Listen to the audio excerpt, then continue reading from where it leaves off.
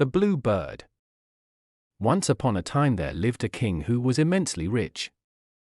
He had broad lands, and sacks overflowing with gold and silver, but he did not care a bit for all his riches, because the queen, his wife, was dead. He shut himself up in a little room and knocked his head against the walls for grief, until his courtiers were really afraid that he would hurt himself. So they hung feather beds between the tapestry and the walls, and then he could go on knocking his head as long as it was any consolation to him without coming to much harm. All his subjects came to see him, and said whatever they thought would comfort him. Some were grave, even gloomy with him, and some agreeable, even gay, but not one could make the least impression upon him. Indeed, he hardly seemed to hear what they said. At last came a lady who was wrapped in a black mantle, and seemed to be in the deepest grief. She wept and sobbed until even the king's attention was attracted, and when she said that, far from coming to try and diminish his grief, she, who had just lost a good husband, was come to add her tears to his, since she knew what he must be feeling, the king redoubled his lamentations. Then he told the sorrowful lady long stories about the good qualities of his departed queen, and she in her turn recounted all the virtues of her departed husband, and this passed the time so agreeably that the king quite forgot to thump his head against the feather beds, and the lady did not need to wipe the tears from her great blue eyes as often as before. By degrees they came to talking about other things in which the king took an interest, and in a wonderfully short time the whole kingdom was astonished by the news that the king was married again to the sorrowful lady. Now the king had one daughter, who was just 15 years old.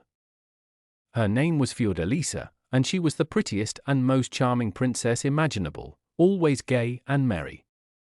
The new queen, who also had a daughter, very soon sent for her to come to the palace. Taritella, for that was her name, had been brought up by her godmother, the fairy Mozilla, but in spite of all the care bestowed upon her, she was neither beautiful nor gracious. Indeed, when the queen saw how ill-tempered and ugly she appeared beside Fiordalisa, she was in despair, and did everything in her power to turn the king against his own daughter, in the hope that he might take a fancy to Taritella. One day the king said that it was time Fiordalisa and Taritella were married, so he would give one of them to the first suitable prince who visited his court. The queen answered, "My daughter certainly ought to be the first to be married, she is older than yours, and 1,000 times more charming." The king, who hated disputes, said, "Very well, it's no affair of mine, settle it your own way."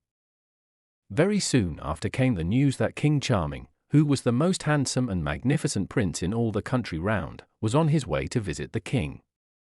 As soon as the queen heard this, she set all her jewelers, tailors, weavers, and embroiderers to work upon splendid dresses and ornaments for Taritella, but she told the king that Fiordalisa had no need of anything new, and the night before the king was to arrive, she bribed her waiting woman to steal away all the princess's own dresses and jewels, so that when the day came, and Fiordalisa wished to adorn herself as became her high rank, not even a ribbon could she find. However, as she easily guessed who had played her such a trick, she made no complaint, but sent to the merchants for some rich stuffs. But they said that the queen had expressly forbidden them to supply her with any, and they dared not disobey.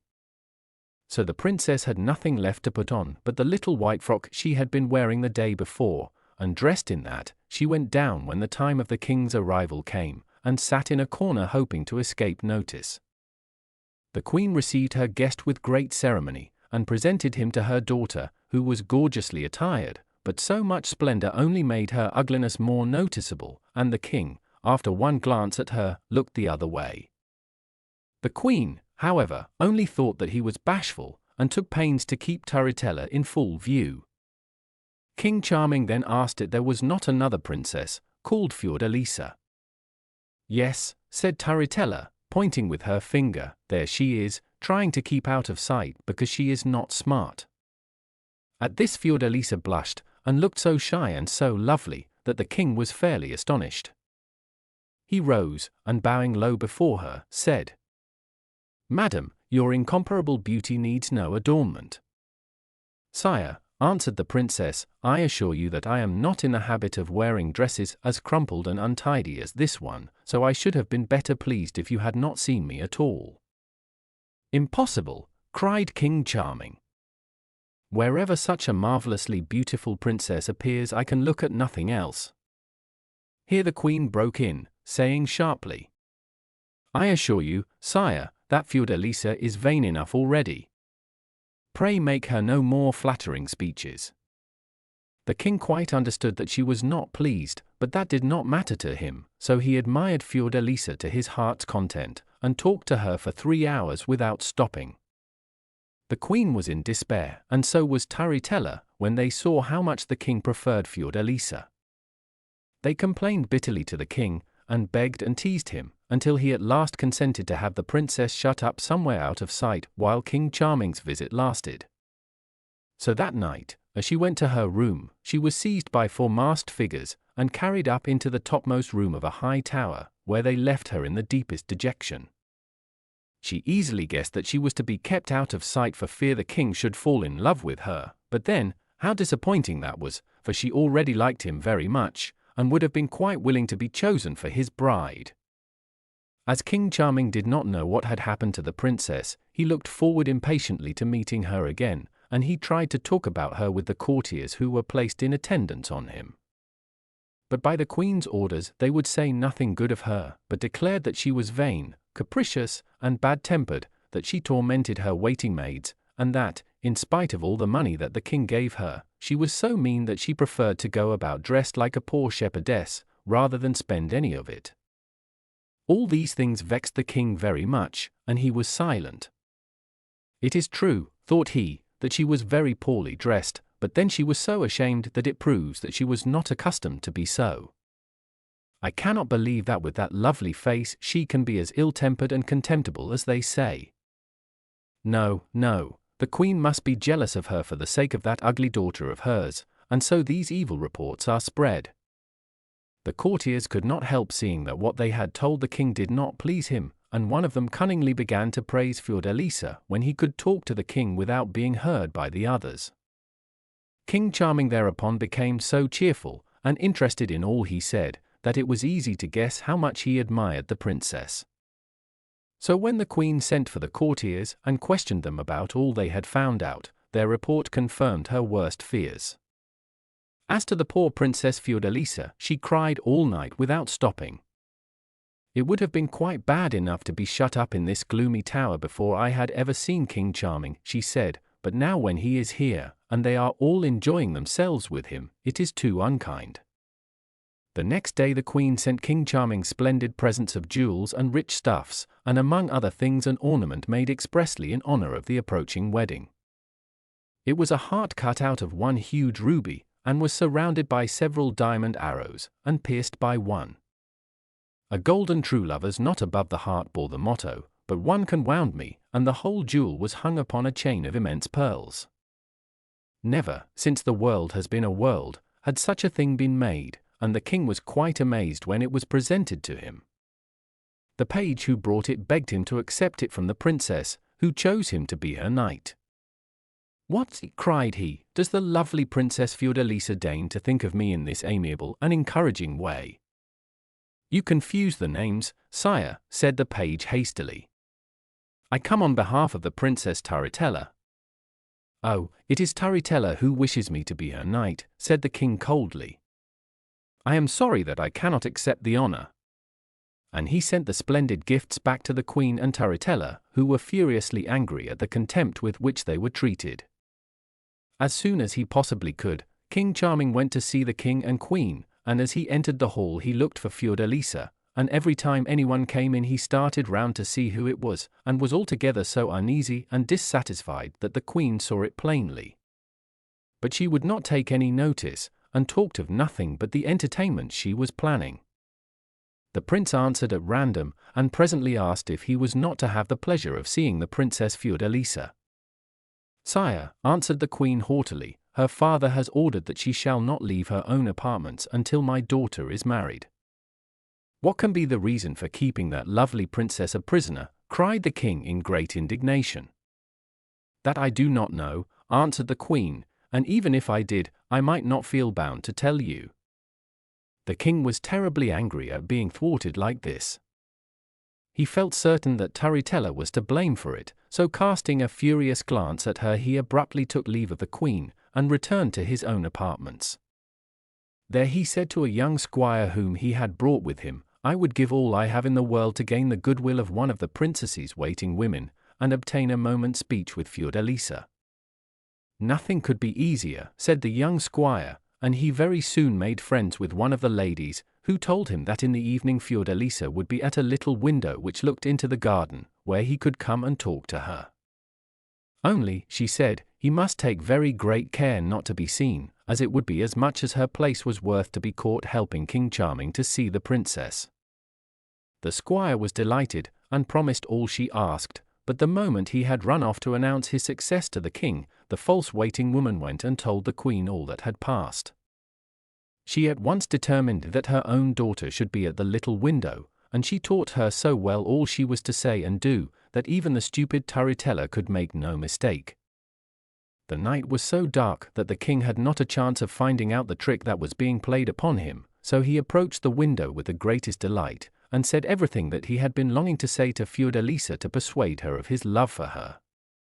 Turritella answered as she had been taught, that she was very unhappy, and that there was no chance of her being better treated by the queen until her daughter was married. And then the king entreated her to marry him, and thereupon he drew his ring from his finger and put it upon Turritella's, and she answered him as well as she could. The king could not help thinking that she did not say exactly what he would have expected from his darling Fiordalisa, but he persuaded himself that the fear of being surprised by the queen was making her awkward and unnatural. He would not leave her until she had promised to see him again the next night, which Turritella did willingly enough. The queen was overjoyed at the success of her stratagem, and promised herself that all would now be as she wished, and sure enough, as soon as it was dark the following night the king came, bringing with him a chariot, which had been given him by an enchanter who was his friend.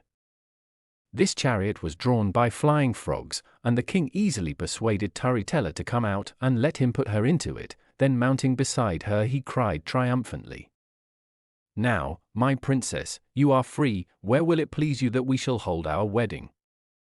And Turritella, with her head muffled in her mantle, answered that the fairy Mozilla was her godmother, and that she would like it to be at her castle. So the king told the frogs, who had the map of the whole world in their heads, and very soon he and Turritella were set down at the castle of the fairy Mozilla. The king would certainly have found out his mistake the moment they stepped into the brilliantly lighted castle, but Turritella held her mantle more closely round her, and asked to see the fairy by herself, and quickly told her all that had happened, and how she had succeeded in deceiving King Charming. "Aho!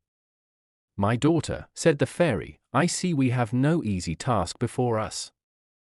He loves Fiordalisa so much that he will not be easily pacified. I feel sure he will defy us."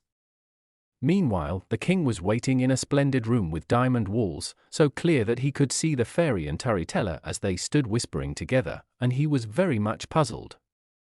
"Who can have betrayed us?" he said to himself. "How comes our enemy here? She must be plotting to prevent our marriage. Why doesn't my lovely Fiordalisa make haste and come hack to me?" But it was worse than anything he had imagined when the fairy Mozilla entered, leading Turritella by the hand, and said to him, "King Charming, here is the Princess Turritella to whom you have plighted your faith. Let us have the wedding at once." "I," cried the king. "I marry that little creature. What do you take me for? I have promised her nothing." "Say no more. Have you no respect for a fairy?" cried she angrily. "Yes, madam," answered the king, "I am prepared to respect you as much as a fairy can be respected, if you will give me back my princess." "Am I not here?" interrupted Turritella. "Here is the ring you gave me. With whom did you talk at the little window, if it was not with me?" "What?" cried the king angrily. "Have I been altogether deceived and deluded? Where is my chariot? Not another moment will I stay here." "Aho!" said the fairy, "not so fast." And she touched his feet, which instantly became as firmly fixed to the floor as if they had been nailed there. "Oh! "Do whatever you like with me," said the king. "You may turn me to stone, but I will marry no one but Fiordalisa." And not another word would he say, though the fairy scolded and threatened, and Turritella wept and raged for 20 days and 20 nights.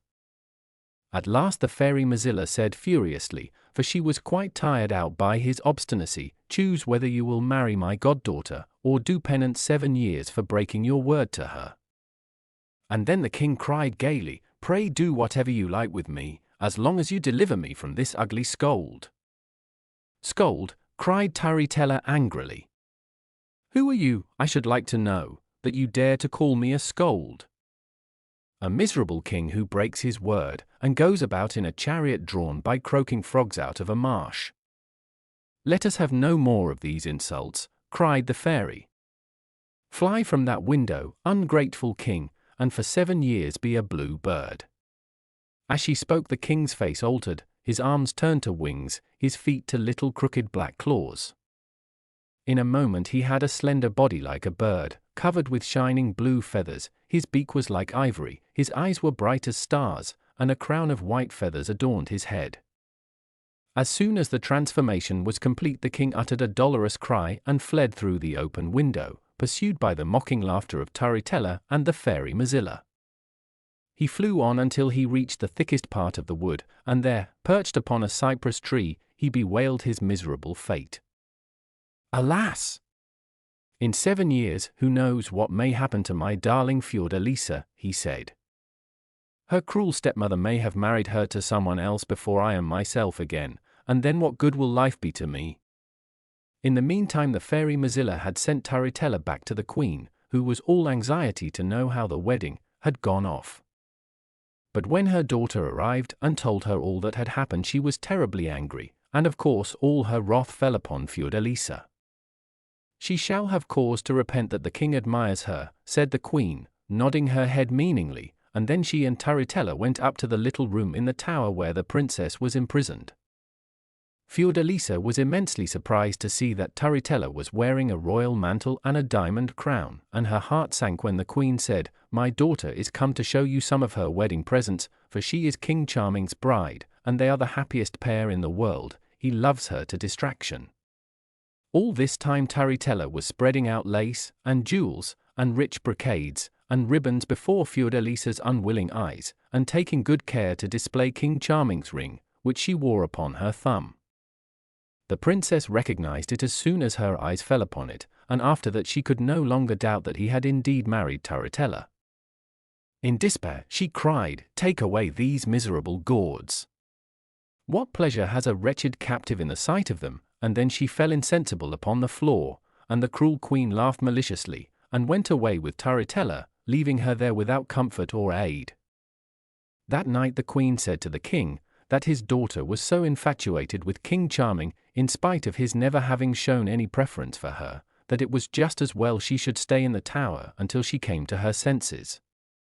To which he answered that it was her affair, and she could give what orders she pleased about the princess. When the unhappy Fiordalisa recovered, and remembered all she had just heard, she began to cry bitterly, believing that King Charming was lost to her forever, and all night long she sat at her open window sighing and lamenting, but when it was dawn she crept away into the darkest corner of her little room and sat there, too unhappy to care about anything. As soon as night came again she once more leaned out into the darkness and bewailed her miserable lot. Now it happened that King Charming, or rather the blue bird, had been flying round the palace in the hope of seeing his beloved princess, but had not dared to go too near the windows for fear of being seen and recognized by Turritella.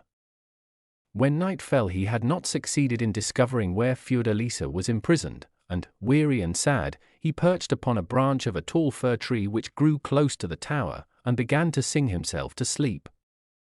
But soon the sound of a soft voice lamenting attracted his attention, and listening intently he heard it say, "Ah, cruel queen! What have I ever done to be imprisoned like this? And was I not unhappy enough before, that you must needs come and taunt me with the happiness your daughter is enjoying now she is King Charming's bride?"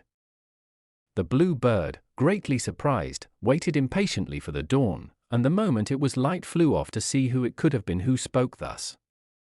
But he found the window shut, and could see no one. The next night, however, he was on the watch, and by the clear moonlight he saw that the sorrowful lady at the window was Fiordalisa herself. "My princess! Have I found you at last?" said he, alighting close to her. "Who is speaking to me?" cried the princess in great surprise. "Only a moment since you mentioned my name, and now you do not know me, Fiordalisa," said he sadly. "But no wonder, since I am nothing but a blue bird, and must remain one for 7 years. "What? Little blue bird, are you really the powerful King Charming?" said the princess, caressing him. "It is too true," he answered. "For being faithful to you I am thus punished. But believe me, if it were for twice as long I would bear it joyfully rather than give you up." "Oh! What are you telling me?" cried the princess. "Has not your bride, Tarantella, just visited me, wearing the royal mantle and the diamond crown you gave her? I cannot be mistaken, for I saw your ring upon her thumb." Then the blue bird was furiously angry, and told the princess all that had happened, how he had been deceived into carrying off Tarantella, and how, for refusing to marry her, the fairy Mozilla had condemned him to be a blue bird for 7 years.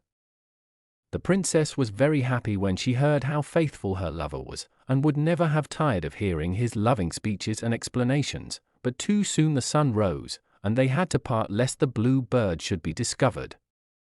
After promising to come again to the princess's window as soon as it was dark, he flew away, and hid himself in a little hole in the fir tree, while Fiordalisa remained devoured by anxiety lest he should be caught in a trap, or eaten up by an eagle. But the blue bird did not long stay in his hiding place. He flew away, and away, until he came to his own palace, and got into it through a broken window, and there he found the cabinet where his jewels were kept, and chose out a splendid diamond ring as a present for the princess. By the time he got back, Fiordalisa was sitting waiting for him by the open window, and when he gave her the ring, she scolded him gently for having run such a risk to get it for her. "Promise me that you will wear it always," said the blue bird. And the princess promised on condition that he should come and see her in the day as well as by night. They talked all night long, and the next morning the blue bird flew off to his kingdom, and crept into his palace through the broken window, and chose from his treasures 2 bracelets, each cut out of a single emerald. When he presented them to the princess, she shook her head at him reproachfully, saying, "Do you think I love you so little that I need all these gifts to remind me of you?" And he answered, "No, my princess, but I love you so much that I feel I cannot express it, try as I may. I only bring you these worthless trifles to show that I have not ceased to think of you, though I have been obliged to leave you for a time." The following night he gave Fiordalisa a watch set in a single pearl. The princess laughed a little when she saw it, and said, "You may well give me a watch, for since I have known you I have lost the power of measuring time. The hours you spend with me pass like minutes, and the hours that I drag through without you seem years to me." "Ah, princess, they cannot seem so long to you as they do to me," he answered. Day by day he brought more beautiful things for the princess, diamonds, and rubies, and opals, and at night she decked herself with them to please him, but by day she hid them in her straw mattress. When the sun shone, the blue bird, hidden in the tall fir tree, sang to her so sweetly that all the passers-by wondered, and said that the wood was inhabited by a spirit. And so 2 years slipped away, and still the princess was a prisoner, and Tarantella was not married. The queen had offered her hand to all the neighboring princes, but they always answered that they would marry Fiordalisa with pleasure, but not Tarantella on any account. This displeased the queen terribly. "Fiordalisa must be in league with them, to annoy me," she said. "Let us go and accuse her of it." So she and Tarantella went up into the tower. Now it happened that it was nearly midnight, and Fiordalisa, all decked with jewels, was sitting at the window with the blue bird, and as the queen paused outside the door to listen she heard the princess and her lover singing together a little song he had just taught her. These were the words: "Oh, what a luckless pair are we, one in a prison, and one in a tree. All our trouble and anguish came from our faithfulness spoiling our enemies' game. But vainly they practice their cruel arts, for naught can sever our too fond hearts. They sound melancholy perhaps, but the two voices sang them gaily enough, and the queen burst open the door, crying, "Ah! My Turritella, there is some treachery going on here." As soon as she saw her, Fiordalisa, with great presence of mind, hastily shut her little window, that the blue bird might have time to escape, and then turned to meet the queen, who overwhelmed her with a torrent of reproaches. "Your intrigues are discovered, madam," she said furiously, "and you need not hope that your high rank will save you from the punishment you deserve." "And with whom do you accuse me of intriguing, madam?" said the princess. "Have I not been your prisoner these 2 years, and who have I seen except the gaolers sent by you?" While she spoke, the queen and Turritella were looking at her in the greatest surprise, perfectly dazzled by her beauty and the splendor of her jewels, and the queen said, "If one may ask, madam, where did you get all these diamonds? Perhaps you mean to tell me that you have discovered a mine of them in the tower?" "I certainly did find them here," answered the princess. "And pray," said the queen, her wrath increasing every moment, "for whose admiration are you decked out like this, since I have often seen you not half as fine on the most important occasions at court?" "For my own," answered Fiordalisa. "You must admit that I have had plenty of time on my hands, so you cannot be surprised at my spending some of it in making myself smart." "That's all very fine," said the queen suspiciously. "I think I will look about, and see for myself." So she and Turritella began to search every corner of the little room, and when they came to the straw mattress out fell such a quantity of pearls, diamonds, rubies, opals, emeralds, and sapphires, that they were amazed, and could not tell what to think. But the queen resolved to hide somewhere a packet of false letters to prove that the princess had been conspiring with the king's enemies, and she chose the chimney as a good place. Fortunately for Fiordalisa, this was exactly where the blue bird had perched himself, to keep an eye upon her proceedings, and try to avert danger from his beloved princess, and now he cried, "Beware, Fiordalisa! Your false enemy is plotting against you." This strange voice so frightened the queen that she took the letter and went away hastily with Turritella, and they held a council to try and devise some means of finding out what fairy or enchanter was favoring the princess. At last they sent one of the queen's maids to wait upon Fiordalisa, and told her to pretend to be quite stupid, and to see and hear nothing, while she was really to watch the princess day and night, and keep the queen informed of all her doings. Poor Fiordalisa, who guessed she was sent as a spy, was in despair, and cried bitterly that she dared not see her dear blue bird for fear that some evil might happen to him if he were discovered. The days were so long, and the nights so dull, but for a whole month she never went near her little window lest he should fly to her as he used to do. However, at last the spy, who had never taken her eyes off the princess day or night, was so overcome with weariness that she fell into a deep sleep, and as soon as the princess saw that, she flew to open her window and cried softly, "Blue bird, blue as the sky, fly to me now, there's nobody by." And the blue bird, who had never ceased to flutter round within sight and hearing of her prison, came in an instant. They had so much to say, and were so overjoyed to meet once more, that it scarcely seemed to them 5 minutes before the sun rose, and the blue bird had to fly away.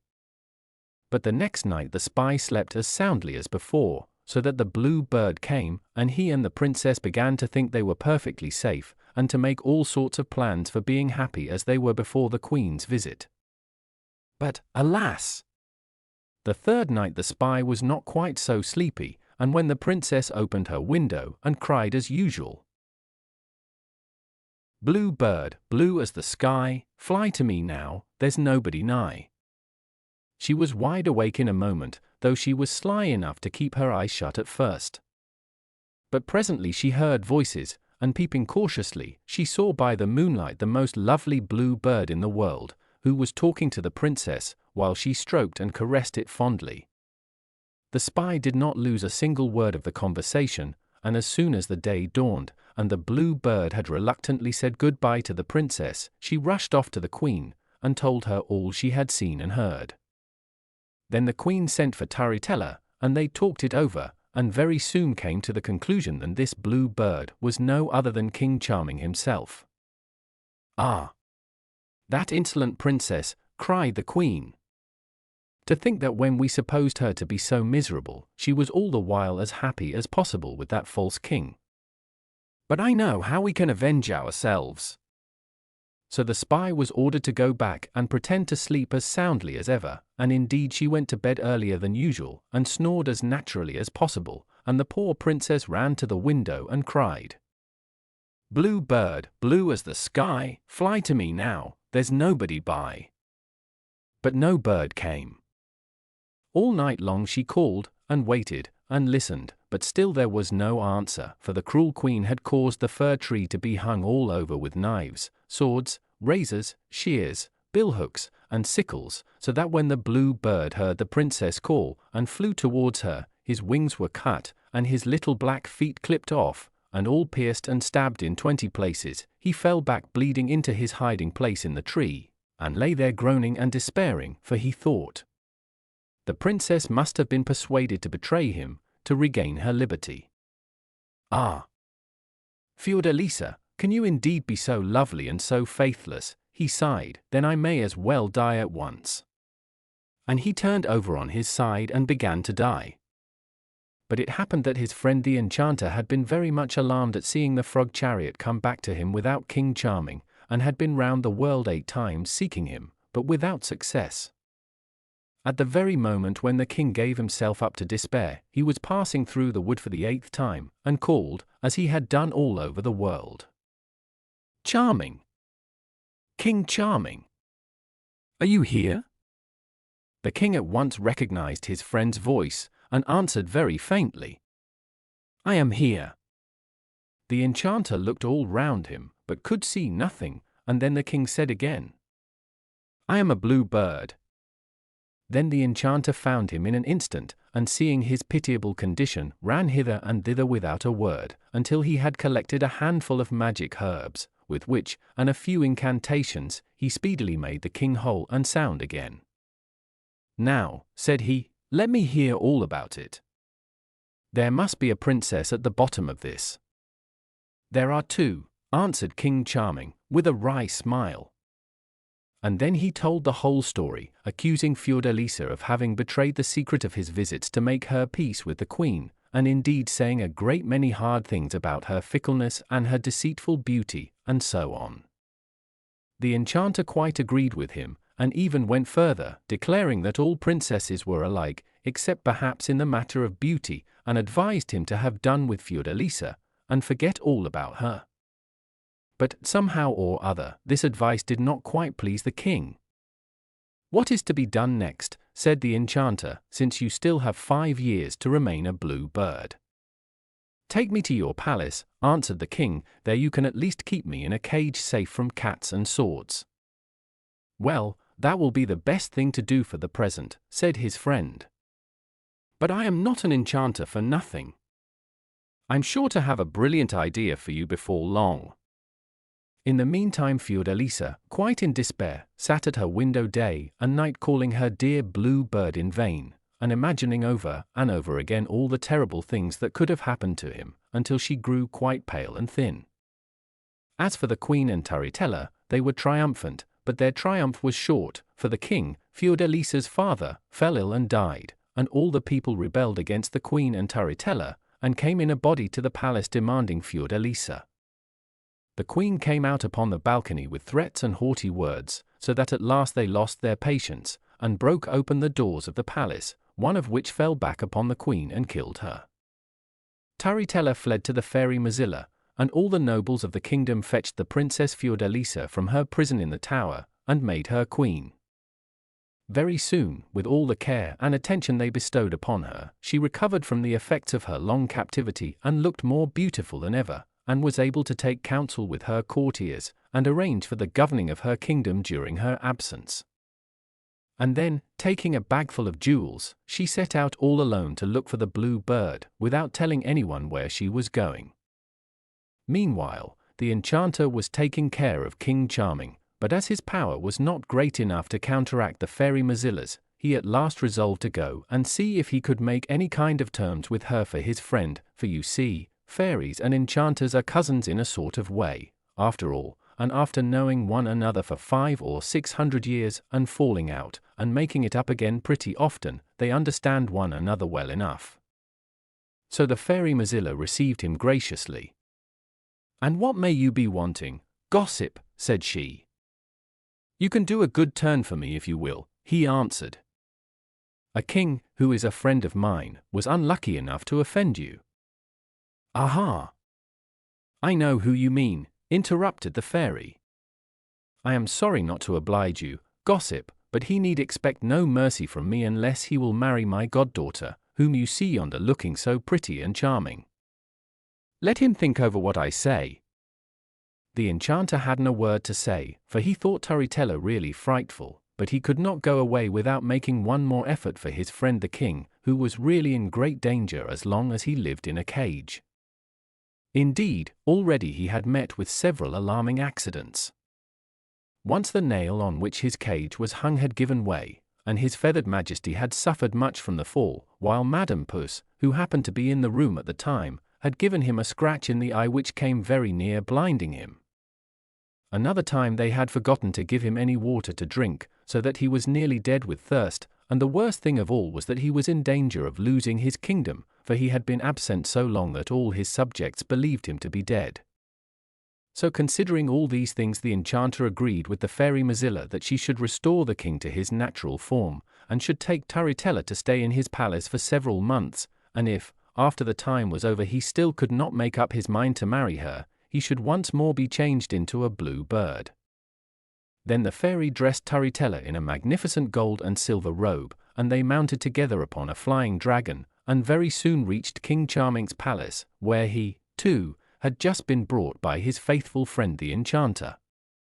3 strokes of the fairy's wand restored his natural form, and he was as handsome and delightful as ever, but he considered that he paid dearly for his restoration when he caught sight of Turritella, and the mere idea of marrying her made him shudder.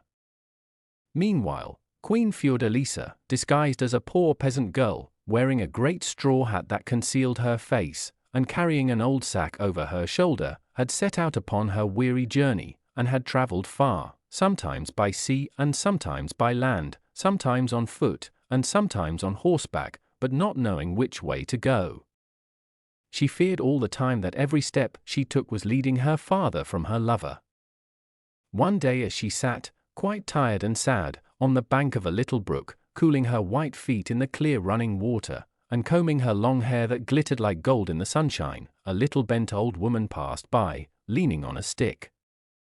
She stopped, and said to Fiordalisa, "What, my pretty child, are you all alone?" "Indeed, good mother, I am too sad to care for company," she answered, and the tears ran down her cheeks. "Don't cry," said the old woman, "but tell me truly what is the matter. Perhaps I can help you."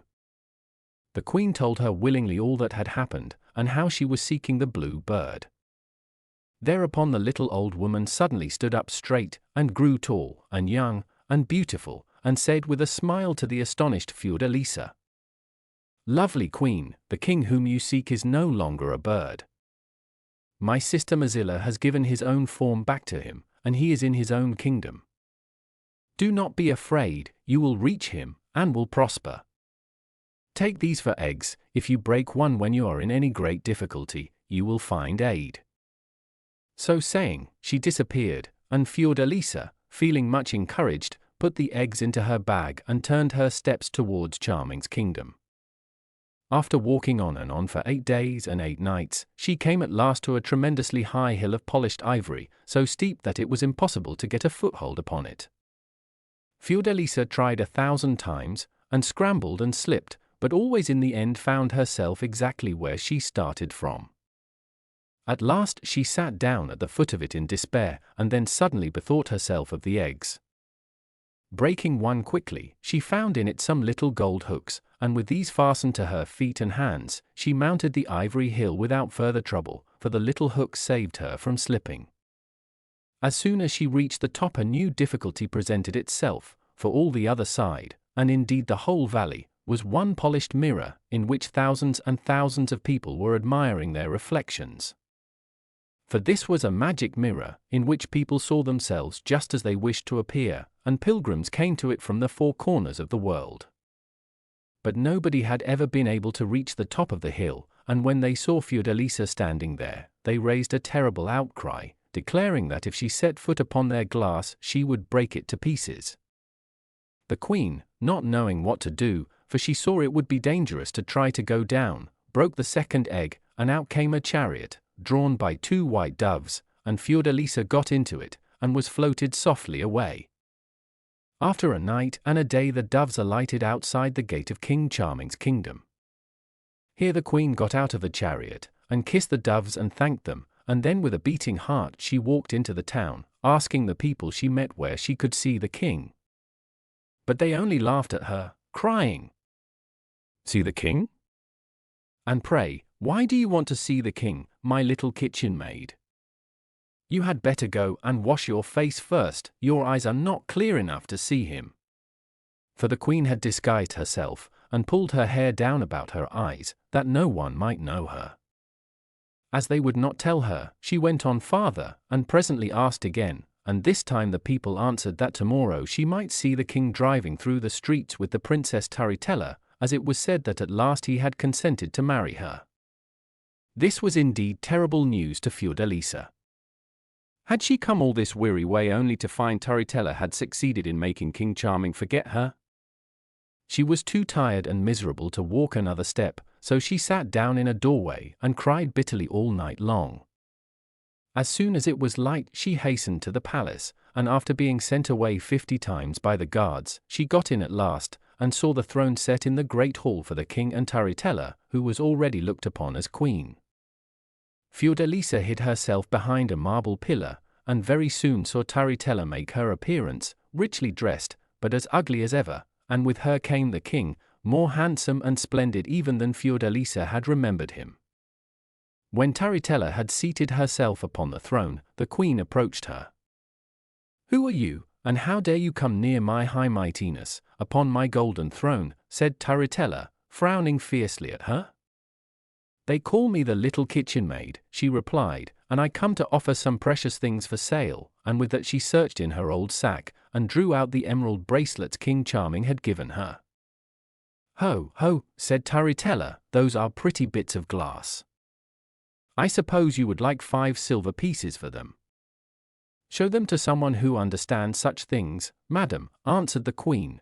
"After that we can decide upon the price." Tarantella, who really loved King Charming as much as she could love anybody, and was always delighted to get a chance of talking to him, now showed him the bracelets, asking how much he considered them worth. As soon as he saw them he remembered those he had given to Fiordalisa, and turned very pale and sighed deeply, and fell into such sad thought that he quite forgot to answer her. Presently she asked him again, and then he said, with a great effort, "I believe these bracelets are worth as much as my kingdom. I thought there was only one such pair in the world, but here, it seems, is another." Then Tarantella went back to the queen, and asked her what was the lowest price she would take for them. "More than you would find it easy to pay, madam," answered she, "but if you will manage for me to sleep one night in the Chamber of Echoes, I will give you the emeralds." "By all means, my little kitchen maid," said Tarantella, highly delighted. The king did not try to find out where the bracelets had come from, not because he did not want to know, but because the only way would have been to ask Tarantella, and he disliked her so much that he never spoke to her if he could possibly avoid it. It was he who had told Fiordalisa about the Chamber of Echoes, when he was a blue bird. It was a little room below the king's own bedchamber, and was so ingeniously built that the softest whisper in it was plainly heard in the king's room. Fiordalisa wanted to reproach him for his faithlessness, and could not imagine a better way than this. So when, by Tarantella's orders, she was left there she began to weep and lament, and never ceased until daybreak. The king's pages told Tarantella, when she asked them, what a sobbing and sighing they had heard, and she asked Fiordalisa what it was all about. The queen answered that she often dreamed and talked aloud. But by an unlucky chance the king heard nothing of all this, for he took a sleeping draught every night before he lay down, and did not wake up until the sun was high. The queen passed the day in great disquietude. "If he did hear me," she said, "could he remain so cruelly indifferent? But if he did not hear me, what can I do to get another chance? I have plenty of jewels, it is true, but nothing remarkable enough to catch Turritella's fancy." Just then she thought of the eggs, and broke one, out of which came a little carriage of polished steel ornamented with gold, drawn by 6 green mice.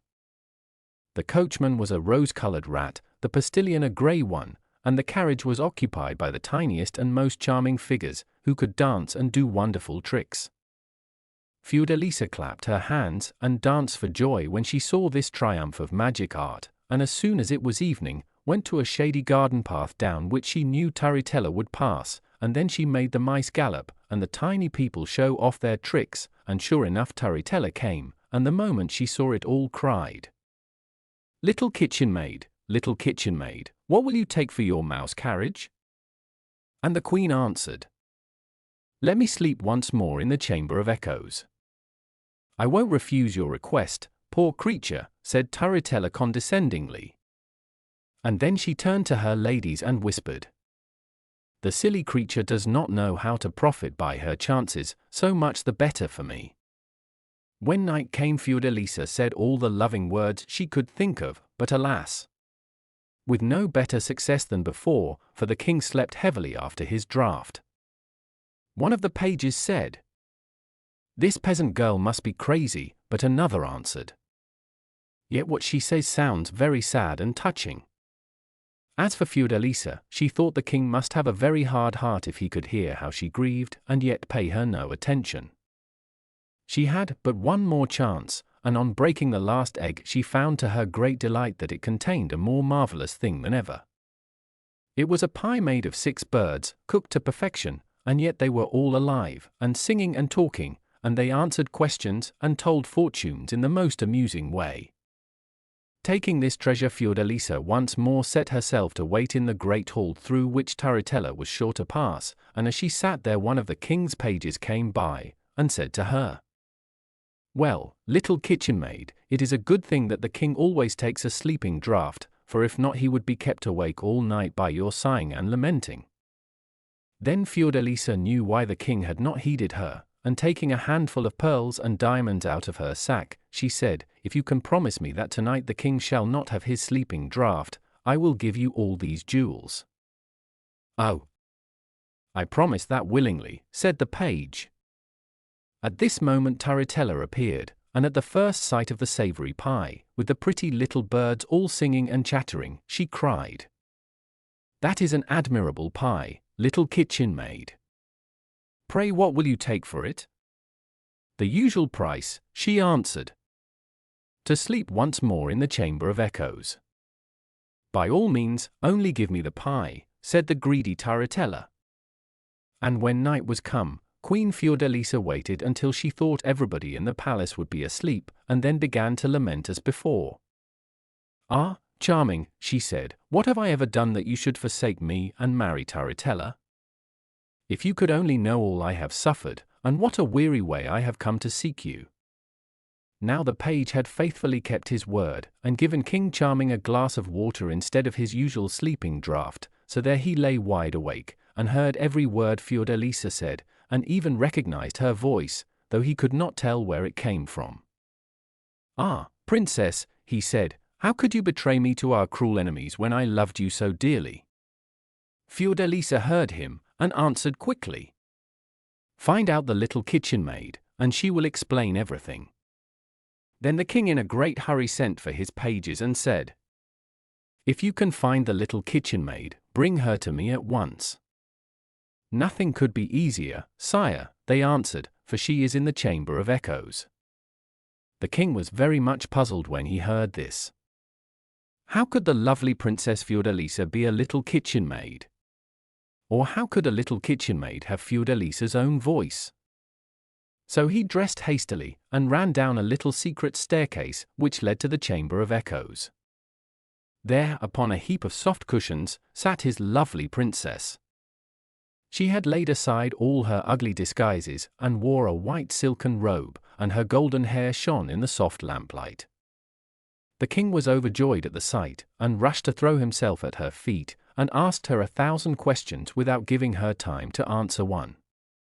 Fiordalisa was equally happy to be with him once more, and nothing troubled them but the remembrance of the fairy Mozilla. But at this moment in came the enchanter, and with him a famous fairy, the same in fact who had given Fiordalisa the eggs. After greeting the king and queen, they said that as they were united in wishing to help King Charming, the fairy Mozilla had no longer any power against him, and he might marry Fiordalisa as soon as he pleased. The king's joy may be imagined, and as soon as it was day the news was spread through the palace, and everybody who saw Fiordalisa loved her directly. When Turritella heard what had happened, she came running to the king, and when she saw Fiordalisa with him she was terribly angry, but before she could say a word the enchanter and the fairy changed her into a big brown owl, and she floated away out of one of the palace windows, hooting dismally. Then the wedding was held with great splendor, and King Charming and Queen Fiordalisa lived happily ever after. Elwizo Blue. Par mme diulnoi. The Half-Chick. Once upon a time there was a handsome black Spanish hen, who had a large brood of chickens. They were all fine, plump little birds, except the youngest, who was quite unlike his brothers and sisters.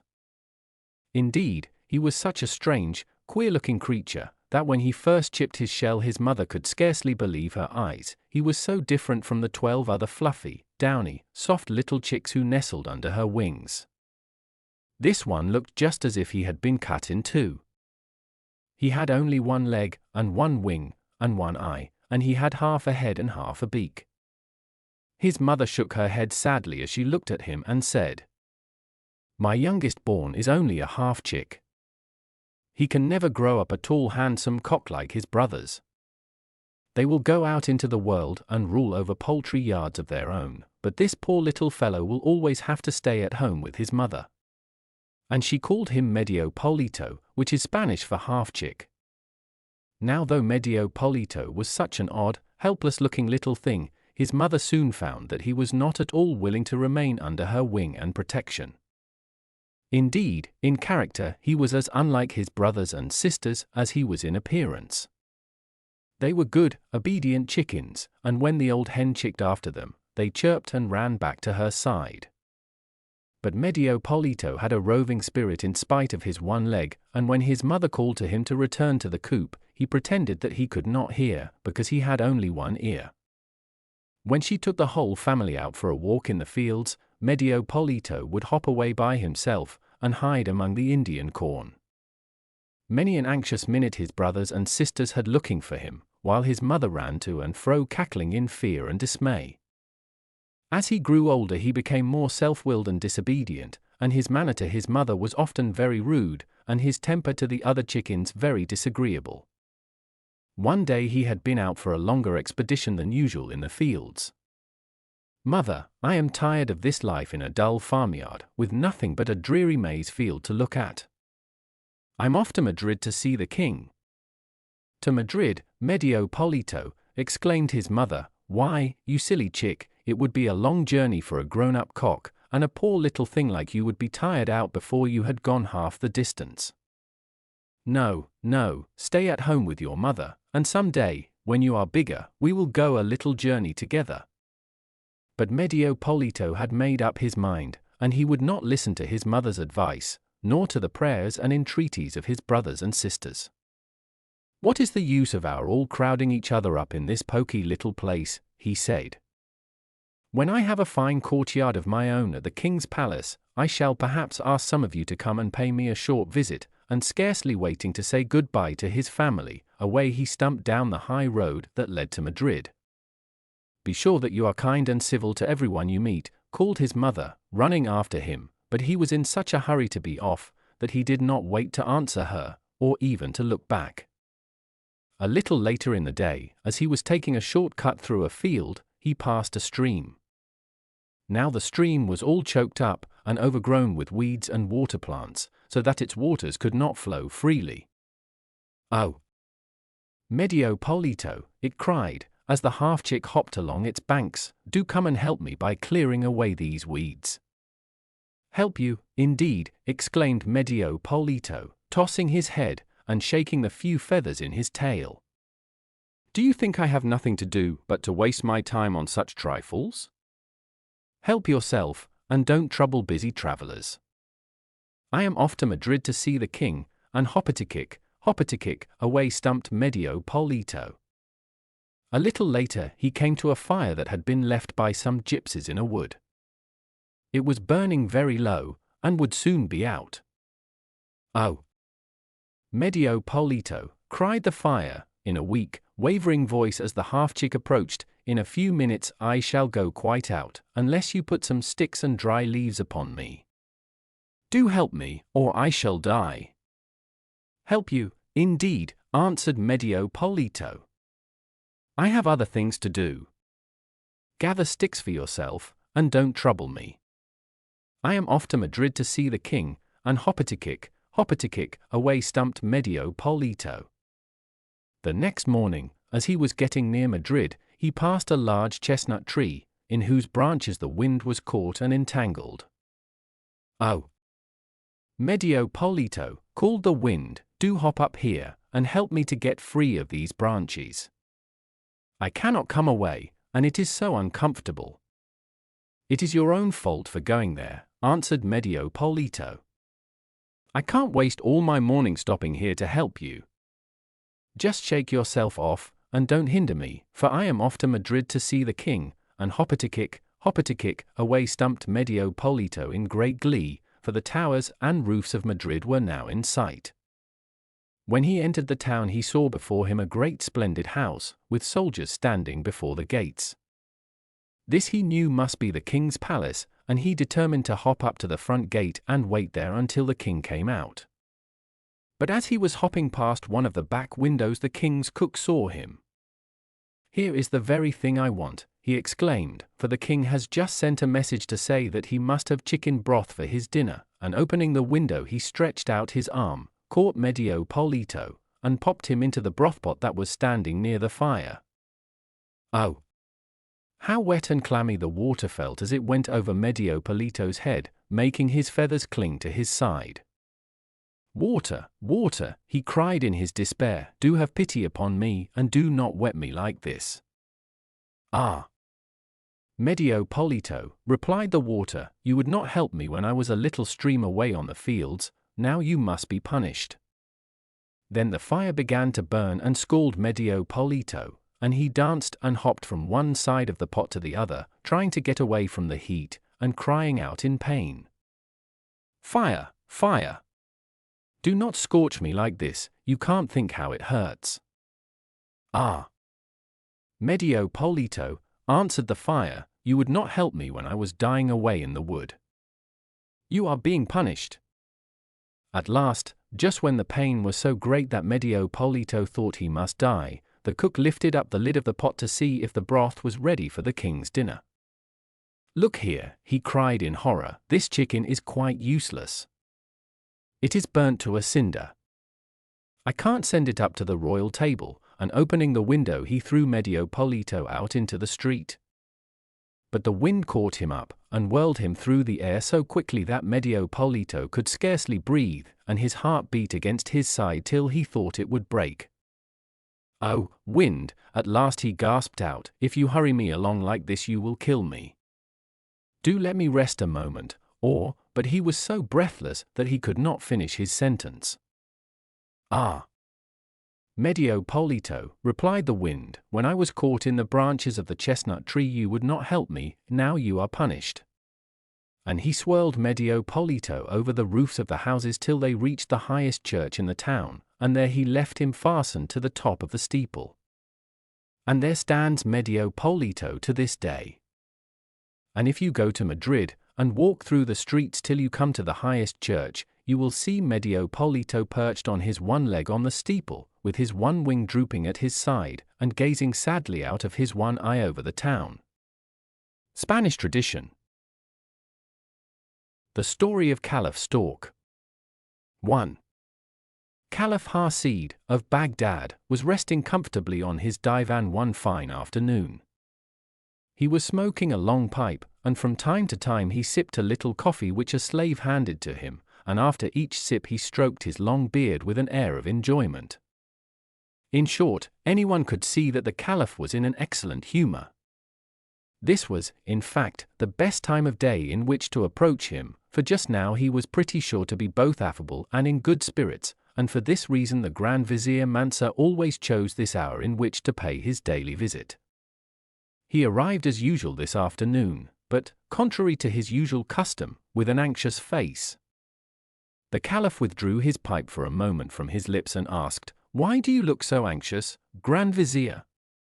The Grand Vizier crossed his arms on his breast and bent low before his master as he answered, "Oh, my lord! Whether my countenance be anxious or not I know not, but down below, in the court of the palace, is a peddler with such beautiful things that I cannot help feeling annoyed at having so little money to spare."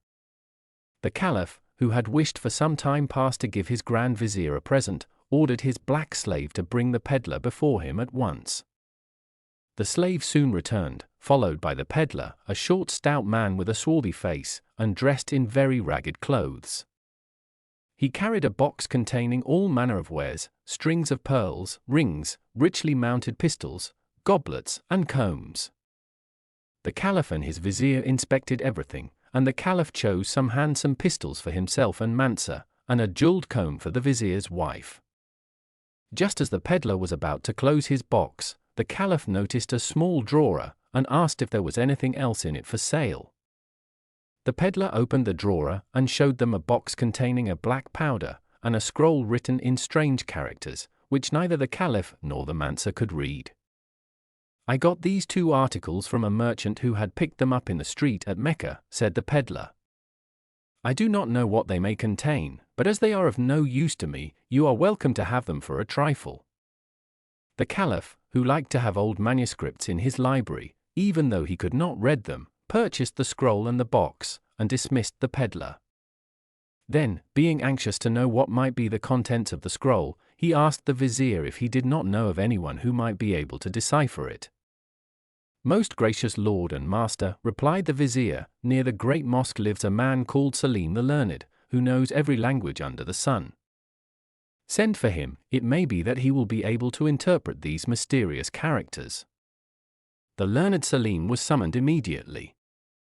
"Selim," said the Caliph, "I hear you are a scholar. Look well at this scroll and see whether you can read it.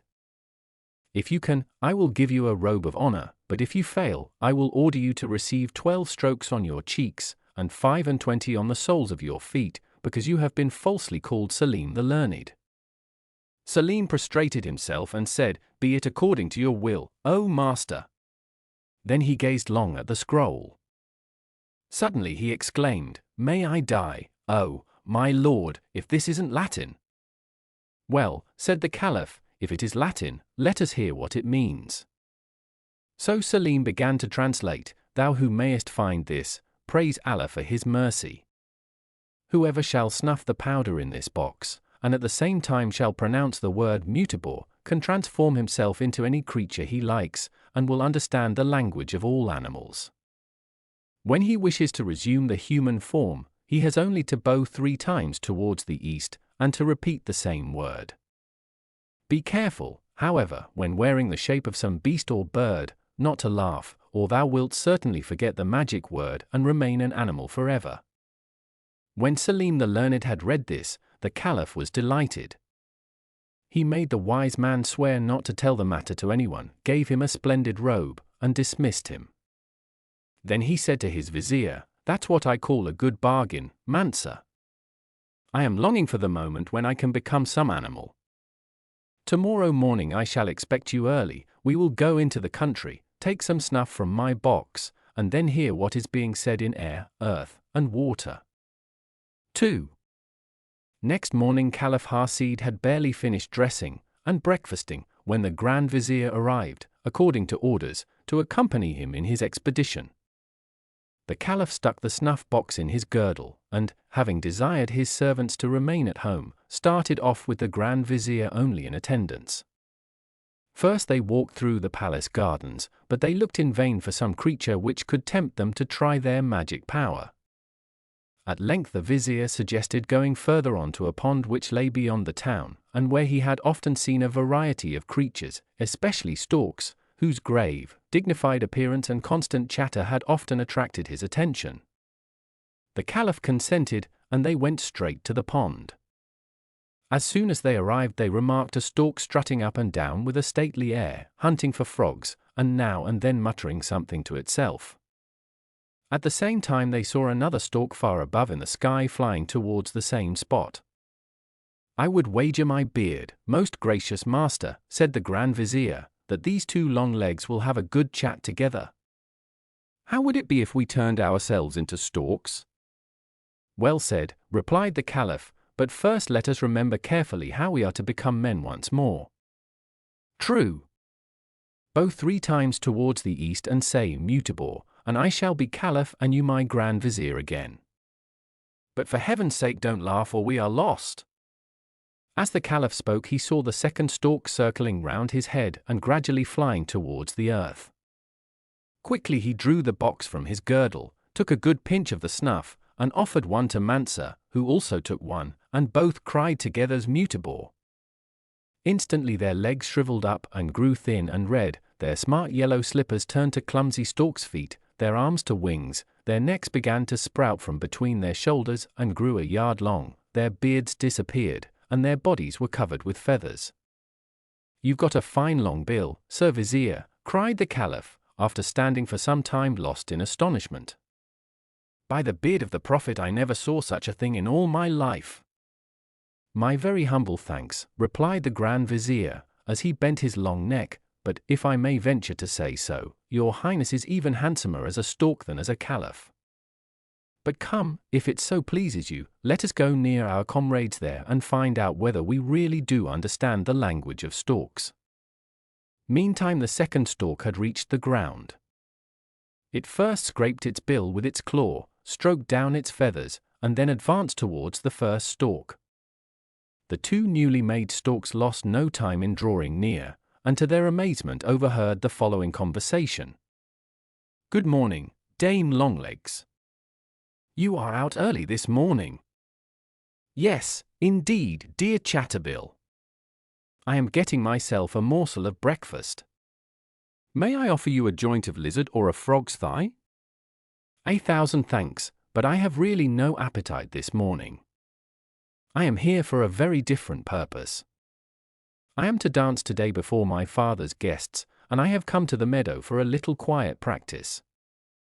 Thereupon the young stork began to move about with the most wonderful steps. The Caliph and Mansa looked on in surprise for some time, but when at last she balanced herself in a picturesque attitude on one leg, and flapped her wings gracefully up and down, they could hold out no longer. A prolonged peal burst from each of their bills, and it was some time before they could recover their composure. The Caliph was the first to collect himself. "That was the best joke," said he, "I've ever seen. It's a pity the stupid creatures were scared away by our laughter, or no doubt they would have sung next." Suddenly, however, the Vizier remembered how strictly they had been warned not to laugh during their transformation. He at once communicated his fears to the Caliph, who exclaimed, "By Mecca and Medina! It would indeed prove but a poor joke if I had to remain a stork for the remainder of my days. Do just try and remember the stupid word, it has slipped my memory. We must bow 3 times eastwards and say it moo, a moo, a moo." They turned to the east and fell to bowing till their bills touched the ground, but, oh horror, the magic word was quite forgotten, and however often the Caliph bowed and however touchingly his Vizier cried a moo, moo, they could not recall it, and the unhappy Hasid and Mansa remained storks as they were. 3. The two enchanted birds wandered sadly on through the meadows. In their misery they could not think what to do next. They could not rid themselves of their new forms. There was no use in returning to the town and saying who they were, for who would believe a stork who announced that he was a Caliph, and even if they did believe him, would the people of Baghdad consent to let a stork rule over them? So they lounged about for several days, supporting themselves on fruits, which, however, they found some difficulty in eating with their long bills. They did not much care to eat frogs or lizards. Their one comfort in their sad plight was the power of flying, and accordingly they often flew over the roofs of Baghdad to see what was going on there. During the first few days they noticed signs of much disturbance and distress in the streets, but about the fourth day, as they sat on the roof of the palace, they perceived a splendid procession passing below them along the street. Drums and trumpets sounded. A man in a scarlet mantle, embroidered in gold, sat on a splendidly caparisoned horse surrounded by richly dressed slaves. Half Baghdad crowded after him, and they all shouted, "Hail, Mirza, the Lord of Baghdad!" The two storks on the palace roof looked at each other, and Caliph Hasid said, "Can you guess now, Grand Vizier, why I have been enchanted? This Mirza is the son of my deadly enemy, the mighty magician Kashna, who in an evil moment vowed vengeance on me. Still I will not despair. Come with me, my faithful friend, we will go to the grave of the Prophet, and perhaps at that sacred spot the spell may be loosed." They rose from the palace roof, and spread their wings toward Medina.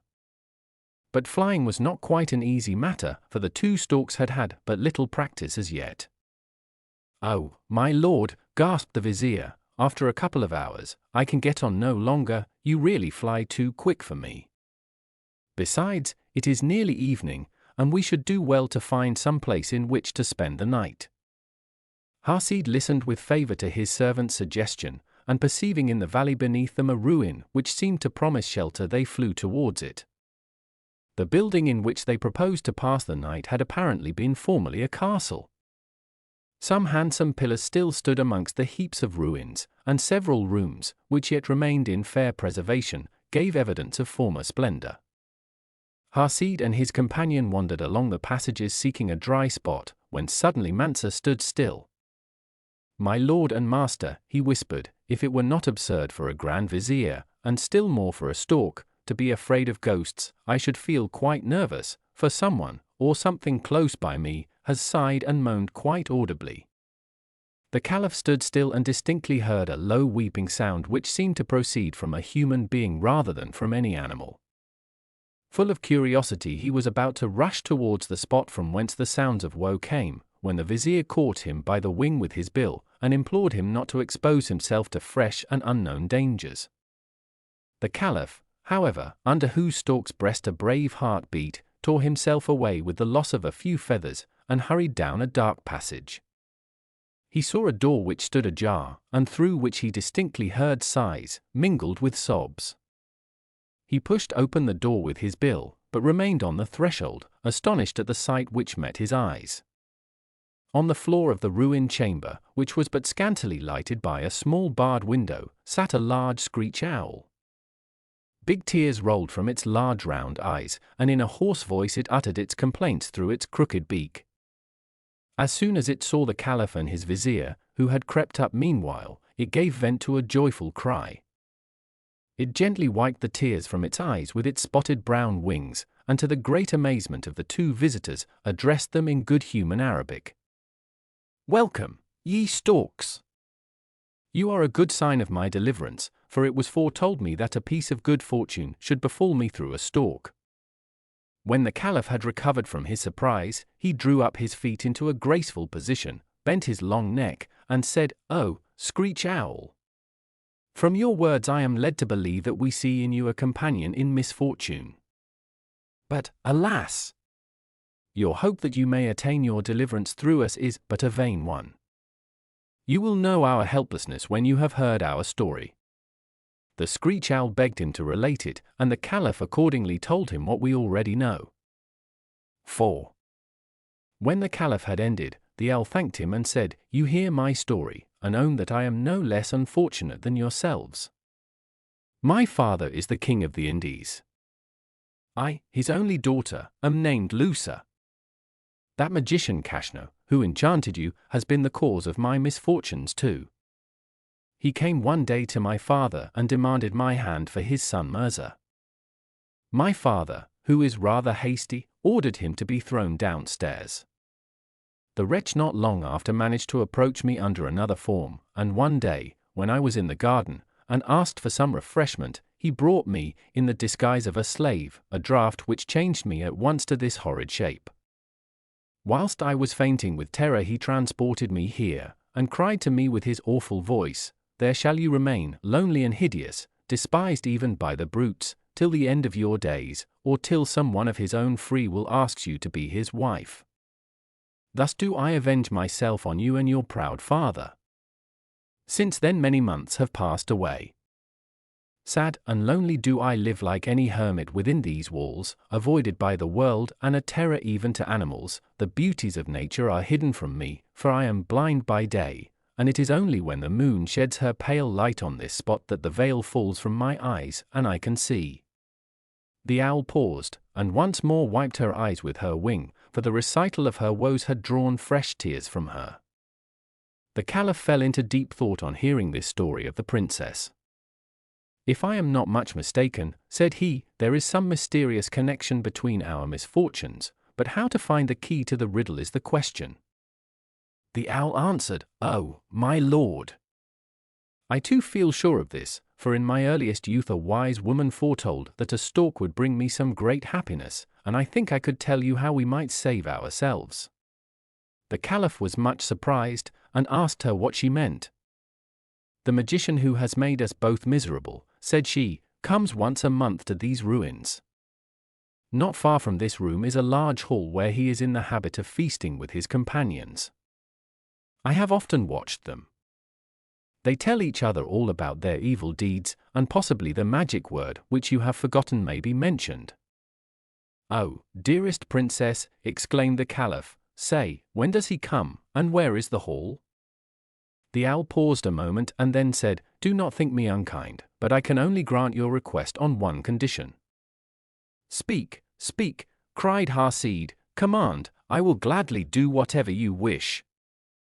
Well, replied the owl, you see I should like to be free too, but this can only be if one of you will offer me his hand in marriage. The stork seemed rather taken aback by this suggestion, and the Caliph beckoned to his vizier to retire and consult with him. When they were outside the door the Caliph said, Grand Vizier, this is a tiresome business. However, you can take her. Indeed, said the Vizier, so that when I go home my wife may scratch my eyes out. Besides, I am an old man, and your highness is still young and unmarried, and a far more suitable match for a young and lovely princess. That's just where it is, sighed the Caliph, whose wings drooped in a dejected manner. How do you know she is young and lovely? I call it buying a pig in a poke. They argued on for some time, but at length, when the Caliph saw plainly that his vizier would rather remain a stork to the end of his days than marry the owl, he determined to fulfill the condition himself. The owl was delighted. She owned that they could not have arrived at a better time, as most probably the magicians would meet that very night. She then proceeded to lead the two storks to the chamber.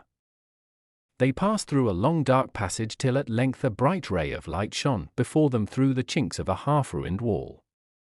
When they reached it the owl advised them to keep very quiet. Through the gap near which they stood they could with ease survey the whole of the large hall. It was adorned with splendid carved pillars, and a number of coloured lamps replaced the light of day.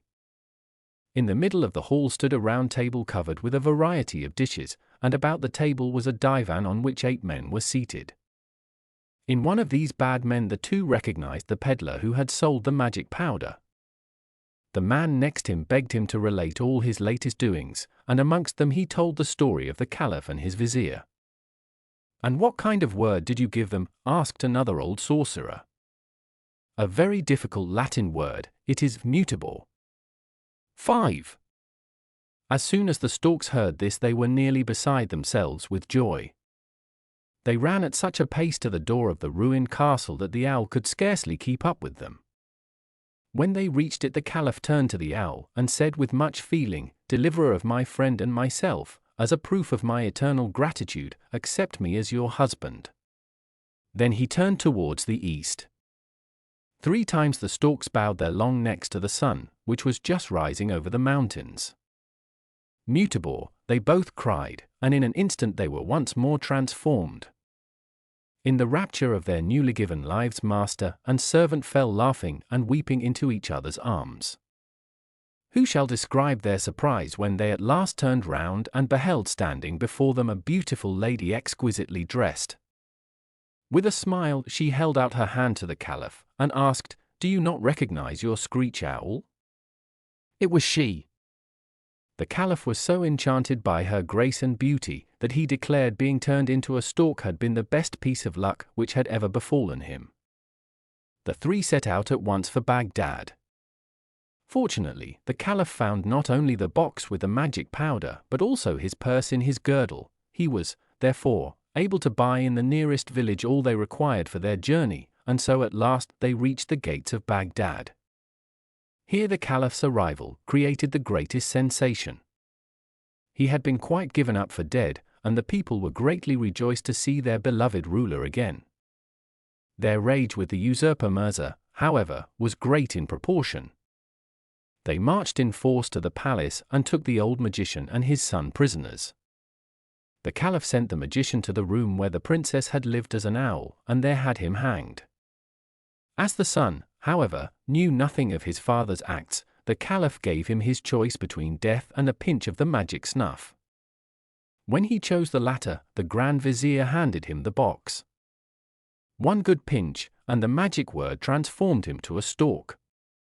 The Caliph ordered him to be confined in an iron cage, and placed in the palace gardens. Caliph Hassid lived long and happily with his wife the princess. His merriest time was when the Grand Vizier visited him in the afternoon, and when the Caliph was in particularly high spirits, he would condescend to mimic the Vizier's appearance when he was a stork.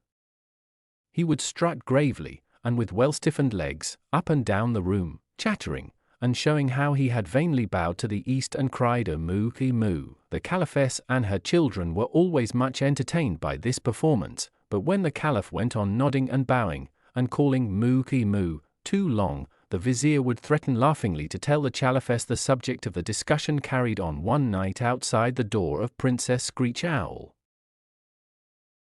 The Enchanted Watch. Once upon a time there lived a rich man who had 3 sons. When they grew up, he sent the eldest to travel and see the world, and 3 years passed before his family saw him again. Then he returned, magnificently dressed, and his father was so delighted with his behavior that he gave a great feast in his honor, to which all the relations and friends were invited. When the rejoicings were ended, the second son begged leave of his father to go in his turn to travel and mix with the world. The father was enchanted at the request, and gave him plenty of money for his expenses, saying, "If you behave as well as your brother, I will do honor to you as I did to him." The young man promised to do his best, and his conduct during 3 years was all that it should be. Then he went home, and his father was so pleased with him that his feast of welcome was even more splendid than the one before. The third brother, whose name was Jenik, or Johnny, was considered the most foolish of the 3. He never did anything at home except sit over the stove and dirty himself with the ashes, but he also begged his father's leave to travel for 3 years. "Go if you like, you idiot, but what good will it do you?" The youth paid no heed to his father's observations as long as he obtained permission to go. The father saw him depart with joy, glad to get rid of him, and gave him a handsome sum of money for his needs. Once, as he was making one of his journeys, Jenik chanced to cross a meadow where some shepherds were just about to kill a dog. He entreated them to spare it, and to give it to him instead, which they willingly did, and he went on his way, followed by the dog. A little further on he came upon a cat, which someone was going to put to death. He implored its life, and the cat followed him. Finally, in another place, he saved a serpent, which was also handed over to him, and now they made a party of 4, the dog behind Jenik, the cat behind the dog, and the serpent behind the cat. Then the serpent said to Jenik, "Go wherever you see me go," for in the autumn, when all the serpents hide themselves in their holes, this serpent was going in search of his king, who was king of all the snakes. Then he added, "My king will scold me for my long absence, everyone else is housed for the winter, and I am very late. I shall have to tell him what danger I have been in, and how, without your help, I should certainly have lost my life. The king will ask what you would like in return, and be sure you beg for the watch which hangs on the wall." It has all sorts of wonderful properties, you only need to rub it to get whatever you like." No sooner said than done. Jenik became the master of the watch, and the moment he got out he wished to put its virtues to the proof. He was hungry, and thought it would be delightful to eat in the meadow a loaf of new bread and a steak of good beef washed down by a flask of wine, so he scratched the watch, and in an instant it was all before him. Imagine his joy! Evening soon came, and Jenik rubbed his watch, and thought it would be very pleasant to have a room with a comfortable bed and a good supper. In an instant they were all before him. After supper he went to bed and slept till morning, as every honest man ought to do. Then he set forth for his father's house, his mind dwelling on the feast that would be awaiting him. But as he returned in the same old clothes in which he went away, his father flew into a great rage, and refused to do anything for him. Jenik went to his old place near the stove, and dirtied himself in the ashes without anybody minding. The third day, feeling rather dull, he thought it would be nice to see a 3-story house filled with beautiful furniture, and with vessels of silver and gold. So he rubbed the watch, and there it all was. Jenik went to look for his father, and said to him, "You offered me no feast of welcome, but permit me to give one to you, and come and let me show you my plate." The father was much astonished, and longed to know where his son had got all this wealth. Jenik did not reply, but begged him to invite all their relations and friends to a grand banquet. So the father invited all the world, and everyone was amazed to see such splendid things, so much plate, and so many fine dishes on the table.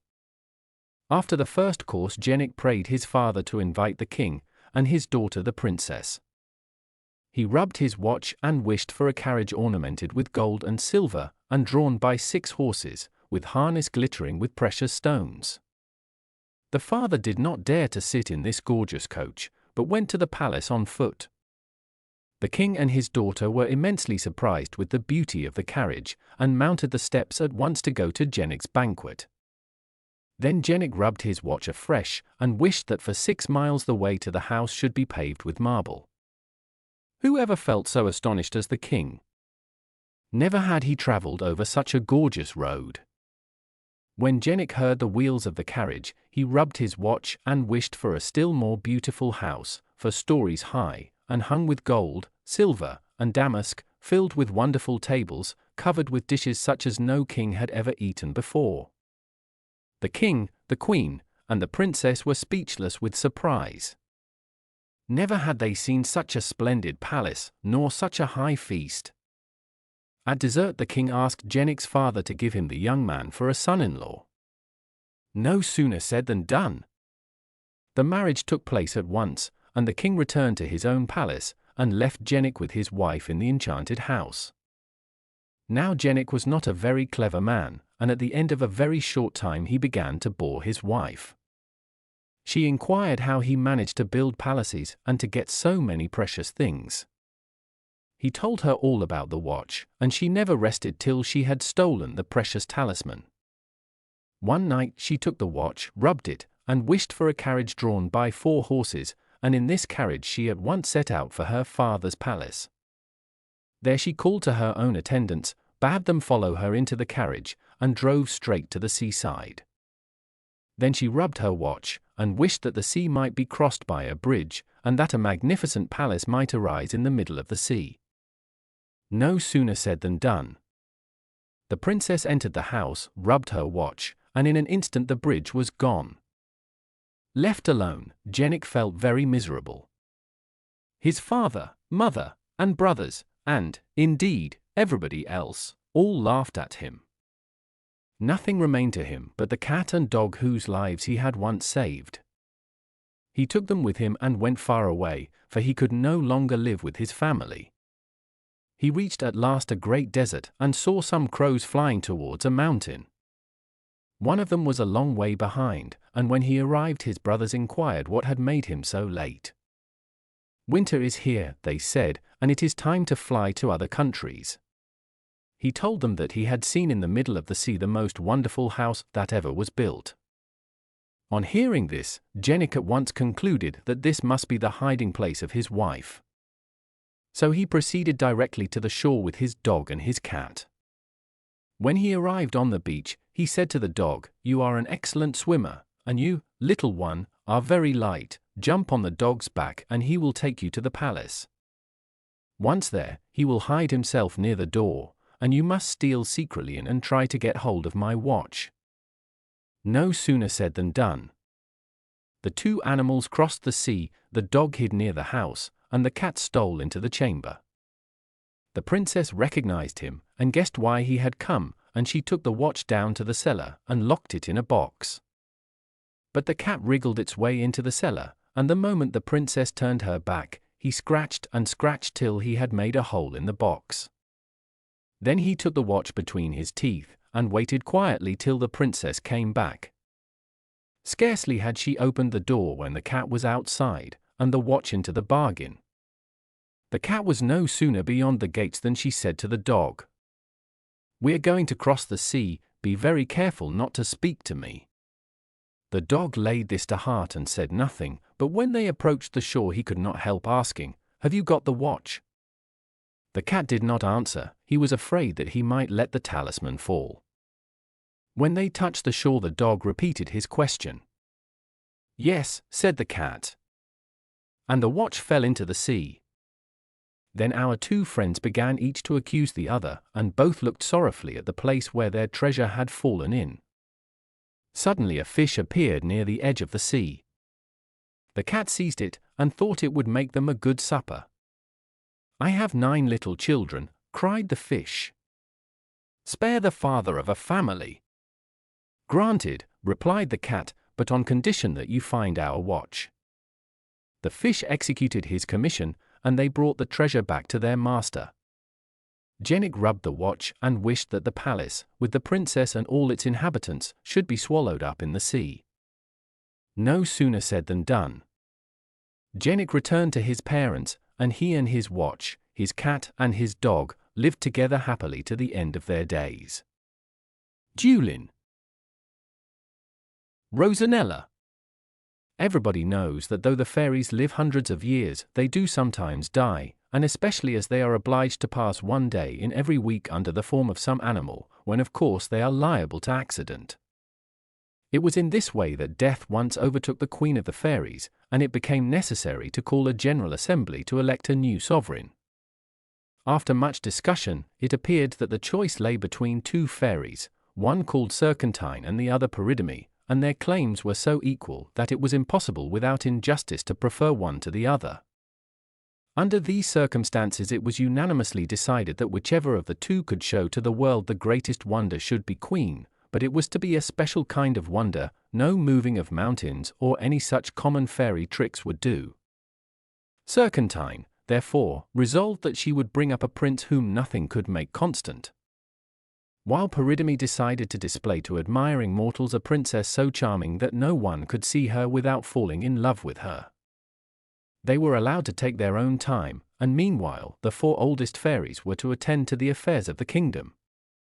Now Peridome had for a long time been very friendly with King Bardenden, who was a most accomplished prince, and whose court was the model of what a court should be.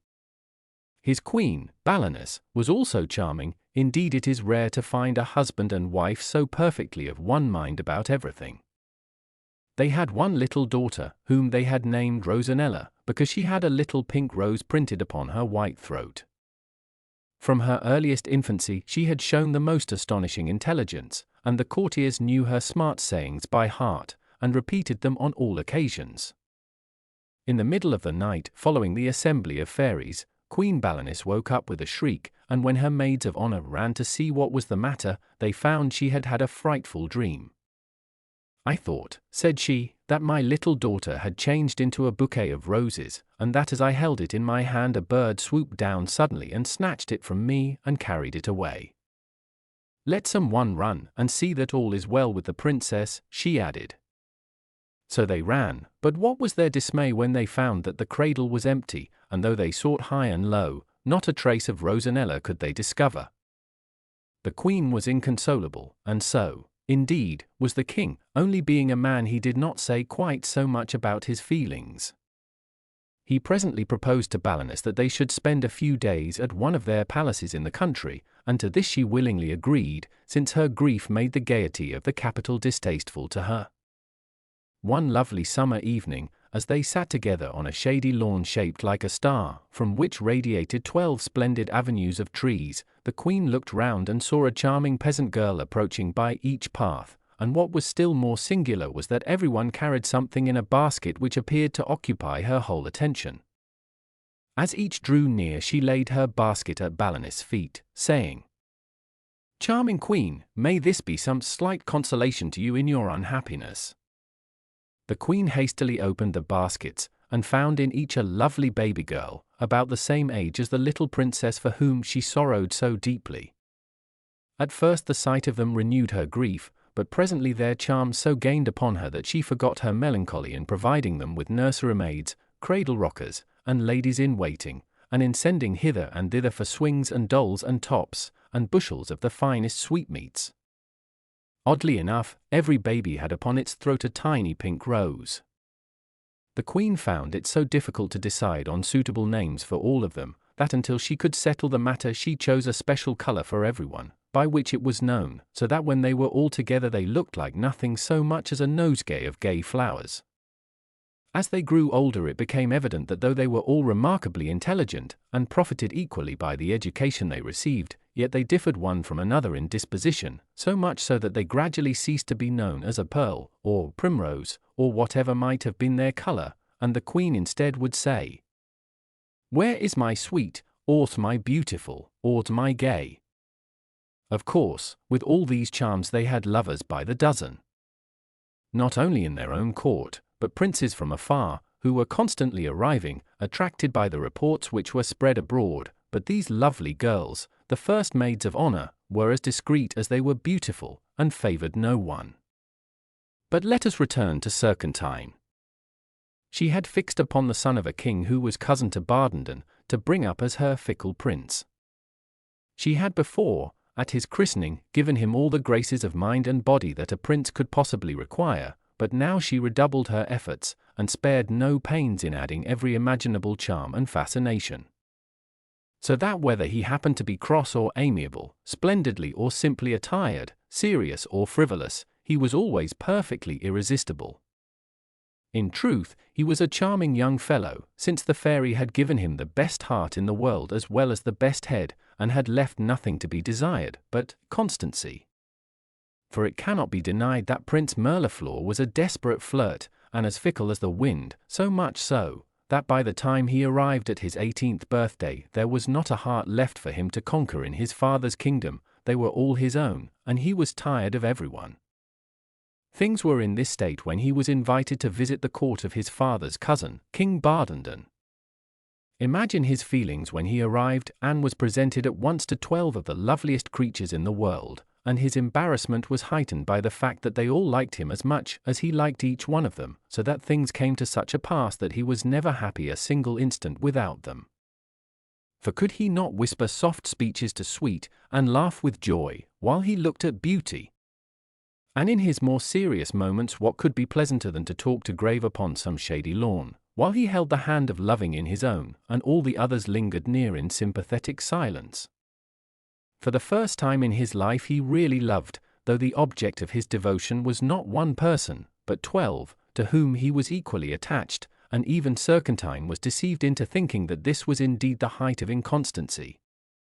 But Paridamie said not a word. In vain did Prince Mirliflor's father write commanding him to return, and proposing for him one good match after another. Nothing in the world could tear him from his 12 enchantresses. One day the Queen gave a large garden party, and just as the guests were all assembled, and Prince Mirliflor was as usual dividing his attentions between the 12 beauties, a humming of bees was heard. The rose maidens, fearing their stings, uttered little shrieks, and fled altogether to a distance from the rest of the company. Immediately, to the horror of all who were looking on, the bees pursued them, and, growing suddenly to an enormous size, pounced each upon a maiden and carried her off into the air, and in an instant they were all lost to view. This amazing occurrence plunged the whole court into the deepest affliction, and Prince Mirliflor, after giving way to the most violent grief at first, fell gradually into a state of such deep dejection that it was feared if nothing could rouse him he would certainly die. Serpentine came in all haste to see what she could do for her darling, but he rejected with scorn all the portraits of lovely princesses which she offered him for his collection. In short, it was evident that he was in a bad way, and the fairy was at her wits' end. One day, as he wandered about absorbed in melancholy reflections, he heard sudden shouts and exclamations of amazement, and if he had taken the trouble to look up he could not have helped being as astonished as everyone else, for through the air a chariot of crystal was slowly approaching which glittered in the sunshine. 6 lovely maidens with shining wings drew it by rose-colored ribbons, while a whole flight of others, equally beautiful, were holding long garlands of roses crossed above it, so as to form a complete canopy. In it sat the fairy Peridome, and by her side a princess whose beauty positively dazzled all who saw her. At the foot of the great staircase they descended, and proceeded to the queen's apartments, though everyone had run together to see this marvel, till it was quite difficult to make a way through the crowd, and exclamations of wonder rose on all sides at the loveliness of the strange princess. "Great queen," said Peridome, "permit me to restore to you your daughter Rosanella, whom I stole out of her cradle." After the first transports of joy were over, the queen said to Peridome, "But my 12 lovely ones, are they lost to me forever? Shall I never see them again?" But Peridome only said, "Very soon you will cease to miss them," in a tone that evidently meant "Don't ask me any more questions." And then mounting again into her chariot she swiftly disappeared. The news of his beautiful cousin's arrival was soon carried to the prince, but he had hardly the heart to go and see her. However, it became absolutely necessary that he should pay his respects, and he had scarcely been 5 minutes in her presence before it seemed to him that she combined in her own charming person all the gifts and graces which had so attracted him in the 12 rose maidens whose loss he had so truly mourned, and after all it is really more satisfactory to make love to one person at a time. So it came to pass that before he knew where he was entreating his lovely cousin to marry him, and the moment the words had left his lips, Peridome appeared, smiling and triumphant, in the chariot of the Queen of the Fairies, for by that time they had all heard of her success, and declared her to have earned the kingdom. She had to give a full account of how she had stolen Rosanella from her cradle, and divided her character into 12 parts, that each might charm Prince Mirliflor, and when once more united might cure him of his inconstancy once and forever. And as one more proof of the fascination of the whole Rosanella, I may tell you that even the defeated Serpentine sent her a wedding gift, and was present at the ceremony, which took place as soon as the guests could arrive. Prince Mirliflor was constant for the rest of his life. And indeed who would not have been in his place? As for Rosanella, she loved him as much as all the 12 beauties put together, so they reigned in peace and happiness to the end of their long lives. By the Comte de CALIPH. SYLVAIN and JOCOSA. Once upon a time there lived in the same village 2 children, one called SYLVAIN and the other JOCOSA, who were both remarkable for beauty and intelligence. It happened that their parents were not on terms of friendship with one another, on account of some old quarrel, which had, however, taken place so long ago, that they had quite forgotten what it was all about, and only kept up the feud from force of habit. SYLVAIN and JOCOSA for their parts were far from sharing this enmity, and indeed were never happy when apart. Day after day they fed their flocks of sheep together, and spent the long sunshiny hours in playing, or resting upon some shady bank. It happened one day that the fairy of the meadows passed by and saw them, and was so much attracted by their pretty faces and gentle manners that she took them under her protection, and the older they grew the dearer they became to her. At first she showed her interest by leaving in their favorite haunts many little gifts such as they delighted to offer one to the other, for they loved each other so much that their first thought was always, "What will JOCOSA like?" or "What will please SYLVAIN?" And the fairy took a great delight in their innocent enjoyment of the cakes and sweetmeats she gave them nearly every day. When they were grown up she resolved to make herself known to them, and chose a time when they were sheltering from the noonday sun in the deep shade of a flowery hedgerow. They were startled at first by the sudden apparition of a tall and slender lady, dressed all in green, and crowned with a garland of flowers. But when she spoke to them sweetly, and told them how she had always loved them, and that it was she who had given them all the pretty things which it had so surprised them to find, they thanked her gratefully, and took pleasure in answering the questions she put to them. When she presently bade them farewell, she told them never to tell anyone else that they had seen her. "You will often see me again," added she, "and I shall be with you frequently, even when you do not see me." So saying, she vanished, leaving them in a state of great wonder and excitement.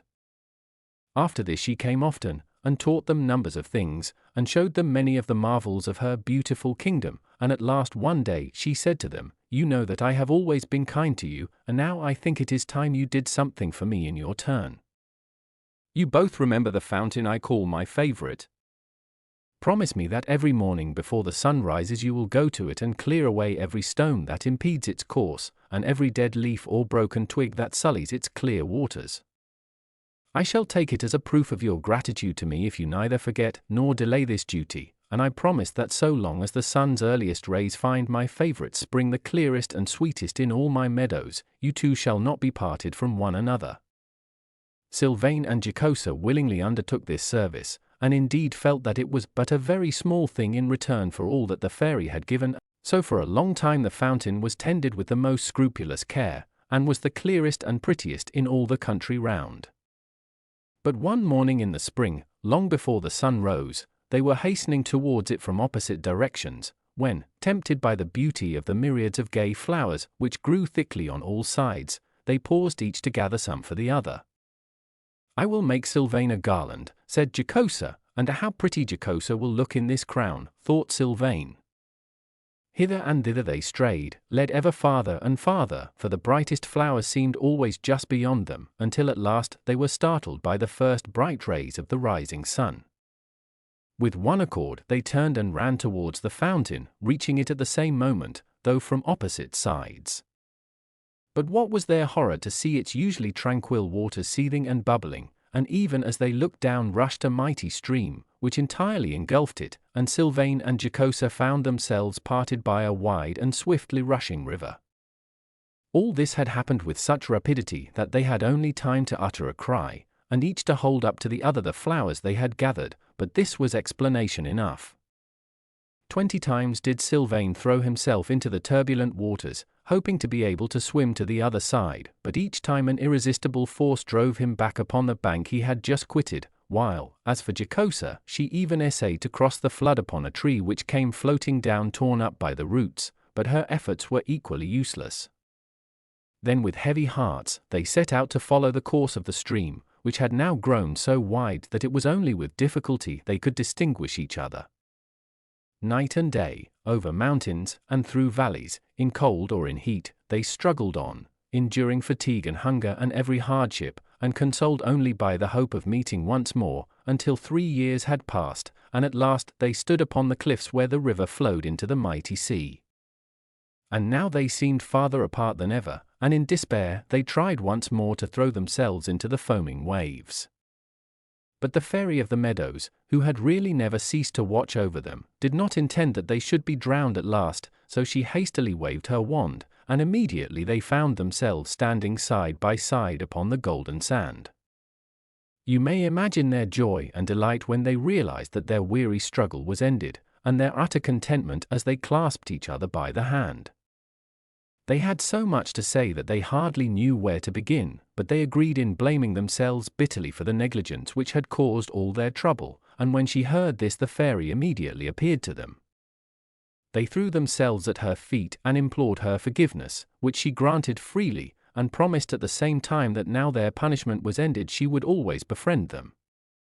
Then she sent for her chariot of green rushes, ornamented with May dewdrops, which she particularly valued and always collected with great care, and ordered her 6 short-tailed moles to carry them all back to the well-known pastures, which they did in a remarkably short time, and SYLVAIN and JOCOSA were overjoyed to see their dearly loved home once more after all their toilful wanderings. The fairy, who had set her mind upon securing their happiness, had in their absence quite made up the quarrel between their parents, and gained their consent to the marriage of the faithful lovers, and now she conducted them to the most charming little cottage that can be imagined, close to the fountain, which had once more resumed its peaceful aspect, and flowed gently down into the little brook which enclosed the garden and orchard and pasture which belonged to the cottage. Indeed, nothing more could have been thought of either for SYLVAIN and JOCOSA or for their flocks, and their delight satisfied even the fairy who had planned it all to please them. When they had explored and admired until they were tired, they sat down to rest under the rose-covered porch, and the fairy said that to pass the time until the wedding guests whom she had invited could arrive, she would tell them a story. This is it. The Yellow Bird. Once upon a time a fairy, who had somehow or other got into mischief, was condemned by the High Court of Fairyland to live for several years under the form of some creature, and at the moment of resuming her natural appearance once again to make the fortune of 2 men. It was left to her to choose what form she would take, and because she loved yellow she transformed herself into a lovely bird with shining golden feathers such as no one had ever seen before. When the time of her punishment was at an end, the beautiful yellow bird flew to Baghdad, and let herself be caught by a fowler at the precise moment when Badi-al-Zaman was walking up and down outside his magnificent summer palace. This Badi-al-Zaman, whose name means a wonder of the world, was looked upon in Baghdad as the most fortunate creature under the sun, because of his vast wealth. But really, what with anxiety about his riches and being weary of everything, and always desiring something he had not, he never knew a moment's real happiness. Even now he had come out of his palace, which was large and splendid enough for 50 kings, weary and cross because he could find nothing new to amuse him. The fowler thought that this would be a favorable opportunity for offering him the marvelous bird, which he felt certain he would by the instant he saw it. And he was not mistaken, for when Badi-al-Zaman took the lovely prisoner into his own hands, he saw written under its right wing the words, "He who eats my head will become a king," and under its left wing, "He who eats my heart will find 100 gold pieces under his pillow every morning." In spite of all his wealth he at once began to desire the promised gold, and the bargain was soon completed. Then the difficulty arose as to how the bird was to be cooked, for among all his army of servants not one could Badi-al-Zaman trust. At last he asked the fowler if he were married, and on hearing that he was, he bade him take the bird home with him and tell his wife to cook it. "Perhaps," said he, "this will give me an appetite, which I have not had for many a long day, and if so your wife shall have 100 pieces of silver."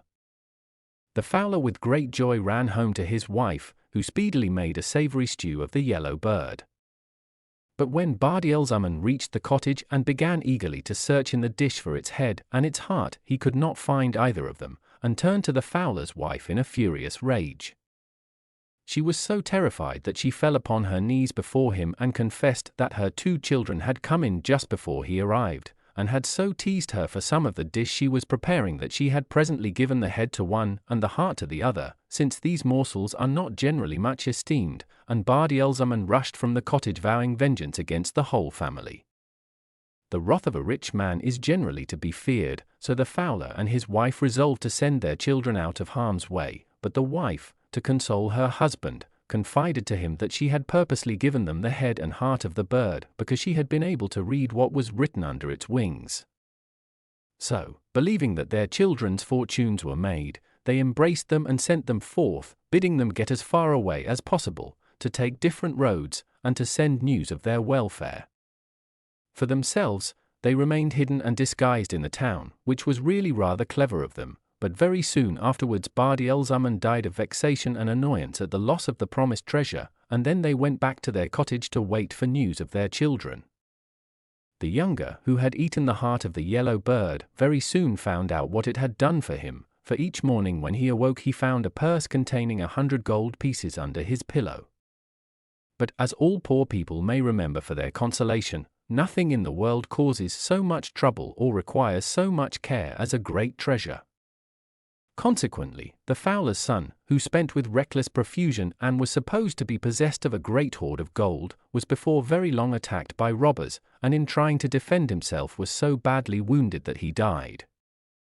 The elder brother, who had eaten the yellow bird's head, traveled a long way without meeting with any particular adventure, until at last he reached a large city in Asia, which was all in an uproar over the choosing of a new emir. All the principal citizens had formed themselves into 2 parties, and it was not until after a prolonged squabble that they agreed that the person to whom the most singular thing happened should be Emir. Our young traveller entered the town at this juncture, with his agreeable face and jaunty air, and all at once felt something alight upon his head, which proved to be a snow-white pigeon. Thereupon all the people began to stare, and to run after him, so that he presently reached the palace with the pigeon upon his head and all the inhabitants of the city at his heels, and before he knew where he was they made him Emir, to his great astonishment. As there is nothing more agreeable than to command, and nothing to which people get accustomed more quickly, the young Emir soon felt quite at his ease in his new position, but this did not prevent him from making every kind of mistake, and so misgoverning the kingdom that at last the whole city rose in revolt and deprived him at once of his authority and his life, a punishment which he richly deserved. For in the days of his prosperity he disowned the fowler and his wife, and allowed them to die in poverty. I have told you this story, my dear SYLVAIN and JOCOSA, added the fairy, to prove to you that this little cottage and all that belongs to it is a gift more likely to bring you happiness and contentment than many things that would at first seem grander and more desirable. If you will faithfully promise me to till your fields and feed your flocks, and will keep your word better than you did before, I will see that you never lack anything that is really for your good. SYLVAIN and JOCOSA gave their faithful promise, and as they kept it they always enjoyed peace and prosperity.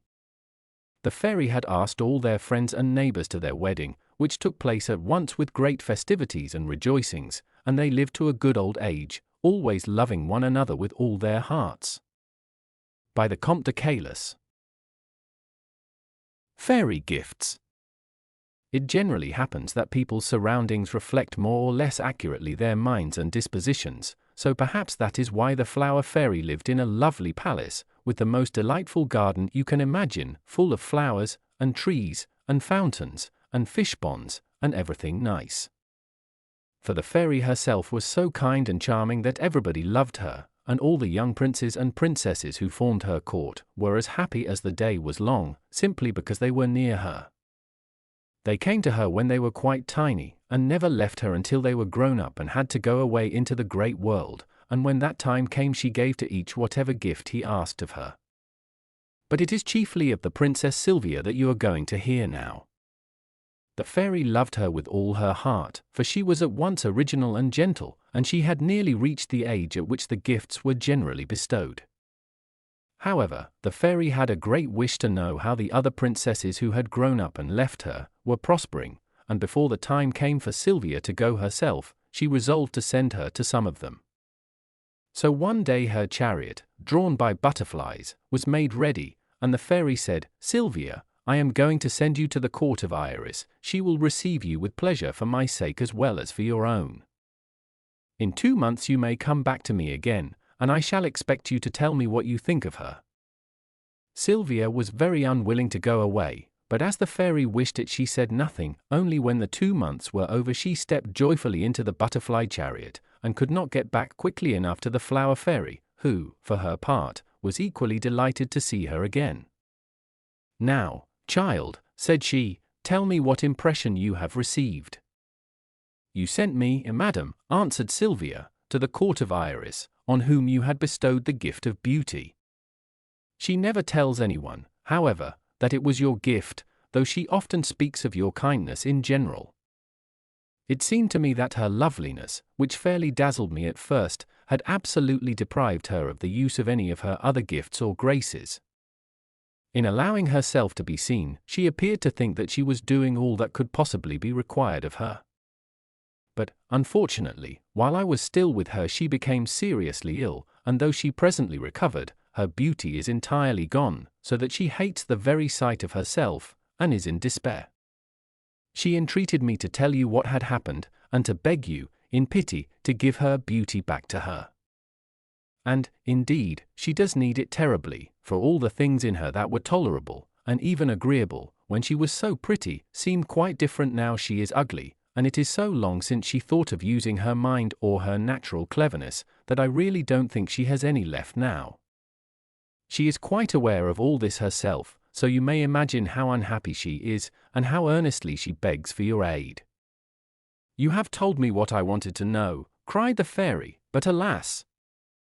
I cannot help her, my gifts can be given but once. Some time passed in all the usual delights of the Flower Fairy's palace, and then she sent for Sylvia again, and told her she was to stay for a little while with the Princess Daphne, and accordingly the butterflies whisked her off, and set her down in quite a strange kingdom. But she had only been there a very little time before a wandering butterfly brought a message from her to the fairy, begging that she might be sent for as soon as possible, and before very long she was allowed to return.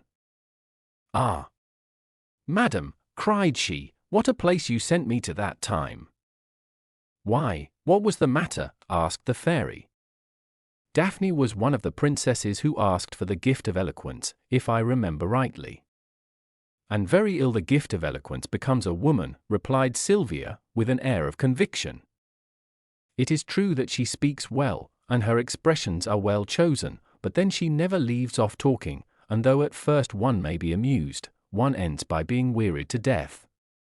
Above all things she loves any assembly for settling the affairs of her kingdom, for on those occasions she can talk and talk without fear of interruption, but even then, the moment it is over she is ready to begin again about anything or nothing, as the case may be.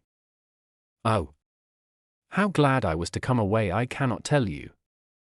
The fairy smiled at Sylvia's unfeigned disgust at her late experience, but after allowing her a little time to recover she sent her to the court of the Princess Cynthia, where she left her for 3 months.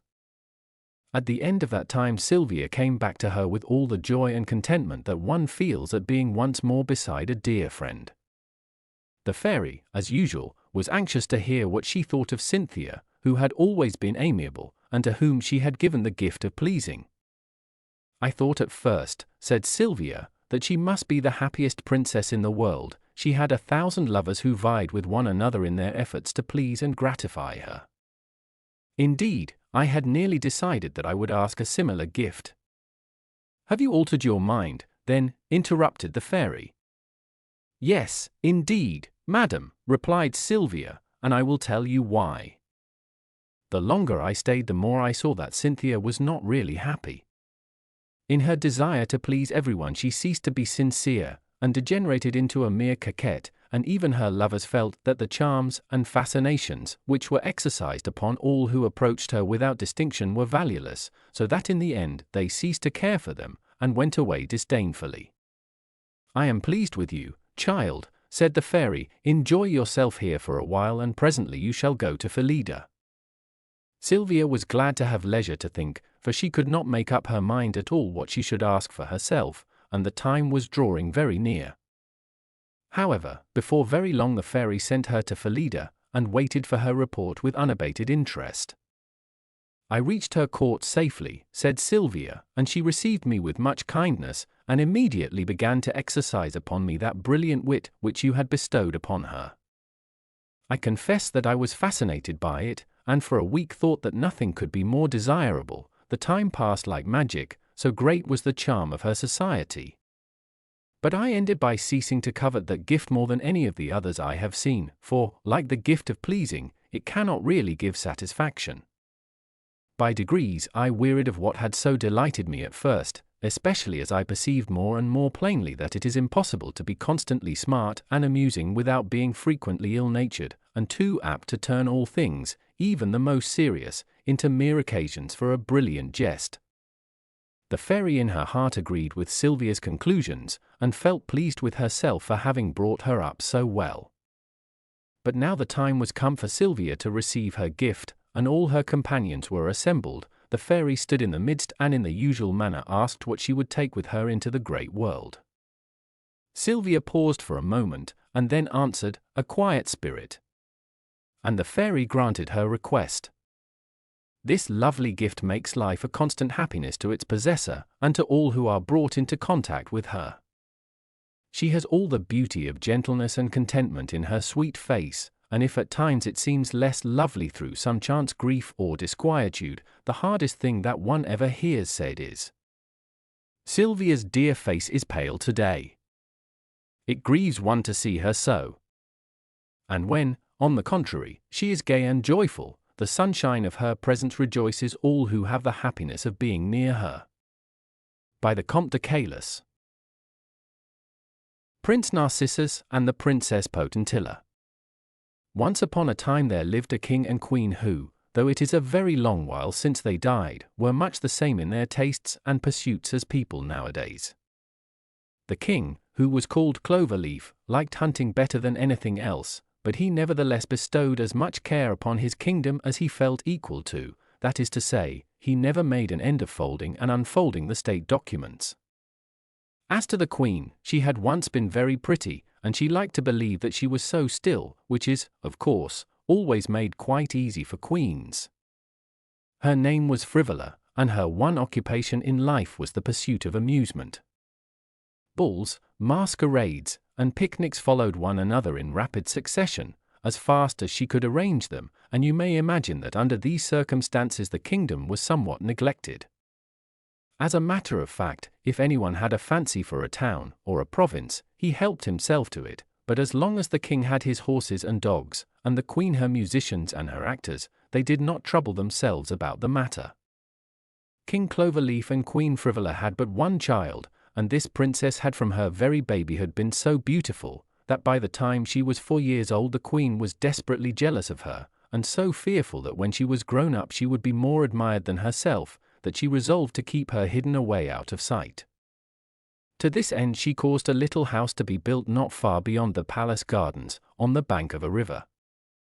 This was surrounded by a high wall, and in it the charming Potentilla was imprisoned. Her nurse, who was dumb, took care of her, and the necessaries of life were conveyed to her through a little window in the wall, while guards were always pacing to and fro outside, with orders to cut off the head of anyone who tried to approach, which they would certainly have done without thinking twice about it. The queen told everyone, with much pretended sorrow, that the princess was so ugly, and so troublesome, and altogether so impossible to love, that to keep her out of sight was the only thing that could be done for her. And this tale she repeated so often, that at last the whole court believed it. Things were in this state, and the princess was about 15 years old, when Prince Narcissus, attracted by the report of Queen Frivola's gay doings, presented himself at the court. He was not much older than the princess, and was as handsome a prince as you would see in a day's journey, and really, for his age, not so very scatterbrained. His parents were a king and queen, whose story you will perhaps read some day. They died almost at the same time, leaving their kingdom to the eldest of their children, and commending their youngest son, Prince Narcissus, to the care of the fairy Melinette. In this they did very well for him, for the fairy was as kind as she was powerful, and she spared no pains in teaching the little prince everything it was good for him to know, and even imparted to him some of her own fairy lore. But as soon as he was grown up she sent him out to see the world for himself, though all the time she was secretly keeping watch over him, ready to help in any time of need. Before he started she gave him a ring which would render him invisible when he put it on his finger.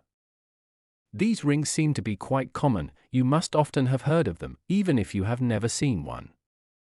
It was in the course of the prince's wanderings, in search of experience of men and things, that he came to the court of Queen Frivola, where he was extremely well received.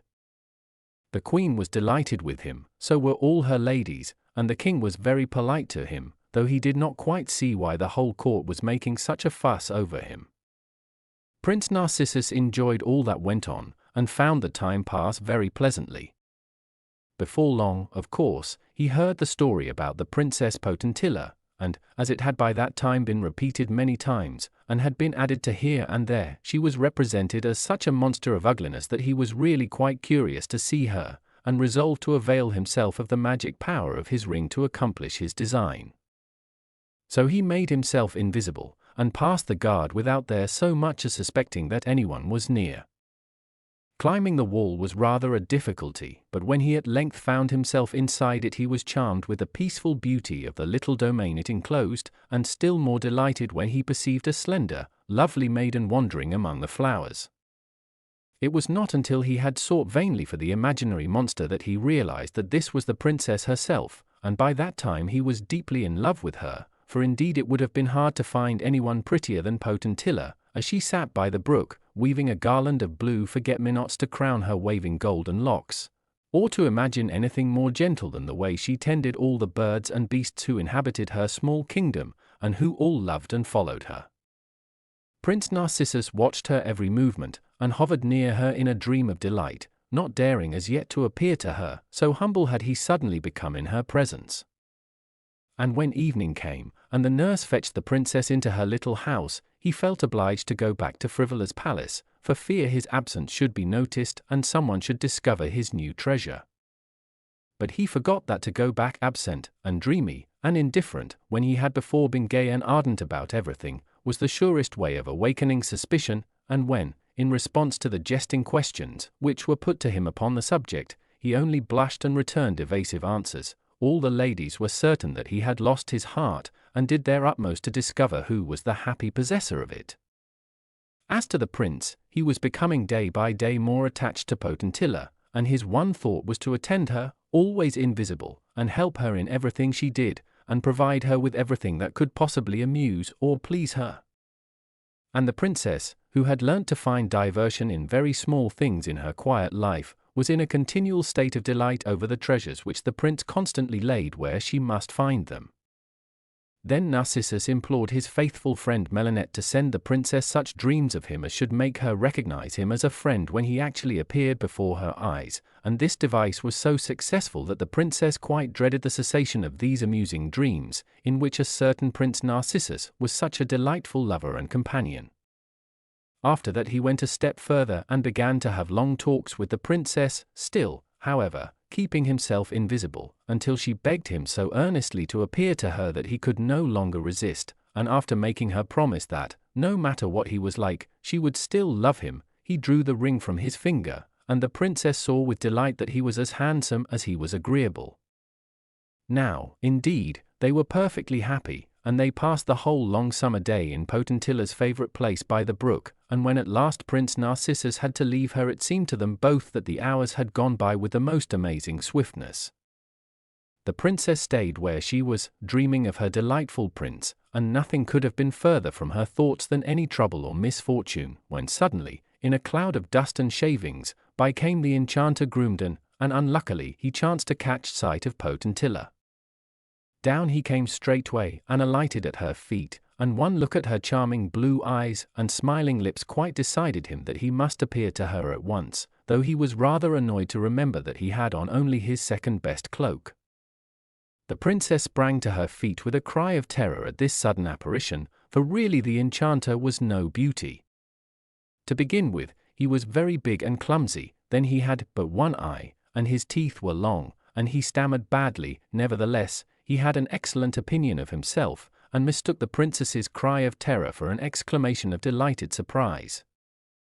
After pausing a moment to give her time to admire him, the enchanter made her the most complimentary speech he could invent, which, however, did not please her at all, though he was extremely delighted with it himself. Poor Potentilla only shuddered and cried, "Oh! Where is my Narcissus?" To which he replied with a self-satisfied chuckle, "You want a Narcissus, madam? Well, they are not rare, you shall have as many as you like." Whereupon he waved his wand, and the princess found herself surrounded and half buried in the fragrant flowers. She would certainly have betrayed that this was not the kind of Narcissus she wanted, but for the fairy Melinette, who had been anxiously watching the interview, and now thought it quite time to interfere. Assuming the prince's voice, she whispered in Potentilla's ear, "We are menaced by a great danger, but my only fear is for you, my princess. Therefore I beg you to hide what you really feel, and we will hope that some way out of the difficulty may present itself." The princess was much agitated by this speech, and feared lest the enchanter should have overheard it, but he had been loudly calling her attention to the flowers, and chuckling over his own smartness in getting them for her, and it was rather a blow to him when she said very coldly that they were not the sort she preferred, and she would be glad if he would send them all away.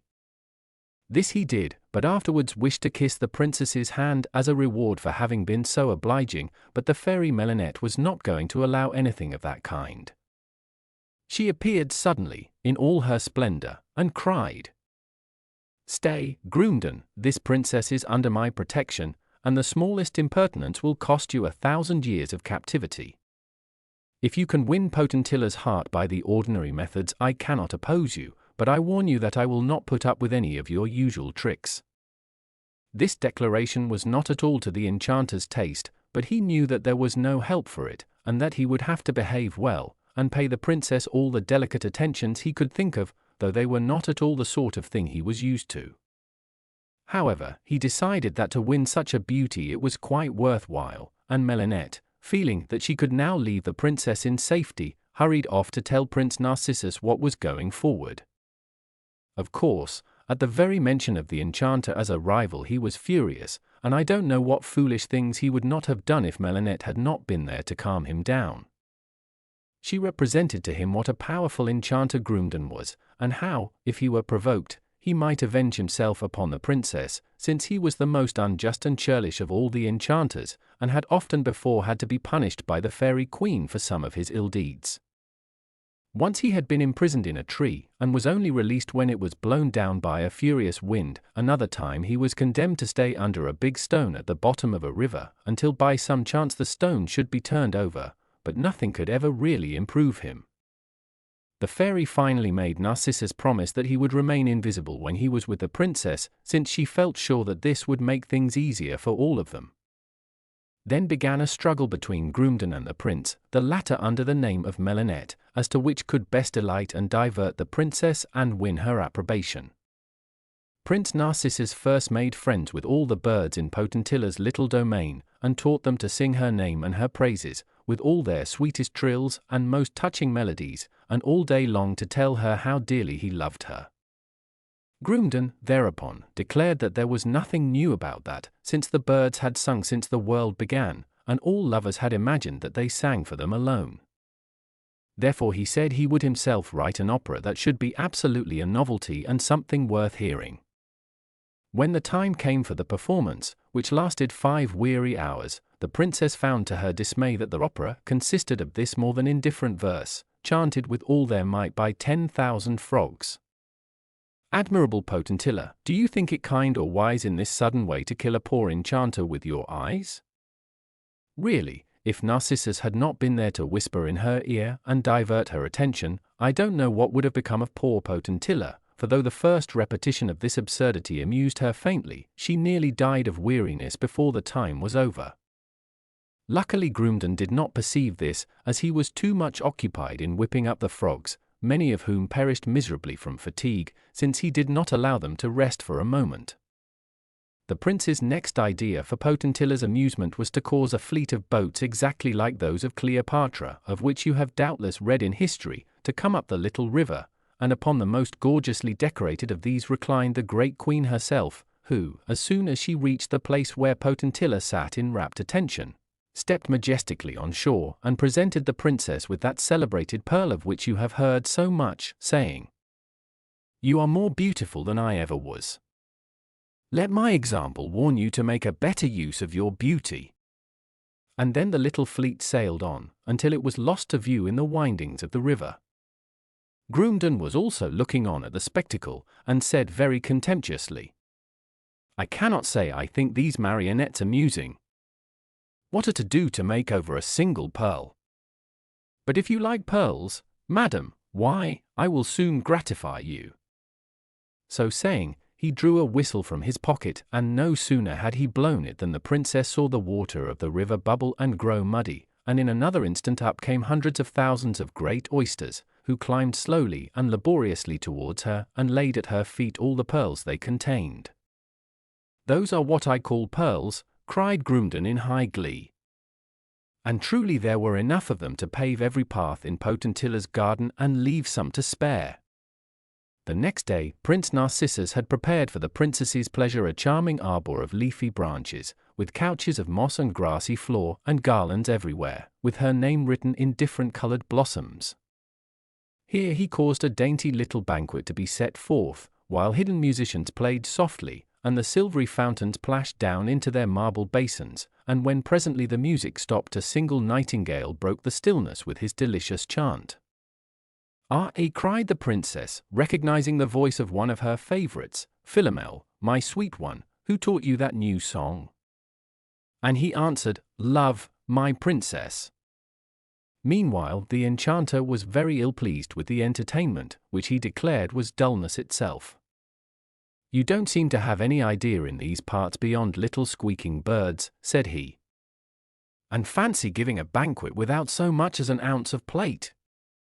So the next day, when the princess went out into her garden, there stood a summer house built of solid gold, decorated within and without with her initials and the enchanter's combined. And in it was spread an enormous repast, while the table so glittered with golden cups and plates, flagons and dishes, candlesticks and 100 other things beside, that it was hardly possible to look steadily at it. The enchanter ate like 6 ogres, but the princess could not touch a morsel. Presently Jorinde remarked with a grin, "I have provided neither musicians nor singers, but as you seem fond of music I will sing to you myself."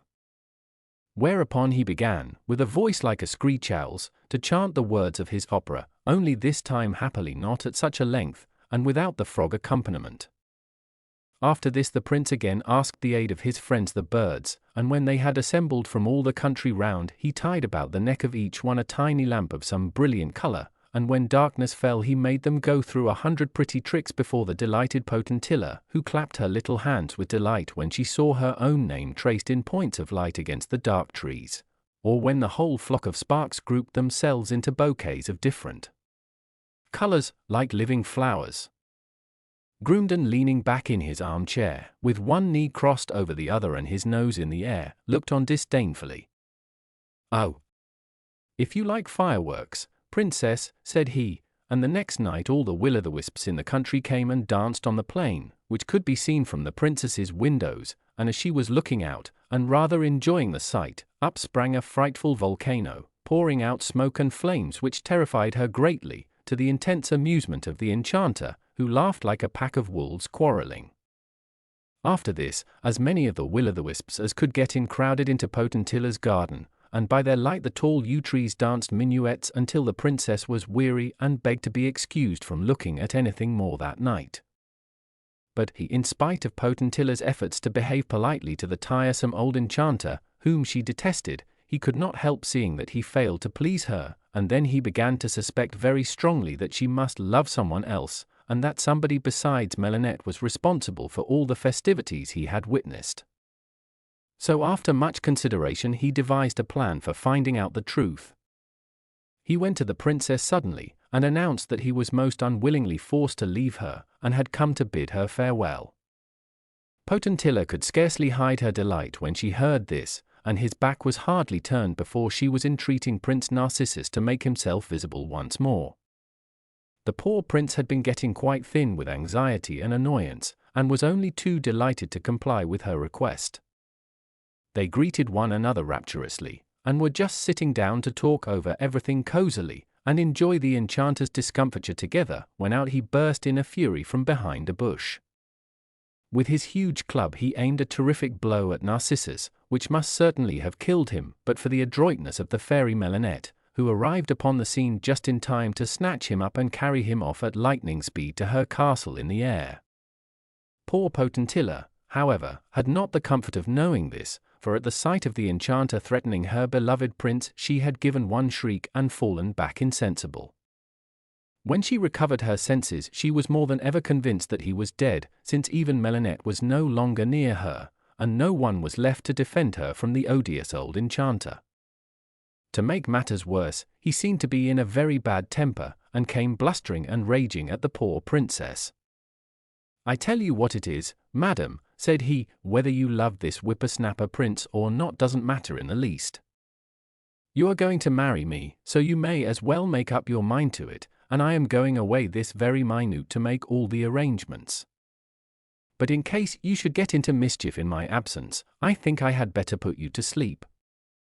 So saying, he waved his wand over her, and in spite of her utmost efforts to keep awake she sank into a profound and dreamless slumber. As he wished to make what he considered a suitable entry into the king's palace, he stepped outside the princess's little domain, and mounted upon an immense chariot with great solid wheels, and shafts like the trunk of an oak tree, but all of solid gold. This was drawn with great difficulty by 48 strong oxen, and the enchanter reclined at his ease, leaning upon his huge club, and holding carelessly upon his knee a tawny African lion, as if it had been a little lapdog.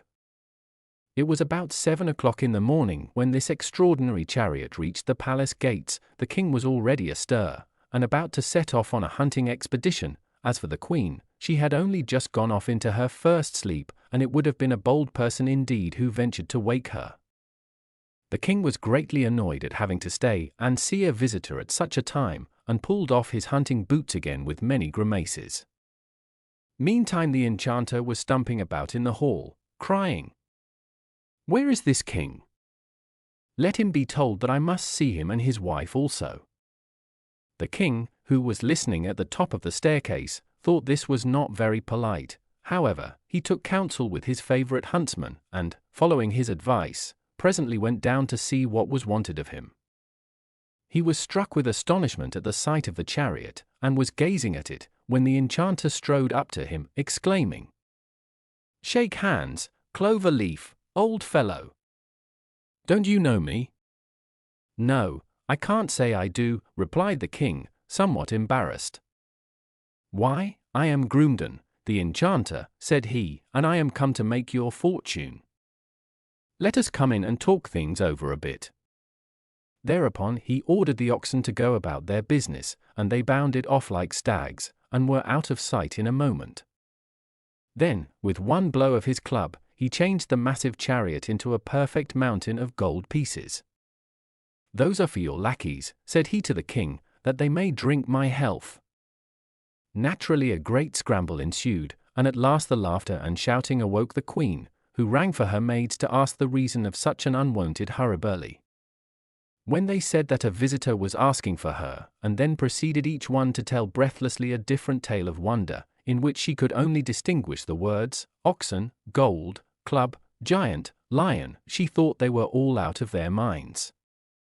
Meanwhile, the king was asking the enchanter to what he was indebted for the honor of this visit, and on his replying that he would not say until the queen was also present, messenger after messenger was dispatched to her to beg her immediate attendance. But Frivola was in a very bad humor at having been so unceremoniously awakened, and declared that she had a pain in her little finger, and that nothing should induce her to come.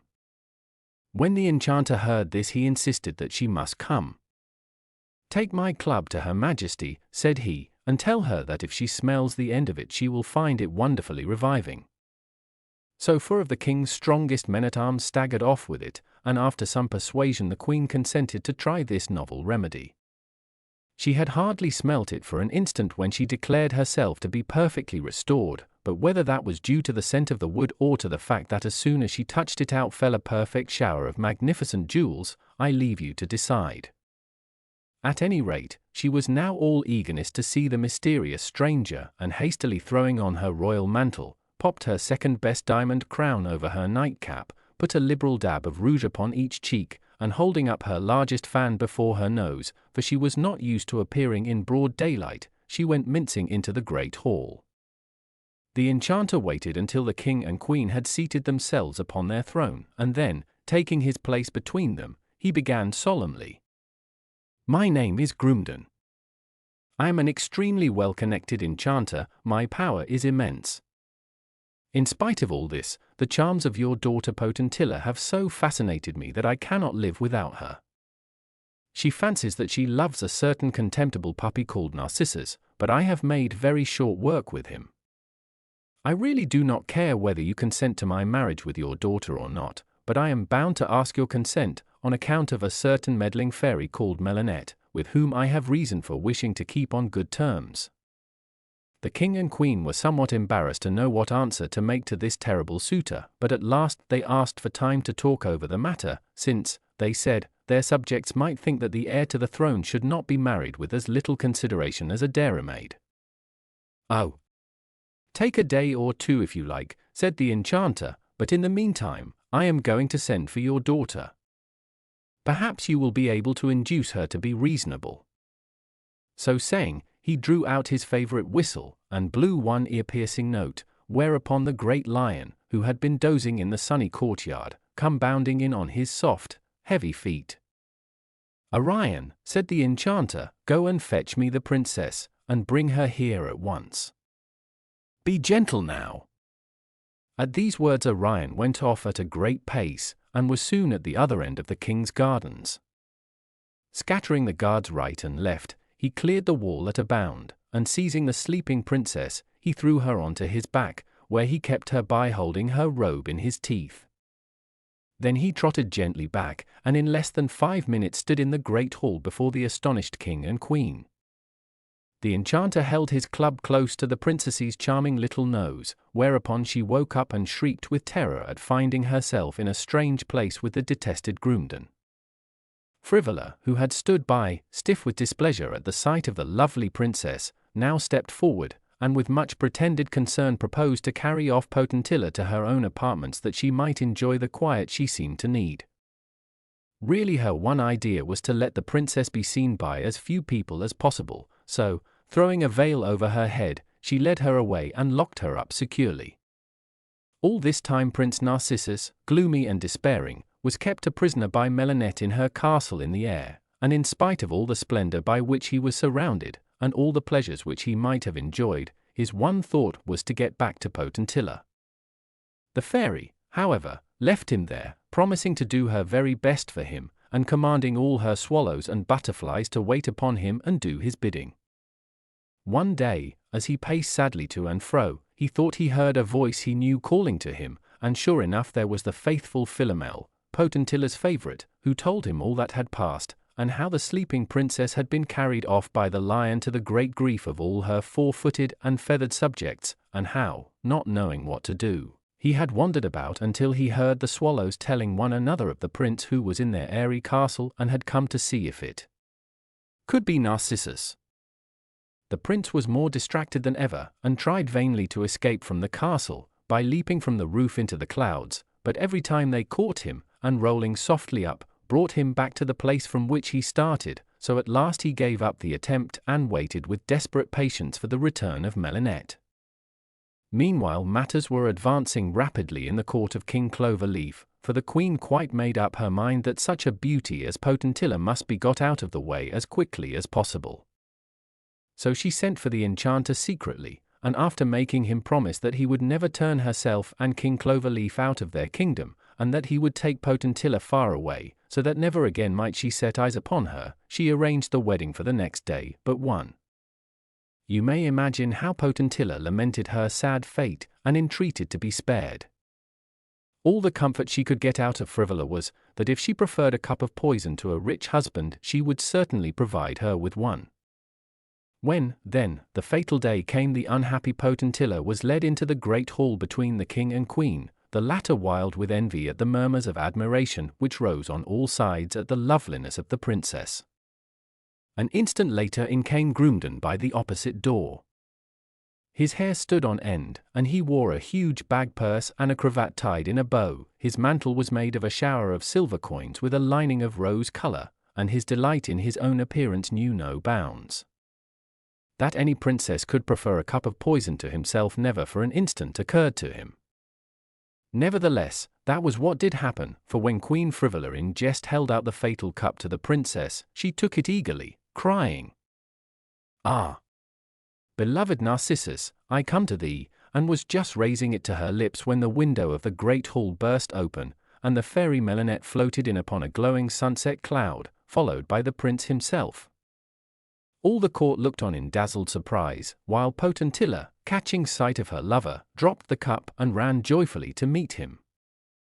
The enchanter's first thought was to defend himself when he saw Melinette appear, but she slipped round his blind side, and catching him by the eyelashes dragged him off to the ceiling of the hall, where she held him kicking for a while just to give him a lesson, and then touching him with her wand she imprisoned him for 1,000 years in a crystal ball which hung from the roof.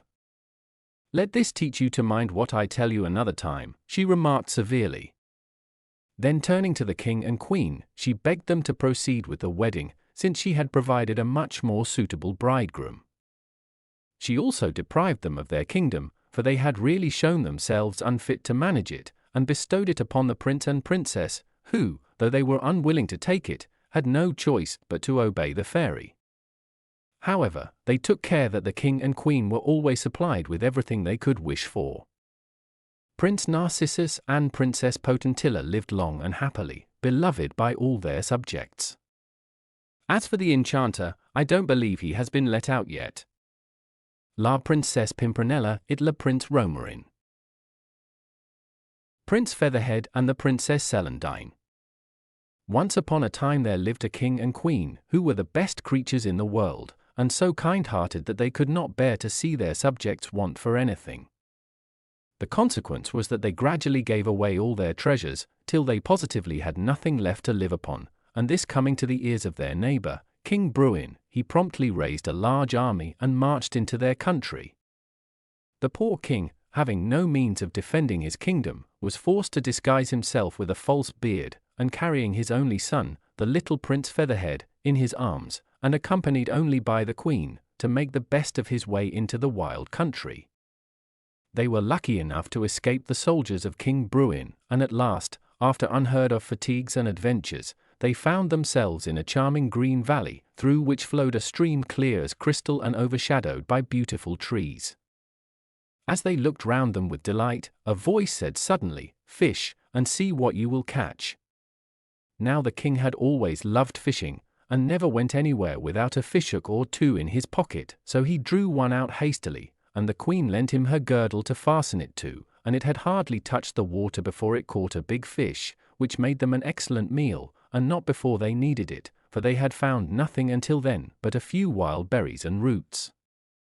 They thought that for the present they could not do better than stay in this delightful place, and the king set to work, and soon built a bower of branches to shelter them, and when it was finished the queen was so charmed with it that she declared nothing was lacking to complete her happiness but a flock of sheep, which she and the little prince might tend while the king fished.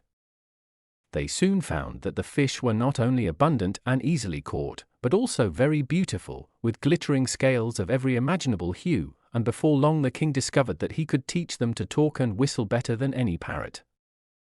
Then he determined to carry some to the nearest town and try to sell them, and as no one had ever before seen any like them, the people flocked about him eagerly and bought all he had caught, so that presently not a house in the city was considered complete without a crystal bowl full of fish, and the king's customers were very particular about having them to match the rest of the furniture, and gave him a vast amount of trouble in choosing them. However, the money he obtained in this way enabled him to buy the queen her flock of sheep, as well as many of the other things which go to make life pleasant, so that they never once regretted their lost kingdom. Now it happened that the fairy of the beechwoods lived in the lovely valley to which chance had led the poor fugitives, and it was she who had, in pity for their forlorn condition, sent the king such good luck to his fishing, and generally taken them under her protection. This she was all the more inclined to do as she loved children, and little Prince Featherhead, who never cried and grew prettier day by day, quite won her heart. She made the acquaintance of the king and the queen without at first letting them know that she was a fairy, and they soon took a great fancy to her, and even trusted her with the precious prince, whom she carried off to her palace, where she regaled him with cakes and tarts and every other good thing. This was the way she chose of making him fond of her, but afterwards, as he grew older, she spared no pains in educating and training him as a prince should be trained. But unfortunately, in spite of all her care, he grew so vain and frivolous that he quitted his peaceful country life in disgust, and rushed eagerly after all the foolish gaieties of the neighboring town, where his handsome face and charming manners speedily made him popular. The king and queen deeply regretted this alteration in their son, but did not know how to mend matters, since the good old fairy had made him so self-willed. Just at this time the fairy of the beechwoods received a visit from an old friend of hers called Celandine, who rushed into her house so breathless with rage that she could hardly speak. Dear, what is the matter?" said the fairy of the beechwood soothingly. "The matter?" cried Celandine. "You shall soon hear all about it.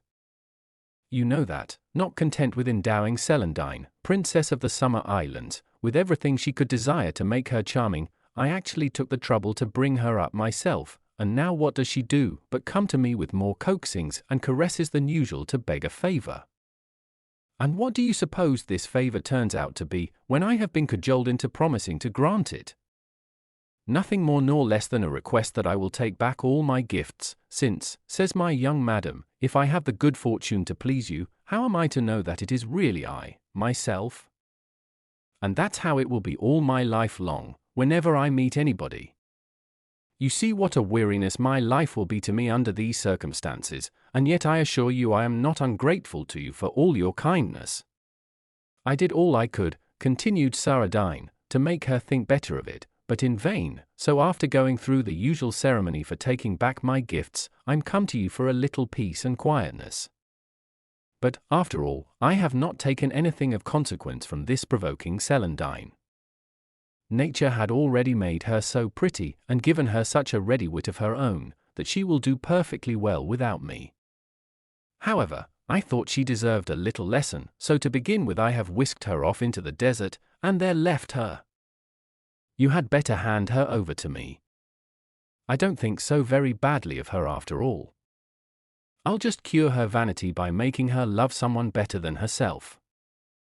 Really, when I come to consider of it, I declare the little minx has shown more spirit and originality in the matter than one expects of a princess.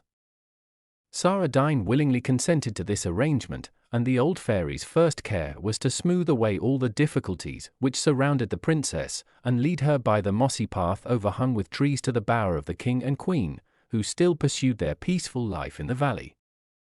They were immensely surprised at her appearance, but her charming face, and the deplorably ragged condition to which the thorns and briars had reduced her once elegant attire, speedily won their compassion. They recognized her as a companion in misfortune, and the queen welcomed her heartily, and begged her to share their simple repast. Celandine gracefully accepted their hospitality, and soon told them what had happened to her. The king was charmed with her spirit, while the queen thought she had indeed been daring thus to go against the fairy's wishes. "Since it has ended in my meeting you," said the princess, "I cannot regret the step I have taken, and if you will let me stay with you, I shall be perfectly happy." The king and queen were only too delighted to have this charming princess to supply the place of Prince Featherhead, whom they saw but seldom, since the fairy had provided him with a palace in the neighboring town, where he lived in the greatest luxury, and did nothing but amuse himself from morning to night. So Celandine stayed, and helped the queen to keep house, and very soon they loved her dearly. When the fairy of the beech woods came to them, they presented the princess to her, and told her story, little thinking that the fairy knew more about Celandine than they did. The old fairy was equally delighted with her, and often invited her to visit her leafy palace, which was the most enchanting place that could be imagined, and full of treasures. Often she would say to the princess, when showing her some wonderful thing, "This will do for a wedding gift some day." And Celandine could not help thinking that it was to her that the fairy meant to give the 2 blue wax torches which burned without ever getting smaller, or the diamond from which more diamonds were continually growing, or the boat that sailed under water, or whatever beautiful or wonderful thing they might happen to be looking at. It is true that she never said so positively, but she certainly allowed the princess to believe it, because she thought a little disappointment would be good for her. But the person she really relied upon for curing Celandine of her vanity was Prince Featherhead. The old fairy was not at all pleased with the way he had been going on for some time, but her heart was so soft towards him that she was unwilling to take him away from the pleasures he loved, except by offering him something better, which is not the most effectual mode of correction, though it is without doubt the most agreeable. However, she did not even hint to the princess that Featherhead was anything but absolutely perfect, and talked of him so much that when at last she announced that he was coming to visit her, Celandine made up her mind that this delightful prince would be certain to fall in love with her at once, and was quite pleased at the idea. The old fairy thought so too, but as this was not at all what she wished, she took care to throw such an enchantment over the princess that she appeared to Featherhead quite ugly and awkward, though to everyone else she looked just as usual. So when he arrived at the leafy palace, more handsome and fascinating even than ever she had been led to expect, he hardly so much as glanced at the princess, but bestowed all his attention upon the old fairy, to whom he seemed to have 100 things to say. The princess was immensely astonished at his indifference, and put on a cold and offended air, which, however, he did not seem to observe. Then as a last resource she exerted all her wit and gaiety to amuse him, but with no better success, for he was of an age to be more attracted by beauty than by anything else, and though he responded politely enough, it was evident that his thoughts were elsewhere. Celandine was deeply mortified, since for her part the prince pleased her very well, and for the first time she bitterly regretted the fairy gifts she had been anxious to get rid of. Prince Featherhead was almost equally puzzled, for he had heard nothing from the king and queen but the praises of this charming princess, and the fact that they had spoken of her as so very beautiful only confirmed his opinion that people who live in the country have no taste. He talked to them of his charming acquaintances in the town, the beauties he had admired, did admire, or thought he was going to admire, until Celandine, who heard it all, was ready to cry with vexation. The fairy too was quite shocked at his conceit, and hit upon a plan for curing him of it. She sent to him by an unknown messenger a portrait of Princess Celandine as she really was, with this inscription: "All this beauty and sweetness, with a loving heart and a great kingdom, might have been yours but for your well-known fickleness." This message made a great impression upon the prince, but not so much as the portrait. He positively could not tear his eyes away from it, and exclaimed aloud that never had he seen anything so lovely and so graceful. Then he began to think that it was too absurd that he, the fascinating Featherhead, should fall in love with a portrait, and, to drive away the recollections of its haunting eyes, he rushed back to the town, but somehow everything seemed changed. The beauties no longer pleased him, their witty speeches had ceased to amuse, and indeed, for their parts, they found the prince far less amiable than of yore, and were not sorry when he declared that, after all, a country life suited him best, and went back to the leafy palace. Meanwhile, the Princess Celandine had been finding the time pass but slowly with the king and queen, and was only too pleased when Featherhead reappeared. She at once noticed the change in him, and was deeply curious to find the reason of it. Far from avoiding her, he now sought her company and seemed to take pleasure in talking to her, and yet the princess did not for a moment flatter herself with the idea that he was in love with her, though it did not take her long to decide that he certainly loved someone. But one day the princess, wandering sadly by the river, spied Prince Featherhead fast asleep in the shade of a tree, and stole nearer to enjoy the delight of gazing at his dear face unobserved. Judge of her astonishment when she saw that he was holding in his hand a portrait of herself. In vain did she puzzle over the apparent contradictoriness of his behavior. Why did he cherish her portrait while he was so fatally indifferent to herself? At last she found an opportunity of asking him the name of the princess whose picture he carried about with him always. "Alas! How can I tell you?" replied he. "Why should you not?" said the princess timidly. "Surely there is nothing to prevent you." "Nothing to prevent me," repeated he, "when my utmost efforts have failed to discover the lovely original. Should I be so sad if I could but find her? But I do not even know her name." More surprised than ever, the princess asked to be allowed to see the portrait, and after examining it for a few minutes returned it, remarking shyly that at least the original had every cause to be satisfied with it. "That means that you consider it flattered," said the prince severely. "Really, Celandine, I thought better of you, and should have expected you to be above such contemptible jealousy. But all women are alike."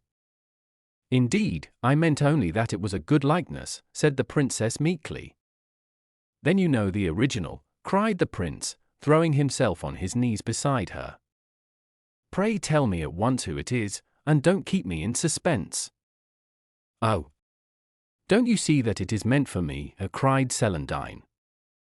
The prince sprang to his feet, hardly able to refrain from telling her that she must be blinded by vanity to suppose she resembled the lovely portrait even in the slightest degree, and after gazing at her for an instant with icy surprise, turned and left her without another word, and in a few hours quitted the leafy palace altogether.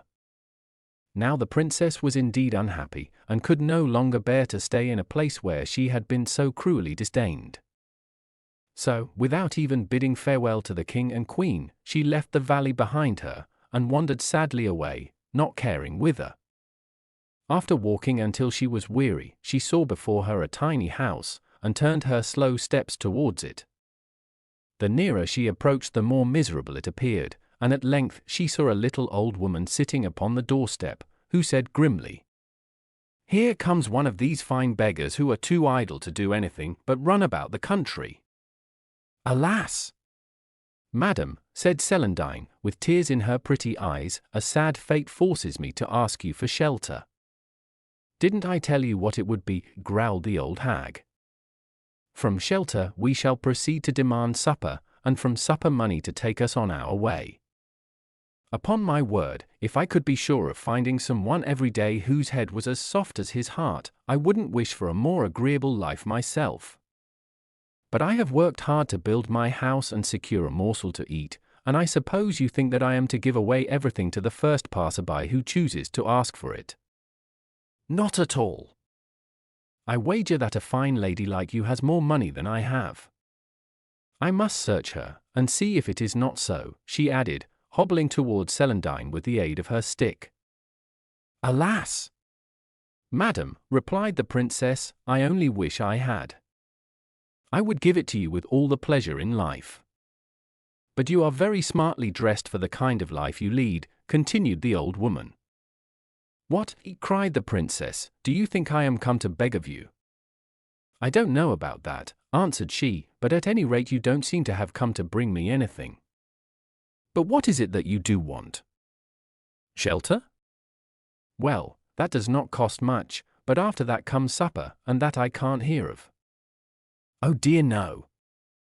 Why, at your age one is always ready to eat, and now you have been walking, and I suppose you are ravenous." "Indeed no, madam," answered the poor princess, "I am too sad to be hungry." "Oh, well. If you will promise to go on being sad, you may stay for the night," said the old woman mockingly. Thereupon she made the princess sit down beside her, and began fingering her silken robe, while she muttered, "A lace on top, lace underneath. This must have cost you a pretty penny. It would have been better to save enough to feed yourself, and not come begging to those who want all they have for themselves. Pray, what may you have paid for these fine clothes?" "Alas! Madam," answered the princess, "I did not buy them, and I know nothing about money." "What do you know, if I may ask?" said the old dame. "Not much, but indeed I am very unhappy," cried Celandine, bursting into tears, "and if my services are any good to you—" "Services," interrupted the hag crossly. "One has to pay for services, and I am not above doing my own work." "Madam, I will serve you for nothing," said the poor princess, whose spirits were sinking lower and lower. "I will do anything you please, all I wish is to live quietly in this lonely spot." "Oh, I know you are only trying to take me in," answered she, "and if I do let you serve me, is it fitting that you should be so much better dressed I am? If I keep you, will you give me your clothes and wear some that I will provide you with? It is true that I am getting old and may want someone to take care of me some day." "Oh, for pity's sake, do what you please with my clothes," cried poor Celandine miserably. And the old woman hobbled off with great alacrity, and fetched a little bundle containing a wretched dress, such as the princess had never even seen before, and nimbly skipped round, helping her to put it on instead of her own rich robe, with many exclamations of "Saints, what a magnificent lining! And the width of it! It will make me for dresses at least. Why, child, I wonder you could walk under such a weight, and certainly in my house you would not have had room to turn round." So saying, she folded up the robe, and put it by with great care, while she remarked to Celandine, "That dress of mine certainly suits you to a marvel, be sure you take great care of it." When supper time came she went into the house, declining all the princess's offers of assistance, and shortly afterwards brought out a very small dish, saying, "Now let us sup." Whereupon she handed Celandine a small piece of black bread and uncovered the dish, which contained 2 dried plums. "We will have one between us," continued the old dame, "and as you are the visitor, you shall have the half which contains the stone, but be very careful that you don't swallow it, for I keep them against the winter, and you have no idea what a good fire they make. Now, you take my advice, which won't cost you anything, and remember that it is always more economical to buy fruit with stones on this account." Celandine, absorbed in her own sad thoughts, did not even hear this prudent counsel, and quite forgot to eat her share of the plum, which delighted the old woman, who put it by carefully for her breakfast, saying, "I am very much pleased with you, and if you go on as you have begun, we shall do very well, and I can teach you many useful things which people don't generally know. For instance, look at my house. It is built entirely of the seeds of all the pears I have eaten in my life. Now, most people throw them away, and that only shows what a number of things are wasted for want of a little patience and ingenuity." But Celandine did not find it possible to be interested in this and similar pieces of advice. And the old woman soon sent her to bed, for fear the night air might give her an appetite. She passed a sleepless night, but in the morning the old dame remarked, "I heard how well you slept. After such a night you cannot want any breakfast, so while I do my household tasks you had better stay in bed, since the more one sleeps the less one need eat, and as it is market day I will go to town and buy a pennyworth of bread for the week's eating." And so she chattered on, but poor Celandine did not hear or heed her. She wandered out into the desolate country to think over her sad fate. However, the good fairy of the beech woods did not want her to be starved, so she sent her in and looked for relief in the shape of a beautiful white cow, which followed her back to the tiny house. When the old woman saw it, her joy knew no bounds. "Now we can have milk and cheese and butter," cried she. "Ah, how good milk is! What a pity it is so ruinously expensive." So they made a little shelter of branches for the beautiful creature, which was quite gentle, and followed Celandine about like a dog when she took it out every day to graze. One morning as she sat by a little brook, thinking sadly, she suddenly saw a young stranger approaching, and got up quickly, intending to avoid him. But Prince Featherhead, for it was he, perceiving her at the same moment, rushed towards her with every demonstration of joy, for he had recognized her, not as the Celandine whom he had slighted, but as the lovely princess whom he had sought vainly for so long. The fact was that the fairy of the beech woods, thinking she had been punished enough, had withdrawn the enchantment from her, and transferred it to Featherhead, thereby in an instant depriving him of the good looks which had done so much towards making him the fickle creature he was. Throwing himself down at the princess's feet, he implored her to stay, and at least speak to him, and she at last consented, but only because he seemed to wish it so very much. After that he came every day in the hope of meeting her again, and often expressed his delight at being with her. But one day, when he had been begging Celandine to love him, she confided to him that it was quite impossible, since her heart was already entirely occupied by another. "I have," said she, "the unhappiness of loving a prince who is fickle, frivolous, proud, incapable of caring for anyone but himself, who has been spoilt by flattery, and, to crown all, who does not love me." "But," cried Prince Featherhead, "surely you cannot care for so contemptible and worthless a creature as that." "Alas! But I do care," answered the princess, weeping. "But where can his eyes be," said the prince, "that your beauty makes no impression upon him? As for me, since I have possessed your portrait I have wandered over the whole world to find you, and, now we have met, I see that you are 10 times lovelier than I could have imagined, and I would give all I own to win your love." "My portrait?" cried Celandine with sudden interest. "Is it possible that Prince Featherhead can have parted with it?" "He would part with his life sooner, lovely princess," answered he, "I can assure you of that, for I am Prince Featherhead." At the same moment the fairy of the beech woods took away the enchantment, and the happy princess recognized her lover, now truly hers, for the trials they had both undergone had so changed and improved them that they were capable of a real love for each other. You may imagine how perfectly happy they were, and how much they had to hear and to tell. But at length it was time to go back to the little house, and as they went along Celandine remembered for the first time what a ragged old dress she was wearing, and what an odd appearance she must present. But the prince declared that it became her vastly, and that he thought it most picturesque. When they reached the house the old woman received them very crossly. "I declare," said she, "that it's perfectly true, wherever there is a girl you may be sure that a young man will appear before long. But don't imagine that I'm going to have you here, and not a bit of it. Be off with you, my fine fellow." Prince Featherhead was inclined to be angry at this uncivil reception, but he was really too happy to care much, so he only demanded, on Celandine's behalf, that the old dame should give her back her own attire, that she might go away suitably dressed. This request roused her to fury, since she had counted upon the princess's fine robes to clothe her for the rest of her life, so that it was some time before the prince could make himself heard to explain that he was willing to pay for them.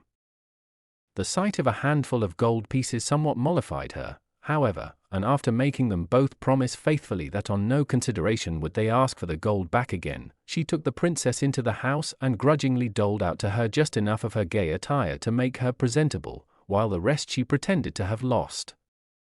After this they found that they were very hungry, for one cannot live on love, any more than on air, and then the old woman's lamentations were louder than before. "What," she cried, "feed people who were as happy as all that? Why, it was simply ruinous." But as the prince began to look angry, she, with many sighs and mutterings, brought out a morsel of bread, a bowl of milk, and 6 plums, with which the lovers were well content, for as long as they could look at one another they really did not know what they were eating. It seemed as if they would go on forever with their reminiscences, the prince telling how he had wandered all over the world from beauty to beauty, always to be disappointed when he found that no one resembled the portrait, the princess wondering how it was he could have been so long with her and yet never have recognized her, and over again pardoning him for his cold and haughty behavior to her. "For," she said, "you see, Featherhead, I love you, and love makes everything right. But we cannot stay here," she added. "What are we to do?" The prince thought they had better find their way to the fairy of the beechwoods and put themselves once more under her protection, and they had hardly agreed upon this course when 2 little chariots wreathed with jasmine and honeysuckle suddenly appeared, and, stepping into them, they were whirled away to the leafy palace. Just before they lost sight of the little house, they heard loud cries and lamentations from the miserly old dame, and, looking round, perceived that the beautiful cow was vanishing in spite of her frantic efforts to hold it fast. And they afterwards heard that she spent the rest of her life in trying to put the handful of gold the prince had thrown to her into her money bag. For the fairy, as a punishment for her avarice, caused it to slip out again as fast as she dropped it in. The fairy of the beechwoods ran to welcome the prince and princess with open arms, only too delighted to find them so much improved that she could, with a clear conscience, begin to spoil them again. Very soon the fairy Celandine also arrived, bringing the king and queen with her. Princess Celandine implored her pardon, which she graciously gave. Indeed, the princess was so charming she could refuse her nothing. She also restored to her the summer islands, and promised her protection in all things. The fairy of the beechwoods then informed the king and queen that their subjects had chased King Bruin from the throne, and were waiting to welcome them back again, but they at once abdicated in favor of Prince Featherhead, declaring that nothing could induce them to forsake their peaceful life, and the fairies undertook to see the prince and princess established in their beautiful kingdoms. Their marriage took place the next day, and they lived happily ever afterwards, for Celandine was never vain and Featherhead was never fickle any more. Le Prince Muguet et la Princesse Zaza. The 3 Little Pigs. There was once upon a time a pig who lived with her 3 children on a large, comfortable, old-fashioned farmyard. The eldest of the little pigs was called Brownie, the second Whitey, and the youngest and best-looking Blackie. Now Brownie was a very dirty little pig, and I am sorry to say spent most of his time rolling and wallowing about in the mud. He was never so happy as on a wet day, when the mud in the farmyard got soft, and thick, and slab. Then he would steal away from his mother's side, and finding the muddiest place in the yard, would roll about in it and thoroughly enjoy himself. His mother often found fault with him for this, and would shake her head sadly and say, "Ah, Brownie, some day you will be sorry that you did not obey your old mother." But no words of advice or warning could cure Brownie of his bad habits. Whitey was quite a clever little pig, but she was greedy. She was always thinking of her food, and looking forward to her dinner, and when the farm girl was seen carrying the pails across the yard, she would rise up on her hind legs, and dance and caper with excitement. As soon as the food was poured into the trough, she jostled Blackie and Brownie out of the way in her eagerness to get the best and biggest bits for herself. Her mother often scolded her for her selfishness and told her that someday she would suffer for being so greedy and grabbing. Blackie was a good, nice little pig, neither dirty nor greedy. He had nice dainty ways for a pig, and his skin was always as smooth and shining as black satin. He was much cleverer than Brownie and Whitey, and his mother's heart used to swell with pride when she heard the farmer's friends say to each other that someday the little black fellow would be a prize pig. Now the time came when the mother pig felt old and feeble and near her end. One day she called the 3 little pigs round her and said, "My children, I feel that I am growing old and weak, and that I shall not live long. Before I die I should like to build a house for each of you, as this dear old sty in which we have lived so happily will be given to a new family of pigs, and you will have to turn out. Now, Brownie, what sort of a house would you like to have?" "A house of mud," replied Brownie, looking longingly at a wet puddle in the corner of the yard. "And you, Whitey," said the mother pig in rather a sad voice, for she was disappointed that Brownie had made so foolish a choice. "A house of cabbage," answered Whitey, with a mouthful, and scarcely raising her snout out of the trough in which she was grubbing for some potato parings. "Foolish, foolish child," said the mother pig, looking quite distressed. "And you, Blackie," turning to her youngest son, "what sort of a house shall I order for you?" "A house of brick, please, mother, as it will be warm in winter, and cool in summer, and safe all the year round." "That is a sensible little pig," replied his mother, looking fondly at him. "I will see that the 3 houses are got ready at once. And now one last piece of advice. You have heard me talk of our old enemy the fox. When he hears that I am dead, he is sure to try and get hold of you, to carry you off to his den. He is very sly and will no doubt disguise himself and pretend to be a friend, but you must promise me not to let him enter your houses on any pretext whatever." And the little pigs readily promised, for they had always had a great fear of the fox, of whom they had heard many terrible tales. A short time afterwards the old pig died, and the little pigs went to live in their own houses. Brownie was quite delighted with his soft mud walls and with the clay floor, which soon looked like nothing but a big mud pie. But that was what Brownie enjoyed, and he was as happy as possible, rolling about all day and making himself in such a mess. One day, as he was lying half asleep in the mud, he heard a soft knock at his door, and a gentle voice said, "May I come in, Master Brownie? I want to see your beautiful new house." "Who are you?" said Brownie, starting up in great fright, for though the voice sounded gentle, he felt sure it was a feigned voice, and he feared it was the fox. "I am a friend come to call on you," answered the voice. "No, no," replied Brownie, "I don't believe you are a friend. You are the wicked fox, against whom our mother warned us. I won't let you in." "Aho! Is that the way you answer me?" said the fox, speaking very roughly in his natural voice. "We shall soon see who is master here," and with his paws he set to work and scraped a large hole in the soft mud walls. A moment later he had jumped through it, and catching Brownie by the neck, flung him on his shoulders and trotted off with him to his den. The next day, as Whitey was munching a few leaves of cabbage out of the corner of her house, the fox stole up to her door, determined to carry her off to join her brother in his den. He began speaking to her in the same feigned gentle voice in which he had spoken to Brownie, but it frightened her very much when he said, "I am a friend come to visit you, and to have some of your good cabbage for my dinner." "Please don't touch it," cried Whitey in great distress. "The cabbages are the walls of my house, and if you eat them you will make a hole, and the wind and rain will come in and give me a cold. Do go away, I am sure you are not a friend, but our wicked enemy the fox." And poor Whitey began to whine and to whimper, and to wish that she had not been such a greedy little pig, and had chosen a more solid material than cabbages for her house. But it was too late now, and in another minute the fox had eaten his way through the cabbage walls, and had caught the trembling, shivering Whitey, and carried her off to his den.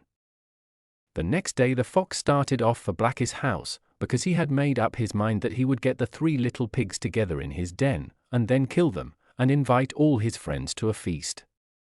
But when he reached the brick house, he found that the door was bolted and barred, so in his sly manner he began, "Do let me in, dear Blacky. I have brought you a present of some eggs that I picked up in a farmyard on my way here." "No, no, Mr. Fox," replied Blacky, "I am not going to open my door to you. I know your cunning ways. You have carried off poor Brownie and Whitey, but you are not going to get me."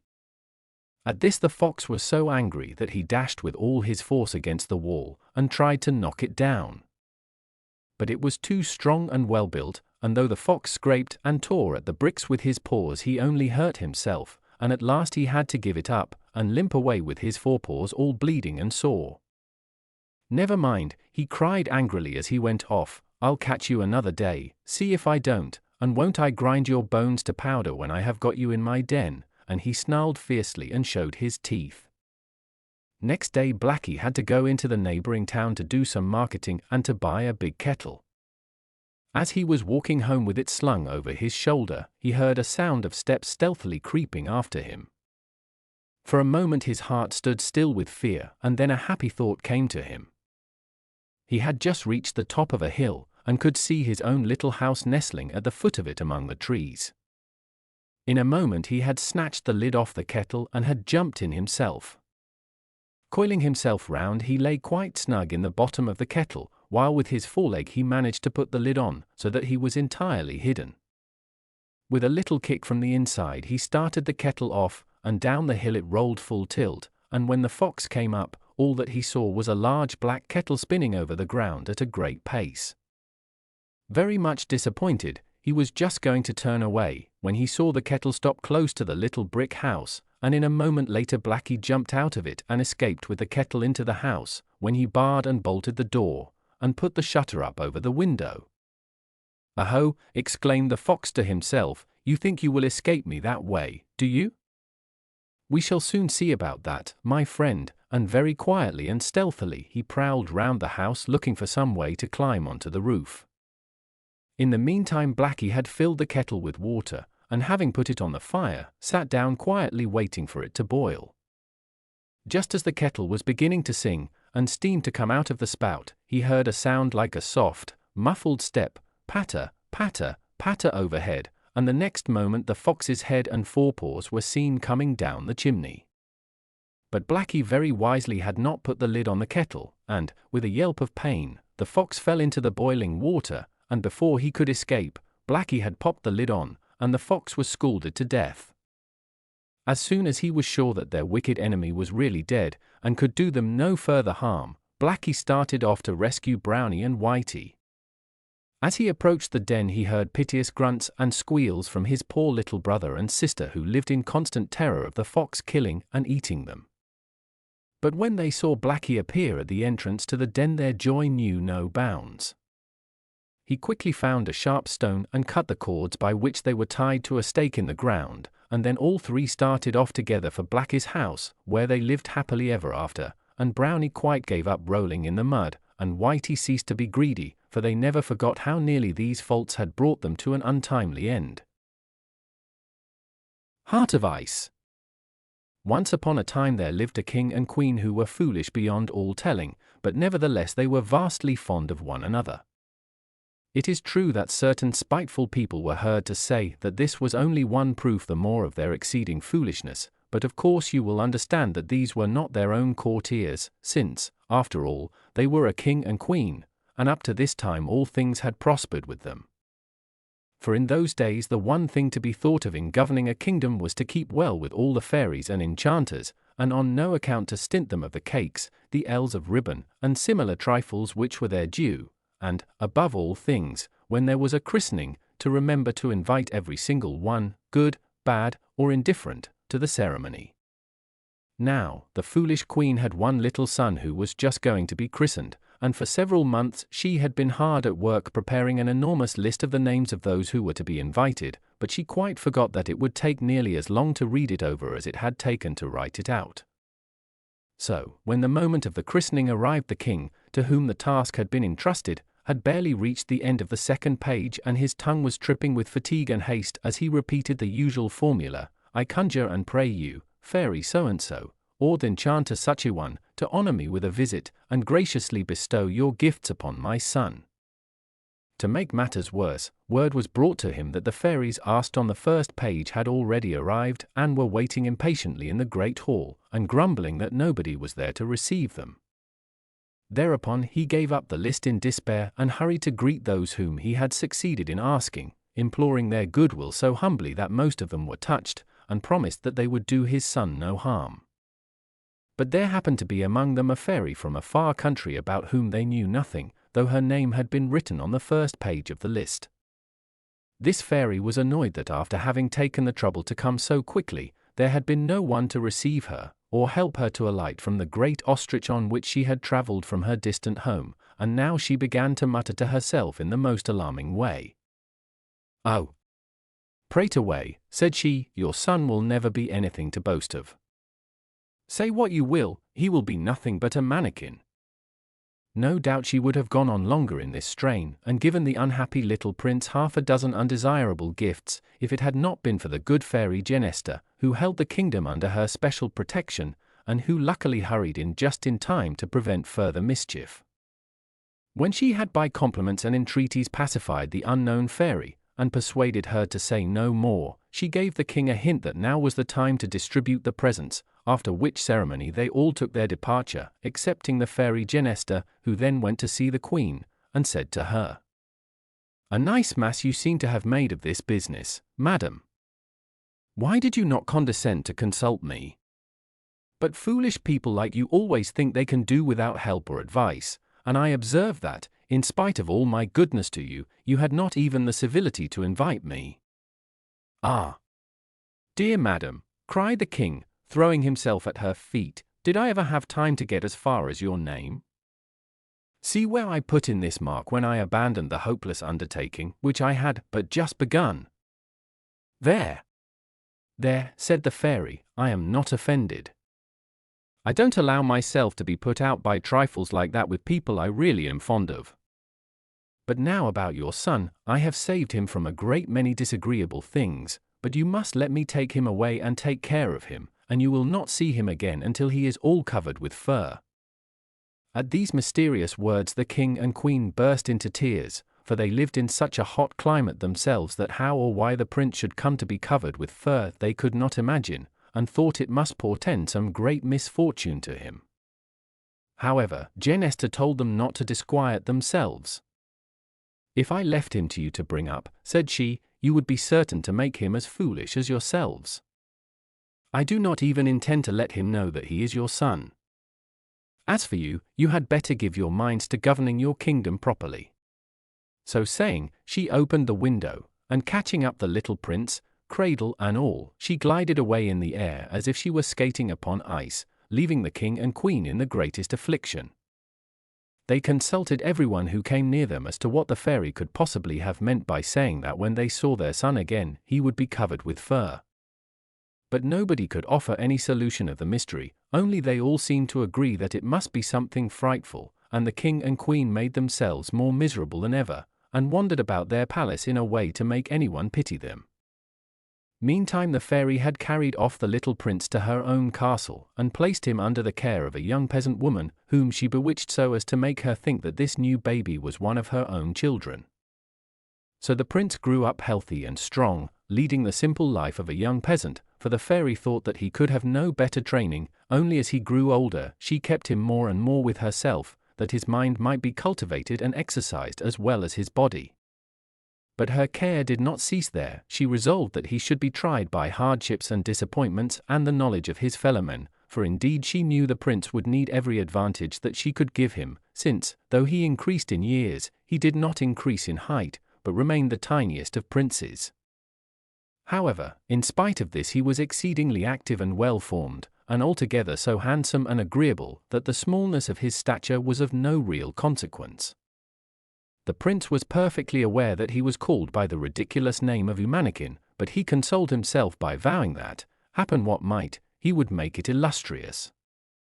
In order to carry out her plans for his welfare, the fairy now began to send Prince Mannikin the most wonderful dreams of adventure by sea and land, and of these adventures he himself was always the hero.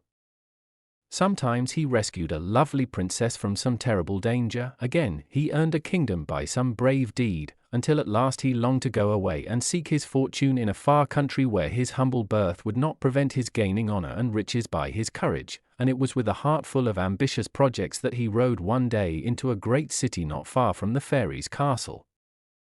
As he had set out intending to hunt in the surrounding forest, he was quite simply dressed, and carried only a bow and arrows and a light spear, but even thus arrayed he looked graceful and distinguished. As he entered the city he saw that the inhabitants were all racing with one accord towards the marketplace, and he also turned his horse in the same direction, curious to know what was going forward. When he reached the spot, he found that certain foreigners of strange and outlandish appearance were about to make a proclamation to the assembled citizens, and he hastily pushed his way into the crowd until he was near enough to hear the words of the venerable old man who was their spokesman.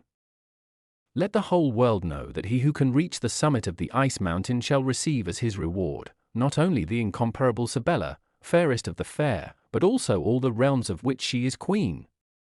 Here, continued the old man after he had made this proclamation, here is the list of all those princes who, struck by the beauty of the princess, have perished in the attempt to win her, and here is the list of these who have just entered upon the high emprise. Prince Mannikin was seized with a violent desire to inscribe his name among the others, but the remembrance of his dependent position and his lack of wealth held him back. But while he hesitated, the old man, with many respectful ceremonies, unveiled a portrait of the lovely Sibella, which was carried by some of the attendants, and after one glance at it the prince delayed no longer, but, rushing forward, demanded permission to add his name to the list.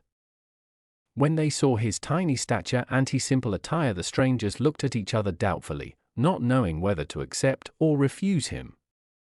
But the prince said haughtily, "Give me the paper that I may sign it," and they obeyed. What between admiration for the princess and annoyance at the hesitation shown by her ambassadors, the prince was too much agitated to choose any other name than the one by which he was always known. But when, after all the grand titles of the other princes, he simply wrote Mannikin, the ambassadors broke into shouts of laughter. "Miserable wretches," cried the prince, "but for the presence of that lovely portrait I would cut off your heads." But he suddenly remembered that, after all, it was a funny name, and that he had not yet had time to make it famous, so he was calm, and inquired the way to the Princess Sibella's country. Though his heart did not fail him in the least, still he felt there were many difficulties before him, and he resolved to set out at once, without even taking leave of the fairy, for fear she might try to stop him. Everybody in the town who knew him made great fun of the idea of Mannikin's undertaking such an expedition, and it even came to the ears of the foolish king and queen, who laughed over it more than any of the others, without having an idea that the presumptuous Mannikin was their only son. Meantime the prince was travelling on, though the direction he had received for his journey were none of the clearest. 400 leagues north of Mount Caucasus you will receive your orders and instructions for the conquest of the ice mountain. Fine marching orders, those, for a man starting from a country near where Japan is nowadays. However, he fared eastward, avoiding all towns, lest the people should laugh at his name, for, you see, he was not a very experienced traveler, and had not yet learned to enjoy a joke even if it were against himself. At night he slept in the woods, and at first he lived upon wild fruits, but the fairy, who was keeping a benevolent eye upon him, thought that it would never do to let him be half-starved in that way, so she took to feeding him with all sorts of good things while he was asleep, and the prince wondered very much that when he was awake he never felt hungry. True to her plan, the fairy sent him various adventures to prove his courage, and he came successfully through them all. Only in his last fight with a furious monster rather like a tiger he had the ill luck to lose his horse. However, nothing daunted, he struggled on foot, and at last reached a seaport. Here he found a boat sailing for the coast, which he desired to reach, and, having just enough money to pay his passage, he went on board and they started. But after some days a fearful storm came on, which completely wrecked the little ship, and the prince only saved his life by swimming a long, long way to the only land that was in sight, and which proved to be a desert island. Here he lived by fishing and hunting, always hoping that the good fairy would presently rescue him. One day, as he was looking sadly out to sea, he became aware of a curious-looking boat which was drifting slowly towards the shore, and which presently ran into a little creek and there stuck fast in the sand. Prince Mannikin rushed down eagerly to examine it, and saw with amazement that the masts and spars were all branched, and covered thickly with leaves until it looked like a little wood. Thinking from the stillness that there could be no one on board, the prince pushed aside the branches and sprang over the side, and found himself surrounded by the crew, who lay motionless as dead men and in a most deplorable condition. They, too, had become almost like trees, and were growing to the deck, or to the masts, or to the sides of the vessel, or to whatever they had happened to be touching when the enchantment fell upon them. Mannikin was struck with pity for their miserable plight, and set to work with might and main to release them. With the sharp point of one of his arrows he gently detached their hands and feet from the wood which held them fast, and carried them on shore, one after another, where he rubbed their rigid limbs, and bathed them with infusions of various herbs with such success, that, after a few days, they recovered perfectly and were as fit to manage a boat as ever. You may be sure that the good fairy Genesta had something to do with this marvelous cure, and she also put it into the prince's head to rub the boat itself with the same magic herbs, which cleared it entirely, and not before it was time, for, at the rate at which it was growing before, it would very soon have become a forest. The gratitude of the sailors was extreme, and they willingly promised to land the prince upon any coast he pleased, but when he questioned them about the extraordinary thing that had happened to them and to their ship, they could in no way explain it, except that they said that, as they were passing along a thickly wooded coast, a sudden gust of wind had reached them from the land and enveloped them in a dense cloud of dust, after which everything in the boat that was not metal had sprouted and blossomed, as the prince had seen, and that they themselves had grown gradually numb and heavy, and had finally lost all consciousness. Prince Mannikin was deeply interested in this curious story, and collected a quantity of the dust from the bottom of the boat, which he carefully preserved, thinking that its strange property might one day stand him in good stead. Then they joyfully left the desert island, and after a long and prosperous voyage over calm seas they at length came in sight of land, and resolved to go on shore, not only to take in a fresh stock of water and provisions, but also to find out, if possible, where they were and in what direction to proceed. As they neared the coast they wondered if this could be another uninhabited land, for no human beings could be distinguished, and yet that something was stirring became evident, for in the dust clouds that moved near the ground small dark forms were dimly visible. These appeared to be assembling at the exact spot where they were preparing to run ashore, and what was their surprise to find they were nothing more nor less than large and beautiful spaniels, some mounted as sentries, others grouped in companies and regiments, all eagerly watching their disembarkation. When they found that Prince Mannikin, instead of saying, "Shoot them," as they had feared, said, "Hi, good dog," in a thoroughly friendly and ingratiating way, they crowded round him with a great wagging of tails and giving of paws, and very soon made him understand that they wanted him to leave his men with the boat and follow them. The prince was so curious to know more about them that he agreed willingly, so, after arranging with the sailors to wait for him 15 days, and then, if he had not come back, to go on their way without him, he set out with his new friends.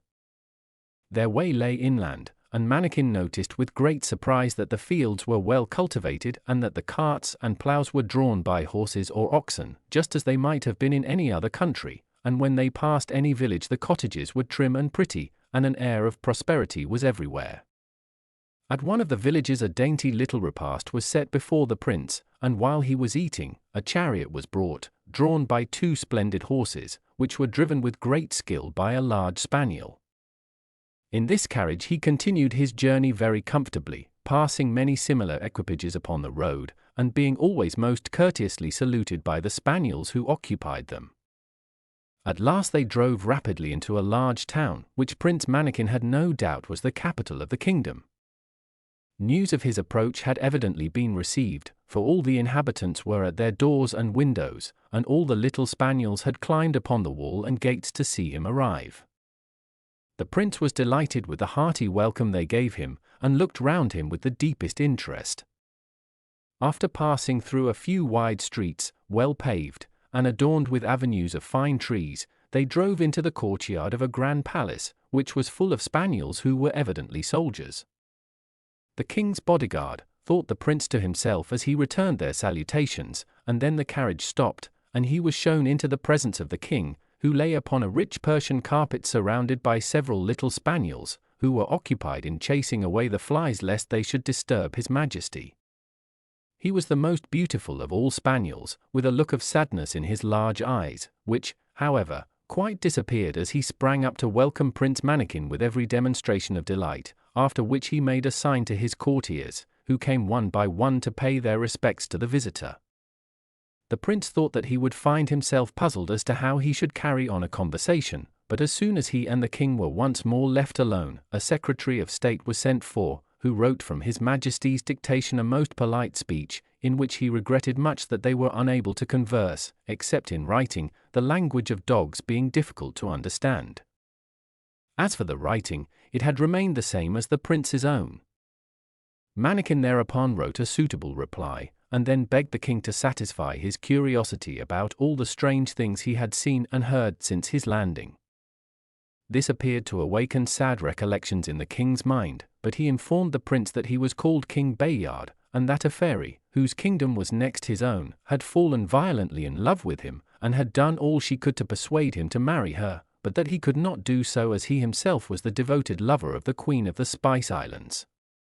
Finally, the fairy, furious at the indifference with which her love was treated, had reduced him to the state in which the prince found him, leaving him unchanged in mind, but deprived of the power of speech, and, not content with wreaking her vengeance upon the king alone, she had condemned all his subjects to a similar fate, saying, "Bark, and run upon 4 feet, until the time comes when virtue shall be rewarded by love and fortune."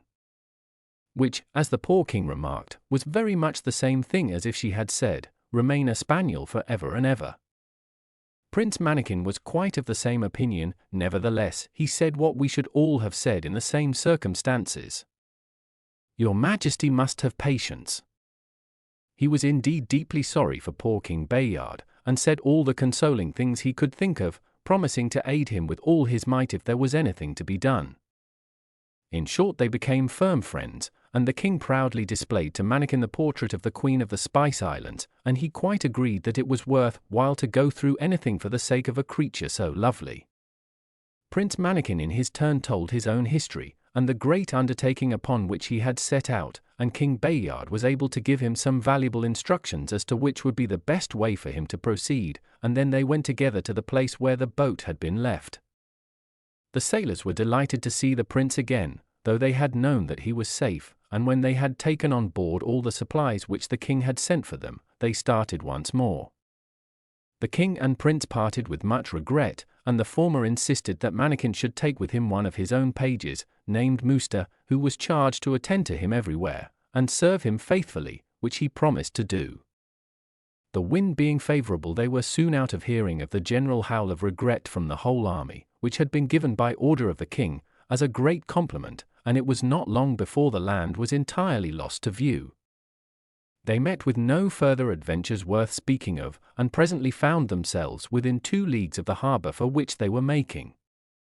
The prince, however, thought it would suit him better to land where he was, so as to avoid the town, since he had no money left and was very doubtful as to what he should do next. So the sailors set him and Musta on shore, and then went back sorrowfully to their ship, while the prince and his attendant walked off in what looked to them the most promising direction. They soon reached a lovely green meadow on the border of a wood, which seemed to them so pleasant after their long voyage that they sat down to rest in the shade and amused themselves by watching the gambols and antics of a pretty tiny monkey in the trees close by. The prince presently became so fascinated by it that he sprang up and tried to catch it, but it eluded his grasp and kept just out of arm's reach, until it had made him promise to follow wherever it led him, and then it sprang upon his shoulder and whispered in his ear, "We have no money, my poor Manikin, and we are altogether badly off, and at a loss to know what to do next. "Yes, indeed," answered the prince ruefully, "and I have nothing to give you, no sugar or biscuits, or anything that you like, my pretty one. Since you are so thoughtful for me, and so patient about your own affairs," said the little monkey, "I will show you the way to the golden rock, only you must leave Mooster to wait for you here." Prince Mannikin agreed willingly, and then the little monkey sprang from his shoulder to the nearest tree, and began to run through the wood from branch to branch, crying, "Follow me." This the prince did not find quite so easy, but the little monkey waited for him and showed him the easiest places, until presently the wood grew thinner and they came out into a little clear grassy space at the foot of a mountain, in the midst of which stood a single rock, about 10 feet high. When they were quite close to it, the little monkey said, "This stone looks pretty hard, but give it a blow with your spear and let us see what will happen." So the prince took his spear and gave the rock a vigorous dig, which split off several pieces, and showed that, though the surface was thinly coated with stone, inside it was one solid mass of pure gold. Thereupon the little monkey said, laughing at his astonishment, "I make you a present of what you have broken off, take as much of it as you think proper." The prince thanked her gratefully, and picked up one of the smallest of the lumps of gold. As he did so, the little monkey was suddenly transformed into a tall and gracious lady, who said to him, "If you are always as kind and persevering and easily contented as you are now, you may hope to accomplish the most difficult tasks. Go on your way, and have no fear that you will be troubled any more for lack of gold, for that little piece which you modestly chose shall never grow less. Use it as much as you will. But that you may see the danger you have escaped by your moderation, come with me." So saying, she led him back into the wood by a different path, and he saw that it was full of men and women. Their faces were pale and haggard, and they ran hither and thither, seeking madly upon the ground, or in the air, starting at every sound, pushing and trampling upon one another in their frantic eagerness to find the way to the golden rock. "You see how they toil," said the fairy, "but it is all of no avail. They will end by dying of despair, as hundreds have done before them." As soon as they had got back to the place where they had left Mooster, the fairy disappeared, and the prince and his faithful squire, who had greeted him with every demonstration of joy, took the nearest way to the city. Here they stayed several days, while the prince provided himself with horses and attendants, and made many inquiries about the Princess Sibella, and the way to her kingdom, which was still so far away that he could hear but little, and that of the vaguest description. But when he presently reached Mount Caucasus, it was quite a different matter. Here they seemed to talk of nothing but the Princess Sibella, and strangers from all parts of the world were traveling towards her father's court. The prince heard plenty of assurances as to her beauty and her riches, but he also heard of the immense number of his rivals and their power. One brought an army at his back, another had vast treasures, a third was as handsome and accomplished as it was possible to be, while, as to poor Mannikin, he had nothing but his determination to succeed, his faithful spaniel, and his ridiculous name, which last was hardly likely to help him, but as he could not alter it, he wisely determined not to think of it any more. After journeying for 2 whole months, they came at last to Trelintin, the capital of the Princess Sibella's kingdom, and here he heard dismal stories about the ice mountain, and how none of those who had attempted to climb it had ever come back. He heard also the story of King Fardakimbras, Sibella's father. It appeared that he, being a rich and powerful monarch, had married a lovely princess named Burbantine, and they were as happy as the day was long, so happy that as they were out sledging one day, they were foolish enough to defy fate to spoil their happiness. "We shall see about that," grumbled an old hag who sat by the wayside blowing her fingers to keep them warm. The king thereupon was very angry, and wanted to punish the woman, but the queen prevented him, saying, "Alas! Sire, do not let us make bad worse, no doubt this is a fairy." "You are right there," said the old woman, and immediately she stood up, and as they gazed at her in horror, she grew gigantic and terrible. Her staff turned to a fiery dragon with outstretched wings, her ragged cloak to a golden mantle, and her wooden shoes to 2 bundles of rockets. "You are right there, and you will see what will come of your fine goings-on, and remember the fairy Gorgonzola." So saying, she mounted the dragon and flew off, the rocket shooting in all directions and leaving long trails of sparks. In vain did Fardakimbras and Burbantine beg her to return, and endeavor by their humble apologies to pacify her. She never so much as looked at them, and was very soon out of sight, leaving them a prey to all kinds of dismal forebodings. Very soon after this the queen had a little daughter, who was the most beautiful creature ever seen. All the fairies of the north were invited to her christening, and warned against the malicious Gorgonzola. She also was invited, but she neither came to the banquet nor received her present. But as soon as all the others were seated at table, after bestowing their gifts upon the little princess, she stole into the palace, disguised as a black cat, and hid herself under the cradle until the nurses and the cradle rockers had all turned their backs, and then she sprang out, and in an instant had stolen the little princess's heart and made her escape, only being chased by a few dogs and scullions on her way across the courtyard. Once outside, she mounted her chariot and flew straight away to the North Pole, where she shut up her stolen treasure on the summit of the ice mountain, and surrounded it with so many difficulties that she felt quite easy about its remaining there as long as the princess lived, and then she went home, chuckling at her success. As to the other fairies, they went home after the banquet without discovering that anything was amiss, and so the king and queen were quite happy. Sibella grew prettier day by day. She learnt everything a princess ought to know without the slightest trouble, and yet something always seemed lacking to make her perfectly charming. She had an exquisite voice, but whether her songs were grave or gay it did not matter. She did not seem to know what they meant, and everyone who heard her said, "She certainly sings perfectly, but there is no tenderness, no heart in her voice. Poor Sibella! How could there be when her heart was far away on the ice mountains?" And it was just the same with all the other things that she did. As time went on, in spite of the admiration of the whole court and the blind fondness of the king and queen, it became more and more evident that something was fatally wrong, for those who love no one cannot long be loved, and at last the king called a general assembly, and invited the fairies to attend, that they might, if possible, find out what was the matter. After explaining their grief as well as he could, he ended by begging them to see the princess for themselves. "It is certain," said he, "that something is wrong. What it is I don't know how to tell you, but in some way your work is imperfect." They all assured him that, so far as they knew, everything had been done for the princess, and they had forgotten nothing that they could bestow on so good a neighbor as the king had been to them. After this they went to see Sibella, but they had no sooner entered her presence than they cried out with one accord, "Oh, horror, she has no heart!"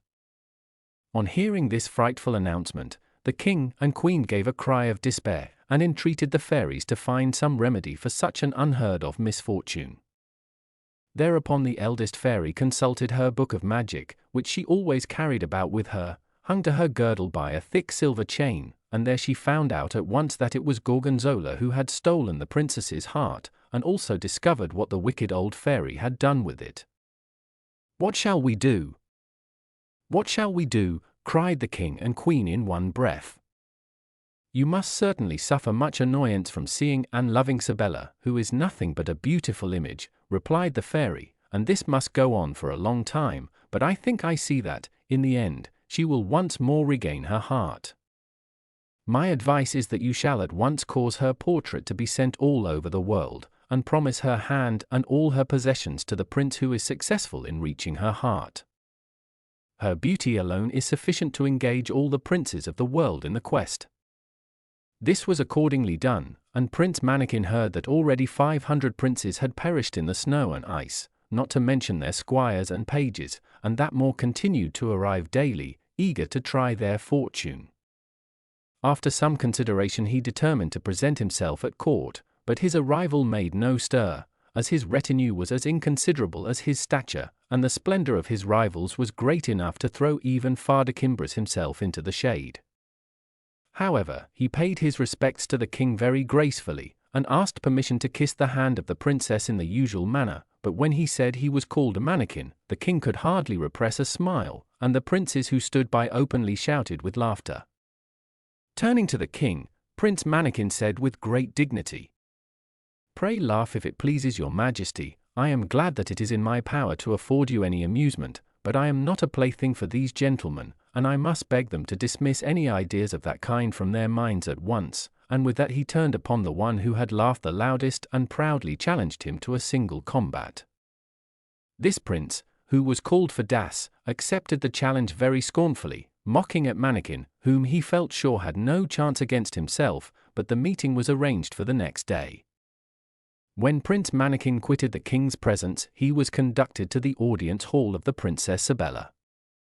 The sight of so much beauty and magnificence almost took his breath away for an instant, but, recovering himself with an effort, he said, "Lovely princess, irresistibly drawn by the beauty of your portrait, I come from the other end of the world to offer my services to you.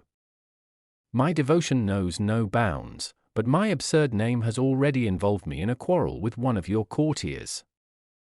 Tomorrow I am to fight this ugly, overgrown prince, and I beg you to honor the combat with your presence, and prove to the world that there is nothing in a name, and that you deign to accept Mannikin as your knight." When it came to this, the princess could not help being amused, for, though she had no heart, she was not without humor. However, she answered graciously that she accepted with pleasure, which encouraged the prince to entreat further that she would not show any favor to his adversary. "Alas," said she, "I favor none of these foolish people, who weary me with their sentiment and their folly. I do very well as I am, and yet from one year's end to another they talk of nothing but delivering me from some imaginary affliction. Not a word do I understand of all their pratings about love, and who knows what dull things besides, which, I declare to you, I cannot even remember." Mannikin was quick enough to gather from this speech that to amuse and interest the princess would be a far surer way of gaining her favor than to add himself to the list of those who continually teased her about that mysterious thing called love, which she was so incapable of comprehending. So he began to talk of his rivals, and found in each of them something to make merry over, in which diversion the princess joined him heartily, and so well did he succeed in his attempt to amuse her that before very long she declared that of all the people at court, he was the one to whom she preferred to talk. The following day, at the time appointed for the combat, when the king, the queen, and the princess had taken their places, and the whole court and the whole town were assembled to see the show, Prince FEATHERHEAD rode into the lists magnificently armed and accoutred, followed by 24 squires and 100 men-at-arms, each one leading a splendid horse, while Prince Mannikin entered from the other side armed only with his spear, and followed by the faithful Mousta. The contrast between the two champions was so great that there was a shout of laughter from the whole assembly, but when at the sounding of a trumpet the combatants rushed upon each other, and Mannikin, eluding the blow aimed at him, succeeded in thrusting Prince FEATHERHEAD from his horse and pinning him to the sand with his spear, it changed to a murmur of admiration. So soon as he had him at his mercy, however, Mannikin, turning to the princess, assured her that he had no desire to kill anyone who called himself her courtier, and then he bade the furious and humiliated FEATHERHEAD rise and thank the princess to whom he owed his life. Then, amid the sounding of the trumpets and the shoutings of the people, he and Mousta retired gravely from the lists. The king soon sent for him to congratulate him upon his success, and to offer him a lodging in the palace, which he joyfully accepted. While the princess expressed a wish to have Mousta brought to her, and, when the prince sent for him, she was so delighted with his courtly manners and his marvelous intelligence that she entreated Mannikin to give him to her for her own. The prince consented with alacrity, not only out of politeness, but because he foresaw that to have a faithful friend always near the princess might some day be of great service to him. All these events made Prince Mannikin a person of much more consequence at the court.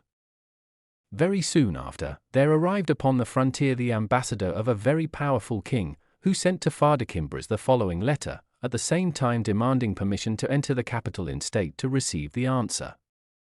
I, Brandatima, to Fardakimbras send greeting. If I had before this time seen the portrait of your beautiful daughter Sibella, I should not have permitted all these adventurers and petty princes to be dancing attendants and getting themselves frozen with the absurd idea of meriting her hand. For myself I am not afraid of any rivals, and, now I have declared my intention of marrying your daughter, no doubt they will at once withdraw their pretensions. My ambassador has orders, therefore, to make arrangements for the princess to come and be married to me without delay, for I attach no importance at all to the farrago of nonsense which you have caused to be published all over the world about this ice mountain. If the princess really has no heart, be assured that I shall not concern myself about it, since, if anybody can help her to discover one, it is myself. My worthy father-in-law, farewell. The reading of this letter embarrassed and displeased Fardakinbras and Burbantine immensely, while the princess was furious at the insolence of the demand. They all three resolved that its contents must be kept a profound secret until they could decide what reply should be sent, but Musta contrived to send word of all that had passed to Prince Manikin. He was naturally alarmed and indignant, and, after thinking it over a little, he begged an audience of the princess, and led the conversation so cunningly up to the subject that was uppermost in her thoughts, as well as his own, that she presently told him all about the matter and asked his advice as to what it would be best to do. This was exactly what he had not been able to decide for himself. However, he replied that he should advise her to gain a little time by promising her answer after the grand entry of the ambassador, and this was accordingly done. The ambassador did not at all like being put off after that fashion, but he was obliged to be content, and only said very arrogantly that so soon as his equipages arrived, as he expected they would do very shortly, he would give all the people of the city, and the stranger princes with whom it was inundated, an idea of the power and the magnificence of his master. Manikin, in despair, resolved that he would for once beg the assistance of the kind fairy Genesta. He often thought of her, and always with gratitude, but from the moment of his setting out he had determined to seek her aid only on the greatest occasions.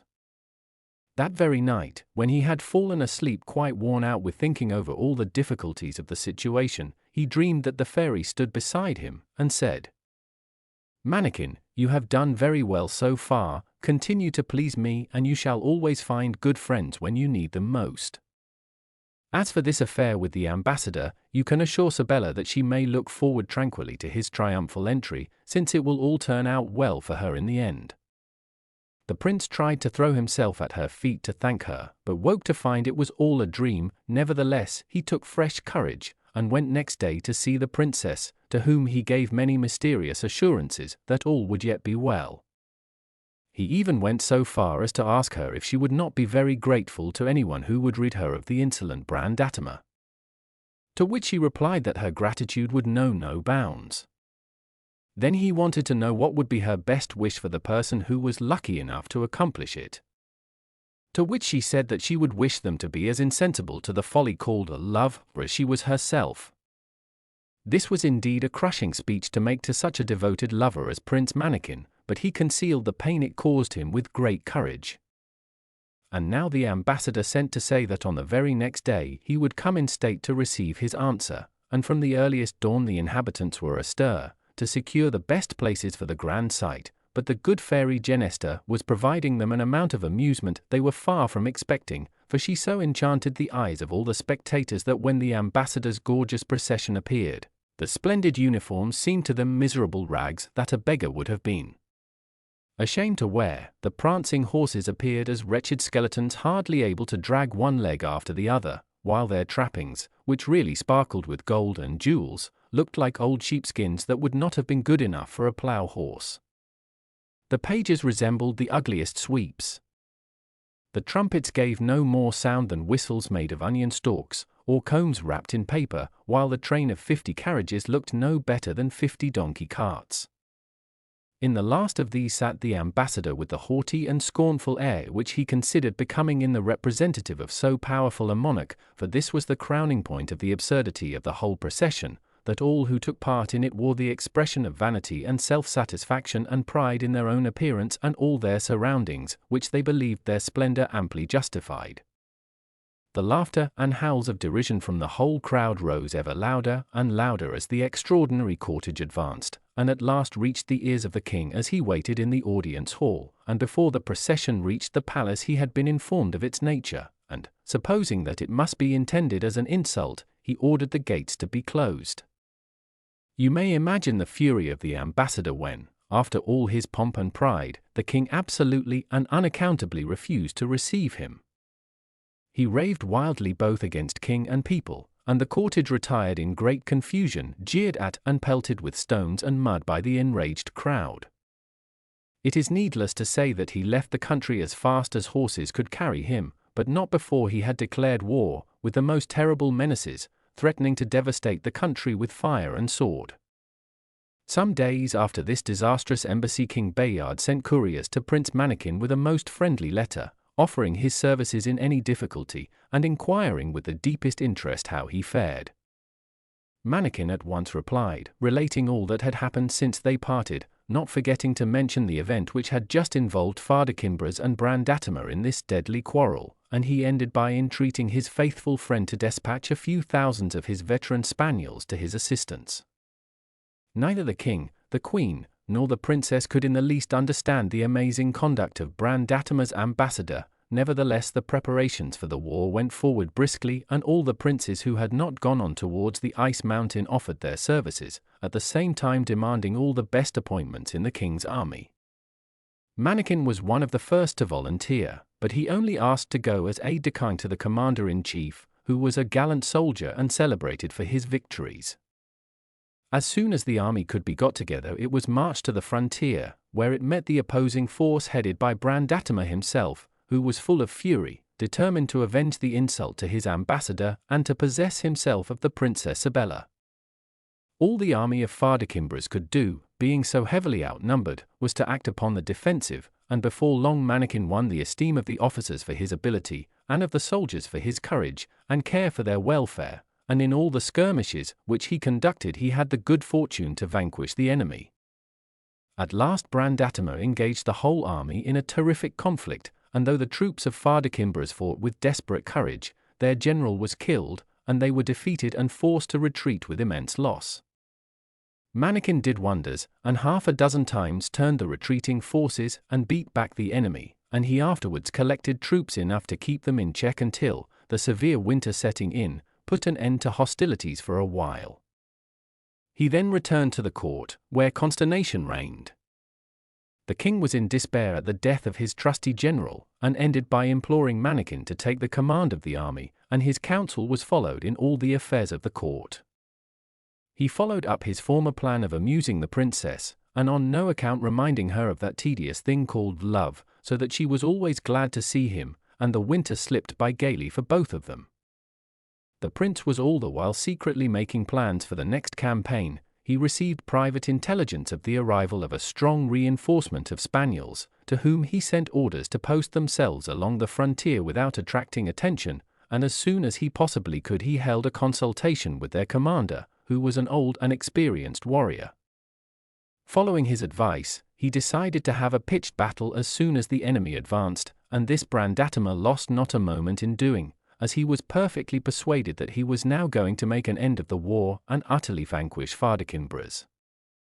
But no sooner had he given the order to charge than the Spaniards, who had mingled with his troops unperceived, leaped each upon the horse nearest to him, and not only threw the whole squadron into confusion by the terror they caused, but, springing at the throats of the riders, unhorsed many of them by the suddenness of their attack. Then turning the horses to the rear, they spread consternation everywhere, and made it easy for Prince Mannikin to gain a complete victory. He met Brandatima in single combat and succeeded in taking him prisoner, but he did not live to reach the court, to which Mannikin had sent him. His pride killed him at the thought of appearing before Sibella under these altered circumstances. In the meantime Prince Fadas and all the others who had remained behind were setting out with all speed for the conquest of the ice mountain, being afraid that Prince Mannikin might prove as successful in that as he seemed to be in everything else, and when Mannikin returned he heard of it with great annoyance. True, he had been serving the princess, but she only admired and praised him for his gallant deeds, and seemed no whit nearer bestowing on him the love he so ardently desired, and all the comfort Musta could give him on the subject was that at least she loved no one else, and with that he had to content himself. But he determined that, come what might, he would delay no longer, but attempt the great undertaking for which he had come so far. When he went to take leave of the king and queen, they entreated him not to go, as they had just heard that Prince Fadas, and all who accompanied him, had perished in the snow, but he persisted in his resolve. As for Sybella, she gave him her hand to kiss with precisely the same gracious indifference as she had given it to him the first time they met. It happened that this farewell took place before the whole court, and so great a favorite had Prince Mannikin become that they were all indignant at the coldness with which the princess treated him.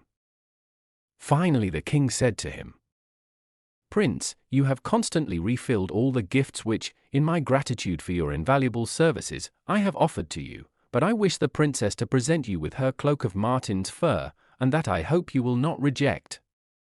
Now this was a splendid fur mantle which the princess was very fond of wearing, not so much because she felt cold, as that its richness set off to perfection the delicate tints of her complexion and the brilliant gold of her hair. However, she took it off, and with graceful politeness begged Prince Mannikin to accept it, which you may be sure he was charmed to do, and, taking only this and a little bundle of all kinds of wood, and accompanied only by 2 spaniels out of the 50 who had stayed with him when the war was ended, he set forth, receiving many tokens of love and favor from the people in every town he passed through. At the last little village he left his horse behind him, to begin his toilful march through the snow, which extended, blank and terrible, in every direction as far as the eye could see. Here he had appointed to meet the other 48 spaniels, who received him joyfully, and assured him that, happen what might, they would follow and serve him faithfully. And so they started, full of heart and hope. At first there was a slight track, difficult, but not impossible to follow, but this was soon lost, and the pole star was their only guide. When the time came to call a halt, the prince, who had after much consideration decided on his plan of action, caused a few twigs from the faggot he had brought with him to be planted in the snow, and then he sprinkled over them a pinch of the magic powder he had collected from the enchanted boat. To his great joy they instantly began to sprout and grow, and in a marvelously short time the camp was surrounded by a perfect grove of trees of all sorts, which blossomed and bore ripe fruit, so that all their wants were easily supplied, and they were able to make huge fires to warm themselves. The prince then sent out several spaniels to reconnoiter, and they had the good luck to discover a horse laden with provisions stuck fast in the snow. They at once fetched their comrades, and brought the spoil triumphantly into the camp, and, as it consisted principally of biscuits, not a spaniel among them went supperless to sleep. In this way they journeyed by day and encamped safely at night, always remembering to take on a few branches to provide them with food and shelter. They passed by the way armies of those who had set out upon the perilous enterprise, who stood frozen stiffly, without sense or motion, but Prince Mannikin strictly forbade that any attempt should be made to thaw them.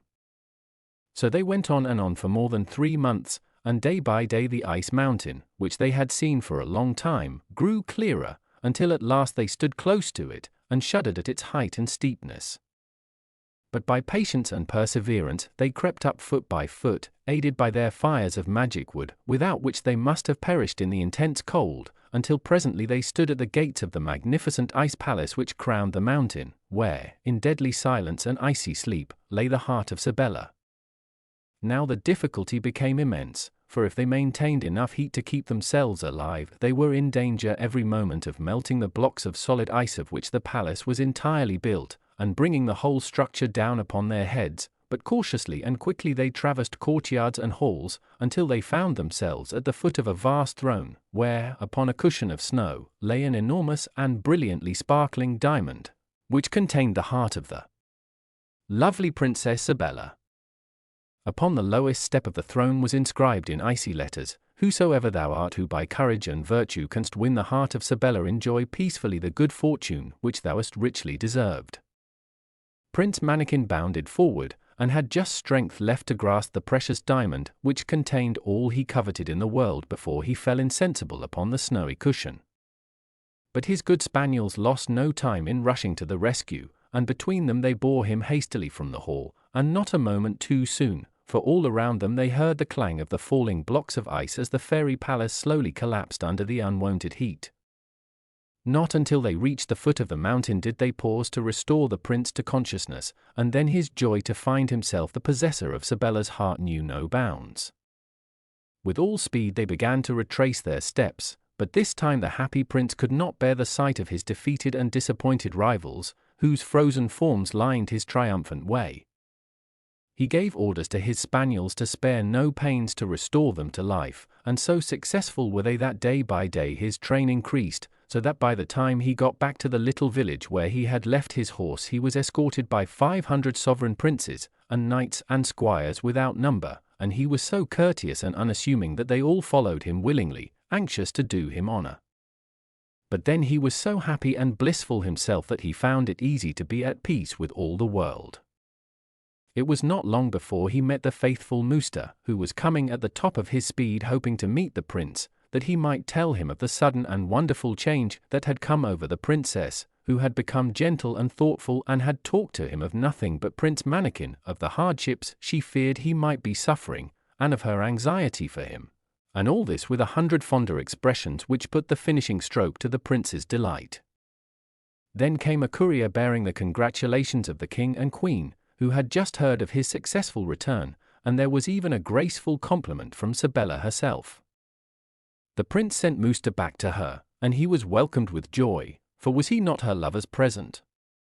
At last the travellers reached the capital, and were received with regal magnificence. Fardakimbras and Bourbantine embraced Prince Mannikin, declaring that they regarded him as their heir and the future husband of the princess, to which he replied that they did him too much honor. And then he was admitted into the presence of the princess, who for the first time in her life blushed as he kissed her hand, and could not find a word to say. But the prince, throwing himself on his knees beside her, held out the splendid diamond, saying, "Madam, this treasure is yours, since none of the dangers and difficulties I have gone through have been sufficient to make me deserve it." "Ah, Prince," said she, "if I take it, it is only that I may give it back to you, since truly it belongs to you already." At this moment in came the king and queen, and interrupted them by asking all the questions imaginable, and not infrequently the same over and over again. It seems that there is always one thing that is sure to be said about an event by everybody, and Prince Mannikin found that the question which he was asked by more than 1,000 people on this particular occasion was, "And didn't you find it very cold?" The king had come to request Prince Mannikin and the princess to follow him to the council chamber, which they did, not knowing that he meant to present the prince to all the nobles assembled there as his son-in-law and successor. But when Mannikin perceived his intention, he begged permission to speak first, and told his whole story, even to the fact that he believed himself to be a peasant's son. Scarcely had he finished speaking when the sky grew black, the thunder growled, and the lightning flashed, and in the blaze of light the good fairy Genesta suddenly appeared. Turning to Prince Mannikin, she said, "I am satisfied with you, since you have shown not only courage but a good heart." Then she addressed King Fardakimbras, and informed him of the real history of the prince, and how she had determined to give him the education she knew would be best for a man who was to command others. "You have already found the advantage of having a faithful friend," she added to the prince, "and now you will have the pleasure of seeing King Bayard and his subjects regain their natural forms as a reward for his kindness to you." Just then arrived a chariot drawn by eagles, which proved to contain the foolish king and queen, who embraced their long-lost son with great joy, and were greatly struck with the fact that they did indeed find him covered with fur. While they were caressing Sibella and wringing her hands, which is a favorite form of endearment with foolish people, chariots were seen approaching from all points of the compass, containing numbers of fairies. "Sire," said Genesta to Fardakimbras, "I have taken the liberty of appointing your court as a meeting place for all the fairies who could spare the time to come, and I hope you can arrange to hold the great ball, which we have once in 100 years, on this occasion." The king, having suitably acknowledged the honor done him, was next reconciled to Gorgonzola, and they two presently opened the ball together. The fairy Marcentine restored their natural forms to King Bayard and all his subjects, and he appeared once more as handsome a king as you could wish to see. One of the fairies immediately dispatched her chariot for the Queen of the Spice Islands, and their wedding took place at the same time as that of Prince Mannikin and the lovely and gracious Sibella. They lived happily ever afterwards, and their vast kingdoms were presently divided between their children. The prince, out of grateful remembrance of the Princess Sibella's first gift to him, bestowed the right of bearing her name upon the most beautiful of the martins, and that is why they are called sables to this day. Comte de CALIPH. The Enchanted Ring. Once upon a time there lived a young man named Rosamond, who was as good and handsome as his elder brother Bramintho was ugly and wicked. Their mother detested her eldest son, and had only eyes for the youngest. This excited Bramintho's jealousy, and he invented a horrible story in order to ruin his brother. He told his father that Rosamond was in the habit of visiting a neighbor who was an enemy of the family, and betraying to him all that went on in the house, and was plotting with him to poison their father. The father flew into a rage, and flogged his son till the blood came. Then he threw him into prison and kept him for 3 days without food, and after that he turned him out of the house, and threatened to kill him if he ever came back. The mother was miserable, and did nothing but weep, but she dared not say anything.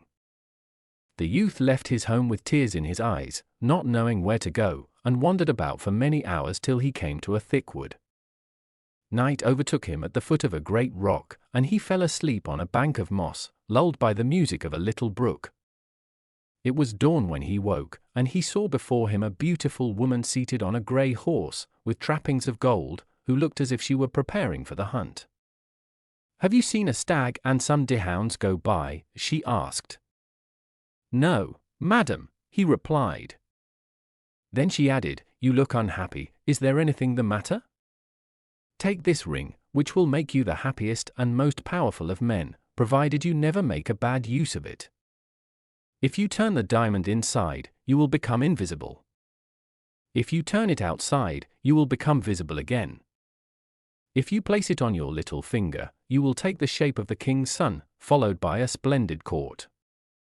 If you put it on your 4th finger, you will take your own shape." Then the young man understood that it was a fairy who was speaking to him, and when she had finished she plunged into the woods. The youth was very impatient to try the ring, and returned home immediately. He found that the fairy had spoken the truth, and that he could see and hear everything, while he himself was unseen. It lay with him to revenge himself, if he chose, on his brother, without the slightest danger to himself, and he told no one but his mother of all the strange things that had befallen him. He afterwards put the enchanted ring on his little finger, and appeared as the king's son, followed by 100 fine horses, and a guard of officers all richly dressed. His father was much surprised to see the king's son in his quiet little house, and he felt rather embarrassed, not knowing what was the proper way to behave on such a grand occasion. Then Rosamond asked him how many sons he had. 2, replied he. I wish to see them, said Rosamond. Send for them at once. I desire to take them both to court, in order to make their fortunes. The father hesitated, then answered, Here is the eldest, whom I have the honor to present to your highness. But where is the youngest? I wish to see him too, persisted Rosamond. He is not here, said the father. I had to punish him for a fault, and he has run away. Then Rosamond replied, You should have shown him what was right, but not have punished him. However, let the elder come with me, and as for you, follow these 2 guards, who will escort you to a place that I will point out to them. Then the 2 guards led off the father, and the fairy of whom you have heard found him in the forest, and beat him with a golden birch rod, and cast him into a cave that was very deep and dark, where he lay enchanted. Lie there, she said, till your son comes to take you out again. Meanwhile the son went to the king's palace, and arrived just when the real prince was absent. He had sailed away to make war on a distant island, but the winds had been contrary, and he had been shipwrecked on unknown shores, and taken captive by a savage people. Rosamond made his appearance at court in the character of the prince, whom everyone wept for as lost, and told them that he had been rescued when at the point of death by some merchants. His return was the signal for great public rejoicings, and the king was so overcome that he became quite speechless, and did nothing but embrace his son. The queen was even more delighted, and fetes were ordered over the whole kingdom. One day the false prince said to his real brother, Bramintho, you know that I brought you here from your native village in order to make your fortune, but I have found out that you are a liar, and that by your deceit you have been the cause of all the troubles of your brother Rosamond. He is in hiding here, and I desire that you shall speak to him, and listen to his reproaches. Bramintho trembled at these words, and, flinging himself at the prince's feet, confessed his crime. "That is not enough," said Rosamond. "It is to your brother that you must confess, and I desire that you shall ask his forgiveness. He will be very generous if he grants it, and it will be more than you deserve. He is in my anteroom, where you shall see him at once. I myself will retire into another apartment, so as to leave you alone with him." Bramintho entered, as he was told, into the anteroom. Then Rosamond changed the ring, and passed into the room by another door. Bramintho was filled with shame as soon as he saw his brother's face. He implored his pardon, and promised to atone for all his faults. Rosamond embraced him with tears, and at once forgave him, adding, "I am in great favor with the king. It rests with me to have your head cut off, or to condemn you to pass the remainder of your life in prison, but I desire to be as good to you as you have been wicked to me." Bramintho, confused and ashamed, listened to his words without daring to lift his eyes or to remind Rosamond that he was his brother. After this, Rosamond gave out that he was going to make a secret voyage, to marry a princess who lived in a neighboring kingdom, but in reality he only went to see his mother, whom he told all that had happened at the court, giving her at the same time some money that she needed, for the king allowed him to take exactly what he liked, though he was always careful not to abuse this permission.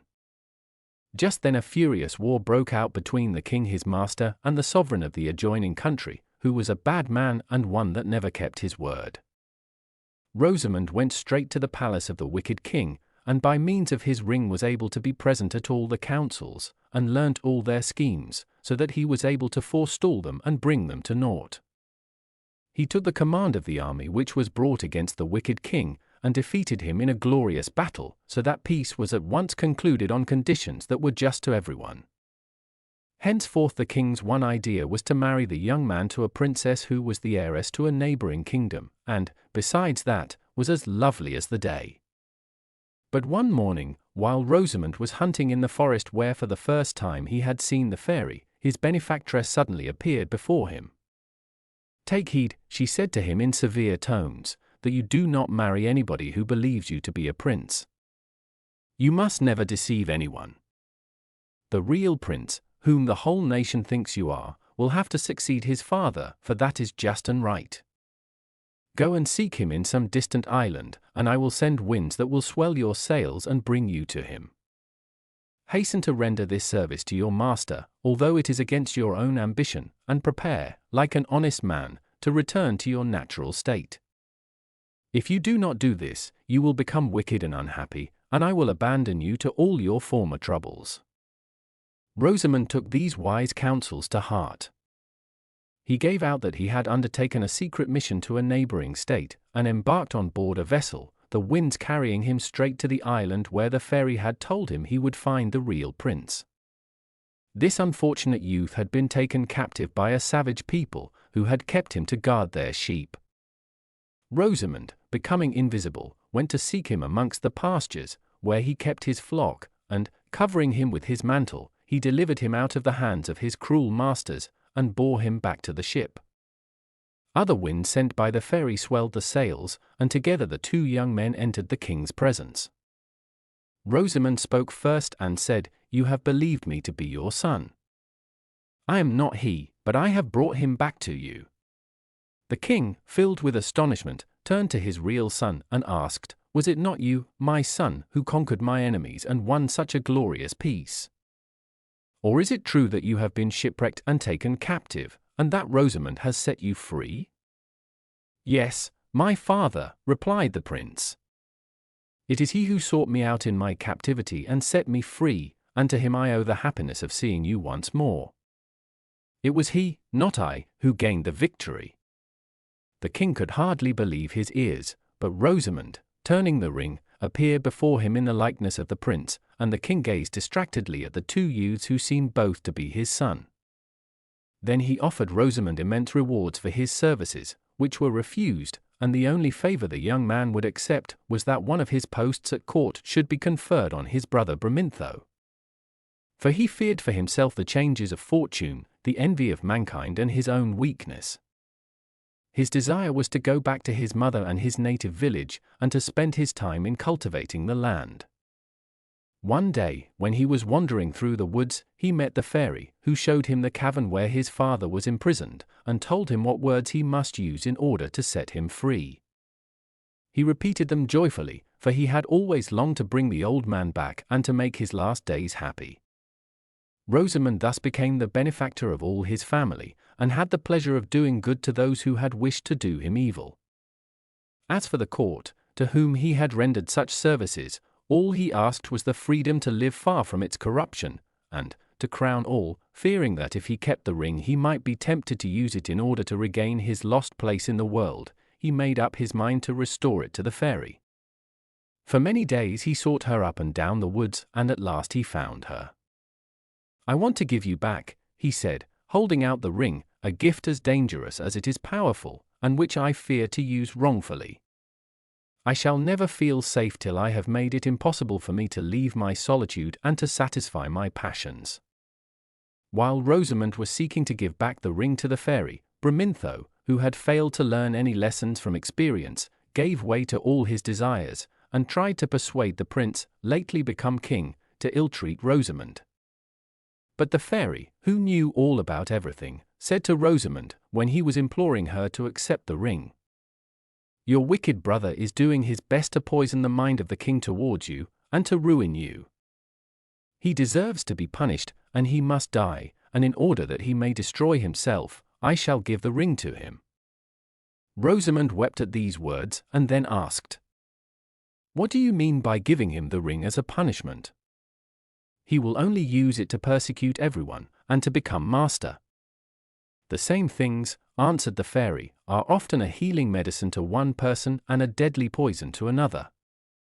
Prosperity is the source of all evil to a naturally wicked man. If you wish to punish a scoundrel, the first thing to do is to give him power. You will see that with this rope he will soon hang himself." Having said this, she disappeared, and went straight to the palace, where she showed herself to Bramintho under the disguise of an old woman covered with rags. She at once addressed him in these words: "I have taken this ring from the hands of your brother, to whom I had lent it, and by its help he covered himself with glory. I now give it to you, and be careful what you do with it." Bramintho replied with a laugh, "I shall certainly not imitate my brother, who was foolish enough to bring back the prince instead of reigning in his place, and he was as good as his word. The only use he made of the ring was to find out family secrets and betray them, to commit murders and every sort of wickedness, and to gain wealth for himself unlawfully. All these crimes, which could be traced to nobody, filled the people with astonishment. The king, seeing so many affairs, public and private, exposed, was at first as puzzled as anyone, till Bramintho's wonderful prosperity and amazing insolence made him suspect that the enchanted ring had become his property. In order to find out the truth, he bribed a stranger just arrived at court, one of a nation with whom the king was always at war, and arranged that he was to steal in the night to Bramintho and to offer him untold honors and rewards if he would betray the state secrets. Bramintho promised everything, and accepted at once the first payment of his crime, boasting that he had a ring which rendered him invisible, and that by means of it he could penetrate into the most private places. But his triumph was short. Next day he was seized by order of the king, and his ring was taken from him. He was searched, and on him were found papers which proved his crimes, and, though Rosamond himself came back to the court to entreat his pardon, it was refused. So Bramintho was put to death, and the ring had been even more fatal to him than it had been useful in the hands of his brother. To console Rosamond for the fate of Bramintho, the king gave him back the enchanted ring, as a pearl without price. The unhappy Rosamond did not look upon it in the same light, and the first thing he did on his return home was to seek the fairy in the woods. "Here," he said, "is your ring. My brother's experience has made me understand many things that I did not know before. Keep it, it has only led to his destruction. Ah! Without it he would be alive now, and my father and mother would not in their old age be bowed to the earth with shame and grief. Perhaps he might have been wise and happy if he had never had the chance of gratifying his wishes. Oh, how dangerous it is to have more power than the rest of the world. Take back your ring, and as ill fortune seems to follow all on whom you bestow it, I will implore you, as a favor to myself, that you will never give it to anyone who is dear to me. Fenelon. The Snuff-Box. As often happens in this world, there was once a young man who spent all his time in traveling. One day, as he was walking along, he picked up a snuff-box. He opened it, and the snuff-box said to him in the Spanish language, "What do you want?"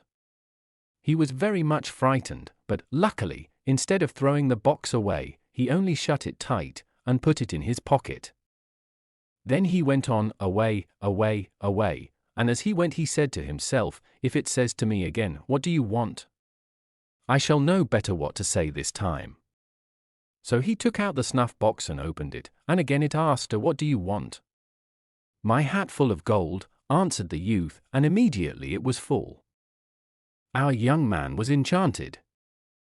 Henceforth he should never be in need of anything.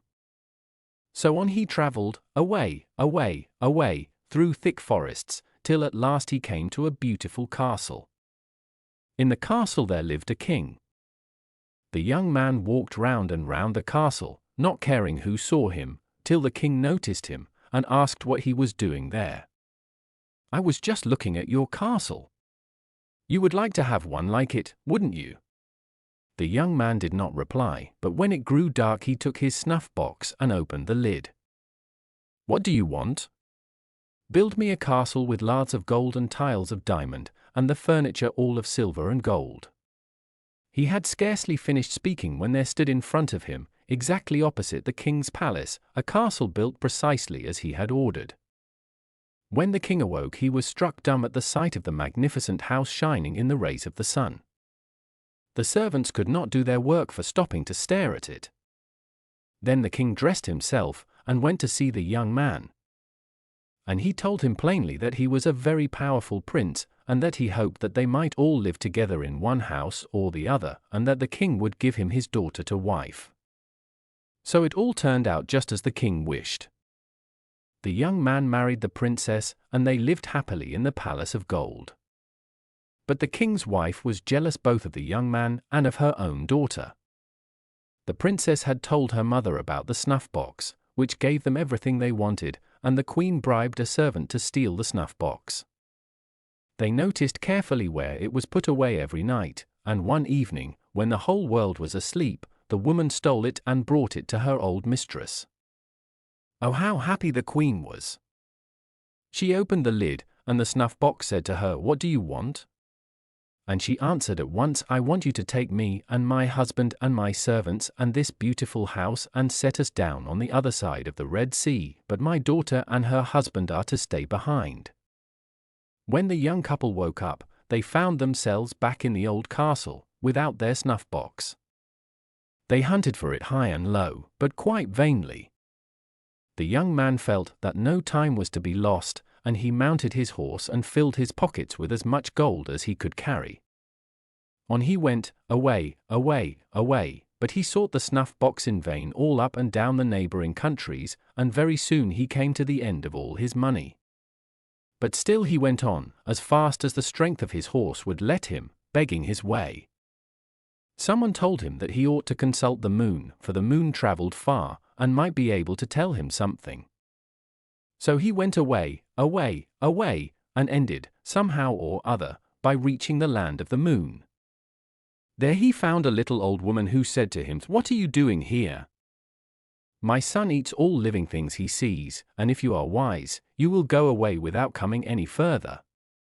But the young man told her all his sad tale, and how he possessed a wonderful snuff-box, and how it had been stolen from him, and how he had nothing left, now that he was parted from his wife and was in need of everything. And he said that perhaps her son, who travelled so far, might have seen a palace with lards of gold and tiles of diamond, and furnished all in silver and gold. As he spoke these last words, the moon came in and said he smelt mortal flesh and blood. But his mother told him that it was an unhappy man who had lost everything, and had come all this way to consult him, and bade the young man not to be afraid, but to come forward and show himself. So he went boldly up to the moon, and asked if by any accident he had seen a palace with the laths of gold and the tiles of diamond, and all the furniture of silver and gold. Once this house belonged to him, but now it was stolen. And the moon said no, but that the sun travelled farther than he did, and that the young man had better go and ask him. So the young man departed, and went away, as well as his horse would take him, begging his living as he rode along, and, somehow or other, at last he got to the land of the sun. There he found a little old woman, who asked him, "What are you doing here? Go away. Have you not heard that my son feeds upon Christians?" But he said no, and that he would not go, for he was so miserable that it was all one to him whether he died or not, that he had lost everything, and especially a splendid palace like none other in the whole world, for it had laths of gold and tiles of diamond, and all the furniture was of silver and gold. And that he had sought it far and long, and in all the earth there was no man more unhappy. So the old woman's heart melted, and she agreed to hide him. When the son arrived, he declared that he smelt Christian flesh, and he meant to have it for his dinner. But his mother told him such a pitiful story of the miserable wretch who had lost everything, and had come from far to ask his help, that at last he promised to see him. So the young man came out from his hiding place and begged the son to tell him if in the course of his travels he had not seen somewhere a palace that had not its like in the whole world, for its laths were of gold and its tiles of diamond, and all the furniture in silver and gold.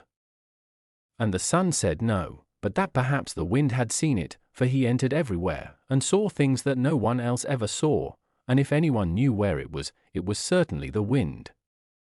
Then the poor young man again set forth as well as his horse could take him, begging his living as he went, and, somehow or other, he ended by reaching the home of the wind. He found there a little old woman busily occupied in filling great barrels with water. She asked him what had put it into his head to come there, for her son ate everything he saw, and that he would shortly arrive quite mad, and that the young man had better look out. But he answered that he was so unhappy that he had ceased to mind anything, even being eaten, and then he told her that he had been robbed of a palace that had not its equal in all the world, and of all that was in it, and that he had even left his wife, and was wandering over the world until he found it. And that it was the sun who had sent him to consult the wind. So she hid him under the staircase, and soon they heard the south wind arrive, shaking the house to its foundations. Thirsty as he was, he did not wait to drink, but he told his mother that he smelt the blood of a Christian man, and that she had better bring him out at once and make him ready to be eaten. But she bade her son eat and drink what was before him, and said that the poor young man was much to be pitied, and that the sun had granted him his life in order that he might consult the wind. Then she brought out the young man, who explained how he was seeking for his palace, and that no man had been able to tell him where it was, so he had come to the wind. And he added that he had been shamefully robbed, and that the laths were of gold and the tiles of diamond, and all the furniture in silver and gold, and he inquired if the wind had not seen such a palace during his wanderings. And the wind said yes, and that all that day he had been blowing backwards and forwards over it without being able to move one single tile. "Oh, do tell me where it is," cried the young man. "It is a long way off," replied the wind, "on the other side of the Red Sea." But our traveller was not discouraged, he had already journeyed too far. So he set forth at once, and, somehow or other, he managed to reach that distant land. And he inquired if anyone wanted a gardener. He was told that the head gardener at the castle had just left, and perhaps he might have a chance of getting the place. The young man lost no time, but walked up to the castle and asked if they were in want of a gardener, and how happy he was when they agreed to take him. Now he passed most of his day in gossiping with the servants about the wealth of their masters and the wonderful things in the house. He made friends with one of the maids, who told him the history of the snuff-box, and he coaxed her to let him see it. One evening she managed to get hold of it, and the young man watched carefully where she hid it away, in a secret place in the bedchamber of her mistress. The following night, when everyone was fast asleep, he crept in and took the snuff-box. Think of his joy as he opened the lid. When it asked him, as of yore, "What do you want?" he replied. "What do I want? What do I want? Why, I want to go with my palace to the old place, and for the king and the queen and all their servants to be drowned in the Red Sea." He hardly finished speaking when he found himself back again with his wife, while all the other inhabitants of the palace were lying at the bottom of the Red Sea. Sebalut. The Golden Blackbird. Once upon a time there was a great lord who had 3 sons. He fell very ill, sent for doctors of every kind, even bone setters, but they, none of them, could find out what was the matter with him, or even give him any relief. At last there came a foreign doctor, who declared that the golden blackbird alone could cure the sick man. So the old lord dispatched his eldest son to look for the wonderful bird, and promised him great riches if he managed to find it and bring it back. The young man began his journey, and soon arrived at a place where 4 roads met. He did not know which to choose, and tossed his cap in the air, determining that the direction of its fall should decide him. After traveling for 2 or 3 days, he grew tired of walking without knowing where or for how long, and he stopped at an inn which was filled with merrymakers and ordered something to eat and drink. "My faith," said he, "it is sheer folly to waste more time hunting for this bird. My father is old, and if he dies I shall inherit his goods." The old man, after waiting patiently for some time, sent his second son to seek the golden blackbird. The youth took the same direction as his brother, and when he came to the crossroads, he too tossed up which road he should take. The cap fell in the same place as before, and he walked on till he came to the spot where his brother had halted. The latter, who was leaning out of the window of the inn, called to him to stay where he was and amuse himself. "You are right," replied the youth. "Who knows if I should ever find the golden blackbird, even if I sought the whole world through for it? At the worst, if the old man dies, we shall have his property." He entered the inn, and the 2 brothers made merry and feasted, till very soon their money was all spent. They even owed something to their landlord, who kept them as hostages till they could pay their debts. The youngest son set forth in his turn, and he arrived at the place where his brothers were still prisoners. They called to him to stop, and did all they could to prevent his going further. "No," he replied, "my father trusted me, and I will go all over the world till I find the golden blackbird." "Bah," said his brothers, "you will never succeed any better than we did. Let him die if he wants to, we will divide the property." As he went his way he met a little hare, who stopped to look at him, and asked, "Where are you going, my friend?" "I really don't quite know," answered he. "My father is ill, and he cannot be cured unless I bring him back the golden blackbird. It is a long time since I set out, but no one can tell me where to find it." "Ah," said the hare, "you have a long way to go yet. You will have to walk at least 700 miles before you get to it." "And how am I to travel such a distance?"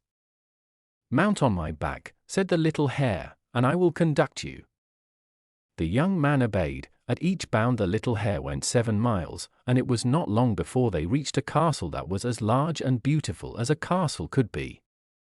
"The golden blackbird is in a little cabin near by," said the little hare, "and you will easily find it. It lives in a little cage, with another cage beside it made all of gold. But whatever you do, be sure not to put it in the beautiful cage, or everybody in the castle will know that you have stolen it." The youth found the golden blackbird standing on a wooden perch, but as stiff and rigid as if he was dead. And beside the beautiful cage was the cage of gold. "Perhaps he would revive if I were to put him in that lovely cage," thought the youth. The moment that golden bird had touched the bars of the splendid cage he awoke, and began to whistle, so that all the servants of the castle ran to see what was the matter, saying that he was a thief and must be put in prison. "No," he answered, "I am not a thief. If I have taken the golden blackbird, it is only that it may cure my father, who is ill, and I have traveled more than 700 miles in order to find it." "Well," they replied, "we will let you go, and will even give you the golden bird, if you are able to bring us the porcelain maiden." The youth departed, weeping, and met the little hare, who was munching wild thyme. "What are you crying for, my friend?" asked the hare. "It is because," he answered, "the castle people will not allow me to carry off the golden blackbird without giving them the porcelain maiden in exchange." "You have not followed my advice," said the little hare. "And you have put the golden bird into the fine cage." "Alas!" "Yes." "Don't despair. The porcelain maiden is a young girl, beautiful as Venus, who dwells 200 miles from here. Jump on my back and I will take you there." The little hare, who took 7 miles in a stride, was there in no time at all, and he stopped on the borders of a lake. "The porcelain maiden," said the hare to the youth, "will come here to bathe with her friends, while I just eat a mouthful of thyme to refresh me. When she is in the lake, be sure you hide her clothes, which are of dazzling whiteness, and do not give them back to her unless she consents to follow you." The little hare left him, and almost immediately the porcelain maiden arrived with her friends. She undressed herself and got into the water. Then the young man glided up noiselessly and laid hold of her clothes, which he hid under a rock at some distance. When the porcelain maiden was tired of playing in the water, she came out to dress herself, but though she hunted for her clothes high and low, she could find them nowhere. Her friends helped her in the search, but seeing at last that it was of no use, they left her, alone on the bank, weeping bitterly. "Why do you cry?" said the young man, approaching her. "Alas," answered she, "while I was bathing someone stole my clothes, and my friends have abandoned me. I will find your clothes if you will only come with me." And the porcelain maiden agreed to follow him, and after having given up her clothes, the young man bought a small horse for her, which went like the wind. The little hare brought them both back to seek for the golden blackbird, and when they drew near to the castle where it lived, the little hero said to the young man, "Now, do be a little sharper than you were before, and you will manage to carry off both the golden blackbird and the porcelain maiden.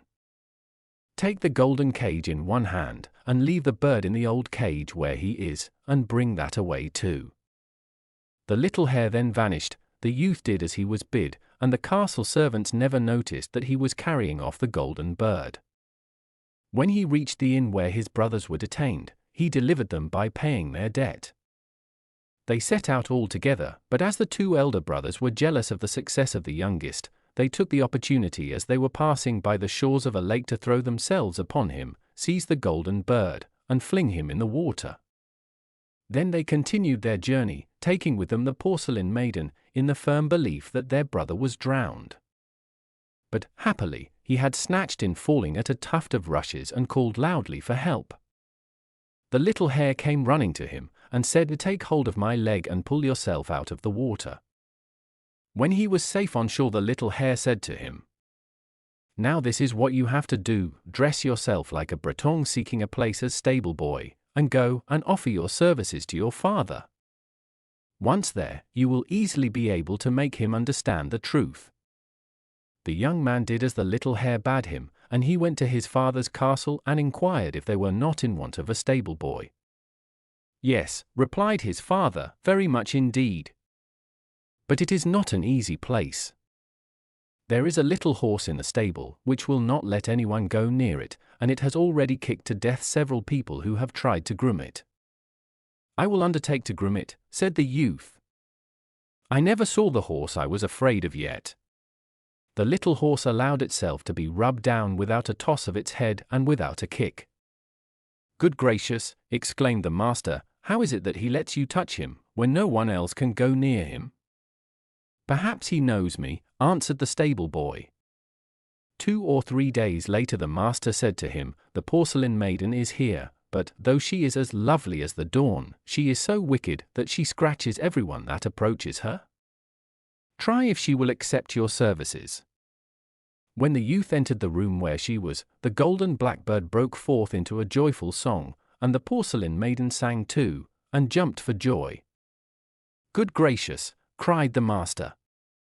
"The porcelain maiden and the golden blackbird know you too?"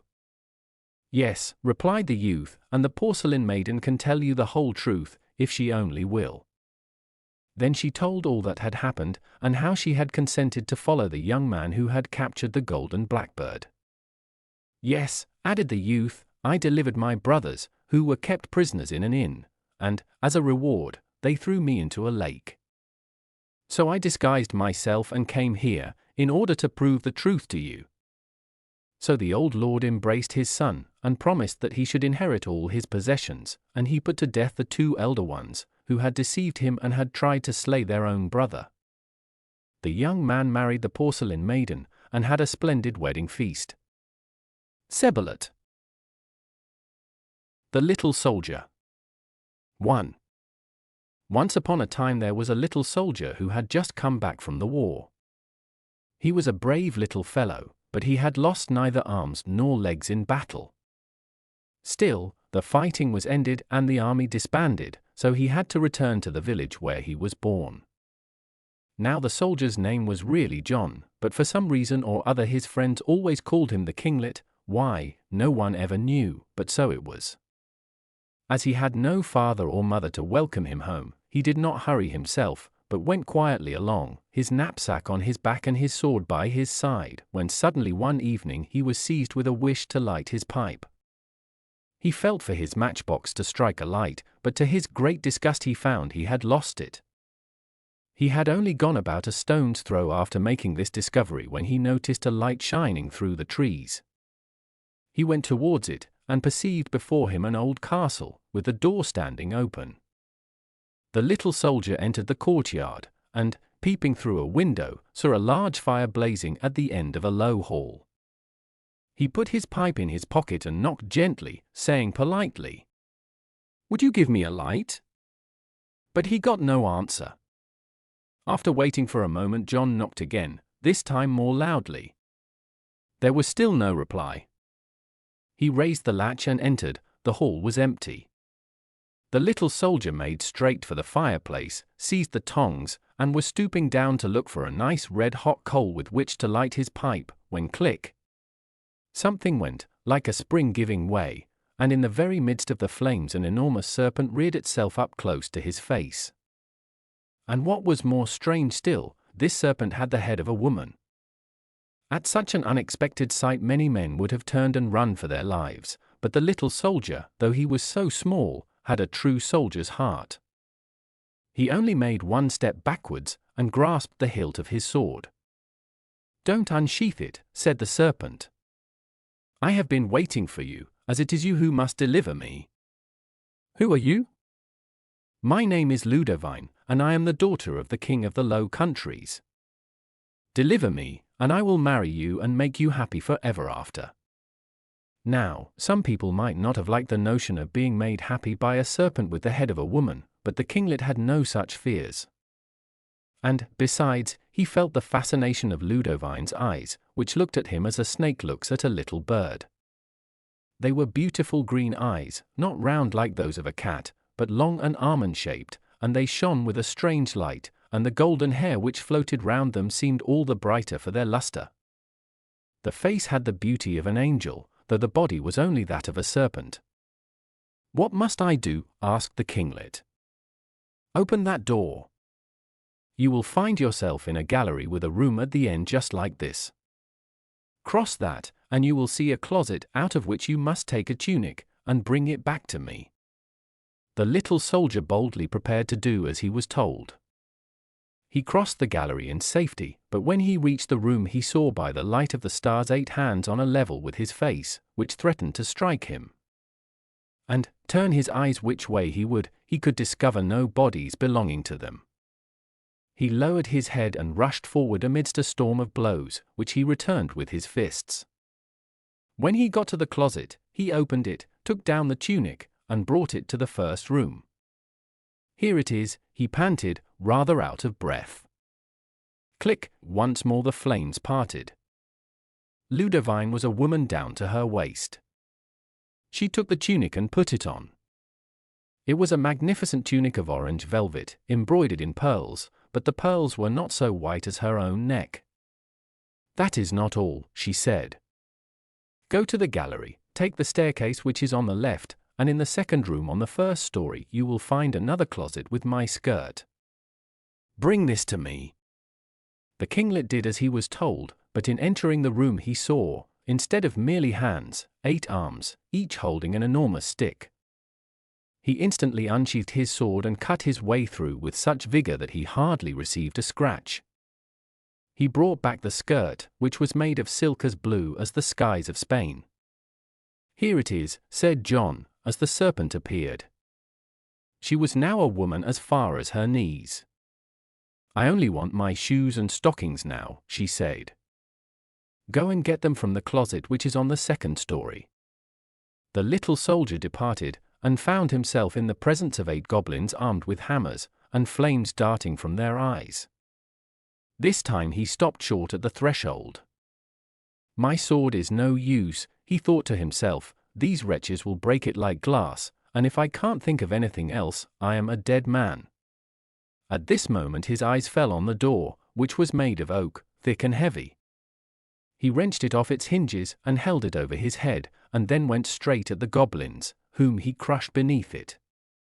After that he took the shoes and stockings out of the closet and brought them to Ludovine, who, directly she had put them on, became a woman all over. When she was quite dressed in her white silk stockings and little blue slippers dotted over with carbuncles, she said to her deliverer, "Now you must go away, and never come back here, whatever happens. Here is a purse with 200 ducats. Sleep tonight at the inn which is at the edge of the wood, and awake early in the morning, for at 9 o'clock I shall pass the door, and shall take you up in my carriage." "Why shouldn't we go now?" asked the little soldier. "Because the time has not yet come," said the princess. "But first you may drink my health in this glass of wine," and as she spoke she filled a crystal goblet with a liquid that looked like melted gold. John drank, then lit his pipe and went out. 2. When he arrived at the inn he ordered supper, but no sooner had he sat down to eat it than he felt that he was going sound asleep. "I must be more tired than I thought," he said to himself, and, after telling them to be sure to wake him next morning at 8 o'clock, he went to bed. All night long he slept like a dead man. At 8 o'clock they came to wake him, and at 1/2 and a quarter of an hour later, but it was no use, and at last they decided to leave him in peace. The clocks were striking 12 when John awoke. He sprang out of bed, and, scarcely waiting to dress himself, hastened to ask if anyone had been to inquire for him. "There came a lovely princess," replied the landlady, "in a coach of gold. She left you this bouquet, and a message to say that she would pass this way tomorrow morning at 8 o'clock. The little soldier cursed his sleep, but tried to console himself by looking at his bouquet, which was of immortelles. "It is the flower of remembrance," thought he, forgetting that it is also the flower of the dead. When the night came, he slept with one eye open, and jumped up 20 times an hour. When the birds began to sing he could lie still no longer, and climbed out of his window into the branches of one of the great lime trees that stood before the door. There he sat, dreamily gazing at his bouquet till he ended by going fast asleep. Once asleep, nothing was able to wake him, neither the brightness of the sun, nor the songs of the birds, nor the noise of Ludovine's golden coach, nor the cries of the landlady who sought him in every place she could think of. As the clock struck 12 he woke, and his heart sank as he came down out of his tree and saw them laying the table for dinner. "Did the princess come?" he asked. "Yes, indeed, she did. She left this flower-colored scarf for you, said she would pass by tomorrow at 7 o'clock, but it would be the last time." "I must have been bewitched," thought the little soldier. Then he took the scarf, which had a strange kind of scent, and tied it round his left arm, thinking all the while that the best way to keep awake was not to go to bed at all. So he paid his bill, and bought a horse with the money that remained, and when the evening came he mounted his horse and stood in front of the inn door, determined to stay there all night. Every now and then he stooped to smell the sweet perfume of the scarf round his arm, and gradually he smelt it so often that at last his head sank onto the horse's neck, and he and his horse snored in company. When the princess arrived, they shook him, and beat him, and screamed at him, but it was all no good. Neither man nor horse woke till the coach was seen vanishing away in the distance. Then John put spurs to his horse, calling with all his might, "Stop! Stop!" But the coach drove on as before, and though the little soldier rode after it for a day and a night, he never got one step nearer.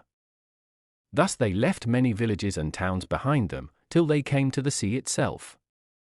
Here John thought that at last the coach must stop, but, wonder of wonders, it went straight on, and rolled over the water as easily as it had done over the land. John's horse, which had carried him so well, sank down from fatigue, and the little soldier sat sadly on the shore, watching the coach which was fast disappearing on the horizon. 3.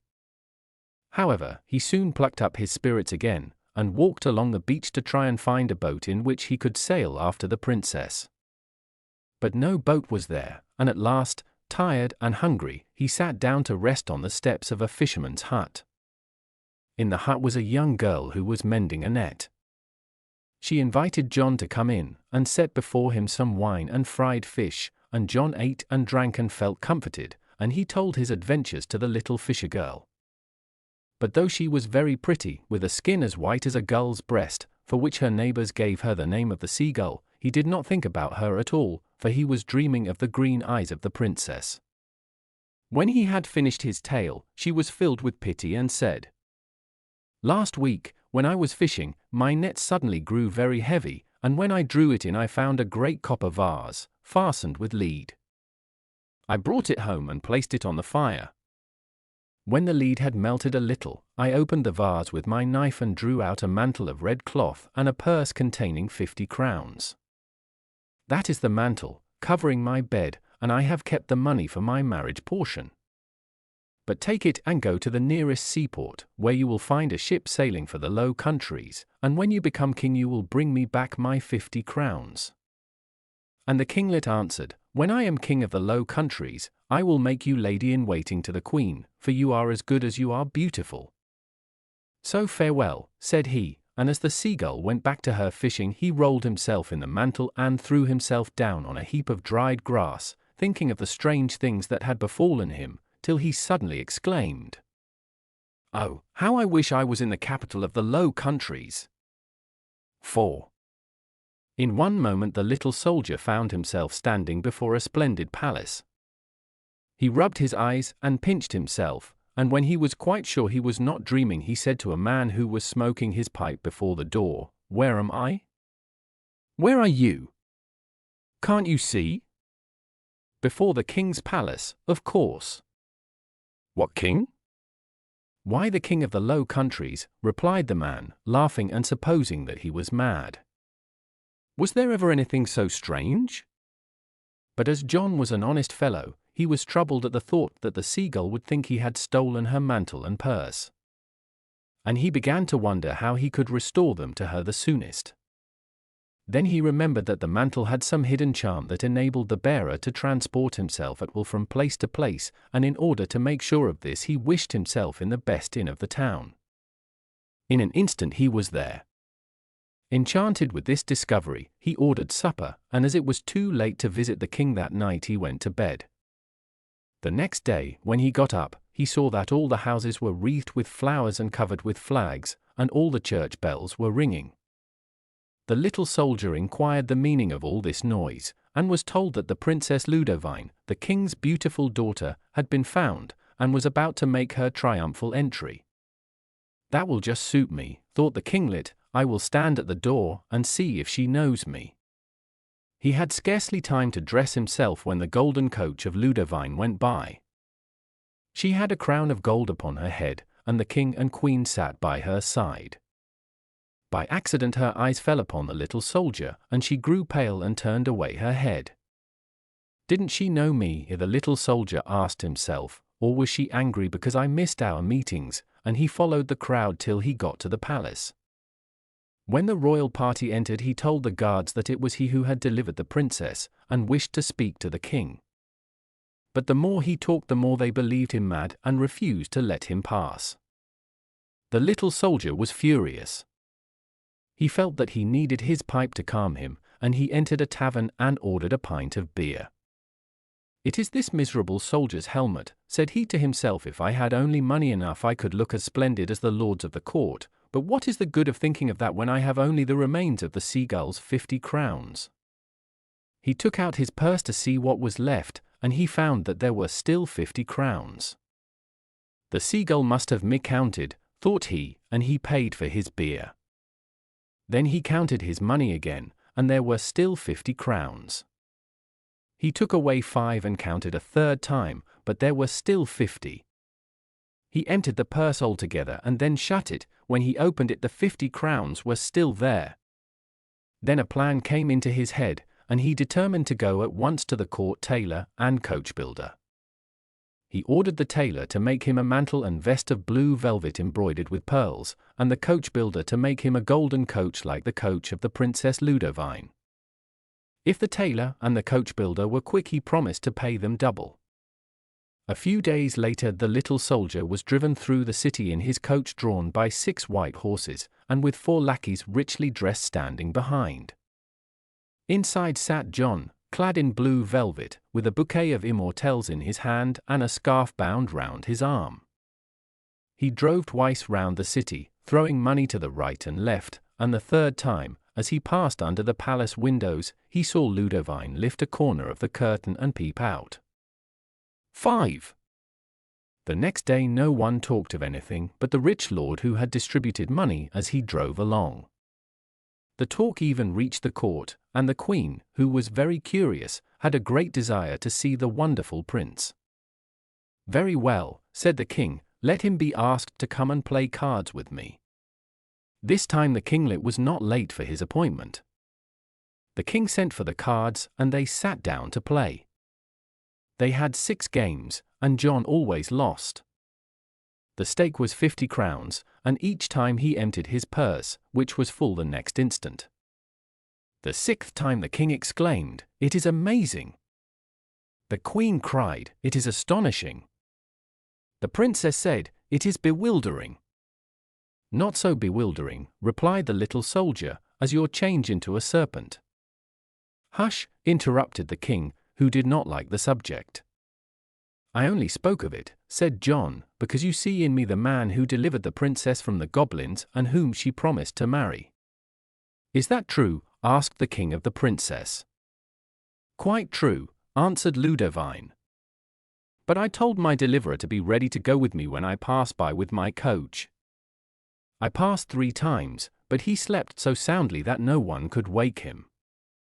"What is your name?" said the king, "and who are you?" "My name is John. I am a soldier, and my father is a boatman. You are not a fit husband for my daughter. Still, if you will give us your purse, you shall have her for your wife." "My purse does not belong to me, and I cannot give it away." "But you can lend it to me till our wedding day," said the princess with one of those glances the little soldier never could resist. "And when will that be?" "At Easter," said the monarch. "Or in a blue moon," murmured the princess, but the kinglet did not hear her and let her take his purse. Next evening he presented himself at the palace to play piquet with the king and to make his court to the princess. But he was told that the king had gone into the country to receive his rents. He returned the following day, and had the same answer. Then he asked to see the queen, but she had a headache. When this had happened 5 or 6 times, he began to understand that they were making fun of him. "That is not the way for a king to behave," thought John. "Old scoundrel," and then suddenly he remembered his red cloak. "Ah, what an idiot I am," said he. "Of course I can get in whenever I like with the help of this." That evening he was in front of the palace, wrapped in his red cloak. On the first story one window was lighted, and John saw on the curtains the shadow of the princess. "I wish myself in the room of the Princess Ludovine," said he, and in a second he was there.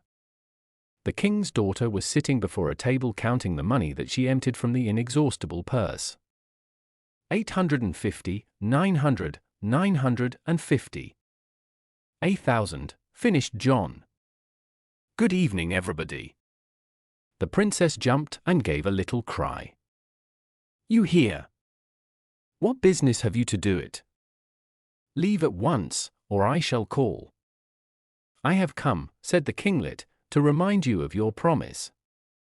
The day after tomorrow is Easter Day, and it is high time to think of our marriage. Ludovine burst out into a fit of laughter.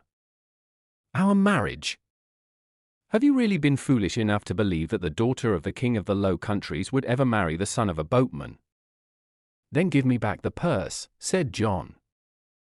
Never, said the princess, and put it calmly in her pocket. As you like, said the little soldier. He laughs best who laughs the last, and he took the princess in his arms.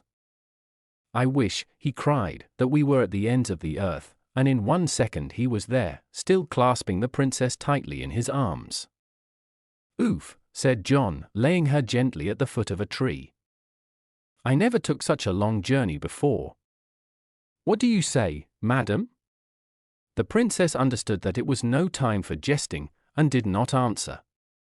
Besides, she was still feeling giddy from her rapid flight, and had not yet collected her senses. 6. The king of the Low Countries was not a very scrupulous person, and his daughter took after him. This was why she had been changed into a serpent. It had been prophesied that she should be delivered by a little soldier, and that she must marry him, unless he failed to appear at the meeting place 3 times running. The cunning princess then laid her plans accordingly. The wine that she had given to John in the castle of the goblins, the bouquet of immortelles, and the scarf, all had the power of producing sleep like death. And we know how they had acted on John. However, even in this critical moment, Ludovine did not lose her head. I thought you were simply a street vagabond, said she, in her most coaxing voice, and I find you are more powerful than any king. Here is your purse. Have you got my scarf and my bouquet? Here they are, said the kinglet, delighted with this change of tone, and he drew them from his bosom. Ludovine fastened one in his buttonhole and the other round his arm. Now, she said, you are my lord and master, and I will marry you at your good pleasure. You are kinder than I thought, said John, and you shall never be unhappy, for I love you. Then, my little husband, tell me how you managed to carry me so quickly to the ends of the world. The little soldier scratched his head. Does she really mean to marry me, he thought to himself, or is she only trying to deceive me again? But Ludovine repeated, won't you tell me, in such a tender voice, he did not know how to resist her. After all, he said to himself, what does it matter telling her the secret, as long as I don't give her the cloak? And he told her the virtue of the red mantle. Oh dear, how tired I am, sighed Ludovine. Don't you think we had better take a nap? And then we can talk over our plans. She stretched herself on the grass, and the kinglet did the same. He laid his head on his left arm, round which the scarf was tied, and was soon fast asleep. Ludovine was watching him out of one eye, and no sooner did she hear him snore than she unfastened the mantle, drew it gently from under him and wrapped it round her, took the purse from his pocket, and put it in hers, and said, I wish I was back in my own room. In another moment she was there. 7. Who felt foolish but John, when he awoke, 24 hours after, and found himself without purse, without mantle, and without princess? He tore his hair, he beat his breast, he trampled on the bouquet, and tore the scarf of the traitress to atoms. Besides this, he was very hungry, and he had nothing to eat. He thought of all the wonderful things his grandmother had told him when he was a child, but none of them helped him now. He was in despair when suddenly he looked up and saw that the tree under which he had been sleeping was a superb plum, covered with fruit as yellow as gold. Here goes for the plums, he said to himself, all is fair in war. He climbed the tree and began to eat steadily. But he had hardly swallowed 2 plums when, to his horror, he felt as if something was growing on his forehead. He put up his hand and found that he had 2 horns. He leapt down from the tree and rushed to a stream that flowed close by. Alas! There was no escape, 2 charming little horns, that would not have disgraced the head of a goat. Then his courage failed him. As if it was not enough, said he, that a woman should trick me, but the devil must mix himself up in it and lend me his horns. What a pretty figure I should cut if I went back into the world. But as he was still hungry, and the mischief was done, he climbed boldly up another tree, and plucked 2 plums of a lovely green color. No sooner had he swallowed 2 than the horns disappeared. The little soldier was enchanted, though greatly surprised, and came to the conclusion that it was no good to despair too quickly. When he had done eating, an idea suddenly occurred to him.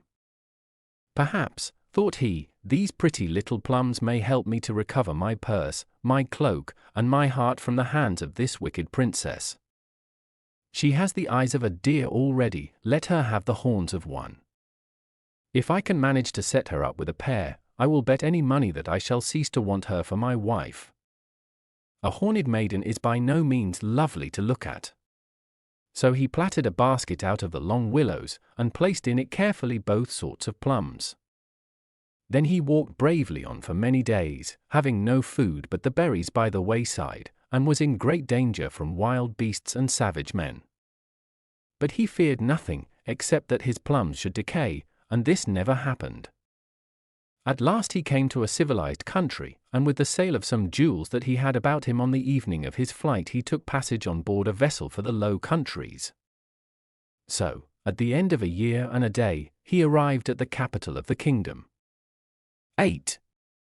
The next day, he put on a false beard and the dress of a date merchant, and, taking a little table, he placed himself before the door of the church.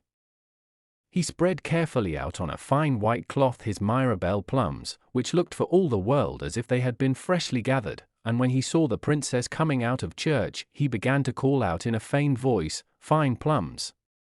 Lovely plums!" "How much are they?" said the princess. 50 crowns each. 50 crowns! But what is there so very precious about them? Do they give one wit, or will they increase one's beauty? They could not increase what is perfect already, fair princess, but still they might add something. Rolling stones gather no moss, but they sometimes gain polish, and the months which John had spent in roaming about the world had not been wasted.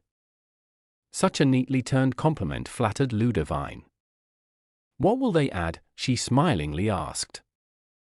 "You will see, fair princess, when you taste them. It will be a surprise for you." Ludovine's curiosity was roused. She drew out the purse and shook out as many little heaps of 50 crowns as there were plums in the basket. The little soldier was seized with a wild desire to snatch the purse from her and proclaim her a thief, but he managed to control himself. His plums all sold, he shut up shop, took off his disguise, changed his inn, and kept quiet, waiting to see what would happen.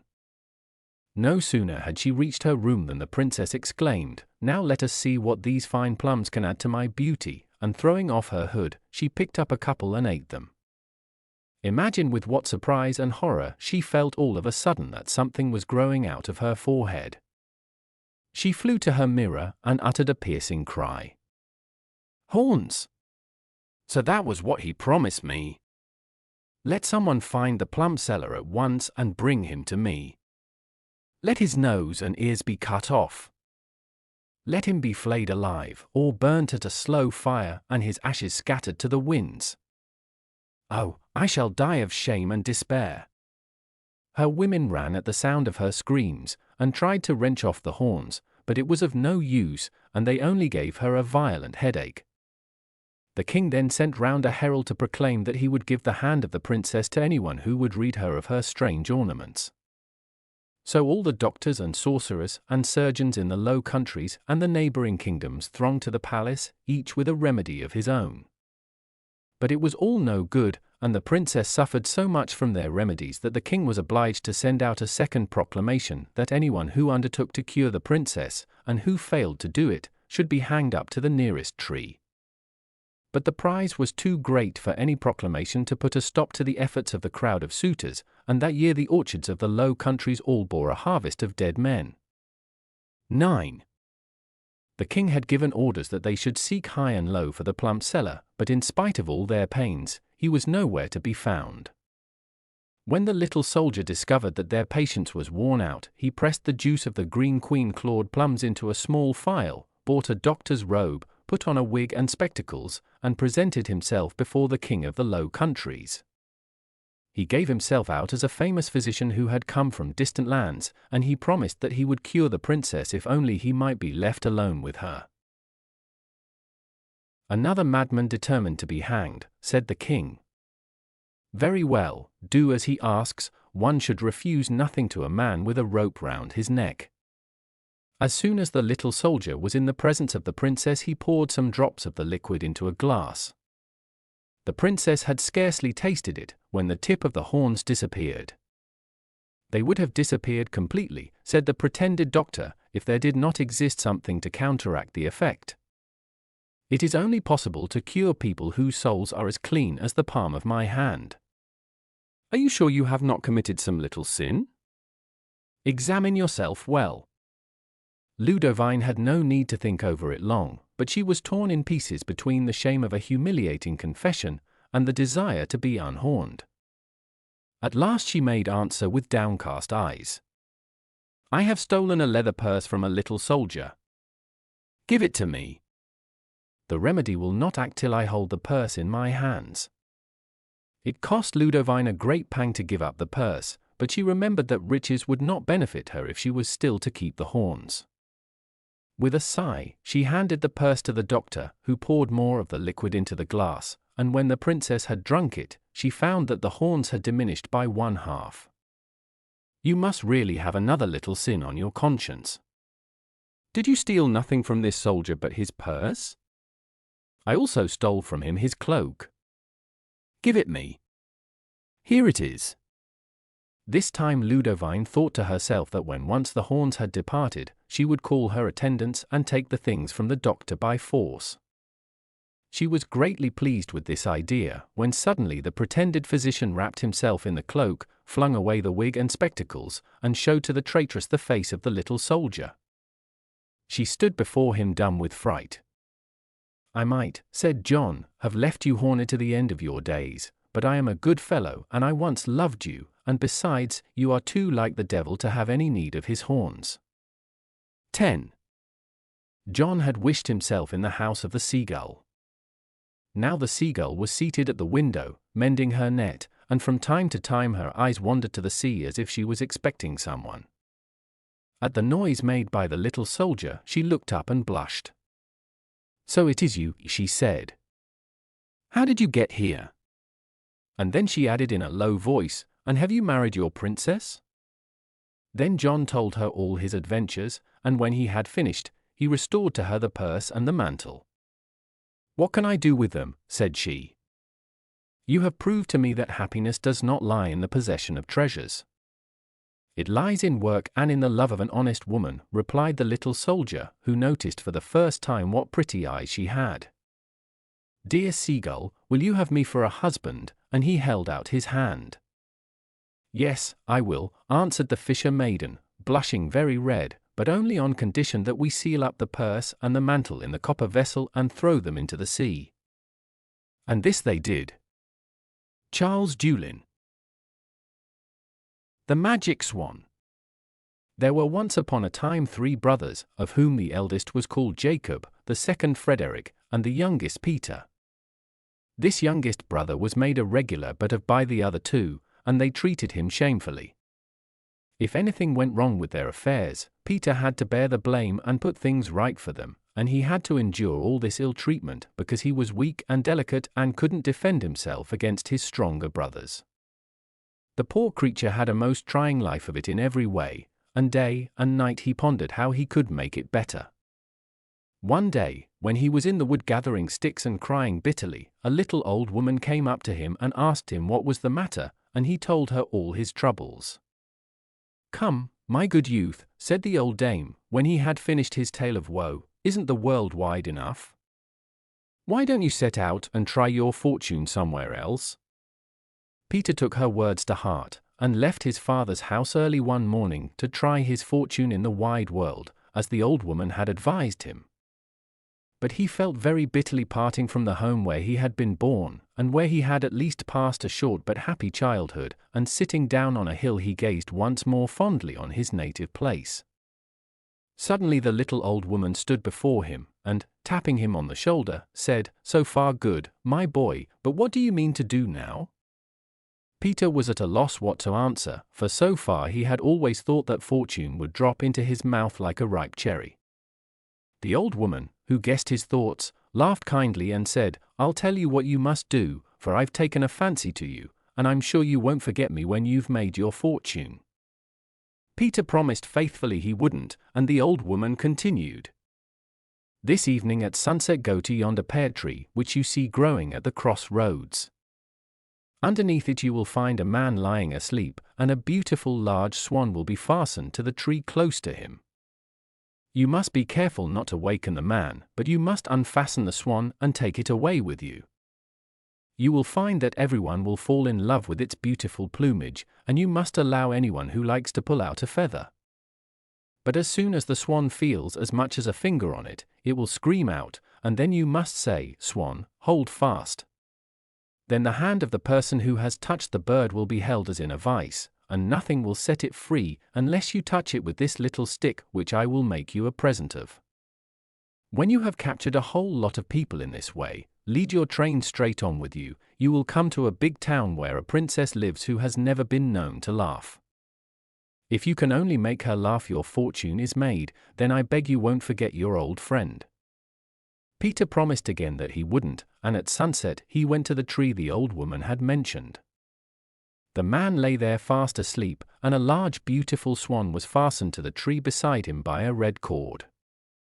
Peter loosed the bird, and led it away with him without disturbing the bird's master.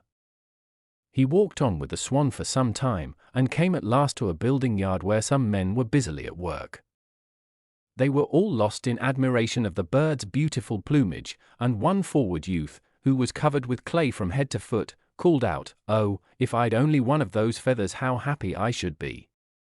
"Pull one out then," said Peter kindly, and the youth seized one from the bird's tail. Instantly the swan screamed, and Peter called out, "Swan, hold fast," and do what he could the poor youth couldn't get his hand away.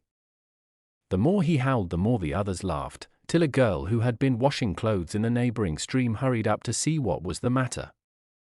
When she saw the poor boy fastened to the swan, she felt so sorry for him that she stretched out her hand to free him. The bird screamed. "Swan, hold fast," called out Peter, and the girl was caught also. When Peter had gone on for a bit with his captives, they met a chimney sweep, who laughed loudly over the extraordinary troop, and asked the girl what she was doing. "Oh, dearest John," replied the girl, "give me your hand and set me free from this cursed young man." "Most certainly I will, if that's all you want," replied the sweep, and gave the girl his hand. The bird screamed. "Swan, hold fast," said Peter, and the black man was added to their number. They soon came to a village where a fair was being held. A traveling circus was giving a performance, and the clown was just doing his tricks. He opened his eyes wide with amazement when he saw the remarkable trio fastened onto the swan's tail. "Have you gone raving mad, Blackie?" he asked as well as he could for laughing.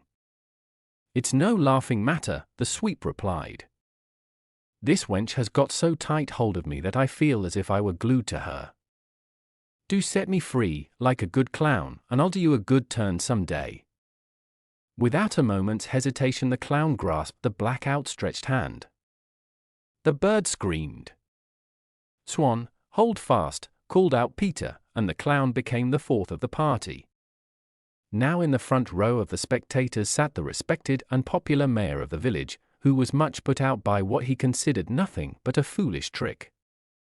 So much annoyed was he that he seized the clown by the hand and tried to tear him away, in order to hand him over to the police. Then the bird screamed, and Peter called out, "Swan, hold fast," and the dignified mayor shared the fate of his predecessors. The mayoress, a long thin stick of a woman, enraged at the insult done to her husband, seized his free arm and tore at it with all her might, with the only result that she too was forced to swell the procession.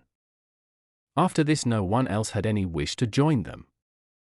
Soon Peter saw the towers of the capital in front of him. Just before entering it, a glittering carriage came out to meet him, in which was seated a young lady as beautiful as the day, but with a very solemn and serious expression. But no sooner had she perceived the motley crowd fastened to the swan's tail than she burst into a loud fit of laughter, in which she was joined by all her servants and ladies in waiting. "The princess has laughed at last," they all cried with joy. She stepped out of her carriage to look more closely at the wonderful sight, and laughed again over the capers the poor captives cut. She ordered her carriage to be turned round and drove slowly back into the town, never taking her eyes off Peter and his procession. When the king heard the news that his daughter had actually laughed, he was more than delighted, and had Peter and his marvelous train brought before him. He laughed himself when he saw them till the tears rolled down his cheeks. "My good friend," he said to Peter, "do you know what I promised the person who succeeded in making the princess laugh?" "No, I don't," said Peter. "Then I'll tell you," answered the king, 1,000 gold crowns or a piece of land." "Which will you choose?" Peter decided in favor of the land. Then he touched the youth, the girl, the sweep, the clown, the mayor, and the mayoress with his little stick, and they were all free again, and ran away home as if a fire were burning behind them, and their flight, as you may imagine, gave rise to renewed merriment. Then the princess felt moved to stroke the swan, at the same time admiring its plumage. The bird screamed. "Swan, hold fast," called out Peter, and so he won the princess for his bride. But the swan flew up into the air, and vanished in the blue horizon. Peter now received a duchy as a present, and became a very great man indeed, but he did not forget the little old woman who had been the cause of all his good fortune, and appointed her as head housekeeper to him and his royal bride in their magnificent castle. Klekka. The Dirty Shepherdess. Once upon a time there lived a king who had 2 daughters, and he loved them with all his heart. When they grew up, he was suddenly seized with a wish to know if they, on their part, truly loved him, and he made up his mind that he would give his kingdom to whichever best proved her devotion. So he called the elder princess and said to her, "How much do you love me?" "As the apple of my eye," answered she. "Ah," exclaimed the king, kissing her tenderly as he spoke, "you are indeed a good daughter." Then he sent for the younger, and asked her how much she loved him. "I look upon you, my father," she answered, "as I look upon salt in my food." But the king did not like her words, and ordered her to quit the court, and never again to appear before him. The poor princess went sadly up to her room and began to cry, but when she was reminded of her father's commands, she dried her eyes, and made a bundle of her jewels and her best dresses and hurriedly left the castle where she was born. She walked straight along the road in front of her, without knowing very well where she was going or what was to become of her, for she had never been shown how to work, and all she had learnt consisted of a few household rules, and receipts of dishes which her mother had taught her long ago. And as she was afraid that no housewife would want to engage a girl with such a pretty face, she determined to make herself as ugly as she could. She therefore took off the dress that she was wearing and put on some horrible old rags belonging to a beggar, all torn and covered with mud. After that she smeared mud all over her hands and face, and shook her hair into a great tangle. Having thus changed her appearance, she went about offering herself as a goose girl or shepherdess. But the farmers' wives would have nothing to say to such a dirty maiden, and sent her away with a morsel of bread for charity's sake. After walking for a great many days without being able to find any work, she came to a large farm where they were in want of a shepherdess, and engaged her gladly. One day when she was keeping her sheep in a lonely tract of land, she suddenly felt a wish to dress herself in her robes of splendor. She washed herself carefully in a stream, and as she always carried her bundle with her, it was easy to shake off her rags, and transform herself in a few moments into a great lady. The king's son, who had lost his way out hunting, perceived this lovely damsel a long way off, and wished to look at her closer. But as soon as the girl saw what he was at, she fled into the wood as swiftly as a bird. The prince ran after her, but as he was running he caught his foot in the root of a tree and fell, and when he got up again, she was nowhere to be seen. When she was quite safe, she put on her rags again, and smeared over her face and hands. However, the young prince, who was both hot and thirsty, found his way to the farm, to ask for a drink of cider, and he inquired the name of the beautiful lady that kept the sheep. At this everyone began to laugh, for they said that the shepherdess was one of the ugliest and dirtiest creatures under the sun. The prince thought some witchcraft must be at work, and he hastened away before the return of the shepherdess, who became that evening the butt of everybody's jests.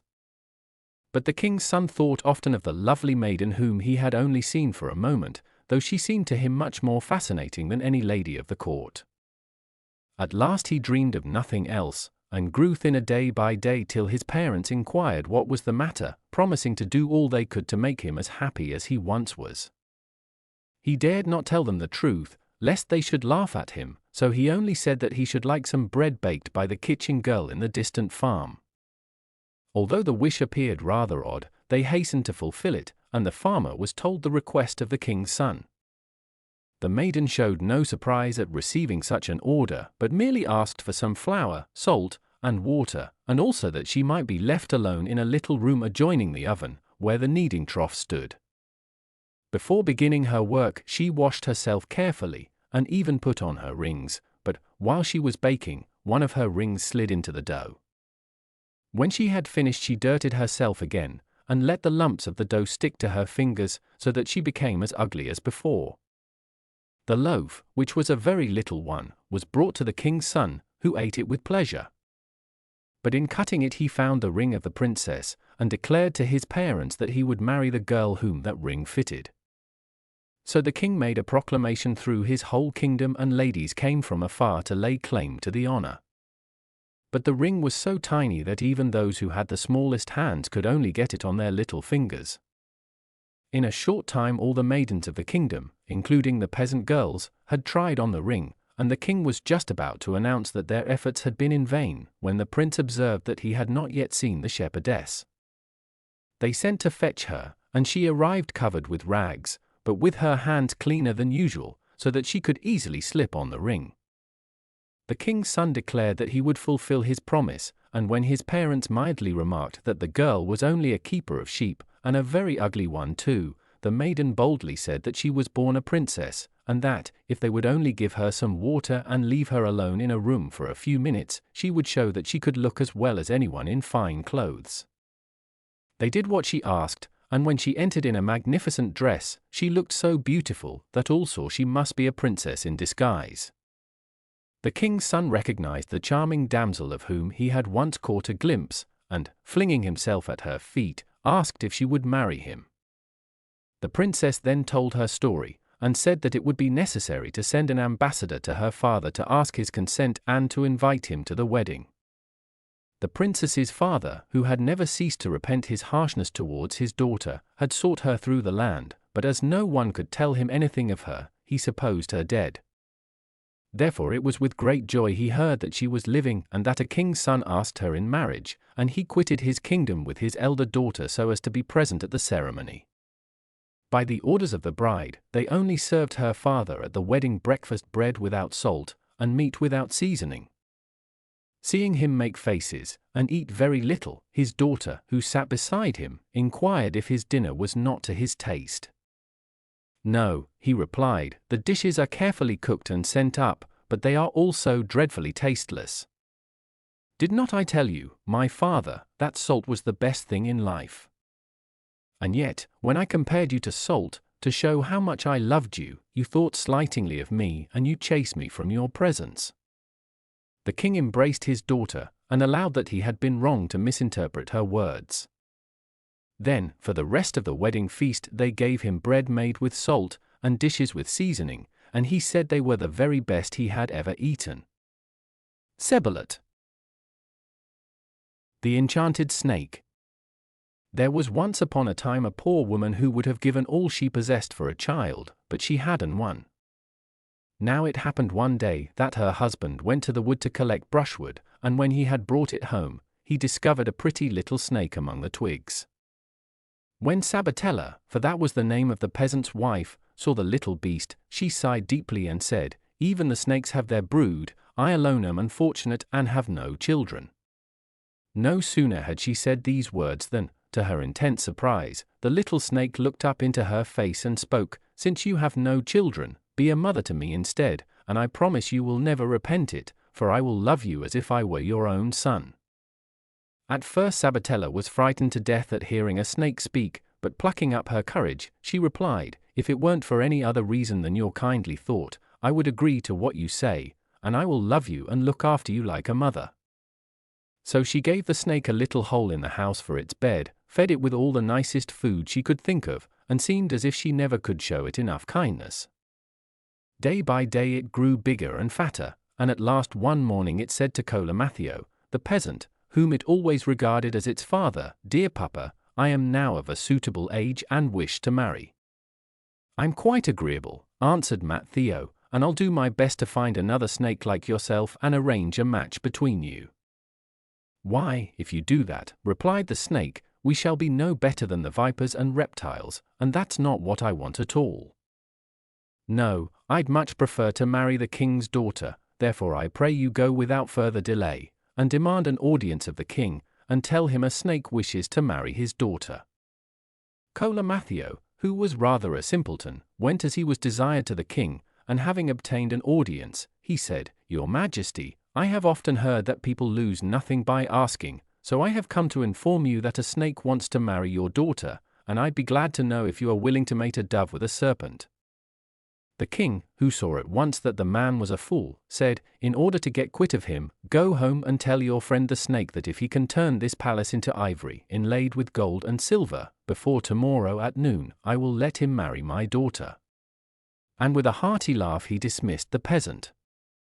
When Colamattheo brought this answer back to the snake, the little creature didn't seem the least put out, but said, "Tomorrow morning, before sunrise, you must go to the wood and gather a bunch of green herbs, and then rub the threshold of the palace with them, and you'll see what will happen." Colamattheo, who was, as I have said before, a great simpleton, made no reply, but before sunrise next morning he went to the wood and gathered a bunch of St. John's wort, and rosemary, and such like herbs, and rubbed them, as he had been told, on the floor of the palace. Hardly had he done so than the walls immediately turned into ivory, so richly inlaid with gold and silver that they dazzled the eyes of all beholders. The king, when he rose and saw the miracle that had been performed, was beside himself with amazement, and didn't know what in the world he was to do. But when Colamattheo came next day, and, in the name of the snake, demanded the hand of the princess, the king replied, "Don't be in such a hurry. If the snake really wants to marry my daughter, he must do some more things first, and one of these is to turn all the paths and walls of my garden into pure gold before noon tomorrow." When the snake was told of this new condition, he replied, "Tomorrow morning, early, you must go and collect all the odds and ends of rubbish you can find in the streets, and then take them and throw them on the paths and walls of the garden, and you'll see then if we won't be more than a match for the old king." So Colamattheo rose at cockcrow, took a large basket under his arm, and carefully collected all the broken fragments of pots and pans, and jugs, and lamps, and other trash of that sort. No sooner had he scattered them over the paths and walls of the king's garden than they became one blaze of glittering gold, so that everyone's eyes were dazzled with the brilliancy, and everyone's soul was filled with wonder. The king, too, was amazed at the sight, but still he couldn't make up his mind to part with his daughter, so when Colamattheo came to remind him of his promise he replied, "I have still a third demand to make.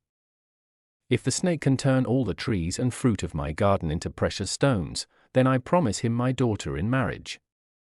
When the peasant informed the snake what the king had said, he replied, "Tomorrow morning, early, you must go to the market and buy all the fruit you see there, and then sow all the stones and seeds in the palace garden, and, if I'm not mistaken, the king will be satisfied with the result."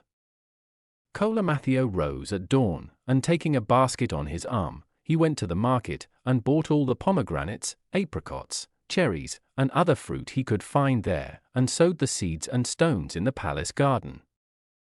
In one moment, the trees were all ablaze with rubies, emeralds, diamonds, and every other precious stone you can think of. This time the king felt obliged to keep his promise, and calling his daughter to him, he said, "My dear Grannonia," for that was the princess's name, "more as a joke than anything else, I demanded what seemed to me impossibilities from your bridegroom, but now that he has done all I required, I am bound to stick to my part of the bargain. Be a good child, and as you love me, do not force me to break my word, but give yourself up with as good grace as you can to a most unhappy fate. Do with me what you like, my lord and father, for your will is my law," answered Grannonia. When the king heard this, he told Colomathio to bring the snake to the palace, and said that he was prepared to receive the creature as his son-in-law. The snake arrived at court in a carriage made of gold and drawn by 6 white elephants, but wherever it appeared on the way, the people fled in terror at the sight of the fearful reptile. When the snake reached the palace, all the courtiers shook and trembled with fear down to the very scullion, and the king and queen were in such a state of nervous collapse that they hid themselves in a faraway turret. Grannonia alone kept her presence of mind, and although both her father and mother implored her to fly for her life, she wouldn't move a step, saying, "I'm certainly not going to fly from the man you have chosen for my husband." As soon as the snake saw Grannonia, it wound its tail round her and kissed her. Then, leading her into a room, it shut the door, and throwing off its skin, it changed into a beautiful young man with golden locks and flashing eyes, who embraced Grannonia tenderly, and said all sorts of pretty things to her. When the king saw the snake shut itself into a room with his daughter, he said to his wife, "Heaven be merciful to our child, for I fear it is all over with her now. This cursed snake has most likely swallowed her up." Then they put their eyes to the keyhole to see what had happened. Their amazement knew no bounds when they saw a beautiful youth standing before their daughter with the snake's skin lying on the floor beside him. In their excitement they burst open the door, and seizing the skin they threw it into the fire. But no sooner had they done this than the young man called out, "Oh, wretched people! What have you done?" And before they had time to look round he had changed himself into a dove, and dashing against the window he broke a pane of glass, and flew away from their sight. But Grannonia, who in one and the same moment saw herself merry and sad, cheerful and despairing, rich and beggared, complained bitterly over this robbery of her happiness, this poisoning of her cup of joy, this unlucky stroke of fortune, and laid all the blame on her parents, though they assured her that they had meant no harm.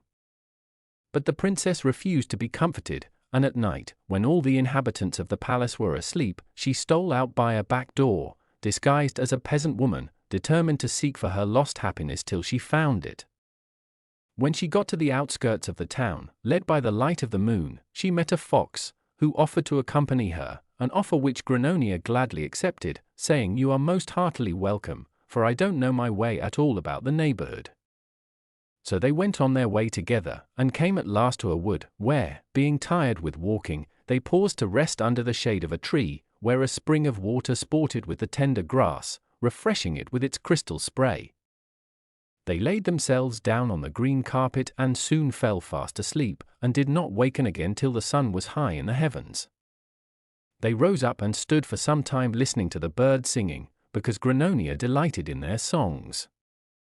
When the fox perceived this, he said, "If you only understood, as I do, what these little birds are saying, your pleasure would be even greater." Provoked by his words, for we all know that curiosity is as deeply inborn in every woman as even the love of talking, Grannonia implored the fox to tell her what the birds had said. At first the wily fox refused to tell her what he had gathered from the conversation of the birds, but at last he gave way to her entreaties, and told her that they had spoken of the misfortunes of a beautiful young prince, whom a wicked enchantress had turned into a snake for the period of 7 years. At the end of this time he had fallen in love with a charming princess, but that when he had shut himself up into a room with her, and had thrown off his snake's skin, her parents had forced their way into the room and had burnt the skin, whereupon the prince, changed into the likeness of a dove, had broken a pane of glass in trying to fly out of the window, and had wounded himself so badly that the doctors despaired of his life.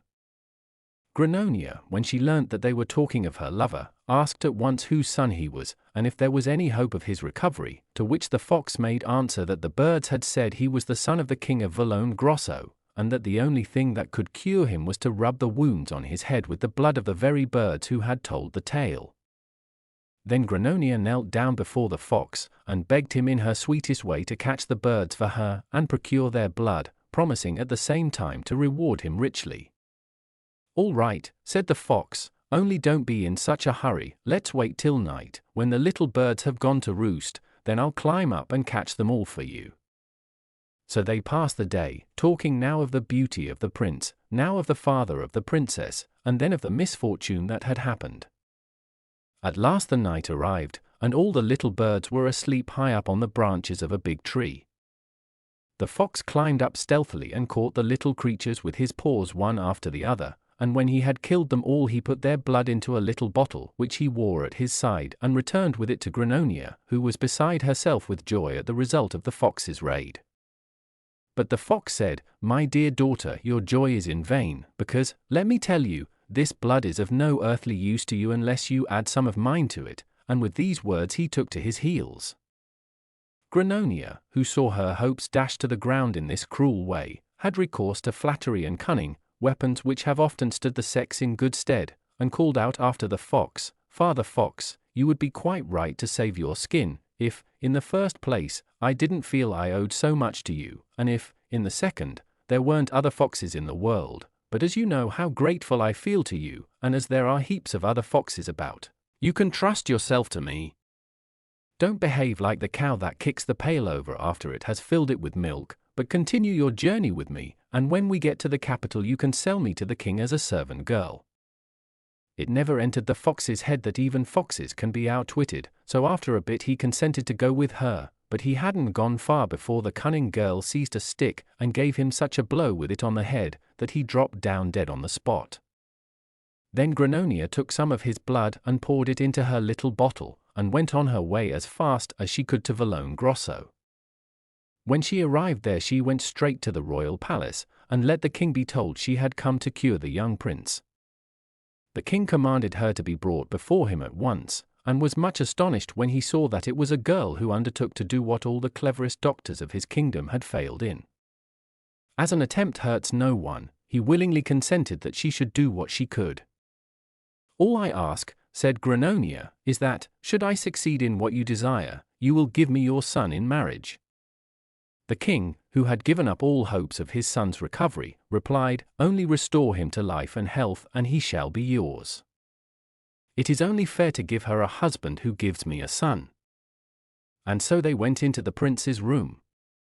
The moment Grannonia had rubbed the blood on his wounds the illness left him, and he was as sound and well as ever. When the king saw his son thus marvelously restored to life and health, he turned to him and said, "My dear son, I thought of you as dead, and now, to my great joy and amazement, you are alive again.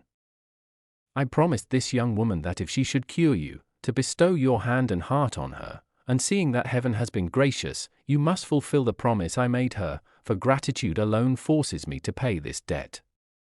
But the prince answered, "My lord and father, I would that my will were as free as my love for you is great. But as I have plighted my word to another maiden, you will see yourself, and so will this young woman, that I cannot go back from my word, and be faithless to her whom I love." When Grannonia heard these words, and saw how deeply rooted the prince's love for her was, she felt very happy, and blushing rosy red, she said, "But should I get the other lady to give up her rights, would you then consent to marry me?" "Far be it from me," replied the prince, "to banish the beautiful picture of my love from my heart. Whatever she may say, my heart and desire will remain the same, and though I were to lose my life for it, I couldn't consent to this exchange."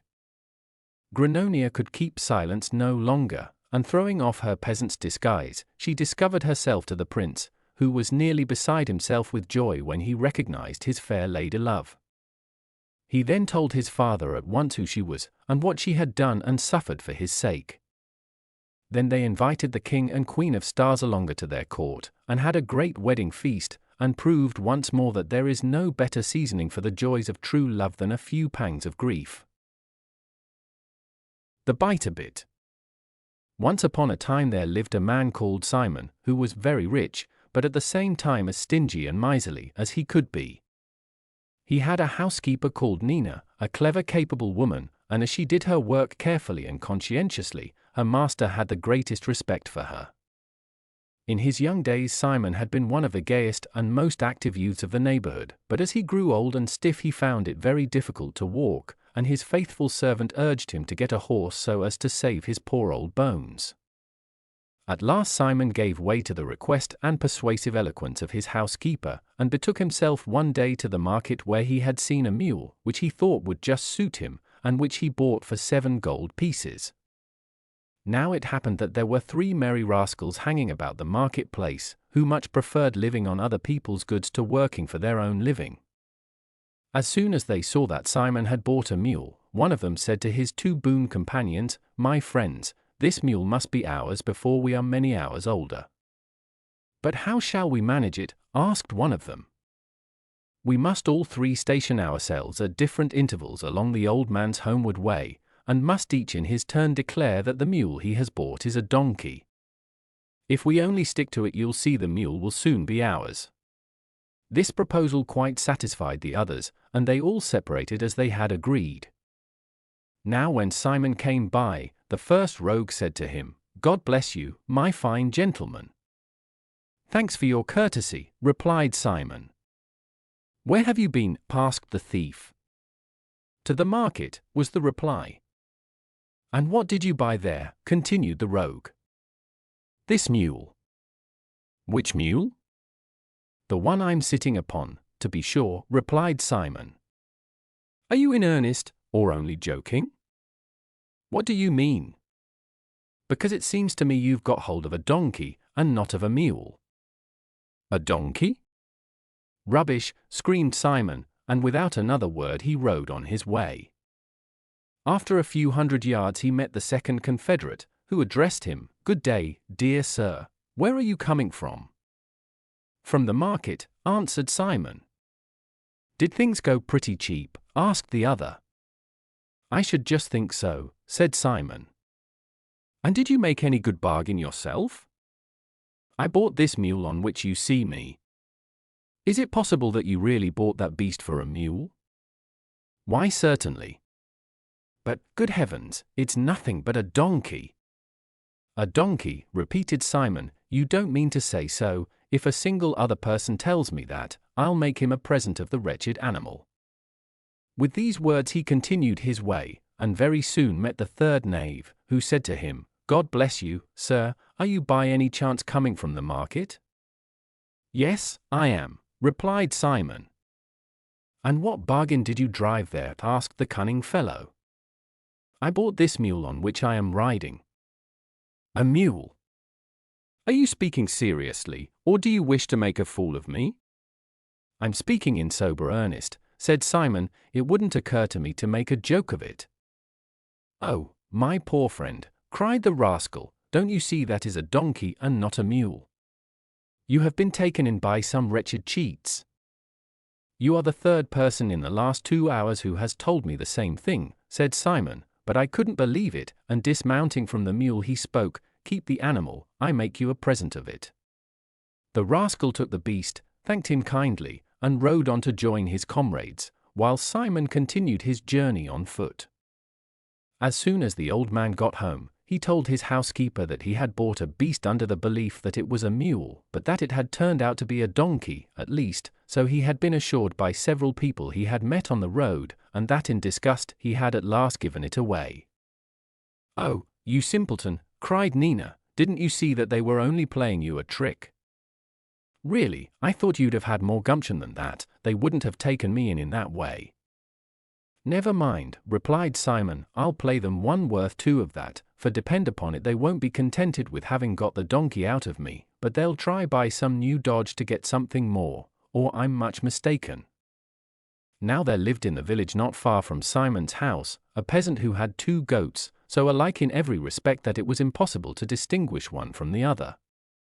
Simon bought them both, paid as small a price as he could for them, and leading them home with him, he told Nina to prepare a good meal, as he was going to invite some friends to dinner.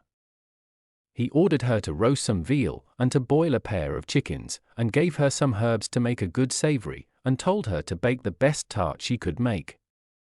Then he took one of the goats and tied it to a post in the courtyard, and gave it some grass to eat, but he bound a cord round the neck of the other goat and led it to the market.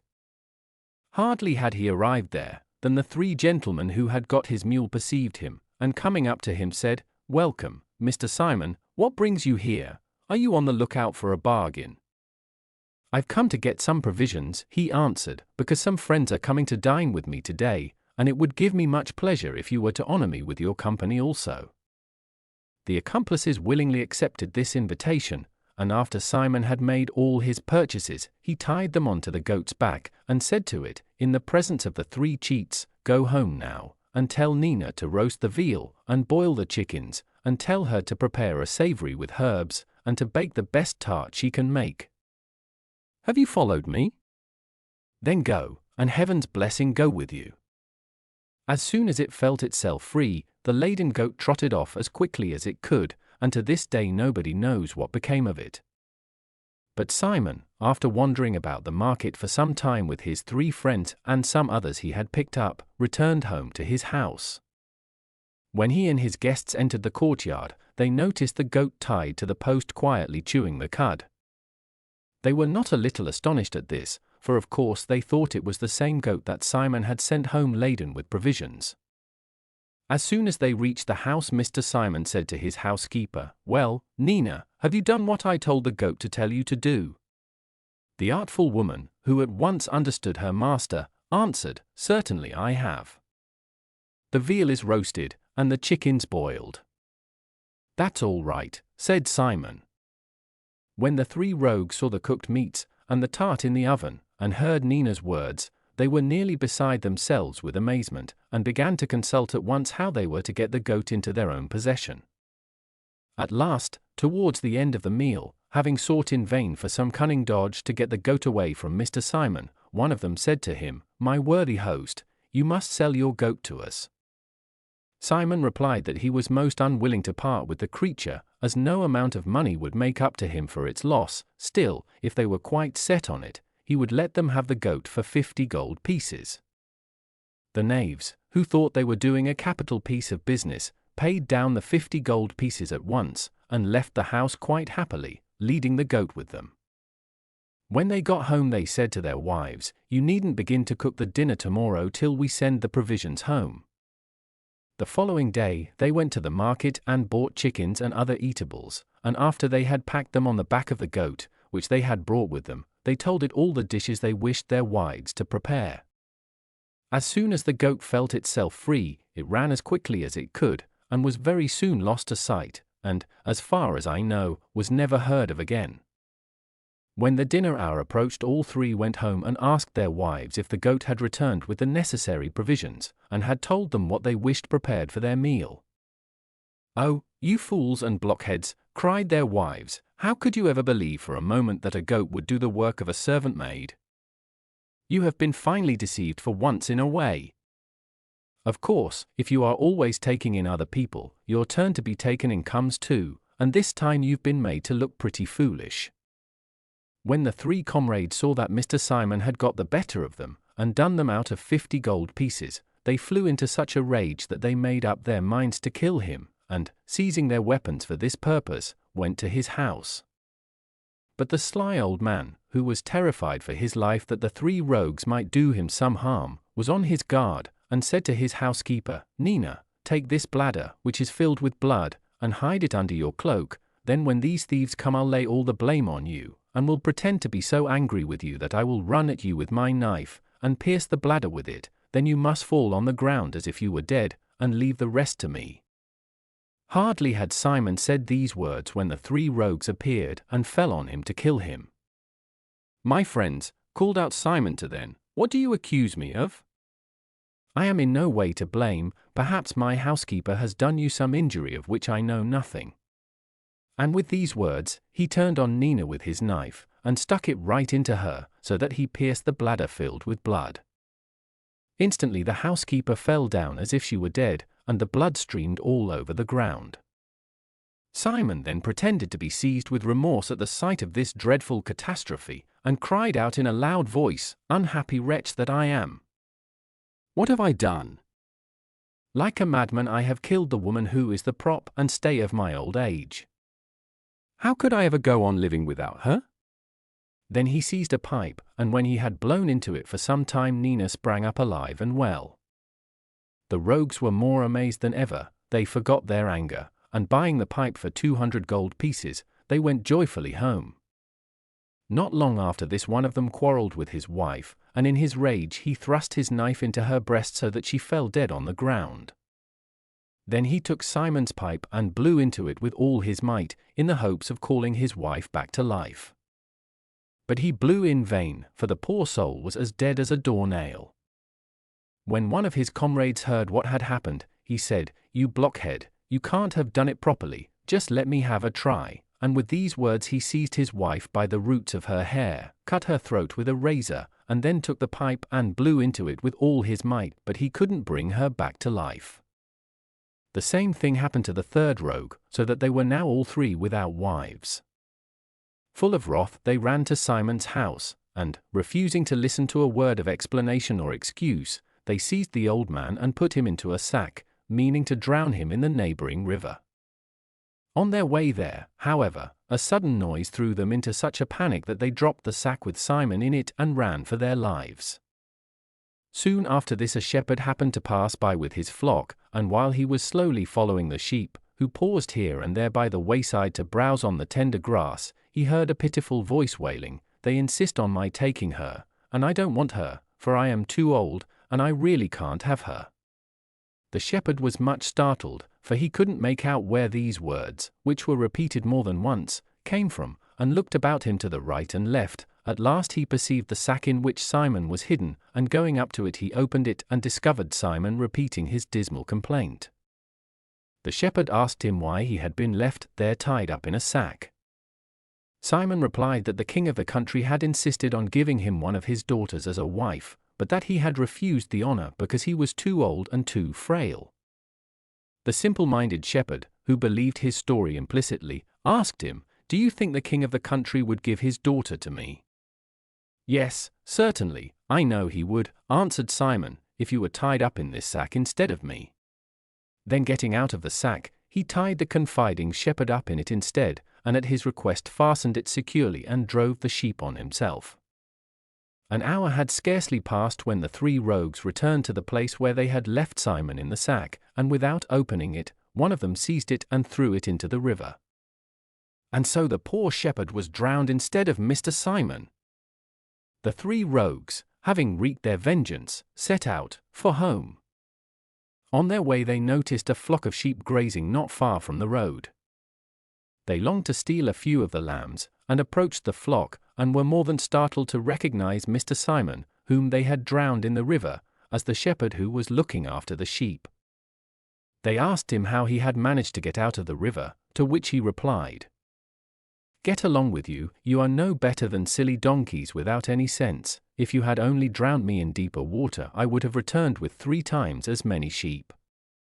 When the three rogues heard this, they said to him, "Oh, dear Mr. Simon, do us the favor to tie us up in sacks and throw us into the river that we may give up our thieving ways and become the owners of flocks." "I am ready," answered Simon, "to do what you please, there's nothing in the world I wouldn't do for you." So he took 3 strong sacks and put a man in each of them, and fastened them up so tightly that they couldn't get out, and then he threw them all into the river, and that was the end of the 3 rogues. But Mr. Simon returned home to his faithful Nina rich in flocks and gold, and lived for many a year in health and happiness. Klekka. King KOJATA, from the Russian. There was once upon a time a king called KOJATA, whose beard was so long that it reached below his knees. 3 years had passed since his marriage, and he lived very happily with his wife, but heaven granted him no heir, which grieved the king greatly. One day he set forth from his capital, in order to make a journey through his kingdom. He travelled for nearly a year through the different parts of his territory, and then, having seen all there was to be seen, he set forth on his homeward way. As the day was very hot and sultry, he commanded his servants to pitch tents in the open field, and there await the cool of the evening. Suddenly a frightful thirst seized the king, and as he saw no water near, he mounted his horse, and rode through the neighborhood looking for a spring. Before long he came to a well filled to the brim with water clear as crystal, and on the bosom of which a golden jug was floating. King KOJATA at once tried to seize the vessel, but though he endeavored to grasp it with his right hand, and then with his left, the wretched thing always eluded his efforts and refused to let itself be caught. First with one hand, and then with two, did the king try to seize it, but like a fish the goblet always slipped through his fingers and bobbed to the ground only to reappear at some other place, and mock the king. "Plague on you," said King KOJATA. "I can quench my thirst without you," and bending over the well he lapped up the water so greedily that he plunged his face, beard and all, right into the crystal mirror. But when he had satisfied his thirst, and wished to raise himself up, he couldn't lift his head, because someone held his beard fast in the water. "Who's there?" "Let me go," cried King KOJATA, but there was no answer, only an awful face looked up from the bottom of the well with two great green eyes, glowing like emeralds, and a wide mouth reaching from ear to ear showing 2 rows of gleaming white teeth, and the king's beard was held, not by mortal hands, but by 2 claws. At last a hoarse voice sounded from the depths. "Your trouble is all in vain, King KOJATA. I will only let you go on condition that you give me something you know nothing about, and which you will find on your return home." The king didn't pause to ponder long, for what, thought he, could be in my palace without my knowing about it? The thing is absurd, so he answered quickly, "Yes, I promise that you shall have it." The voice replied, "Very well, but it will go ill with you if you fail to keep your promise." Then the claws relaxed their hold, and the face disappeared in the depths. The king drew his chin out of the water, and shook himself like a dog, then he mounted his horse and rode thoughtfully home with his retinue. When they approached the capital, all the people came out to meet them with great joy and acclamation, and when the king reached his palace the queen met him on the threshold. Beside her stood the prime minister, holding a little cradle in his hands, in which lay a newborn child as beautiful as the day. Then the whole thing dawned on the king, and groaning deeply he muttered to himself, "So this is what I did not know about," and the tears rolled down his cheeks. All the courtiers standing round were much amazed at the king's grief, but no one dared to ask him the cause of it. He took the child in his arms and kissed it tenderly, then laying it in its cradle, he determined to control his emotion and began to reign again as before.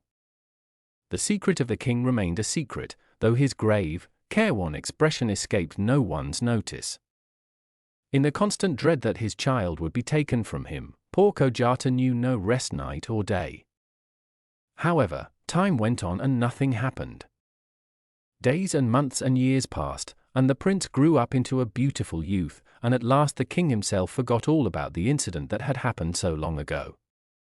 One day the prince went out hunting, and going in pursuit of a wild boar he soon lost the other huntsman, and found himself quite alone in the middle of a dark wood. The trees grew so thick and near together that it was almost impossible to see through them, only straight in front of him lay a little patch of meadowland, overgrown with thistles and rank weeds, in the center of which a leafy lime tree reared itself. Suddenly a rustling sound was heard in the hollow of the tree, and an extraordinary old man with green eyes and chin crept out of it. "A fine day, Prince Milan," he said. "You've kept me waiting a good number of years. It was high time for you to come and pay me a visit." "Who are you, in the name of wonder?" demanded the astonished prince. "You'll find out soon enough, but in the meantime do as I bid you. Greet your father King KOJATA from me, and don't forget to remind him of his debt. The time has long passed since it was due, but now he will have to pay it. Farewell for the present, we shall meet again." With these words the old man disappeared into the tree, and the prince returned home rather startled, and told his father all that he had seen and heard. The king grew as white as a sheet when he heard the prince's story, and said, "Woe is me, my son! The time has come when we must part," and with a heavy heart he told the prince what had happened at the time of his birth. "Don't worry or distress yourself, dear father," answered Prince Milan. "Things are never as bad as they look. Only give me a horse for my journey, and I wager you'll soon see me back again." The king gave him a beautiful charger with golden stirrups and a sword. The queen hung a little cross round his neck, and after much weeping and lamentation the prince bade them all farewell and set forth on his journey. He rode straight on for 2 days, and on the third he came to a lake as smooth as glass and as clear as crystal. Not a breath of wind moved, not a leaf stirred, all was silent as the grave. Only on the still bosom of the lake 30 ducks, with brilliant plumage, swam about in the water. Not far from the shore Prince Milan noticed 30 little white garments lying on the grass, and dismounting from his horse, he crept down under the high bulrushes, took one of the garments and hid himself with it behind the bushes which grew round the lake. The ducks swam about all over the place, dived down into the depths and rose again, and glided through the waves. At last, tired of disporting themselves, they swam to the shore, and 29 of them put on their little white garments and instantly turned into so many beautiful maidens. Then they finished dressing and disappeared. Only the 30th little duck couldn't come to the land. It swam about close to the shore, and, giving out a piercing cry, it stretched its neck up timidly, gazed wildly around, and then dived under again. Prince Milan's heart was so moved with pity for the poor little creature that he came out from behind the bulrushes, to see if he could be of any help. As soon as the duck perceived him, it cried in a human voice, "Oh, dear Prince Milan, for the love of heaven give me back my garment, and I will be so grateful to you." The prince lay the little garment on the bank beside her, and stepped back into the bushes. In a few seconds a beautiful girl in a white robe stood before him, so fair and sweet and young that no pen could describe her. She gave the prince her hand and spoke. "Many thanks, Prince Milan, for your courtesy. I am the daughter of a wicked magician, and my name is Hyacinthia. My father has 30 young daughters, and is a mighty ruler in the underworld, with many castles and great riches. He has been expecting you for ages, but you need have no fear if you will only follow my advice. As soon as you come into the presence of my father, throw yourself at once on the ground and approach him on your knees. Don't mind if he stamps furiously with his feet and curses and swears. I'll attend to the rest, and in the meantime we had better be off." With these words the beautiful Hyacinthia stamped on the ground with her little foot, and the earth opened and they both sank down into the lower world.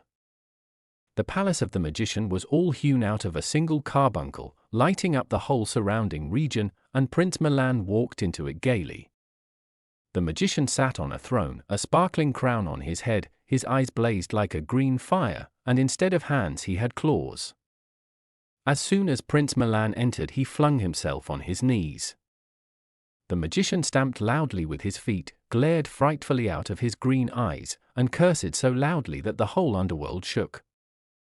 But the prince, mindful of the counsel he had been given, wasn't the least afraid, and approached the throne still on his knees.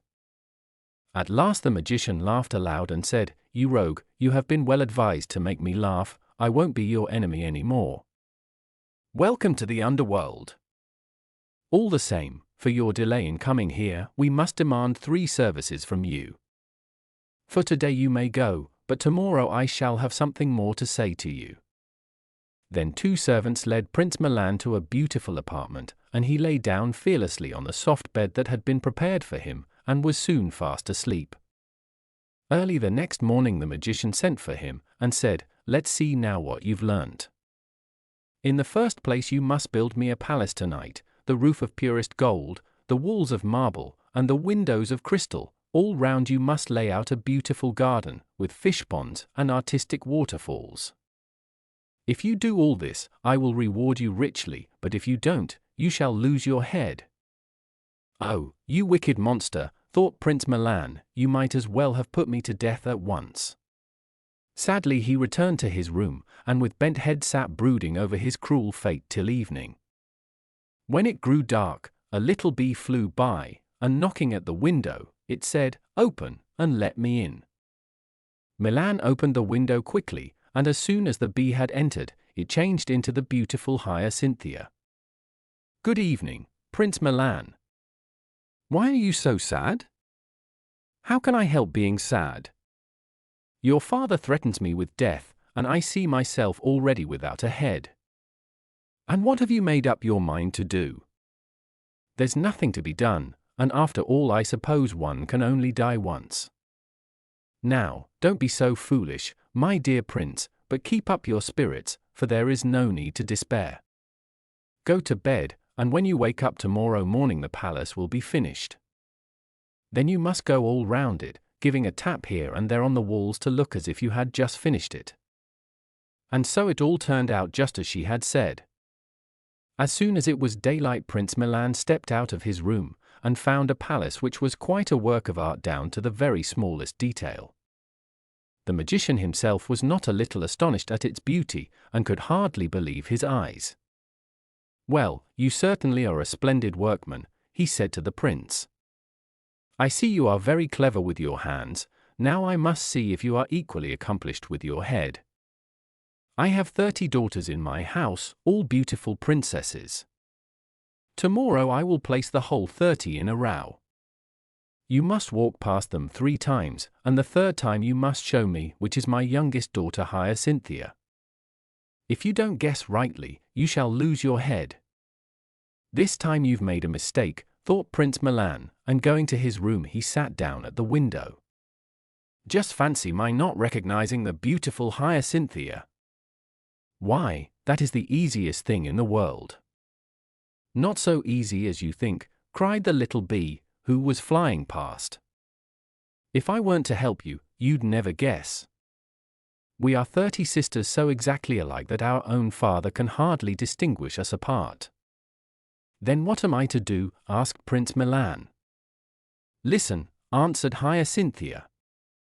"You will recognize me by a tiny fly I shall have on my left cheek, but be careful, for you might easily make a mistake." The next day the magician again commanded Prince Milan to be led before him. His daughters were all arranged in a straight row in front of him, dressed exactly alike, and with their eyes bent on the ground.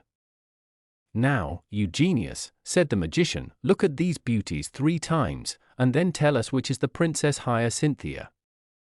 Prince Milan went past them and looked at them closely. But they were all so precisely alike that they looked like one face reflected in 30 mirrors, and the fly was nowhere to be seen. The 2nd time he passed them he still saw nothing, but the 3rd time he perceived a little fly stealing down one cheek, causing it to blush a faint pink. Then the prince seized the girl's hand and cried out, "This is the Princess Hyacinthia." "You're right again," said the magician in amazement, "but I've still another task for you to do. Before this candle, which I shall light, burns to the socket, you must have made me a pair of boots reaching to my knees. If they aren't finished in that time, off comes your head."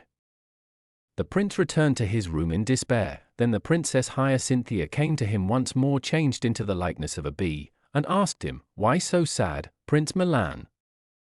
"How can I help being sad? Your father has set me this time an impossible task. Before a candle, which he has lit, burns to the socket, I am to make a pair of boots. But what does a prince know of shoemaking? If I can't do it, I lose my head." "And what do you mean to do?" asked Hyacinthia. "Well, what is there to be done? What he demands I can't and won't do, so he must just make an end of me." "Not so, dearest. I love you dearly, and you shall marry me, and I'll either save your life or die with you. We must fly now as quickly as we can, for there is no other way of escape." With these words she breathed on the window, and her breath froze on the pane. Then she led Milan out of the room with her, shut the door, and threw the key away. Hand in hand, they hurried to the spot where they had descended into the lower world, and at last reached the banks of the lake. Prince Milan's charger was still grazing on the grass which grew near the water. The horse no sooner recognized his master than it neighed loudly with joy, and springing towards him, it stood as if rooted to the ground, while Prince Milan and Hyacinthia jumped on its back.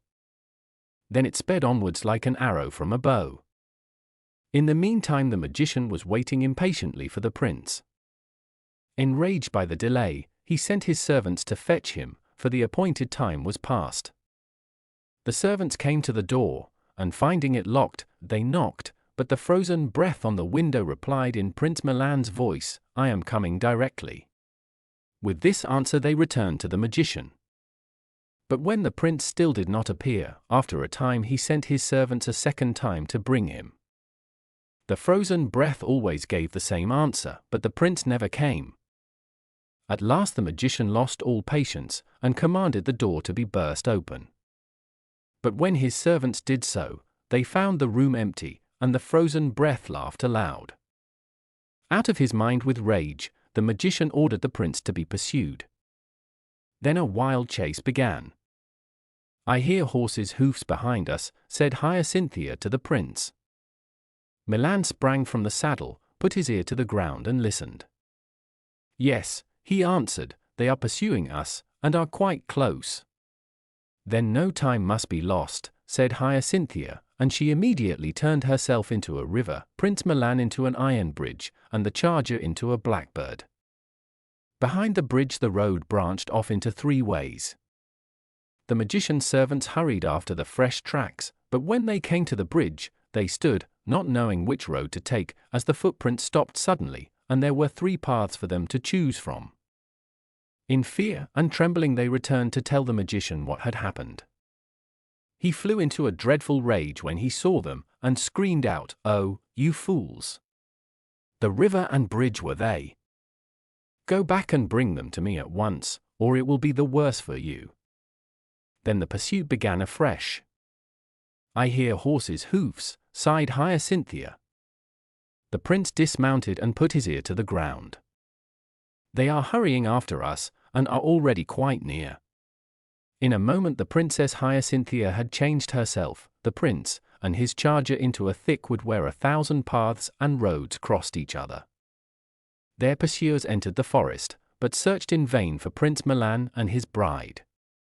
At last they found themselves back at the same spot they had started from, and in despair they returned once more with empty hands to the magician. "Then I'll go after the wretches myself," he shouted. "Bring a horse at once, they shan't escape me." Once more the beautiful Hyacinthia murmured, "I hear horses' hoofs quite near." And the prince answered, "They are pursuing us hotly and are quite close. We are lost now, for that is my father himself. But at the first church we come to his power ceases, he may chase us no further. Hand me your cross." Prince Milan loosened from his neck the little gold cross his mother had given him, and as soon as Hyacinthia grasped it, she had changed herself into a church, Milan into a monk, and the horse into a belfry. They had hardly done this when the magician and his servants rode up. "Did you see no one pass by on horseback, Reverend Father?" he asked the monk. "Prince Milan and Princess Hyacinthia have just gone on this minute. They stopped for a few minutes in the church to say their prayers, and bade me light this wax candle for you, and give you their love." "I'd like to wring their necks," said the magician, and made all haste home, where he had every one of his servants beaten to within an inch of their lives. Prince Milan rode on slowly with his bride without fearing any further pursuit. The sun was just setting, and its last rays lit up a large city they were approaching. Prince Milan was suddenly seized with an ardent desire to enter the town. "Oh, my beloved," implored Hyacinthia, "please don't go, for I am frightened and fear some evil." "What are you afraid of?" asked the prince. "We'll only go and look at what's to be seen in the town for about an hour, and then we'll continue our journey to my father's kingdom." "The town is easy to get into, but more difficult to get out of," sighed Hyacinthia. "But let it be as you wish. Go, and I will await you here, but I will first change myself into a white milestone, only I pray you be very careful. The king and queen of the town will come out to meet you, leading a little child with them. Whatever you do, don't kiss the child, or you will forget me and all that has happened to us. I will wait for you here for 3 days." The prince hurried to the town, but Hyacinthia remained behind disguised as a white milestone on the road. The first day passed, and then the second, and at last the third also, but Prince Milan did not return, for he had not taken Hyacinthia's advice. The king and queen came out to meet him as she had said, leading with them a lovely fair-haired little girl, whose eyes shone like 2 clear stars. The child at once caressed the prince, who, carried away by its beauty, bent down and kissed it on the cheek. From that moment his memory became a blank, and he forgot all about the beautiful Hyacinthia. When the prince did not return, poor Hyacinthia wept bitterly, and changing herself from a milestone into a little blue field flower, she said, "I will grow here on the wayside till some passerby tramples me underfoot." And one of her tears remained as a dewdrop and sparkled on the little blue flower. Now it happened shortly after this that an old man passed by, and seeing the flower, he was delighted with its beauty. He pulled it up carefully by the roots and carried it home. Here he planted it in a pot, and watered and tended the little plant carefully. And now the most extraordinary thing happened, for from this moment everything in the old man's house was changed. When he awoke in the morning he always found his room tidied and put into such beautiful order that not a speck of dust was to be found anywhere. When he came home at midday, he found a table laid out with the most dainty food, and he had only to sit down and enjoy himself to his heart's content. At first, he was so surprised he didn't know what to think, but after a time he grew a little uncomfortable, and went to an old witch to ask for advice.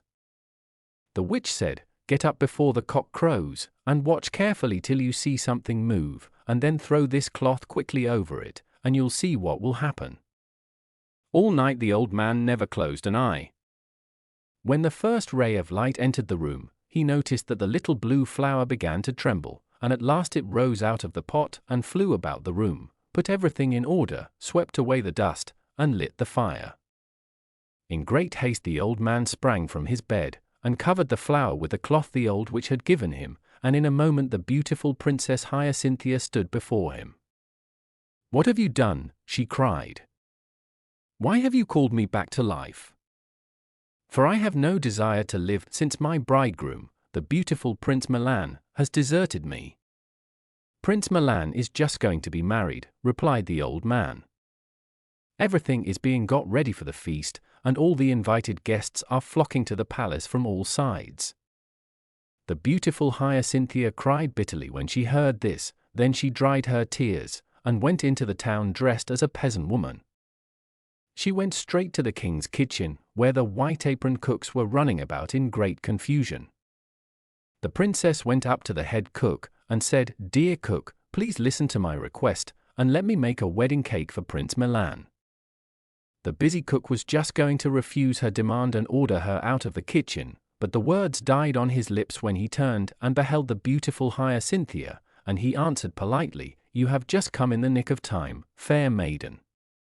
Bake your cake, and I myself will lay it before Prince Milan." The cake was soon made. The invited guests were already thronging round the table, when the head cook entered the room, bearing a beautiful wedding cake on a silver dish, and laid it before Prince Milan. The guests were all lost in admiration, for the cake was quite a work of art. Prince Milan at once proceeded to cut it open, when to his surprise 2 white doves sprang out of it, and one of them said to the other, "My dear mate, do not fly away and leave me, and forget me as Prince Milan forgot his beloved Hyacinthia." Milan sighed deeply when he heard what the little dove said. Then he jumped up suddenly from the table and ran to the door, where he found the beautiful Hyacinthia waiting for him. Outside stood his faithful charger, pawing the ground. Without pausing for a moment, Milan and Hyacinthia mounted him and galloped as fast as they could into the country of King KOJATA. The king and queen received them with such joy and gladness as had never been heard of before, and they all lived happily for the rest of their lives. Prince Fickle and Fair Helena, from the German. There was once upon a time a beautiful girl called Helena. Her own mother had died when she was quite a child, and her stepmother was as cruel and unkind to her as she could be. Helena did all she could to gain her love, and performed the heavy work given her to do cheerfully and well, but her stepmother's heart wasn't in the least touched, and the more the poor girl did the more she asked her to do. One day she gave Helena 12 pounds of mixed feathers and bade her separate them all before evening, threatening her with heavy punishment if she failed to do so. The poor child sat down to her task with her eyes so full of tears that she could hardly see to begin. And when she had made one little heap of feathers, she sighed so deeply that they all blew apart again. And so it went on, and the poor girl grew more and more miserable. She bowed her head in her hands and cried, "Is there no one under heaven who will take pity on me?" Suddenly a soft voice replied, "Be comforted, my child, I have come to help you." Terrified to death, Helena looked up and saw a fairy standing in front of her, who asked in the kindest way possible, "Why are you crying, my dear?" Helena, who for long had heard no friendly voice, confided her sad tale of woe to the fairy, and told her what the new task she had been given to do was, and how she despaired of ever accomplishing it. "Don't worry yourself about it any more," said the kind fairy, "lie down and go to sleep, and I'll see that your work is done all right." So Helena lay down, and when she awoke all the feathers were sorted into little bundles, but when she turned to thank the good fairy, she had vanished. In the evening her stepmother returned, and was much amazed to find Helena sitting quietly with her work all finished before her. She praised her diligence, but at the same time racked her brain as to what harder task she could set her to do. The next day she told Helena to empty a pond near the house with a spoon which was full of holes. Helena set to work at once, but she very soon found that what her stepmother had told her to do was an impossibility. Full of despair and misery, she was in the act of throwing the spoon away, when suddenly the kind fairy stood before her again, and asked her why she was so unhappy. When Helena told her of her stepmother's new demand, she said, "Trust to me, and I will do your task for you. Lie down and have a sleep in the meantime." Helena was comforted and lay down, and before you would have believed it possible the fairy roused her gently and told her the pond was empty. Full of joy and gratitude, Helena hurried to her stepmother, hoping that now at last her heart would be softened towards her. But the wicked woman was furious at the frustration of her own evil designs, and only thought of what harder thing she could set the girl to do. Next morning she ordered her to build before evening a beautiful castle, and to furnish it all from garret to basement. Helena sat down on the rocks which had been pointed out to her as the site of the castle, feeling very depressed, but at the same time with the lurking hope that the kind fairy would come once more to her aid. And so it turned out. The fairy appeared, promised to build the castle, and told Helena to lie down and go to sleep in the meantime. At the word of the fairy the rocks and stones rose and built themselves into a beautiful castle, and before sunset it was all furnished inside, and left nothing to be desired. You may think how grateful Helena was when she awoke and found her task all finished. But her stepmother was anything but pleased, and went through the whole castle from top to bottom, to see if she couldn't find some fault for which she could punish Helena. At last she went down into one of the cellars, but it was so dark that she fell down the steep stairs and was killed on the spot. So Helena was now mistress of the beautiful castle, and lived there in peace and happiness. And soon the noise of her beauty spread abroad, and many wooers came to try and gain her hand. Among them came one Prince FICKLE by name, who very quickly won the love of fair Helena. One day, as they were sitting happily together under a lime tree in front of the castle, Prince FICKLE broke the sad news to Helena that he must return to his parents to get their consent to his marriage. He promised faithfully to come back to her as soon as he could and begged her to await his return under the lime tree where they had spent so many happy hours. Helena kissed him tenderly at parting on his left cheek, and begged him not to let anyone else kiss him there while they were parted, and she promised to sit and wait for him under the lime tree, for she never doubted that the prince would be faithful to her and would return as quickly as he could. And so she sat for 3 days and 3 nights under the tree without moving. But when her lover never returned, she grew very unhappy, and determined to set out to look for him. She took as many of her jewels as she could carry, and 3 of her most beautiful dresses, 1 embroidered with stars, 1 with moons, and the 3rd with suns, all of pure gold. Far and wide she wandered through the world, but nowhere did she find any trace of her bridegroom. At last she gave up the search in despair. She could not bear to return to her own castle where she had been so happy with her lover, but determined rather to endure her loneliness and desolation in a strange land. She took a place as herd girl with a peasant, and buried her jewels and beautiful dresses in a safe and hidden spot. Every day she drove the cattle to pasture, and all the time she thought of nothing but her faithless bridegroom. She was very devoted to a certain little calf in the herd, and made a great pet of it, feeding it out of her own hands. She taught it to kneel before her, and then she whispered in its ear, "Kneel, little calf, kneel, be faithful and leal, not like Prince Fickle, who once on a time left his fair Helena under the lime." After some years passed in this way, she heard that the daughter of the king of the country she was living in was going to marry a prince called Fickle. Everybody rejoiced at the news except poor Helena, to whom it was a fearful blow, for at the bottom of her heart she had always believed her lover to be true. Now it chanced that the way to the capital led right past the village where Helena was, and often when she was leading her cattle forth to the meadows Prince Fickle rode past her, without ever noticing the poor herd girl, so engrossed was he in thoughts of his new bride.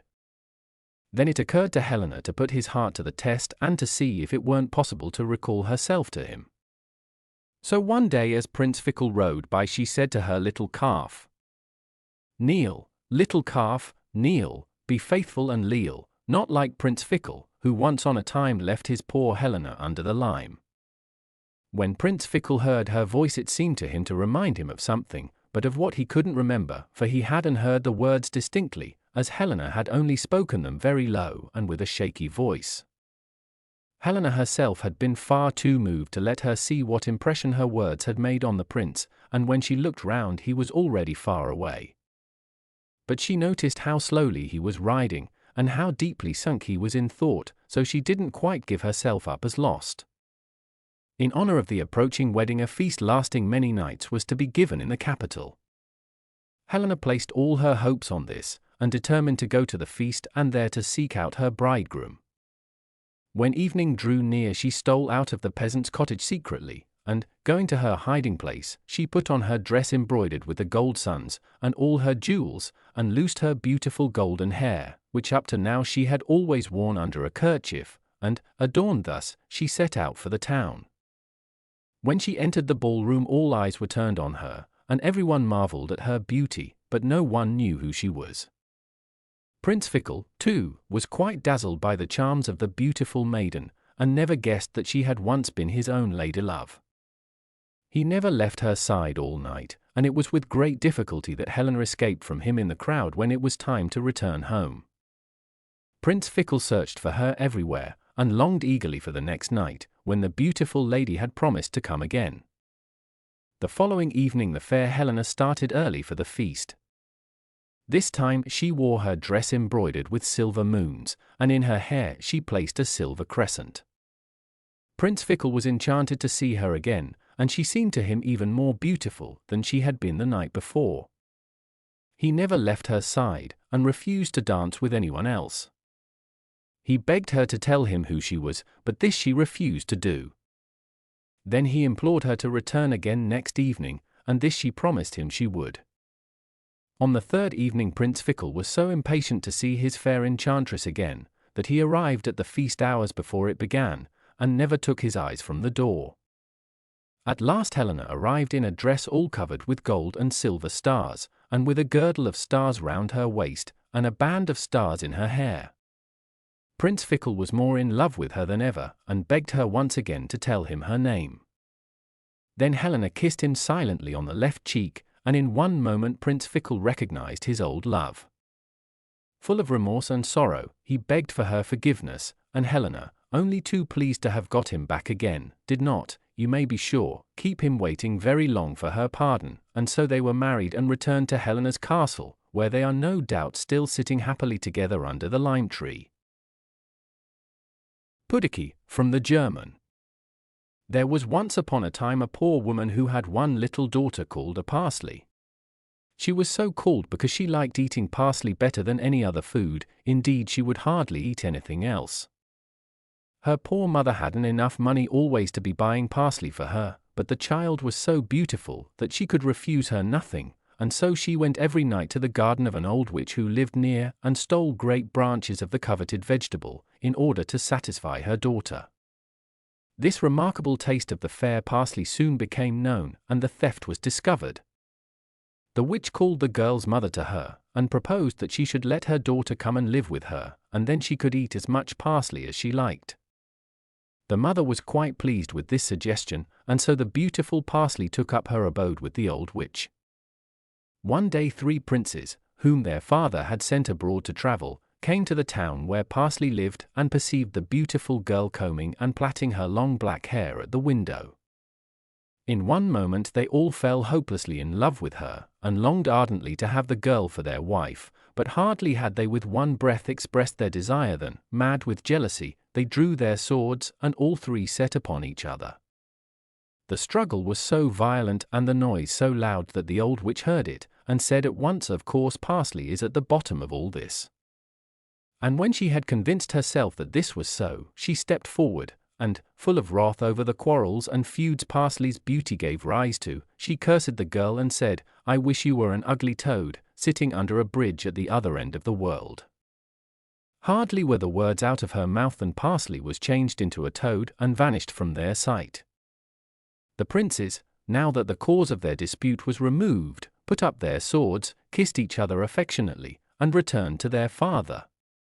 The king was growing old and feeble, and wished to yield his scepter and crown in favor of one of his sons, but he couldn't make up his mind which of the 3 he should appoint as his successor. He determined that fate should decide for him.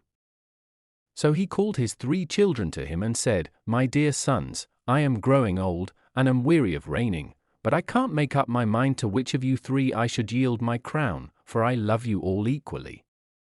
At the same time I would like the best and cleverest of you to rule over my people. I have, therefore, determined to set you 3 tasks to do, and the one that performs them best shall be my heir.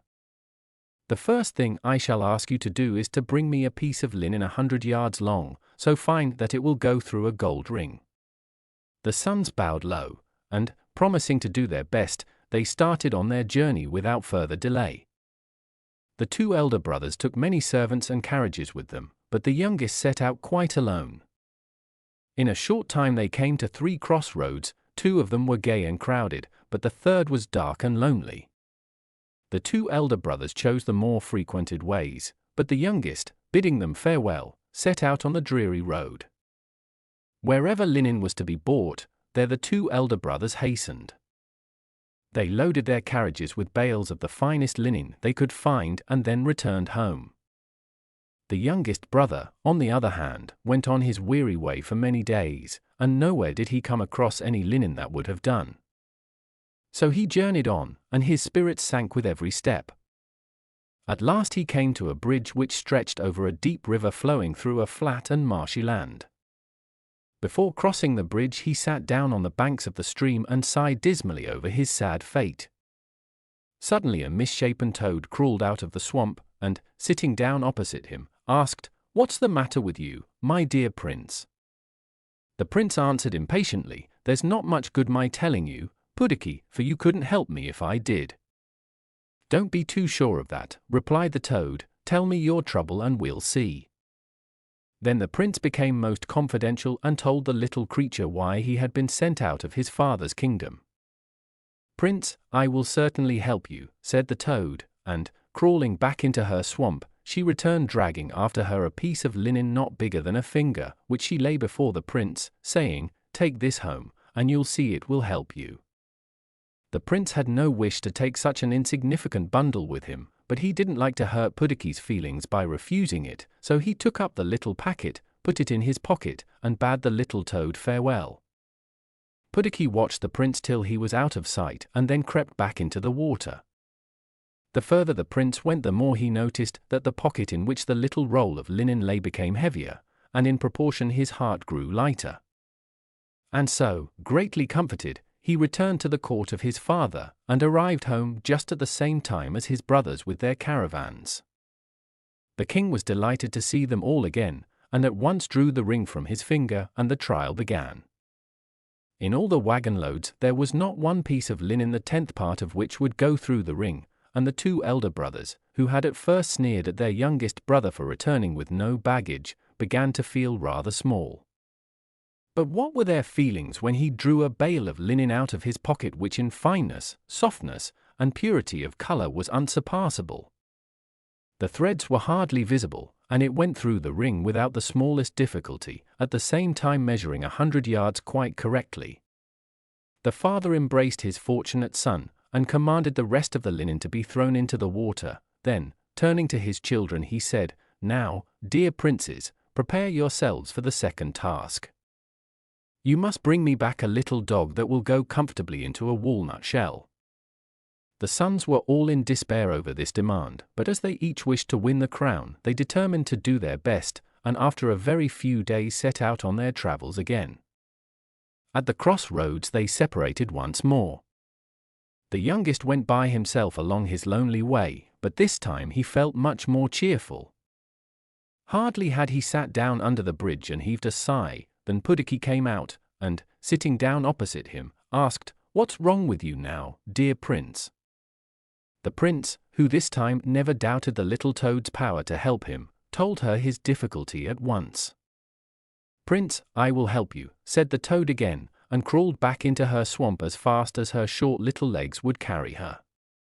She returned, dragging a hazelnut behind her, which she laid at the prince's feet and said, "Take this nut home with you and tell your father to crack it very carefully, and you'll see then what will happen." The prince thanked her heartily and went on his way in the best of spirits, while the little puddock crept slowly back into the water. When the prince got home he found his brothers had just arrived with great wagon loads of little dogs of all sorts. The king had a walnut shell ready, and the trial began, but not one of the dogs the two eldest sons had brought with them would in the least fit into the shell. When they had tried all their little dogs, the youngest son handed his father the hazelnut, with a modest bow, and begged him to crack it carefully. Hardly had the old king done so than a lovely tiny dog sprang out of the nutshell, and ran about on the king's hand, wagging its tail and barking lustily at all the other little dogs. The joy of the court was great. The father again embraced his fortunate son, commanded the rest of the small dogs to be thrown into the water and drowned, and once more addressed his sons. "The two most difficult tasks have been performed. Now listen to the third and last. Whoever brings the fairest wife home with him shall be my heir." This demand seemed so easy and agreeable, and the reward was so great, that the princes lost no time in setting forth on their travels. At the crossroads the two elder brothers debated if they should go the same way as the youngest, but when they saw how dreary and deserted it looked they made up their minds that it would be impossible to find what they sought in these wilds, and so they stuck to their former paths. The youngest was very depressed this time and said to himself, "Anything else PUDDOCKY could have helped me in, but this task is quite beyond her power. How could she ever find a beautiful wife for me? Her swamps are wide and empty, and no human beings dwell there, only frogs and toads and other creatures of that sort." However, he sat down as usual under the bridge, and this time he sighed from the bottom of his heart. In a few minutes the toad stood in front of him and asked, "What's the matter with you now, my dear prince?" "Oh, PUDDOCKY, this time you can't help me, for the task is beyond even your power," replied the prince. "Still," answered the toad, "you may as well tell me your difficulty, for who knows but I mayn't be able to help you this time also." The prince then told her the task they had been set to do. "I'll help you right enough, my dear prince," said the little toad, "just you go home, and I'll soon follow you." With these words, PUDDOCKY, with a spring quite unlike her usual slow movements, jumped into the water and disappeared. The prince rose up and went sadly on his way, for he didn't believe it possible that the little toad could really help him in his present difficulty. He had hardly gone a few steps when he heard a sound behind him, and, looking round, he saw a carriage made of cardboard, drawn by 6 big rats, coming towards him. 2 hedgehogs rode in front as outriders, and on the box sat a fat mouse as coachman, and behind stood 2 little frogs as footmen. In the carriage itself sat PUDDOCKY, who kissed her hand to the prince out of the window as she passed by. Sunk deep in thought over the fickleness of fortune that had granted him 2 of his wishes, and now seemed about to deny him the last and best, the prince hardly noticed the absurd equipage, and still less did he feel inclined to laugh at its comic appearance. The carriage drove on in front of him for some time and then turned a corner. But what was his joy and surprise when suddenly, round the same corner, but coming towards him, there appeared a beautiful coach drawn by 6 splendid horses, with outriders, coachmen, footmen, and other servants, all in the most gorgeous liveries, and seated in the carriage was the most beautiful woman the prince had ever seen, and in whom he at once recognized the beautiful Parsley, for whom his heart had formerly burned. The carriage stopped when it reached him, and the footman sprang down and opened the door for him. He got in and sat down beside the beautiful Parsley, and thanked her heartily for her help, and told her how much he loved her. And so he arrived at his father's capital, at the same moment as his brothers, who had returned with many carriage loads of beautiful women. But when they were all led before the king, the whole court with one consent awarded the prize of beauty to the fair Parsley. The old king was delighted, and embraced his thrice fortunate son and his new daughter-in-law tenderly, and appointed them as his successors to the throne. But he commanded the other women to be thrown into the water and drowned, like the bales of linen and the little dogs. The prince married PUDDOCKY and reigned long and happily with her, and if they aren't dead, I suppose they are living still. The story of HOK and the dwarfs. There once lived in a small town in China a man named Hok Lee. He was a steady, industrious man, who not only worked hard at his trade, but did all his own housework as well, for he had no wife to do it for him. "What an excellent, industrious man is this Hok Lee," said his neighbors. "How hard he works, he never leaves his house to amuse himself or to take a holiday as others do." But Hok Lee was by no means the virtuous person his neighbors thought him. True, he worked hard enough by day, but at night, when all respectable folk were fast asleep, he used to steal out and join a dangerous band of robbers, who broke into rich people's houses and carried off all they could lay hands on. This state of things went on for some time, and, though a thief was caught now and then and punished, no suspicion ever fell on Hok Lee. He was such a very respectable, hard-working man. Hok Lee had already amassed a good store of money as his share of the proceeds of these robberies, when it happened one morning on going to market that a neighbor said to him, "Why, Hok Lee, what is the matter with your face? One side of it is all swelled up." True enough, Hok Lee's right cheek was twice the size of his left, and it soon began to feel very uncomfortable. "I will bind up my face," said Hok Lee, "doubtless the warmth will cure the swelling." But no such thing. Next day it was worse, and day by day it grew bigger and bigger till it was nearly as large as his head and became very painful. Hok Lee was at his wits' end what to do. Not only was his cheek unsightly and painful, but his neighbors began to jeer and make fun of him, which hurt his feelings very much indeed. One day, as luck would have it, a traveling doctor came to the town. He sold not only all kinds of medicine, but also dealt in many strange charms against witches and evil spirits.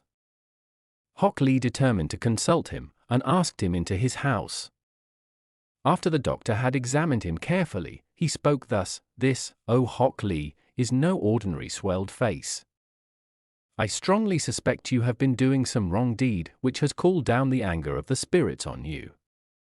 None of my drugs will avail to cure you, but if you are willing to pay me handsomely, I can tell you how you may be cured." Then Hok Lee and the doctor began to bargain together, and it was a long time before they could come to terms. However, the doctor got the better of it in the end, for he was determined not to part with his secret under a certain price, and Hok Lee had no mind to carry his huge cheek about with him to the end of his days. So he was obliged to part with the greater portion of his ill-gotten gains. When the doctor had pocketed the money, he told Hok Lee to go on the first night of the full moon to a certain wood and there to watch by a particular tree. After a time he would see the dwarfs and little sprites who live underground come out to dance. When they saw him they would be sure to make him dance too. "And mind you dance your very best," added the doctor. "If you dance well and please them, they will grant you a petition and you can then beg to be cured. But if you dance badly, they will most likely do you some mischief out of spite." With that he took leave and departed. Happily the first night of the full moon was near, and at the proper time Hok Lee set out for the wood. With a little trouble he found the tree the doctor had described, and, feeling nervous, he climbed up into it. He had hardly settled himself on a branch when he saw the little dwarfs assembling in the moonlight. They came from all sides, till at length there appeared to be hundreds of them. They seemed in high glee, and danced and skipped and capered about, whilst Hok Lee grew so eager watching them that he crept further and further along his branch till at length it gave a loud crack. All the dwarfs stood still, and Hok Lee felt as if his heart stood still also. Then one of the dwarfs called out, "Someone is up in that tree. Come down at once, whoever you are, or we must come and fetch you." In great terror, Hok Lee proceeded to come down, but he was so nervous that he tripped near the ground and came rolling down in the most absurd manner. When he had picked himself up, he came forward with a low bow, and the dwarf who had first spoken and who appeared to be the leader, said, "Now, then, who art thou, and what brings thee here?" So Hok Lee told him the sad story of his swelled cheek, and how he had been advised to come to the forest and beg the dwarfs to cure him. "It is well," replied the dwarf. "We will see about that. First, however, thou must dance before us. Should thy dancing please us, perhaps we may be able to do something, but shouldst thou dance badly, we shall assuredly punish thee, so now take warning and dance away." With that, he and all the other dwarfs sat down in a large ring, leaving Hok Lee to dance alone in the middle. He felt half frightened to death, and besides was a good deal shaken by his fall from the tree, and did not feel at all inclined to dance. But the dwarfs were not to be trifled with. "Begin," cried their leader, and to begin, he shouted the rest in chorus. So in despair Hok Lee began. First he hopped on one foot and then on the other, but he was so stiff and so nervous that he made but a poor attempt, and after a time sank down on the ground and vowed he could dance no more. The dwarfs were very angry. They crowded round Hok Lee and abused him. "Thou to come here to be cured, indeed," they cried, "thou hast brought one big cheek with thee, but thou shalt take away two." And with that they ran off and disappeared, leaving Hok Lee to find his way home as best he might. He hobbled away, weary and depressed, and not a little anxious on account of the dwarf's threat. Nor were his fears unfounded, for when he rose next morning his left cheek was swelled up as big as his right, and he could hardly see out of his eyes. Hok Lee felt in despair, and his neighbors jeered at him more than ever. The doctor, too, had disappeared, so there was nothing for it but to try the dwarfs once more. He waited a month till the first night of the full moon came round again, and then he trudged back to the forest, and sat down under the tree from which he had fallen. He had not long to wait. Ere long the dwarfs came trooping out till all were assembled. "I don't feel quite easy," said one, "I feel as if some horrid human being were near us."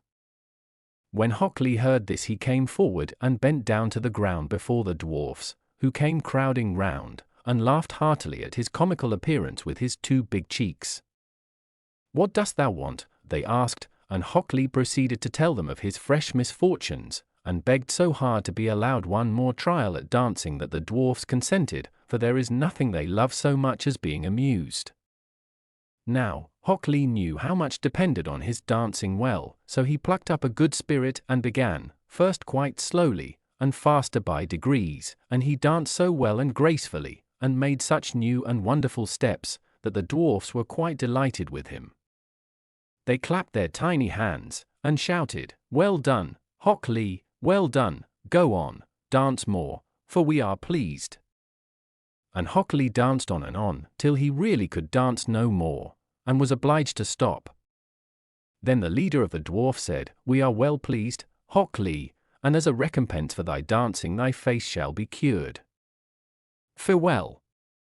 With these words he and the other dwarfs vanished, and Hok Lee, putting his hands to his face, found to his great joy that his cheeks were reduced to their natural size.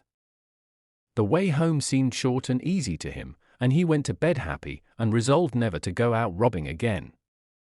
Next day the whole town was full of the news of Hok's sudden cure.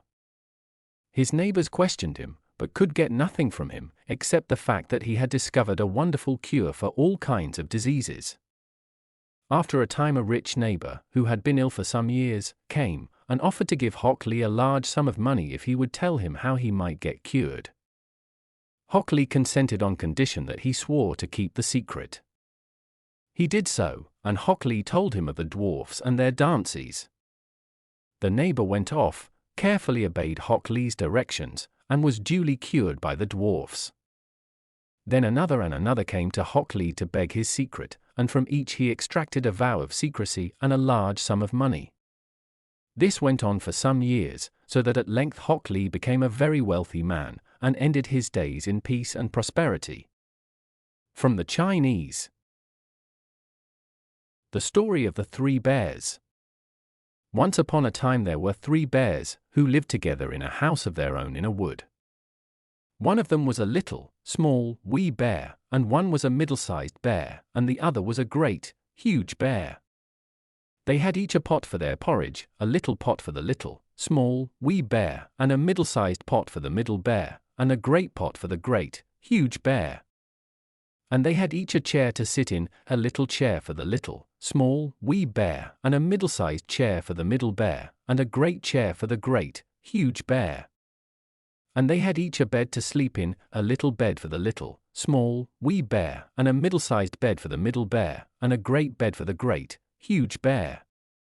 One day, after they had made the porridge for their breakfast, and poured it into their porridge pots, they walked out into the wood while the porridge was cooling, that they might not burn their mouths by beginning too soon to eat it. And while they were walking, a little old woman came to the house. She could not have been a good, honest old woman, for, first, she looked in at the window, and then she peeped in at the keyhole, and, seeing nobody in the house, she lifted the latch. The door was not fastened, because the bears were good bears, who did nobody any harm, and never suspected that anybody would harm them. So the little old woman opened the door and went in, and well pleased she was when she saw the porridge on the table. If she had been a good little old woman she would have waited till the bears came home, and then, perhaps, they would have asked her to breakfast, for they were good bears, a little rough or so, as the manner of bears is, but for all that very good-natured and hospitable. But she was an impudent, bad old woman, and set about helping herself. So first she tasted the porridge of the great, huge bear, and that was too hot for her, and she said a bad word about that. And then she tasted the porridge of the middle bear, and that was too cold for her, and she said a bad word about that too. And then she went to the porridge of the little, small, wee bear, and tasted that, and that was neither too hot nor too cold, but just right, and she liked it so well, that she ate it all up, but the naughty old woman said a bad word about the little porridge pot, because it did not hold enough for her. Then the little old woman sate down in the chair of the great, huge bear, and that was too hard for her. And then she sate down in the chair of the middle bear, and that was too soft for her. And then she sate down in the chair of the little, small, wee bear, and that was neither too hard nor too soft, but just right. So she seated herself in it, and there she sate till the bottom of the chair came out, and down came she, plump upon the ground. And the naughty old woman said a wicked word about that too. Then the little old woman went upstairs into the bedchamber in which the 3 bears slept. And first she lay down upon the bed of the great, huge bear, but that was too high at the head for her. And next she lay down upon the bed of the middle bear, and that was too high at the foot for her. And then she lay down upon the bed of the little, small, wee bear, and that was neither too high at the head, nor at the foot, but just right. So she covered herself up comfortably, and lay there till she fell fast asleep. By this time the 3 bears thought their porridge would be cool enough, so they came home to breakfast. Now the little old woman had left the spoon of the great, huge bear standing in his porridge. "Somebody has been at my porridge," said the great, huge bear, in his great gruff voice. And when the middle bear looked at his, he saw that the spoon was standing in it too. They were wooden spoons. If they had been silver ones, the naughty old woman would have put them in her pocket. "Somebody has been at my porridge," said the middle bear, in his middle voice. Then the little, small, wee bear looked at his, and there was the spoon in the porridge pot, but the porridge was all gone. "Somebody has been at my porridge, and has eaten it all up," said the little, small wee bear, in his little, small wee voice. Upon this the 3 bears, seeing that someone had entered their house, and eaten up the little, small, wee bear's breakfast, began to look about them. Now the little old woman had not put the hard cushion straight when she rose from the chair of the great, huge bear. "Somebody has been sitting in my chair," said the great, huge bear, in his great, rough, gruff voice. And the little old woman had squatted down the soft cushion of the middle bear. "Somebody has been sitting in my chair," said the middle bear, in his middle voice. And you know what the little old woman had done to the 3rd chair. "Somebody has been sitting in my chair, and has sate the bottom of it out," said the little, small, wee bear, in his little, small, wee voice. Then the 3 bears thought it necessary that they should make farther search, so they went upstairs into their bedchamber. Now the little old woman had pulled the pillow of the great, huge bear out of its place. "Somebody has been lying in my bed," said the great, huge bear, in his great, rough, gruff voice. And the little old woman had pulled the bolster of the middle bear out of its place. "Somebody has been lying in my bed," said the middle bear in his middle voice. And when the little, small, wee bear came to look at his bed, there was the bolster in its place, and the pillow in its place upon the bolster, and upon the pillow was the little old woman's ugly, dirty head, which was not in its place, for she had no business there. "Somebody has been lying in my bed, and here she is," said the little, small, wee bear, in his little, small, wee voice. The little old woman had heard in her sleep the great, rough, gruff voice of the great, huge bear, but she was so fast asleep that it was no more to her than the roaring of wind or the rumbling of thunder. And she had heard the middle voice of the middle bear, but it was only as if she had heard someone speaking in a dream. But when she heard the little, small, wee voice of the little, small, wee bear, it was so sharp and so shrill that it awakened her at once. Up she started, and when she saw the 3 bears on one side of the bed, she tumbled herself out at the other, and ran to the window. Now the window was open, because the bears, like good, tidy bears as they were, always opened their bedchamber window when they got up in the morning. Out the little old woman jumped, and whether she broke her neck in the fall, or ran into the wood and was lost there, or found her way out of the wood and was taken up by the constable and sent to the house of correction for a vagrant as she was, I cannot tell. But the 3 bears never saw anything more of her. SYLVAIN. Prince Vivien and the Princess Placida. Once upon a time there lived a king and queen who loved one another dearly. Indeed the queen, whose name was Santorina, was so pretty and so kind-hearted that it would have been a wonder if her husband had not been fond of her, while King Gridlin himself was a perfect bundle of good qualities, for the fairy who presided at his christening had summoned the shades of all his ancestors, and taken something good from each of them to form his character. Unfortunately, though, she had given him rather too much kindness of heart, which is a thing that generally gets its possessor into trouble, but so far all things had prospered with King Gridlin. However, it was not to be expected such good fortune could last, and before very long the queen had a lovely little daughter who was named Placida. Now the king, who thought that if she resembled her mother in face and mind she would need no other gift, never troubled to ask any of the fairies to her christening, and this offended them mortally, so that they resolved to punish him severely for thus depriving them of their rights. So, to the despair of King Gridlin, the queen first of all became very ill, and then disappeared altogether. If it had not been for the little princess there is no saying what would have become of him, he was so miserable, but there she was to be brought up, and luckily the good fairy Lalotte, in spite of all that had passed, was willing to come and take charge of her, and of her little cousin Prince Vivien, who was an orphan and had been placed under the care of his uncle, King Gridlin, when he was quite a baby. Although she neglected nothing that could possibly have been done for them, their characters, as they grew up, plainly proved that education only softens down natural defects, but cannot entirely do away with them, for Placida, who was perfectly lovely, and with a capacity and intelligence which enabled her to learn and understand anything that presented itself, was at the same time as lazy and indifferent as it is possible for anyone to be, while Vivien on the contrary was only too lively, and was forever taking up some new thing and as promptly tiring of it, and flying off to something else which held his fickle fancy an equally short time. As these two children would possibly inherit the kingdom, it was natural that their people should take a great interest in them, and it fell out that all the tranquil and peace-loving citizens desired that Placida should one day be their queen, while the rash and quarrelsome hoped great things for Vivien. Such a division of ideas seemed to promise civil wars and all kinds of troubles to the state, and even in the palace the two parties frequently came into collision. As for the children themselves, though they were too well brought up to quarrel, still the difference in all their tastes and feelings made it impossible for them to like one another, so there seemed no chance of their ever consenting to be married, which was a pity, since that was the only thing that would have satisfied both parties.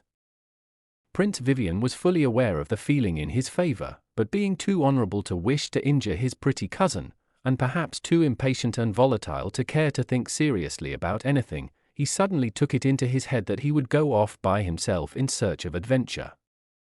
Luckily this idea occurred to him when he was on horseback, for he would certainly have set out on foot rather than lose an instant. As it was, he simply turned his horse's head, without another thought than that of getting out of the kingdom as soon as possible. This abrupt departure was a great blow to the state, especially as no one had any idea what had become of the prince.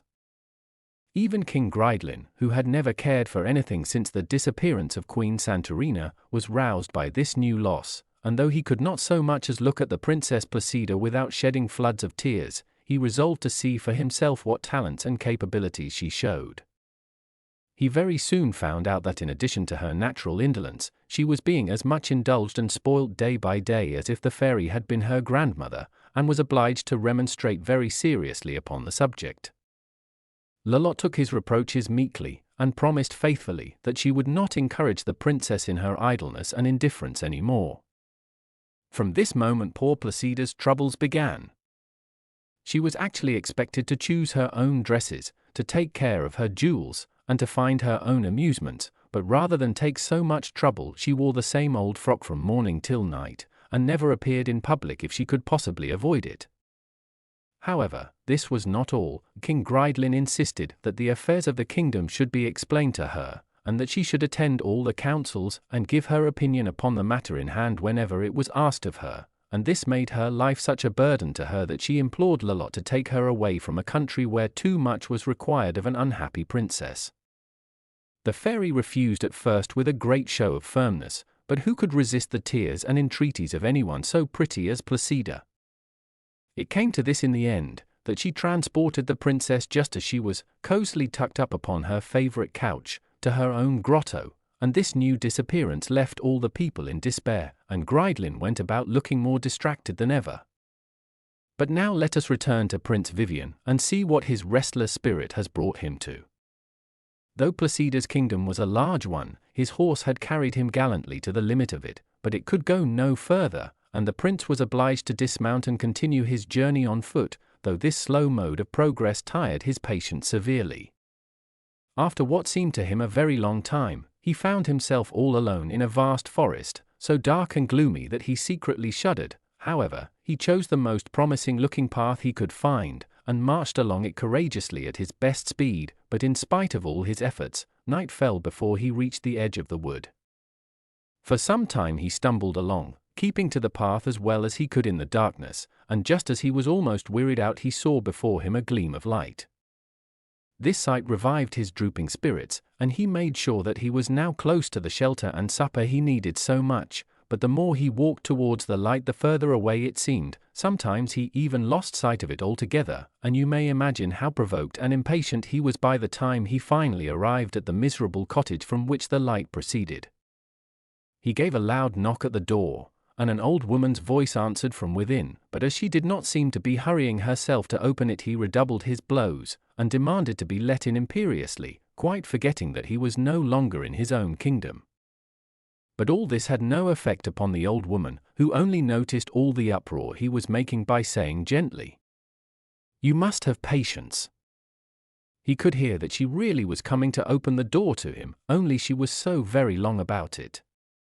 First she chased away her cat, lest it should run away when the door was opened. Then he heard her talking to herself and made out that her lamp wanted trimming, that she might see better who it was that knocked, and then that it lacked fresh oil, and she must refill it. So what with one thing and another she was an immense time trotting to and fro, and all the while she now and again bade the prince have patience. When at last he stood within the little hut he saw with despair that it was a picture of poverty, and that not a crumb of anything eatable was to be seen, and when he explained to the old woman that he was dying of hunger and fatigue, she only answered tranquilly that he must have patience. However, she presently showed him a bundle of straw on which he could sleep. "But what can I have to eat?" cried Prince Vivien sharply. Wait a little," she replied. "If you will only have patience, I am just going out into the garden to gather some peas. We will shell them at our leisure, then I will light a fire and cook them, and when they are thoroughly done, we can enjoy them peaceably. There is no hurry." "I shall have died of starvation by the time all that is done," said the prince ruefully. "Patience, patience," said the old woman looking at him with her slow gentle smile. "I can't be hurried. All things come at last to him who waits. You must have heard that often." Prince Vivien was wild with aggravation, but there was nothing to be done. "Come then," said the old woman, "you shall hold the lamp to light me while I pick the peas." The prince in his haste snatched it up so quickly that it went out, and it took him a long time to light it again with 2 little bits of glowing charcoal which he had to dig out from the pile of ashes upon the hearth. However, at last the peas were gathered and shelled, and the fire lighted, but then they had to be carefully counted, since the old woman declared that she would cook 54, and no more. In vain did the prince represent to her that he was famished, that 54 peas would go no way toward satisfying his hunger, that a few peas, more or less, surely could not matter. It was quite useless. In the end he had to count out the 54, and worse than that, because he dropped 1 or 2 in his hurry, he had to begin again from the very first, to be sure the number was complete. As soon as they were cooked, the old dame took a pair of scales and a morsel of bread from the cupboard, and was just about to divide it when Prince Vivien, who really could wait no longer, seized the whole piece and ate it up, saying in his turn, "Patience." "You mean that for a joke," said the old woman, as gently as ever, "but that is really my name, and some day you will know more about me." Then they each ate their 27 peas, and the prince was surprised to find that he wanted nothing more, and he slept as sweetly upon his bed of straw as he had ever done in his palace. In the morning the old woman gave him milk and bread for his breakfast, which he ate contentedly, rejoicing that there was nothing to be gathered, or counted, or cooked, and when he had finished he begged her to tell him who she was. "That I will, with pleasure," she replied. "But it will be a long story." "Oh, if it's long, I can't listen," cried the prince. "But," said she, "at your age, you should attend to what old people say, and learn to have patience." But, said the prince, in his most impatient tone, "old people should not be so long-winded. Tell me what country I have got into, and nothing else." "With all my heart," said she.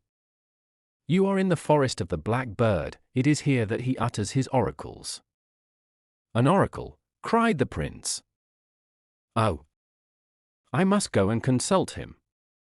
Thereupon he drew a handful of gold from his pocket, and offered it to the old woman, and when she would not take it, he threw it down upon the table and was off like a flash of lightning, without even staying to ask the way.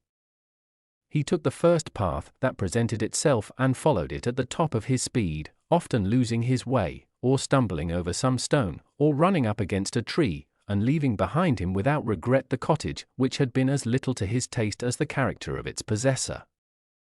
After some time he saw in the distance a huge black castle, which commanded a view of the whole forest.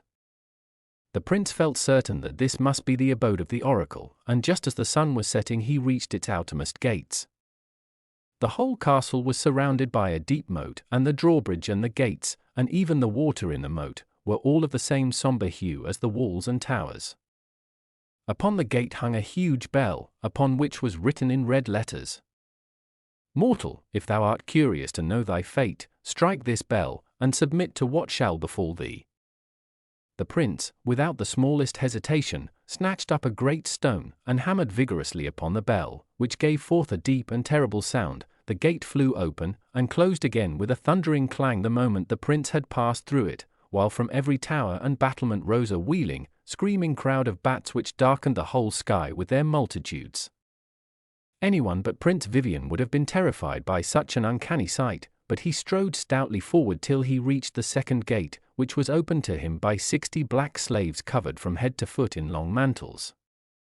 He wished to speak to them, but soon discovered that they spoke an utterly unknown language, and did not seem to understand a word he said. This was a great aggravation to the prince, who was not accustomed to keep his ideas to himself, and he positively found himself wishing for his old friend Patience. However, he had to follow his guides in silence, and they led him into a magnificent hall. The floor was of ebony, the walls of jet, and all the hangings were of black velvet, but the prince looked round it in vain for something to eat, and then made signs that he was hungry. In the same manner he was respectfully given to understand that he must wait, and after several hours the 60 hooded and shrouded figures reappeared, and conducted him with great ceremony, and also very, very slowly, to a banqueting hall, where they all placed themselves at a long table. The dishes were arranged down the center of it, and with his usual impetuosity the prince seized the one that stood in front of him to draw it nearer, but soon found that it was firmly fixed in its place. Then he looked at his solemn and lugubrious neighbors, and saw that each one was supplied with a long hollow reed through which he slowly sucked up his portion, and the prince was obliged to do the same, though he found it a frightfully tedious process. After supper they returned as they had come to the ebony room, where he was compelled to look on while his companions played interminable games of chess, and not until he was nearly dying of weariness did they, slowly and ceremoniously as before, conduct him to his sleeping apartment. The hope of consulting the oracle woke him very early the next morning, and his first demand was to be allowed to present himself before it, but, without replying, his attendants conducted him to a huge marble bath, very shallow at one end, and quite deep at the other, and gave him to understand that he was to go into it. The prince, nothing loath, was for springing at once into deep water, but he was gently but forcibly held back and only allowed to stand where it was about an inch deep, and he was nearly wild with impatience when he found that this process was to be repeated every day in spite of all he could say or do, the water rising higher and higher by inches, so that for 60 days he had to live in perpetual silence, ceremoniously conducted to and fro, supping all his meals through the long reed, and looking on at innumerable games of chess, the game of all others, which he detested most. But at last the water rose as high as his chin, and his bath was complete. And that day the slaves in their black robes, and each having a large bat perched upon his head, marched in slow procession with the prince in their midst, chanting a melancholy song, to the iron gate that led into a kind of temple. At the sound of their chanting, another band of slaves appeared, and took possession of the unhappy Vivien. They looked to him exactly like the ones he had left, except that they moved more slowly still, and each one held a raven upon his wrist, and their harsh croakings re-echoed through the dismal place. Holding the prince by the arms, not so much to do him honor as to restrain his impatience, they proceeded by slow degrees up the steps of the temple, and when they at last reached the top he thought his long waiting must be at an end. But on the contrary, after slowly enshrouding him in a long black robe like their own, they led him into the temple itself, where he was forced to witness numbers of lengthy rites and ceremonies. By this time Vivien's active impatience had subsided into passive weariness, his yawns were continual and scandalous, but nobody heeded him. He stared hopelessly at the thick black curtain which hung down straight in front of him, and could hardly believe his eyes when it presently began to slide back, and he saw before him the blackbird. It was of enormous size, and was perched upon a thick bar of iron which ran across from one side of the temple to the other. At the sight of it all the slaves fell upon their knees and hid their faces, and when it had 3 times flapped its mighty wings it uttered distinctly in Prince Vivien's own language the words, "Prince, your only chance of happiness depends upon that which is most opposed to your own nature." Then the curtain fell before it once more, and the prince, after many ceremonies, was presented with a raven which perched upon his wrist, and was conducted slowly back to the iron gate. Here the raven left him, and he was handed over once more to the care of the first band of slaves, while a large boat flickered down and settled upon his head of its own accord, and so he was taken back to the marble bath, and had to go through the whole process again, only this time he began in deep water which receded daily inch by inch. When this was over, the slaves escorted him to the outer gate, and took leave of him with every mark of esteem and politeness, to which it is to be feared he responded but indifferently, since the gate was no sooner opened than he took to his heels, and fled away with all his might, his one idea being to put as much space as possible between himself and the dreary place into which he had ventured so rashly, just to consult a tedious oracle who after all had told him nothing. He actually reflected for about 5 seconds on his folly, and came to the conclusion that it might sometimes be advisable to think before one acted. After wandering about for several days until he was weary and hungry, he at last succeeded in finding a way out of the forest, and soon came to a wide and rapid river, which he followed, hoping to find some means of crossing it, and it happened that as the sun rose the next morning he saw something of a dazzling whiteness moored out in the middle of the stream. Upon looking more attentively at it, he found that it was one of the prettiest little ships he had ever seen, and the boat that belonged to it was made fast to the bank quite close to him. The prince was immediately seized with the most ardent desire to go on board the ship, and shouted loudly to attract the notice of her crew, but no one answered. So he sprang into the little boat and rowed away without finding it at all hard work, for the boat was made all of white paper, and was as light as a rose leaf. The ship was made of white paper too, as the prince presently discovered when he reached it. He found not a soul on board, but there was a very cozy little bed in the cabin, and an ample supply of all sorts of good things to eat and drink, which he made up his mind to enjoy until something new happened. Having been thoroughly well brought up at the court of King Gridelin, of course he understood the art of navigation, but when once he had started, the current carried the vessel down at such a pace that before he knew where he was the prince found himself out at sea, and a wind springing up behind him just at this moment soon drove him out of sight of land. By this time he was somewhat alarmed, and did his best to put the ship about and get back to the river, but wind and tide were too strong for him, and he began to think of the number of times, from his childhood up, that he had been warned not to meddle with water.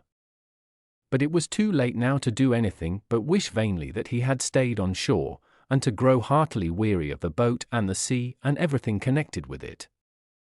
These two things, however, he did most thoroughly. To put the finishing touch to his misfortunes, he presently found himself becalmed in mid-ocean, a state of affairs which would be considered trying by the most patient of men, so you may imagine how it affected Prince Vivien.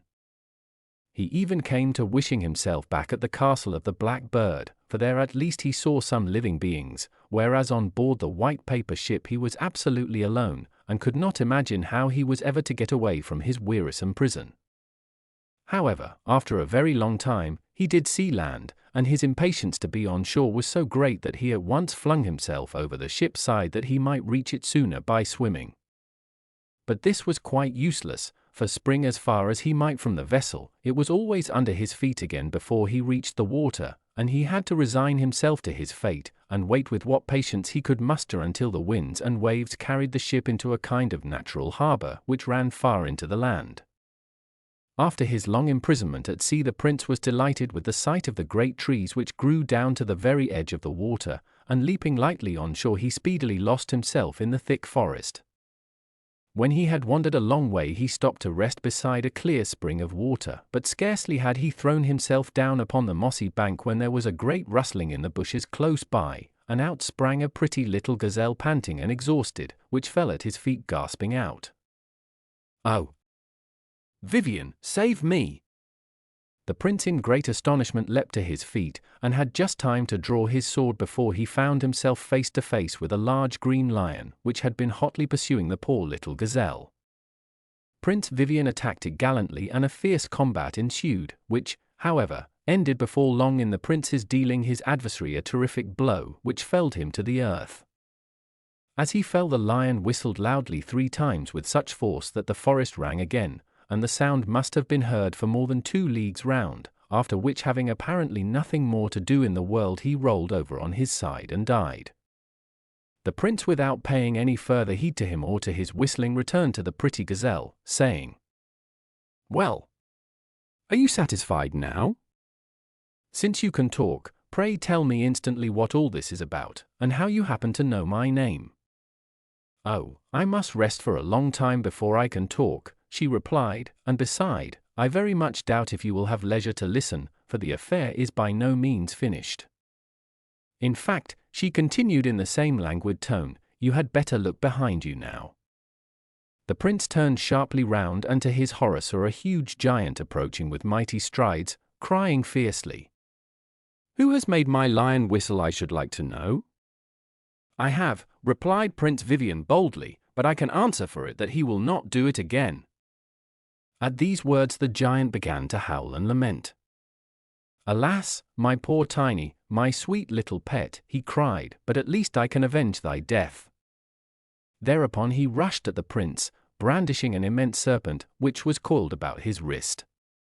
Vivien, without losing his coolness, aimed a terrific blow at it with his sword, but no sooner did he touch the snake than it changed into a giant, and the giant into a snake, with such rapidity that the prince felt perfectly giddy, and this happened at least half a dozen times, until at last with a fortunate stroke he cut the serpent in halves, and picking up one morsel flung it with all his force at the nose of the giant, who fell insensible on top of the lion, and in an instant a thick black cloud rolled up which hid them from view, and when it cleared away they had all disappeared.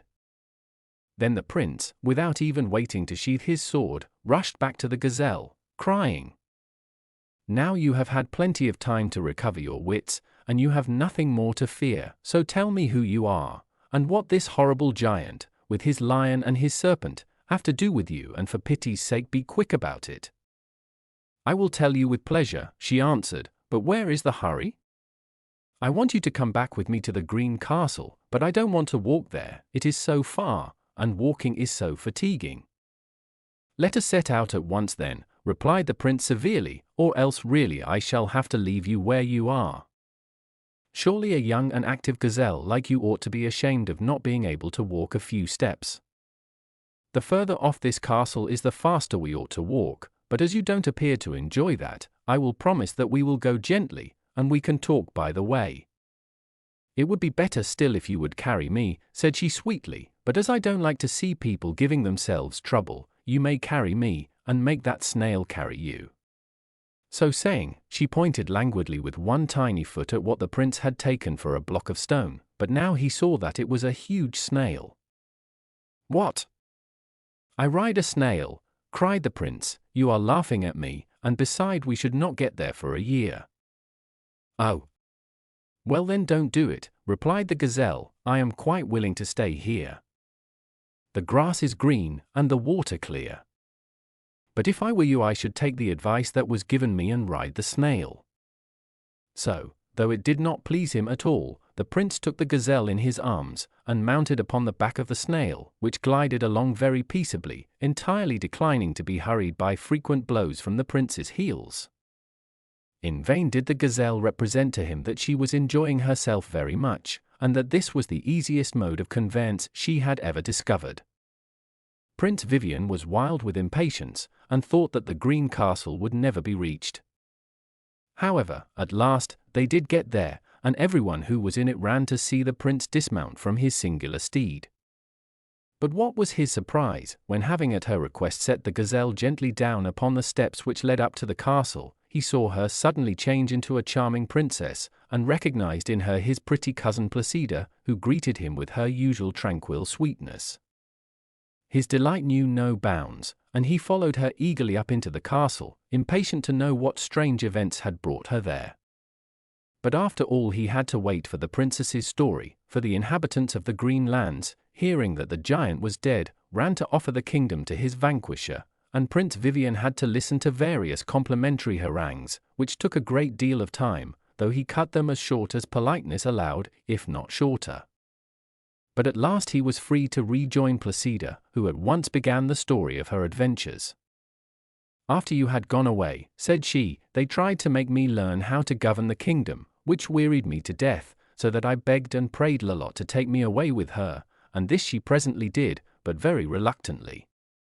However, having been transported to her grotto upon my favorite couch, I spent several delicious days, soothed by the soft green light, which was like a beechwood in the spring, and by the murmuring of bees and the tinkle of falling water. But alas! Lolotte was forced to go away to a general assembly of the fairies, and she came back in great dismay, telling me that her indulgence to me had cost her dear, for she had been severely reprimanded and ordered to hand me over to the fairy Malefiche, who was already taking charge of you, and who had been much commended for her management of you. Fine management, indeed, interrupted the prince, if it is to her I owe all the adventures I have met with. But go on with your story, my cousin. I can tell you all about my doings afterwards, and then you can judge for yourself. At first I was grieved to see Lolotte cry, resumed the princess, but I soon found that grieving was very troublesome, so I thought it better to be calm, and very soon afterwards I saw the fairy Malefiche arrive, mounted upon her great unicorn. She stopped before the grotto and bade Lolotte bring me out to her, at which she cried worse than ever, and kissed me a dozen times, but she dared not refuse. I was lifted up onto the unicorn, behind Malefiche, who said to me, "Hold on tight, little girl, if you don't want to break your neck." And, indeed, I had to hold on with all my might, for her horrible steed trotted so violently that it positively took my breath away. However, at last we stopped at a large farm, and the farmer and his wife ran out as soon as they saw the fairy, and helped us to dismount. I knew that they were really a king and queen, whom the fairies were punishing for their ignorance and idleness. You may imagine that I was by this time half dead with fatigue, but Malefiche insisted upon my feeding her unicorn before I did anything else. To accomplish this I had to climb up a long ladder into the hayloft, and bring down, one after another, 24 handfuls of hay. Never before, did I have such a wearisome task. It makes me shudder to think of it now, and that was not all. In the same way I had to carry the 24 handfuls of hay to the stable, and then it was supper time, and I had to wait upon all the others. After that I really thought I should be allowed to go peaceably to my little bed, but, oh dear no. First of all I had to make it, for it was all in confusion, and then I had to make one for the fairy, and tuck her in, and draw the curtains round her, beside rendering her a dozen little services which I was not at all accustomed to. Finally, when I was perfectly exhausted by all this toil, I was free to go to bed myself, but as I had never before undressed myself, and really did not know how to begin, I lay down as I was. Unfortunately, the fairy found this out, and just as I was falling into a sweet slumber, she made me get up once more, but even then I managed to escape her vigilance, and only took off my upper robe. Indeed, I may tell you in confidence, that I always find disobedience answer very well. One is often scolded, it is true, but then one has been saved some trouble. At the earliest dawn of day Malefiche woke me, and made me take many journeys to the stable to bring her word how her unicorn had slept, and how much hay he had eaten, and then to find out what time it was, and if it was a fine day. I was so slow, and did my errand so badly, that before she left she called the king and queen, and said to them, "I am much more pleased with you this year. Continue to make the best of your farm, if you wish to get back to your kingdom, and also take care of this little princess for me, and teach her to be useful, that when I come I may find her cured of her faults. If she is not—" Here she broke off with a significant look, and mounting my enemy the unicorn, speedily disappeared. Then the king and queen, turning to me, asked me what I could do. "Nothing at all, I assure you," I replied in a tone which really ought to have convinced them, but they went on to describe various employments, and tried to discover which of them would be most to my taste. However, at last I persuaded them that to do nothing whatever would be the only thing that would suit me, and that if they really wanted to be kind to me, they would let me go to bed and to sleep, and not tease me about doing anything. To my great joy, they not only permitted this, but actually, when they had their own meals, the queen brought my portion up to me. But early the next morning she appeared at my bedside, saying, with an apologetic air, "My pretty child, I am afraid you must really make up your mind to get up today. I know quite well how delightful it is to be thoroughly idle, for when my husband and I were king and queen we did nothing at all from morning to night, and I sincerely hope that it will not be long before those happy days will come again for us. But at present we have not reached them, nor have you, and you know from what the fairy said that perhaps worse things may happen to us if she is not obeyed. Make haste, I beg of you, and come down to breakfast, for I have put by some delicious cream for you." It was really very tiresome, but as there was no help for it I went down. But the instant breakfast was over they began again their cuckoo cry of "What will you do?" In vain did I answer, "Nothing at all, if it please you, madam." The queen at last gave me a spindle and about 4 pounds of hemp upon a distaff, and sent me out to keep the sheep, assuring me that there could not be a pleasanter occupation, and that I could take my ease as much as I pleased. I was forced to set out, very unwillingly, as you may imagine, but I had not walked far before I came to a shady bank in what seemed to me a charming place. I stretched myself cosily upon the soft grass, and with the bundle of hemp for a pillow slept as tranquilly as if there were no such things as sheep in the world, while they for their part wandered hither and thither at their own sweet will, as if there were no such thing as a shepherdess, invading every field, and browsing upon every kind of forbidden dainty, until the peasants, alarmed by the havoc they were making, raised a clamour, which at last reached the ears of the king and queen, who ran out, and seeing the cause of the commotion, hastily collected their flock. And, indeed, the sooner the better, since they had to pay for all the damage they had done. As for me, I lay still and watched them run, for I was very comfortable, and there I might be still if they had not come up, all panting and breathless, and compelled me to get up and follow them. They also reproached me bitterly, but I need hardly tell you that they did not again entrust me with the flock. But whatever they found for me to do, it was always the same thing. I spoilt and mismanaged it all, and was so successful in provoking even the most patient people, that one day I ran away from the farm, for I was really afraid the queen would be obliged to beat me. When I came to the little river in which the king used to fish, I found the boat tied to a tree, and stepping in I unfastened it, and floated gently down with the current. The gliding of the boat was so soothing that I did not trouble myself in the least when the queen caught sight of me and ran along the bank, crying, "My boat, my boat! Husband, come and catch the little princess who is running away with my boat." The current soon carried me out of hearing of her cries, and I dreamed to the song of the ripples and the whisper of the trees, until the boat suddenly stopped, and I found it was stuck fast beside a fresh green meadow, and that the sun was rising. In the distance I saw some little houses which seemed to be built in a most singular fashion, but as I was by this time very hungry I set out towards them, but before I had walked many steps, I saw that the air was full of shining objects, which seemed to be fixed, and yet I could not see what they hung from. I went nearer, and saw a silken cord hanging down to the ground, and pulled it just because it was so close to my hand. Instantly the whole meadow resounded to the melodious chiming of a peal of silver bells, and they sounded so pretty that I sat down to listen, and to watch them as they swung shining in the sunbeams. Before they ceased to sound, came a great flight of birds, and each one perching upon a bell added its charming song to the concert.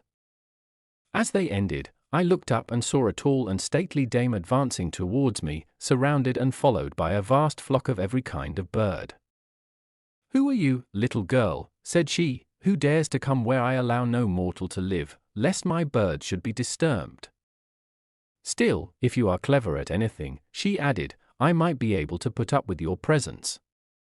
"Madam," I answered, rising, "you may be very sure that I shall not do anything to alarm your birds.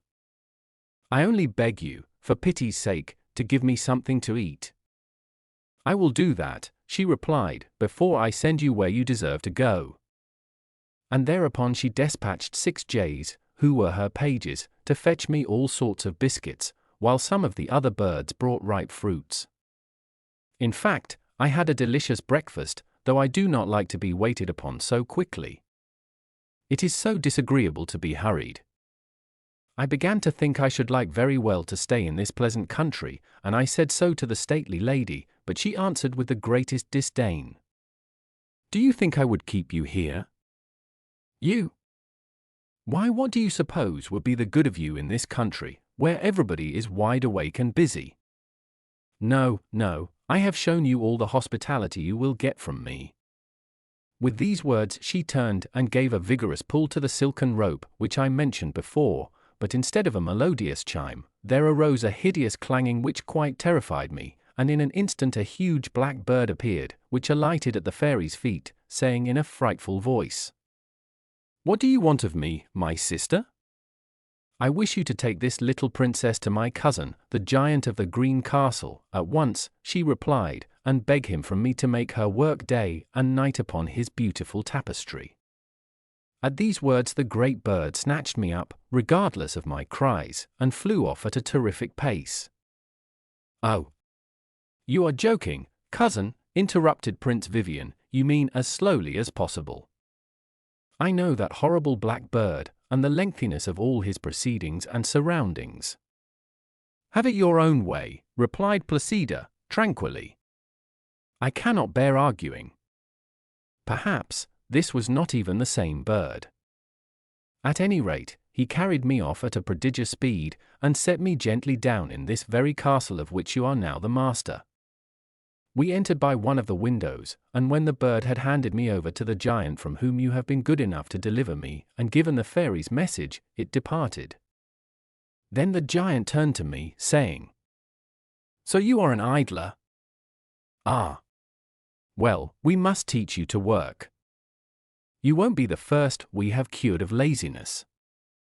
See how busy all my guests are." I looked up as he spoke, and saw that an immense gallery ran all round the hall, in which were tapestry frames, spindles, skeins of wool, patterns, and all necessary things. Before each frame about a dozen people were sitting, hard at work, at which terrible sight I fainted away, and as soon as I recovered they began to ask me what I could do. It was in vain that I replied as before, and with the strongest desire to be taken at my word, nothing at all. The giant only said, "Then you must learn to do something. In this world there is enough work for everybody." It appeared that they were working into the tapestry all the stories the fairies like best, and they began to try and teach me to help them, but from the first class, where they tried me to begin with, I sank lower and lower, and not even the most simple stitches could I learn. In vain they punished me by all the usual methods. In vain the giant showed me his menagerie, which was entirely composed of children who would not work. Nothing did me any good, and at last I was reduced to drawing water for the dyeing of the wools, and even over that I was so slow that this morning the giant flew into a rage and changed me into a gazelle. He was just putting me into the menagerie when I happened to catch sight of a dog, and was seized with such terror that I fled away at my utmost speed, and escaped through the outer court of the castle. The giant, fearing that I should be lost altogether, sent his green lion after me, with orders to bring me back, cost what it might, and I should certainly have let myself be caught, or eaten up, or anything, rather than run any further, if I had not luckily met you by the fountain. And oh," concluded the princess, "how delightful it is once more to be able to sit still in peace. I was so tired of trying to learn things." Prince Vivien said that, for his part, he had been kept a great deal too still, and had not found it at all amusing, and then he recounted all his adventures with breathless rapidity. How he had taken shelter with Dame Patience, and consulted the oracle, and voyaged in the paper ship. Then they went hand in hand to release all the prisoners in the castle, and all the princes and princesses who were in cages in the menagerie, for the instant the green giant was dead they had resumed their natural forms. As you may imagine, they were all very grateful, and Princess Placida entreated them never to do another stitch of work so long as they lived, and they promptly made a great bonfire in the courtyard, and solemnly burnt all the embroidery frames and spinning wheels. Then the princess gave them splendid presents, or rather sat by while Prince Vivien gave them, and there were great rejoicings in the green castle, and everyone did his best to please the prince and princess. But with all their good intentions, they often made mistakes, for Vivien and Placida were never of one mind about their plans, so it was very confusing, and they frequently found themselves obeying the prince's orders very, very slowly, and rushing off with lightning speed to do something that the princess did not wish to have done at all, until, by and by, the two cousins took to consulting with, and consoling one another in all these little vexations, and at last came to be so fond of each other that for Placida's sake Vivien became quite patient, and for Vivien's sake Placida made the most unheard of exertions. But now the fairies, who had been watching all these proceedings with interest, thought it was time to interfere, and ascertain by further trials if this improvement was likely to continue, and if they really loved one another. So they caused Placida to seem to have a violent fever, and Vivien to languish and grow dull, and made each of them very uneasy about the other, and then, finding a moment when they were apart, the fairy Malefice suddenly appeared to Placida, and said, "I have just seen Prince Vivien, and he seemed to me to be very ill." "Alas!" "Yes, madam," she answered, "and if you will but cure him, you may take me back to the farm, or bring the green giant to life again, and you shall see how obedient I will be."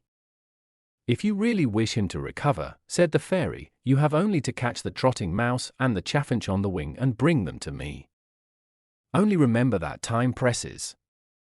She had hardly finished speaking before the princess was rushing headlong out of the castle gate, and the fairy, after watching her till she was lost to sight, gave a little chuckle and went in search of the prince, who begged her earnestly to send him back to the Black Castle, or to the paper boat if she would but save Placida's life. The fairy shook her head, and looked very grave. She quite agreed with him. The princess was in a bad way, but, said she, if you can find the rosy mole, and give him to her, she will recover. So now it was the prince's turn to set off in a vast hurry. Only as soon as he left the castle he happened to go in exactly the opposite direction to the one Placida had taken. Now you can imagine these two devoted lovers hunting night and day. The princess in the woods, always running, always listening, pursuing hotly after two creatures which seemed to her very hard to catch, which she yet never ceased from pursuing. The prince on the other hand wandering continually across the meadows, his eyes fixed upon the ground, attentive to every movement among the moles.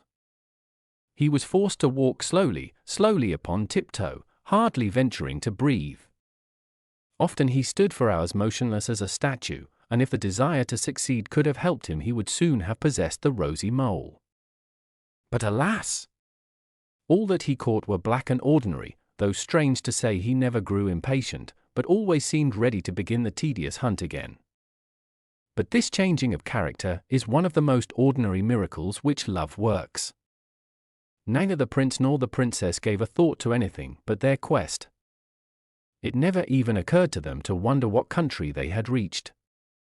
So you may guess how astonished they were one day, when having at last been successful after their long and weary chase, they cried aloud at the same instant, "At last I have saved my beloved," and then recognizing each other's voice looked up, and rushed to meet one another with the wildest joy. Surprise kept them silent while for one delicious moment they gazed into each other's eyes, and just then who should come up but King Gridelin, for it was into his kingdom they had accidentally strayed. He recognized them in his turn and greeted them joyfully, but when they turned afterwards to look for the rosy mole, the chaffinch, and the trotting mouse, they had vanished, and in their places stood a lovely lady whom they did not know, the Blackbird, and the green giant. King Gridelin had no sooner set eyes upon the lady than with a cry of joy he clasped her in his arms, for it was no other than his long-lost wife, Santorina, about whose imprisonment in fairyland you may perhaps read some day. Then the Blackbird and the green giant resumed their natural form, for they were enchanters, and up flew Lolotte and Malefice in their chariots, and then there was a great kissing and congratulating, for everybody had regained someone he loved, including the enchanters, who loved their natural forms dearly. After this they repaired to the palace, and the wedding of Prince Vivien and Princess Placida was held at once with all the splendor imaginable. King Gridelin and Queen Santorina, after all their experiences, had no further desire to reign, so they retired happily to a peaceful place, leaving their kingdom to the prince and princess, who were beloved by all their subjects, and found their greatest happiness all their lives long in making other people happy. Nonchalante et papillon.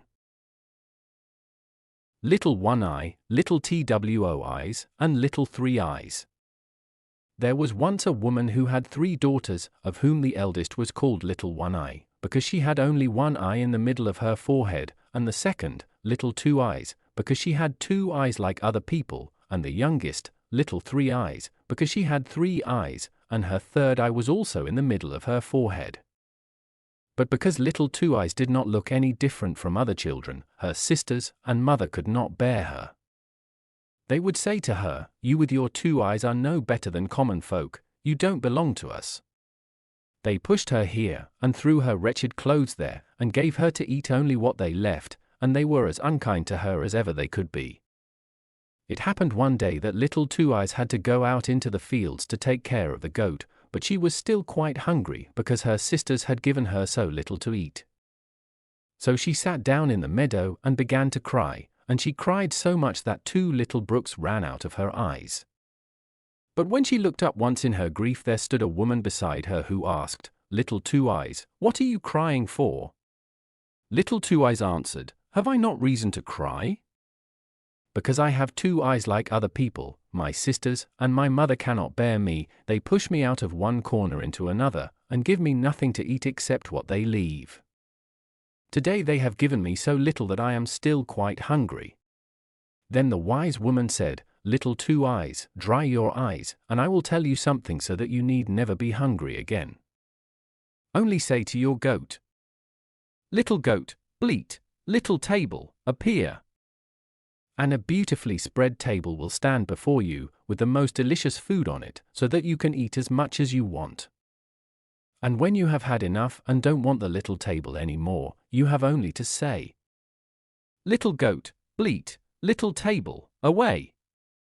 And then it will vanish." Then the wise woman went away. But little Two Eyes thought, "I must try at once if what she has told me is true, for I am more hungry than ever," and she said, "Little goat, bleat, little table appear." And scarcely had she uttered the words, when there stood a little table before her covered with a white cloth, on which were arranged a plate, with a knife and fork and a silver spoon, and the most beautiful dishes, which were smoking hot, as if they had just come out of the kitchen. Then little Two Eyes said the shortest grace she knew, and set to work and made a good dinner. And when she had had enough, she said, as the wise woman had told her, "Little goat, bleat, little table, away." And immediately the table and all that was on it disappeared again. "That is a splendid way of housekeeping," thought little Two Eyes, and she was quite happy and contented. In the evening, when she went home with her goat, she found a little earthenware dish with the food that her sisters had thrown to her, but she did not touch it. The next day, she went out again with her goat, and left the few scraps which were given her. The first and second times her sisters did not notice this, but when it happened continually, they remarked it and said, "Something is the matter with little Two Eyes, for she always leaves her food now, and she used to gobble up all that was given her. She must have found other means of getting food." So in order to get at the truth, little One Eye was told to go out with little Two Eyes when she drove the goat to pasture, and to notice particularly what she got there, and whether anyone brought her food and drink. Now when little Two Eyes was setting out, little One Eye came up to her and said, "I will go into the field with you and see if you take good care of the goat, and if you drive him properly to get grass." But little Two Eyes saw what little One Eye had in her mind, and she drove the goat into the long grass and said, "Come, little One Eye, we will sit down here, and I will sing you something." Little One Eye sat down, and as she was very much tired by the long walk to which she was not used, and by the hot day, and as little Two Eyes went on singing, "Little One Eye, are you awake? Little One Eye, are you asleep?" she shut her one eye and fell asleep. When little Two Eyes saw that little One Eye was asleep and could find out nothing, she said, "Little goat, bleat, little table, appear," and sat down at her table and ate and drank as much as she wanted. Then she said again, "Little goat, bleat, little table, away." And in the twinkling of an eye all had vanished. Little Two Eyes then woke little One Eye and said, "Little One Eye, you meant to watch, and, instead, you went to sleep. In the meantime the goat might have run far and wide. Come, we will go home." So they went home, and little Two Eyes again left her little dish untouched, and little One Eye could not tell her mother why she would not eat, and said as an excuse, "I was so sleepy out of doors." The next day the mother said to little Three Eyes, "This time you shall go with little Two Eyes and watch whether she eats anything out in the fields, and whether anyone brings her food and drink, for eat and drink she must secretly." So little Three Eyes went to little Two Eyes and said, "I will go with you and see if you take good care of the goat, and if you drive him properly to get grass." But little Two Eyes knew what little Three Eyes had in her mind, and she drove the goat out into the tall grass and said, "We will sit down here, little Three Eyes, and I will sing you something." Little Three Eyes sat down. She was tired by the walk and the hot day, and little Two Eyes sang the same little song again. "Little Three Eyes, are you awake?" But instead of singing as she ought to have done, "Little Three Eyes, are you asleep?" she sang, without thinking. "Little Two Eyes, are you asleep?" She went on singing. "Little Three Eyes, are you awake?" "Little Two Eyes, are you asleep?" So that the two eyes of little Three Eyes fell asleep, but the third, which was not spoken to in the little rhyme, did not fall asleep. Of course little Three Eyes shut that eye also out of cunning, to look as if she were asleep, but it was blinking and could see everything quite well. And when little Two Eyes thought that little Three Eyes was sound asleep, she said her rhyme. "Little goat, bleat, little table, appear," and ate and drank to her heart's content, and then made the table go away again, by saying, "Little goat, bleat, little table, away." But little Three Eyes had seen everything. Then little Two Eyes came to her, and woke her and said, "Well, little Three Eyes, have you been asleep? You watch well. Come, we will go home." When they reached home, little Two Eyes did not eat again, and little Three Eyes said to the mother, "I know now why that proud thing eats nothing. When she says to the goat in the field, 'Little goat, bleat, little table, appear,' a table stands before her, spread with the best food, much better than we have, and when she has had enough, she says, 'Little goat, bleat, little table, away,' and everything disappears again. I saw it all exactly. She made two of my eyes go to sleep with a little rhyme, but the one in my forehead remained awake, luckily." Then the envious mother cried out, "Will you fare better than we do? You shall not have the chance to do so again," and she fetched a knife, and killed the goat. When little Two Eyes saw this, she went out full of grief, and sat down in the meadow, and wept bitter tears. Then again the wise woman stood before her, and said, "Little Two Eyes, what are you crying for?" "Have I not reason to cry?" she answered. "The goat, which when I said the little rhyme, spread the table so beautifully, my mother has killed, and now I must suffer hunger and want again." The wise woman said, "Little Two Eyes, I will give you a good piece of advice. Ask your sisters to give you the heart of the dead goat, and bury it in the earth before the house door. That will bring you good luck." Then she disappeared, and little Two Eyes went home, and said to her sisters, "Dear sisters, do give me something of my goat. I ask nothing better than its heart." Then they laughed and said, "You can have that if you want nothing more." And little Two Eyes took the heart and buried it in the evening when all was quiet, as the wise woman had told her, before the house door. The next morning when they all awoke and came to the house door, there stood a most wonderful tree, which had leaves of silver and fruit of gold growing on it. You never saw anything more lovely and gorgeous in your life. But they did not know how the tree had grown up in the night. Only little Two Eyes knew that it had sprung from the heart of the goat, for it was standing just where she had buried it in the ground. Then the mother said to little One Eye, "Climb up, my child, and break us off the fruit from the tree." Little One Eye climbed up, but just when she was going to take hold of one of the golden apples, the bough sprang out of her hands, and this happened every time, so that she could not break off a single apple, however hard she tried. Then the mother said, "Little Three Eyes, do you climb up, you with your 3 eyes can see round better than little One Eye." So little One Eye slid down, and little Three Eyes climbed up, but she was not any more successful. Look round as she might, the golden apples bent themselves back. At last the mother got impatient and climbed up herself, but she was even less successful than little One Eye and little Three Eyes in catching hold of the fruit, and only grasped at the empty air. Then little Two Eyes said, "I will just try once, perhaps I shall succeed better." The sisters called out, "You with your 2 eyes will no doubt succeed." But little Two Eyes climbed up, and the golden apples did not jump away from her, but behaved quite properly, so that she could pluck them off, one after the other, and brought a whole apronful down with her. The mother took them from her, and, instead of behaving better to poor little Two Eyes, as they ought to have done, they were jealous that she only could reach the fruit and behaved still more unkindly to her. It happened one day that when they were all standing together by the tree that a young knight came riding along. "Be quick, little Two Eyes," cried the 2 sisters, "creep under this, so that you shall not disgrace us," and they put over poor little Two Eyes as quickly as possible an empty cask, which was standing close to the tree, and they pushed the golden apples, which she had broken off under with her.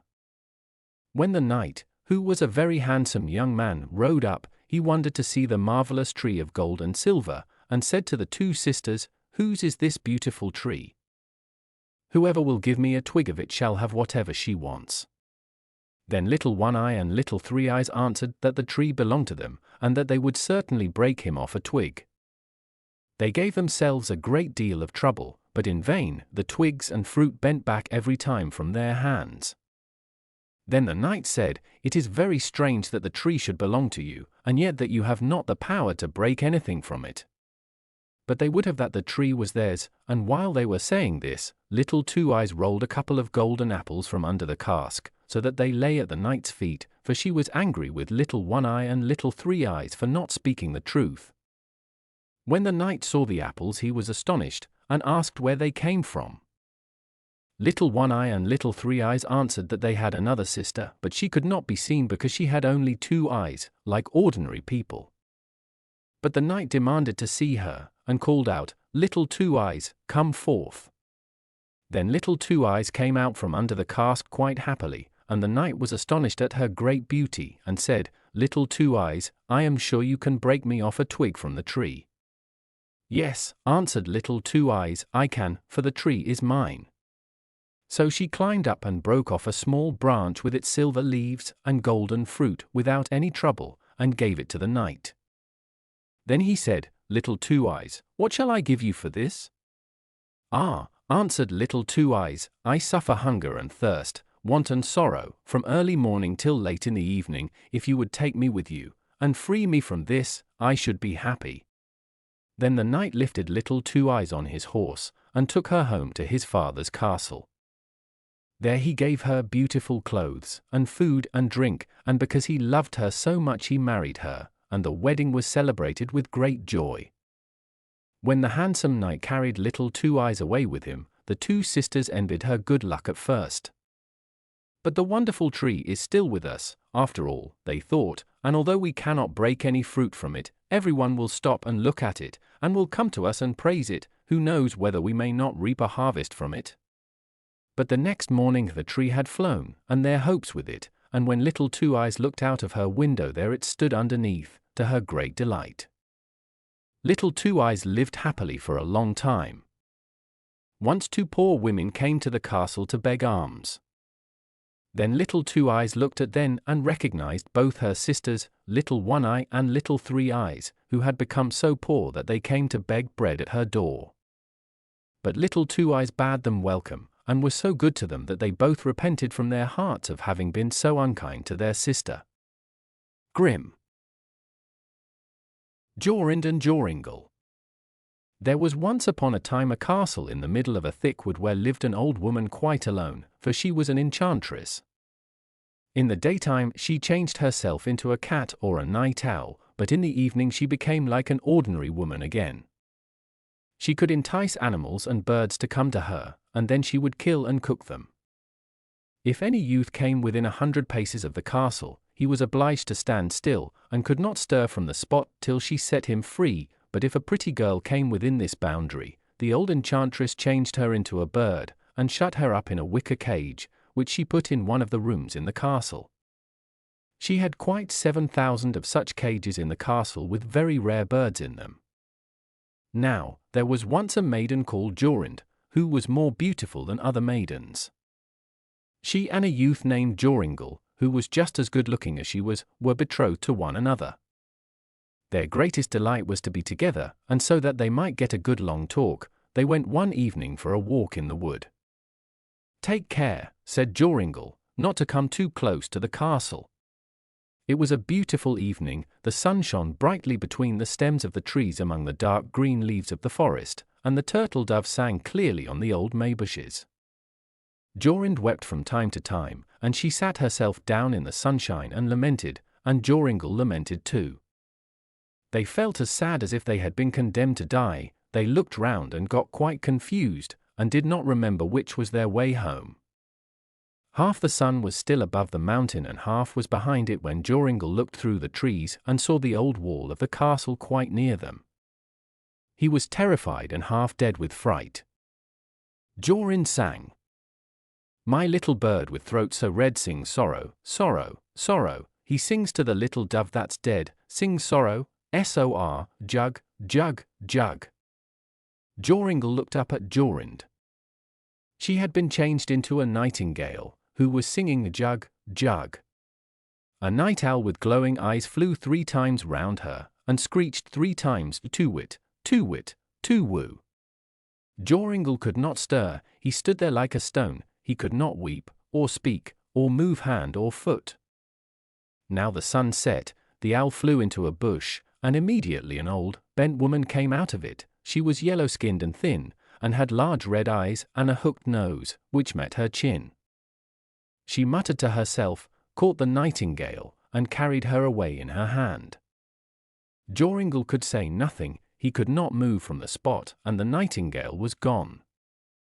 At last the woman came back again, and said in a gruff voice, "Good evening, Zachiel. When the young moon shines in the basket, you are freed early, Zachiel."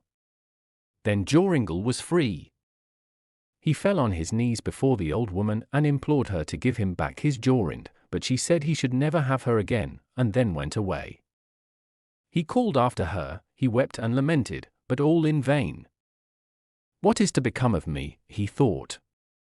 Then he went away, and came at last to a strange village, where he kept sheep for a long time. He often went round the castle while he was there, but never too close. At last he dreamt one night that he had found a blood-red flower, which had in its center a beautiful large pearl. He plucked this flower, and went with it to the castle, and there everything which he touched with the flower was freed from the enchantment, and he got his Jorinde back again through it. When he awoke in the morning, he began to seek mountain and valley to find such a flower. He sought it for 8 days, and on the 9th early in the morning he found the blood-red flower. In its center was a large dewdrop, as big as the most lovely pearl. He traveled day and night with this flower till he arrived at the castle. When he came within 100 paces of it, he did not cease to be able to move, but he went on till he reached the gate. He was delighted at his success, touched the great gate with the flower, and it sprung open.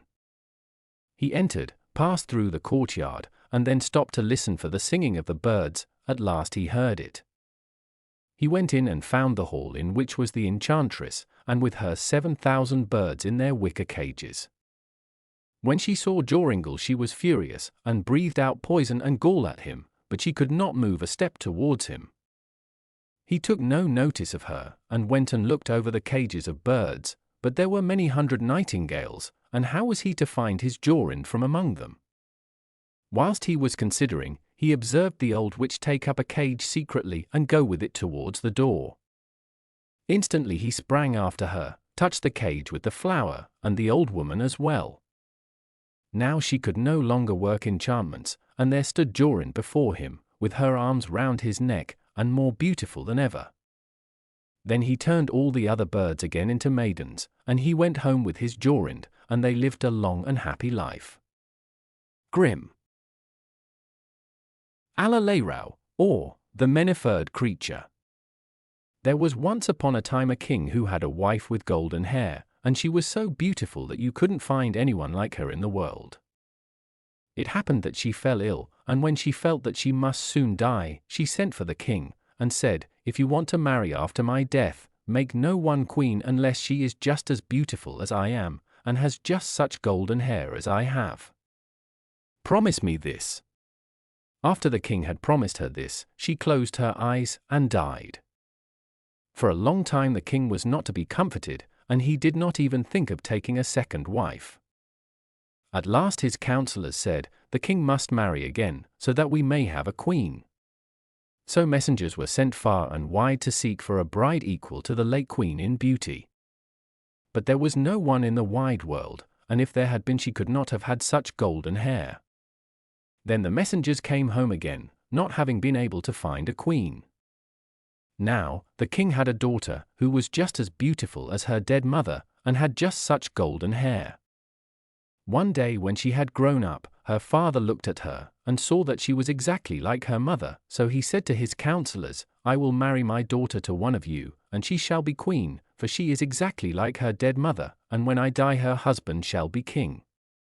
But when the princess heard of her father's decision, she was not at all pleased, and said to him, "Before I do your bidding, I must have 3 dresses, one as golden as the sun, one as silver as the moon, and one as shining as the stars. Besides these, I want a cloak made of 1,000 different kinds of skin. Every animal in your kingdom must give a bit of his skin to it." But she thought to herself, "This will be quite impossible, and I shall not have to marry someone I do not care for." The king, however, was not to be turned from his purpose, and he commanded the most skilled maidens in his kingdom to weave the 3 dresses, one as golden as the sun, and one as silver as the moon, and one as shining as the stars, and he gave orders to all his huntsmen to catch one of every kind of beast in the kingdom, and to get a bit of its skin to make the cloak of 1,000 pieces of fur. At last, when all was ready, the king commanded the cloak to be brought to him, and he spread it out before the princess, and said, "Tomorrow shall be your wedding day." When the princess saw that there was no more hope of changing her father's resolution, she determined to flee away.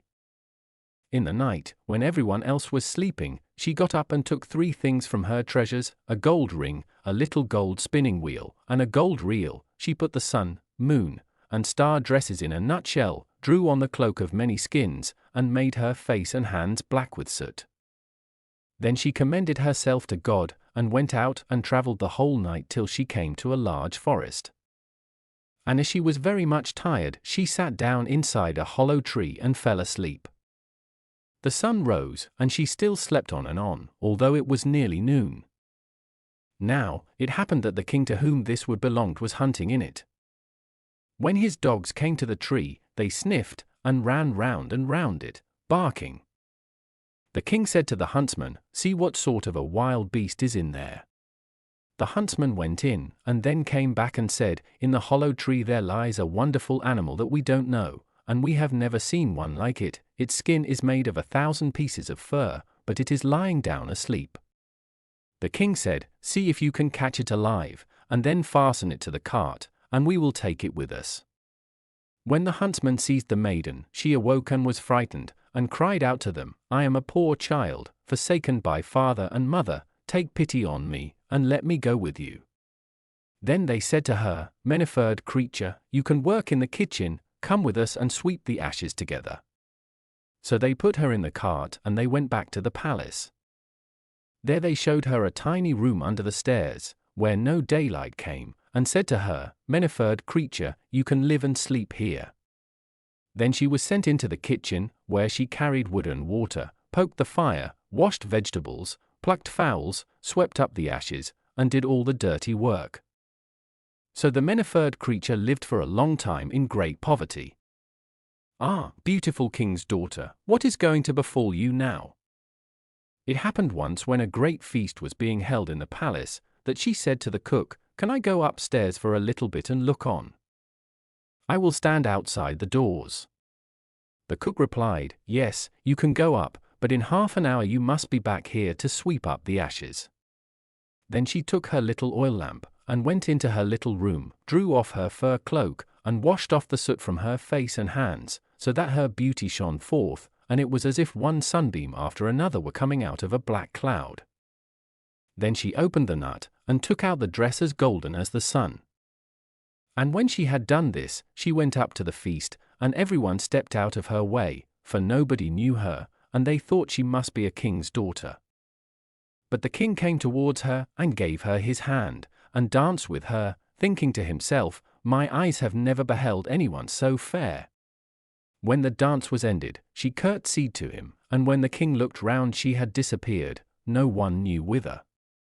The guards who were standing before the palace were called and questioned, but no one had seen her. She had run to her little room and had quickly taken off her dress, made her face and hands black, put on the fur cloak, and was once more the many-furred creature. When she came into the kitchen and was setting about her work of sweeping the ashes together, the cook said to her, "Let that wait till tomorrow, and just cook the king's soup for me. I want to have a little peep at the company upstairs, but be sure that you do not let a hair fall into it, otherwise you will get nothing to eat in future." So the cook went away, and the many-furred creature cooked the soup for the king. She made a bread soup as well as she possibly could, and when it was done, she fetched her gold ring from her little room, and laid it in the tureen in which the soup was to be served up. When the dance was ended, the king had his soup brought to him and ate it, and it was so good that he thought he had never tasted such soup in his life. But when he came to the bottom of the dish he saw a gold ring lying there, and he could not imagine how it got in. Then he commanded the cook to be brought before him.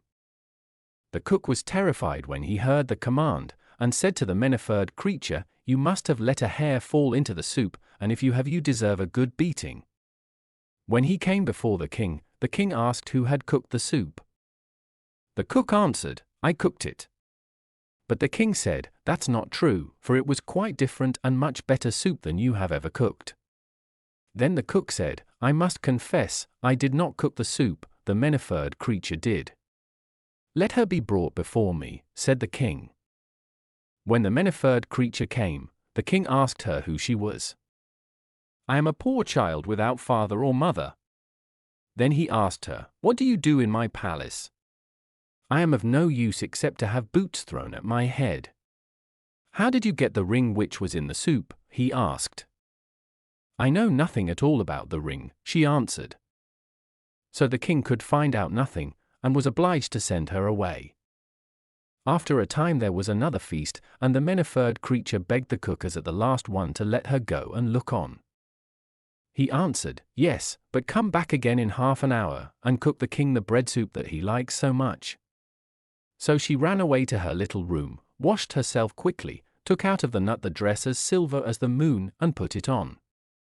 Then she went upstairs looking just like a king's daughter, and the king came towards her, delighted to see her again, and as the dance had just begun, they danced together.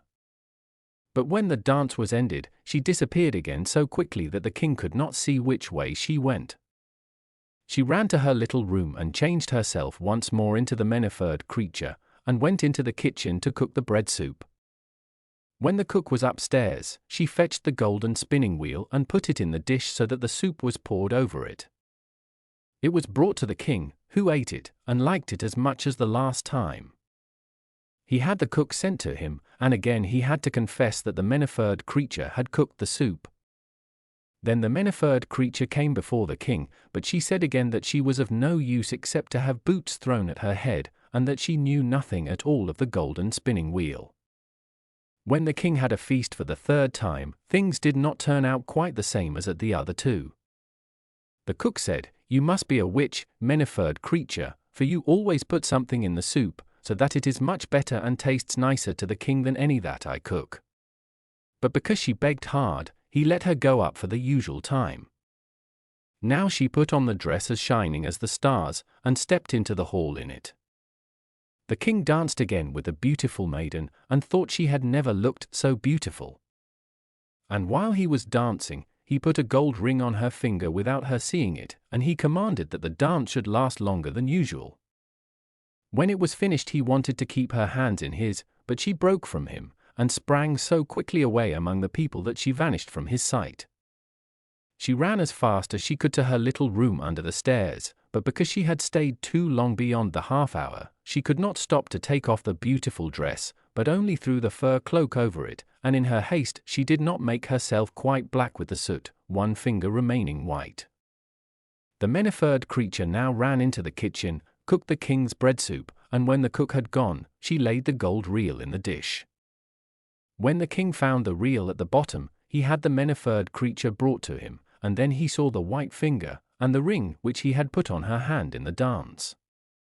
Then he took her hand and held her tightly, and as she was trying to get away, she undid the fur cloak a little bit and the star dress shone out. The king seized the cloak and tore it off her. Her golden hair came down, and she stood there in her full splendor, and could not hide herself away any more.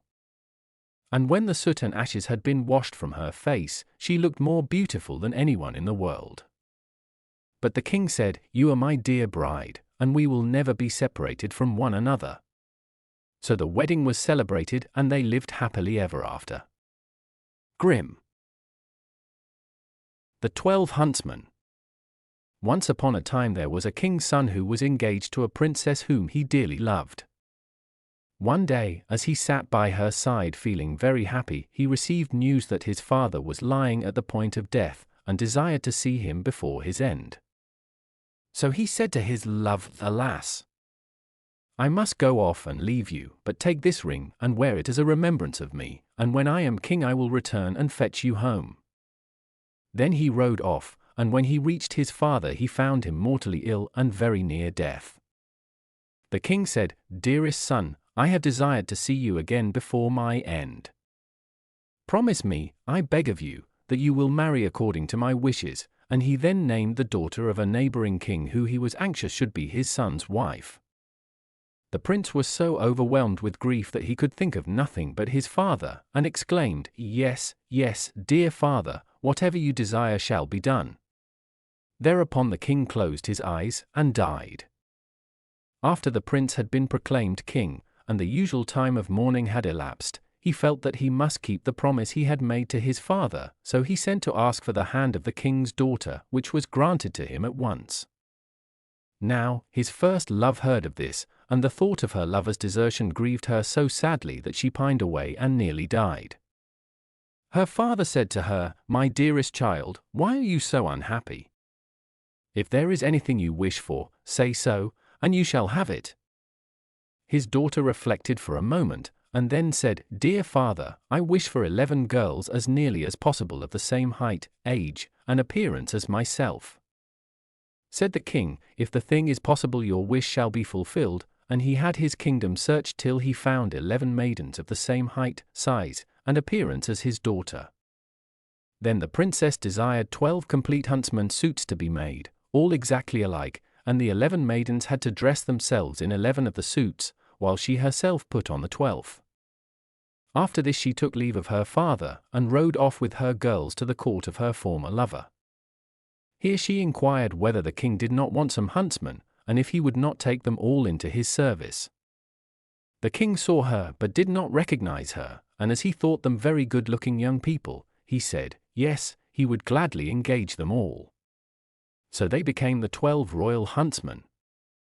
Now, the king had a most remarkable lion, for it knew every hidden or secret thing. One evening the lion said to the king, "So you think you have got 12 huntsmen, do you?" "Yes, certainly," said the king, "they are 12 huntsmen." "There you are mistaken," said the lion, "they are 12 maidens." "That cannot possibly be," replied the king. "How do you mean to prove that?" "Just have a number of peas strewed over the floor of your antechamber," said the lion, "and you will soon see. Men have a strong, firm tread, so that if they happen to walk over peas not one will stir, but girls trip, and slip, and slide, so that the peas roll all about." The king was pleased with the lion's advice, and ordered the peas to be strewn in his anteroom. Fortunately one of the king's servants had become very partial to the young huntsmen, and hearing of the trial they were to be put to, he went to them and said, "The lion wants to persuade the king that you are only girls," and then told them all the plot. The king's daughter thanked him for the hint, and after he was gone she said to her maidens, "Now make every effort to tread firmly on the peas." Next morning, when the king sent for his 12 huntsmen, and they passed through the anteroom which was plentifully strewn with peas, they trod so firmly and walked with such a steady, strong step that not a single pea rolled away or even so much as stirred. After they were gone, the king said to the lion, "There now, you have been telling lies, you see yourself they walk like men." Because they knew they were being put to the test, answered the lion, and so they made an effort, but just have a dozen spinning wheels placed in the anteroom. When they pass through, you'll see how pleased they will be, quite unlike any man. The king was pleased with the advice, and desired 12 spinning wheels to be placed in his antechamber. But the good-natured servant went to the huntsmen and told them all about this fresh plot. Then, as soon as the king's daughter was alone with her maidens, she exclaimed, "Now, pray make a great effort and don't even look at those spinning wheels." When the king sent for his 12 huntsmen next morning, they walked through the anteroom without even casting a glance at the spinning wheels. Then the king said once more to the lion, "You have deceived me again, they are men, for they never once looked at the spinning wheels."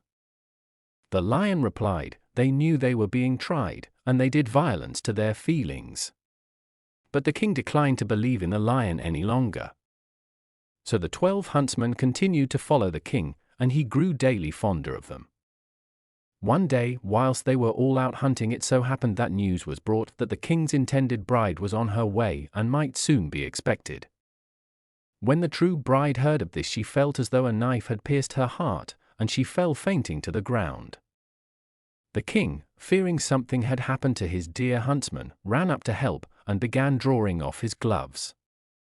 Then he saw the ring which he had given to his first love, and as he gazed into her face he knew her again, and his heart was so touched that he kissed her, and as she opened her eyes, he cried, "I am thine and thou art mine, and no power on earth can alter that." To the other princess he despatched a messenger to beg her to return to her own kingdom with all speed. "For," said he, "I have got a wife, and he who finds an old key again does not require a new one." Thereupon the wedding was celebrated with great pomp, and the lion was restored to the royal favor, for after all he had told the truth. Grimm. Spindle, Shuttle, and Needle. Once upon a time there lived a girl who lost her father and mother when she was quite a tiny child. Her godmother lived all alone in a little cottage at the far end of the village, and there she earned her living by spinning, weaving, and sewing. The old woman took the little orphan home with her and brought her up in good, pious, industrious habits. When the girl was 15 years old, her godmother fell ill, and, calling the child to her bedside, she said, "My dear daughter, I feel that my end is near. I leave you my cottage, which will, at least, shelter you, and also my spindle, my weaver's shuttle, and my needle, with which to earn your bread." Then she laid her hands on the girl's head, blessed her, and added, "Mind and be good, and then all will go well with you." With that she closed her eyes for the last time, and when she was carried to her grave the girl walked behind her coffin weeping bitterly, and paid her all the last honors. After this the girl lived all alone in the little cottage. She worked hard, spinning, weaving, and sewing, and her old godmother's blessing seemed to prosper all she did. The flax seemed to spread and increase, and when she wove a carpet or a piece of linen, or made a shirt, she was sure to find a customer who paid her well, so that not only did she feel no want herself, but she was able to help those who did. Now, it happened that about this time the king's son was making a tour through the entire country to look out for a bride. He could not marry a poor woman, and he did not wish for a rich one. "She shall be my wife," said he, "who is at once the poorest and the richest." When he reached the village where the girl lived, he inquired who was the richest and who the poorest woman in it. The richest was named first, the poorest, he was told, was a young girl who lived alone in a little cottage at the far end of the village. The rich girl sat at her door dressed out in all her best clothes, and when the king's son came near she got up, went to meet him, and made him a low curtsy. He looked well at her, said nothing, but rode on further. When he reached the poor girl's house, he did not find her at her door, for she was at work in her room. The prince reined in his horse, looked in at the window through which the sun was shining brightly, and saw the girl sitting at her wheel busily spinning away. She looked up, and when she saw the king's son gazing in at her, she blushed red all over, cast down her eyes and span on.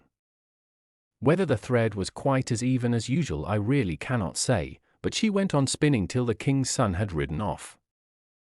Then she stepped to the window and opened the lattice, saying, "The room is so hot," but she looked after him as long as she could see the white plumes in his hat.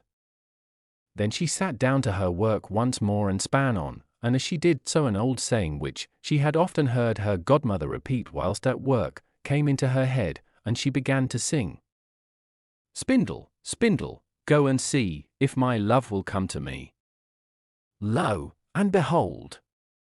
The spindle leapt from her hand and rushed out of the room, and when she had sufficiently recovered from her surprise to look after it, she saw it dancing merrily through the fields, dragging a long golden thread after it, and soon it was lost to sight. The girl, having lost her spindle, took up the shuttle and, seating herself at her loom, began to weave. Meantime the spindle danced on, and just as it had come to the end of the golden thread, it reached the king's son. "What do I see?" he cried. "This spindle seems to wish to point out the way to me." So he turned his horse's head and rode back beside the golden thread. Meantime the girl sat weaving, and sang. "Shuttle, weave both web and woof, bring my love beneath my roof."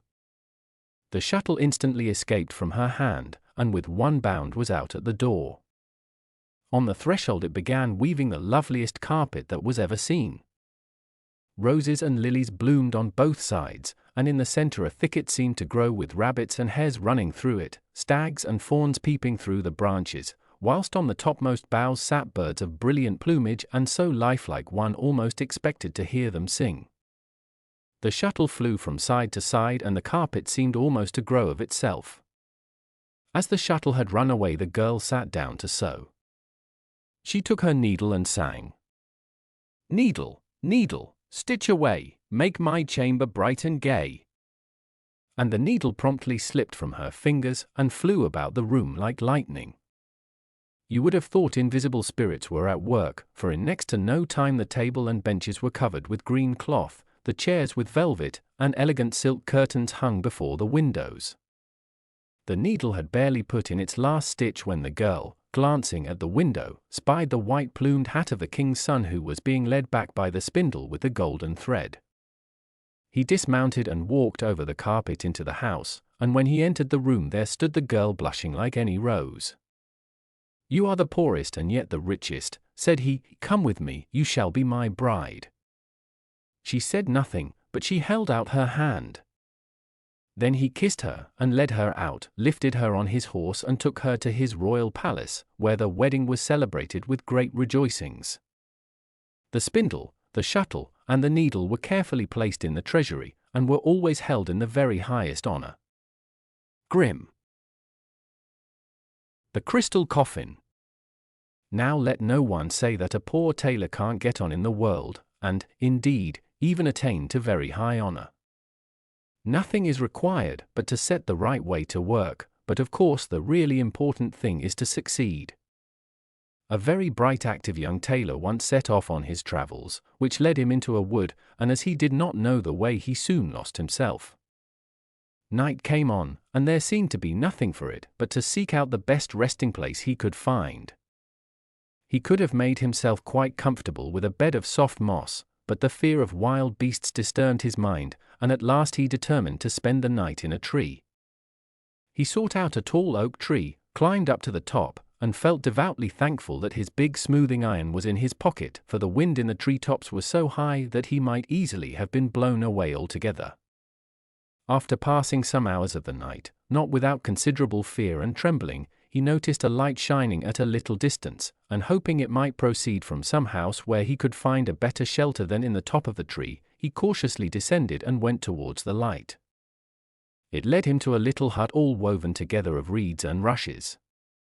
He knocked bravely at the door, which opened, and by the light which shone from within he saw an old grey-haired man dressed in a coat made of bright-coloured patches. "Who are you, and what do you want?" asked the old man roughly. "I am a poor tailor," replied the youth. "I have been benighted in the forest, and I entreat you to let me take shelter in your hut till morning." "Go your way," said the old man in a sulky tone. "I'll have nothing to do with tramps. You must just go elsewhere." With these words he tried to slip back into his house, but the tailor laid hold of his coat tails, and begged so hard to be allowed to stay that the old fellow, who was by no means as cross as he appeared, was at length touched by his entreaties, let him come in, and after giving him some food, showed him quite a nice bed in one corner of the room.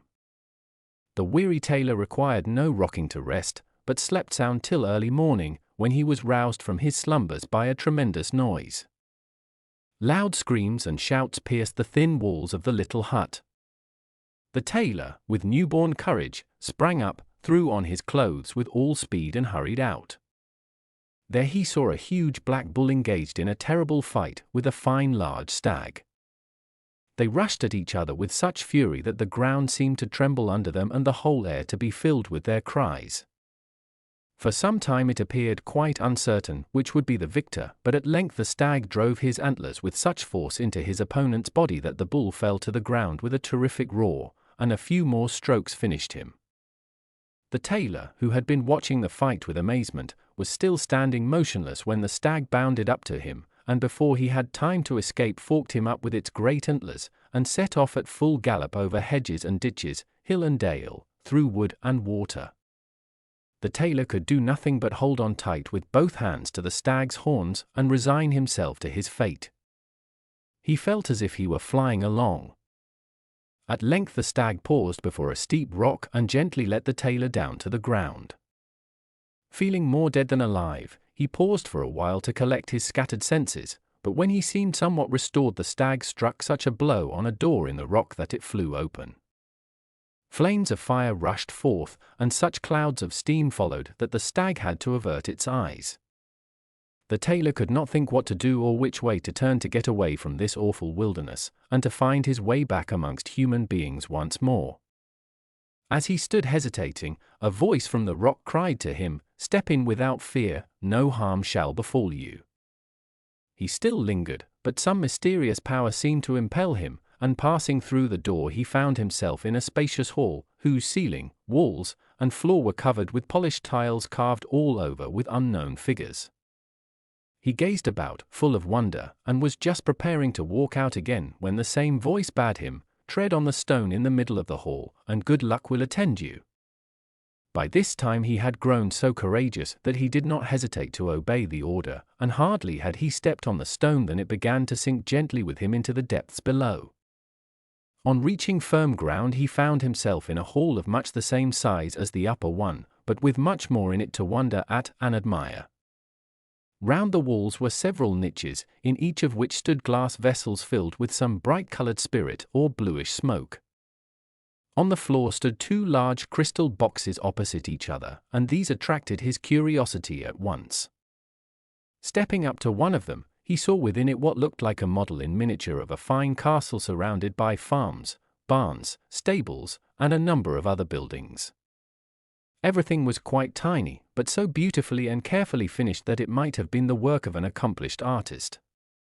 He would have continued gazing much longer at this remarkable curiosity had not the voice desired him to turn round and look at the crystal coffin which stood opposite. What was his amazement at seeing a girl of surpassing loveliness lying in it. She lay as though sleeping, and her long, fair hair seemed to wrap her round like some costly mantle. Her eyes were closed, but the bright color in her face, and the movement of a ribbon, which rose and fell with her breath, left no doubt as to her being alive. As the tailor stood gazing at her with a beating heart, the maiden suddenly opened her eyes, and started with delighted surprise. "Great heavens," she cried, "my deliverance approaches. Quick, quick, help me out of my prison, only push back the bolt of this coffin, and I am free." The tailor promptly obeyed, when she quickly pushed back the crystal lid, stepped out of the coffin, and hurried to a corner of the hall, when she proceeded to wrap herself in a large cloak. Then she sat down on a stone, desired the young man to come near, and, giving him an affectionate kiss, she said, "My long-hoped-for deliverer, kind heaven has led you to me, and has at length put an end to all my sufferings. You are my destined husband, and, beloved by me, and endowed with every kind of riches and power, you shall spend the remainder of your life in peace and happiness. Now sit down and hear my story. I am the daughter of a wealthy nobleman. My parents died when I was very young, and they left me to the care of my eldest brother, by whom I was carefully educated. We loved each other so tenderly, and our tastes and interests were so much alike that we determined never to marry, but to spend our entire lives together. There was no lack of society at our home. Friends and neighbors paid us frequent visits, and we kept open house for all. Thus it happened that one evening a stranger rode up to the castle and asked for hospitality, as he could not reach the nearest town that night. We granted his request with ready courtesy, and during supper he entertained us with most agreeable conversation, mingled with amusing anecdotes. My brother took such a fancy to him that he pressed him to spend a couple of days with us, which, after a little hesitation, the stranger consented to do. We rose late from table, and whilst my brother was showing our guest to his room I hurried to mine, for I was very tired and longed to get to bed. I had hardly dropped off to sleep when I was roused by the sound of some soft and charming music. Wondering whence it could come, I was about to call to my maid who slept in the room next mine, when, to my surprise, I felt as if some heavy weight on my chest had taken all power from me, and I lay there unable to utter the slightest sound. Meantime, by the light of a night lamp, I saw the stranger enter my room, though the double doors had been securely locked. He drew near and told me that through the power of his magic arts he had caused the soft music to waken me, and had made his way through bolts and bars to offer me his hand and heart. My repugnance to his magic was so great that I would not condescend to give any answer. He waited motionless for some time, hoping no doubt for a favorable reply, but as I continued silent he angrily declared that he would find means to punish my pride, and therewith he left the room in a rage. I spent the night in the greatest agitation, and only fell into a doze towards morning. As soon as I awoke I jumped up, and hurried to tell my brother all that had happened, but he had left his room, and his servant told me that he had gone out at daybreak to hunt with the stranger. My mind misgave me. I dressed in all haste, had my palfrey saddled, and rode at full gallop towards the forest, attended by one servant only.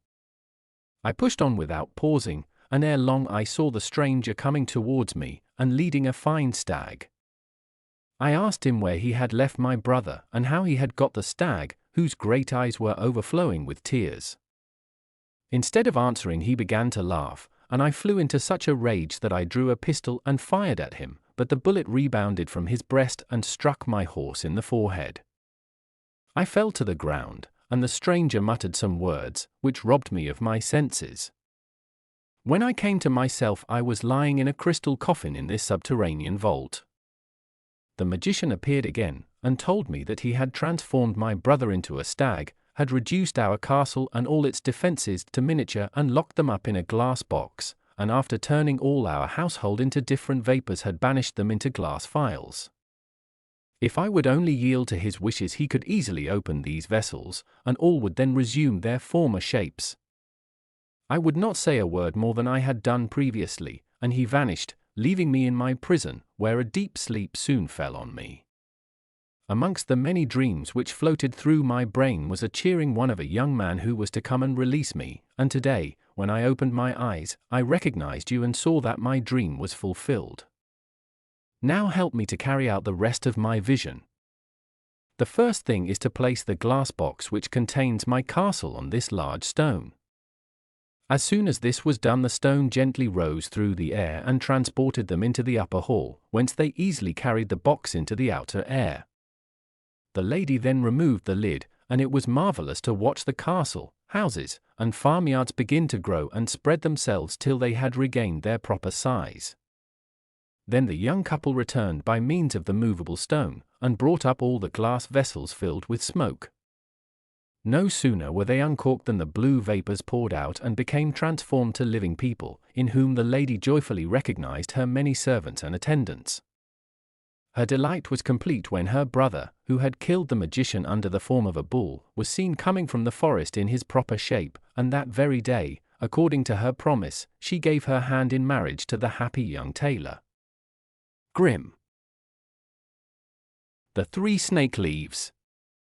There was once a poor man who could no longer afford to keep his only son at home. So the son said to him, "Dear father, you are so poor that I am only a burden to you. I would rather go out into the world and see if I can earn my own living." The father gave him his blessing and took leave of him with much sorrow. About this time the king of a very powerful kingdom was carrying on a war. The youth therefore took service under him and went on the campaign. When they came before the enemy, a battle took place, there was some hot fighting, and it rained bullets so thickly that his comrades fell around him on all sides. And when their leader fell too, the rest wished to take to flight, but the youth stepped forward and encouraged them and called out, "We must not let our country be ruined." Then others followed him, and he pressed on and defeated the enemy. When the king heard that he had to thank him alone for the victory, he raised him higher than anyone else in rank, gave him great treasures and made him the first in the kingdom. The king had a daughter who was very beautiful, but she was also very capricious. She had made a vow to marry no one who would not promise her that if she died first, he would allow himself to be buried alive with her. "If he loves me truly," she used to say, "what use would life be to him then?" At the same time she was willing to do the same, and if he died first to be buried with him. This curious vow had up to this time frightened away all suitors, but the young man was so captivated by her beauty that he hesitated at nothing and asked her hand of her father. "Do you know," asked the king, "what you have to promise?" "I shall have to go into her grave with her," he answered, "if I outlive her, but my love is so great that I do not think of the risk." So the king consented, and the wedding was celebrated with great splendor. Now, they lived for a long time very happily with one another, but then it came to pass that the young queen fell seriously ill, and no doctor could save her. And when she lay dead, the young king remembered what he had promised, and it made him shudder to think of lying in her grave alive, but there was no escape. The king had set guards before all the gates, and it was not possible to avoid his fate. When the day arrived on which the corpse was to be laid in the royal vault, he was led thither, then the entrance was bolted and closed up. Near the coffin stood a table on which were placed 4 candles, 4 loaves of bread, and 4 bottles of wine. As soon as this provision came to an end he would have to die. So he sat there full of grief and misery, eating every day only a tiny bit of bread, and drinking only a mouthful of wine, and he watched death creeping nearer and nearer to him. One day, as he was sitting staring moodily in front of him, he saw a snake creep out of the corner towards the corpse.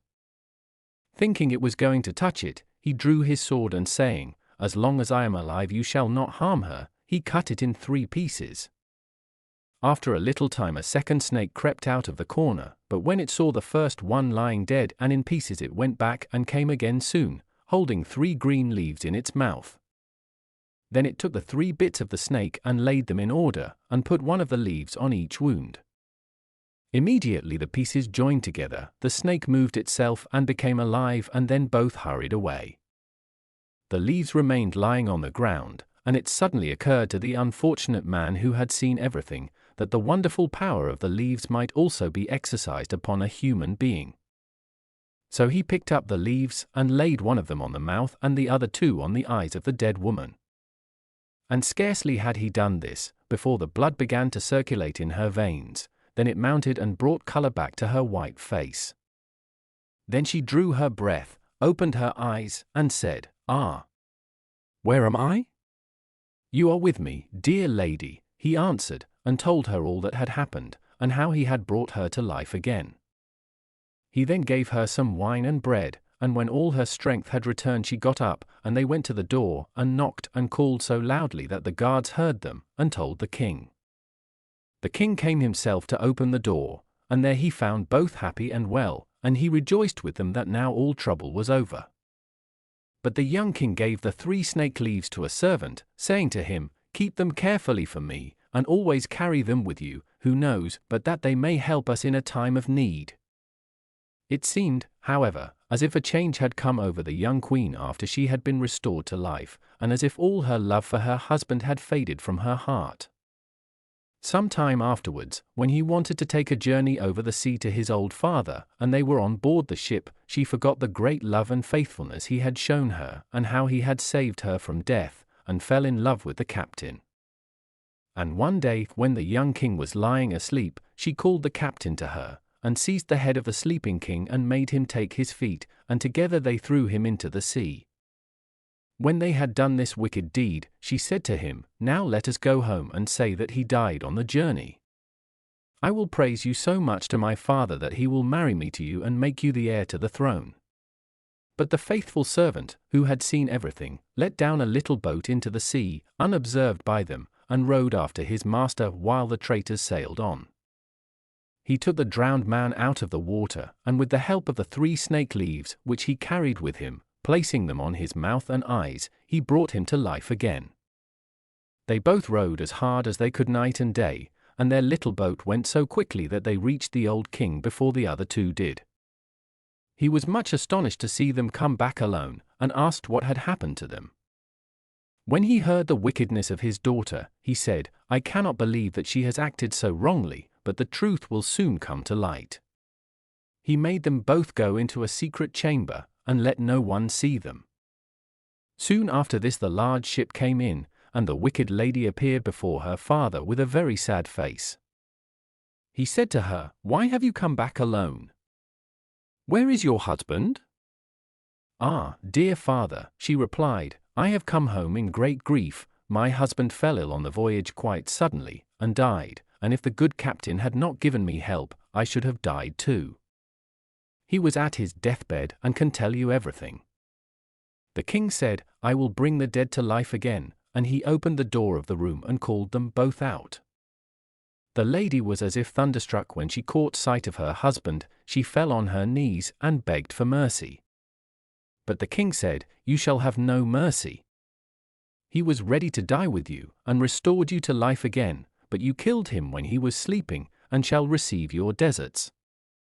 So she and her accomplice were put in a ship which was bored through with holes, and were drawn out into the sea, where they soon perished in the waves. Grimm. The Riddle. A king's son once had a great desire to travel through the world, so he started off, taking no one with him but one trusty servant. One day he came to a great forest, and as evening drew on he could find no shelter, and could not think where to spend the night. All of a sudden he saw a girl going towards a little house, and as he drew nearer he remarked that she was both young and pretty. He spoke to her, and said, "Dear child, could I and my servant spend the night in this house?" "Oh yes," said the girl in a sad tone, "you can if you like, but I should not advise you to do so. Better not go in." "Why not?" asked the king's son. The girl sighed and answered, "My stepmother deals in black arts, and she is not very friendly to strangers." The prince guessed easily that he had fallen on a witch's house, but as by this time it was quite dark and he could go no further, and as moreover he was not at all afraid, he stepped in. An old woman sat in an armchair near the fire, and as the strangers entered she turned her red eyes on them. "Good evening," she muttered, and pretending to be quite friendly. "Won't you sit down?" She blew up the fire on which she was cooking something in a little pot, and her daughter secretly warned the travelers to be very careful not to eat or drink anything, as the old woman's brews were apt to be dangerous. They went to bed, and slept soundly till morning. When they were ready to start, and the king's son had already mounted his horse, the old woman said, "Wait a minute, I must give you a stirrup cup." Whilst she went to fetch it, the king's son rode off, and the servant who had waited to tighten his saddle girths was alone when the witch returned. "Take that to your master," she said, but as she spoke the glass cracked and the poison spurted over the horse, and it was so powerful that the poor creature sank down dead. The servant ran after his master and told him what had happened, and then, not wishing to lose the saddle as well as the horse, he went back to fetch it. When he got to the spot, he saw that a raven had perched on the carcass and was pecking at it. "Who knows whether we shall get anything better to eat today," said the servant, and he shot the raven and carried it off. Then they rode on all day through the forest without coming to the end. At nightfall they reached an inn, which they entered, and the servant gave the landlord the raven to dress for their supper. Now, as it happened, this inn was a regular resort of a band of murderers, and the old witch too was in the habit of frequenting it. As soon as it was dark, 12 murderers arrived, with the full intention of killing and robbing the strangers. Before they set to work, however, they sat down to table, and the landlord and the old witch joined them, and they all ate some broth in which the flesh of the raven had been stewed down. They had hardly taken a couple of spoonfuls when they all fell down dead, for the poison had passed from the horse to the raven and so into the broth. So there was no one left belonging to the house but the landlord's daughter, who was a good, well-meaning girl, and had taken no part in all the evil doings. She opened all the doors, and showed the strangers the treasures the robbers had gathered together, but the prince bade her keep them all for herself, as he wanted none of them, and so he rode further with his servant. After traveling about for some length of time, they reached a town where lived a lovely but most arrogant princess. She had given out that anyone who asked her a riddle, which she found herself unable to guess, should be her husband, but should she guess it he must forfeit his head. She claimed 3 days in which to think over the riddles, but she was so very clever that she invariably guessed them in a much shorter time.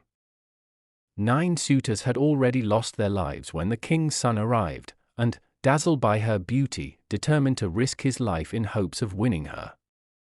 So he came before her and propounded his riddle. "What is this?" he asked.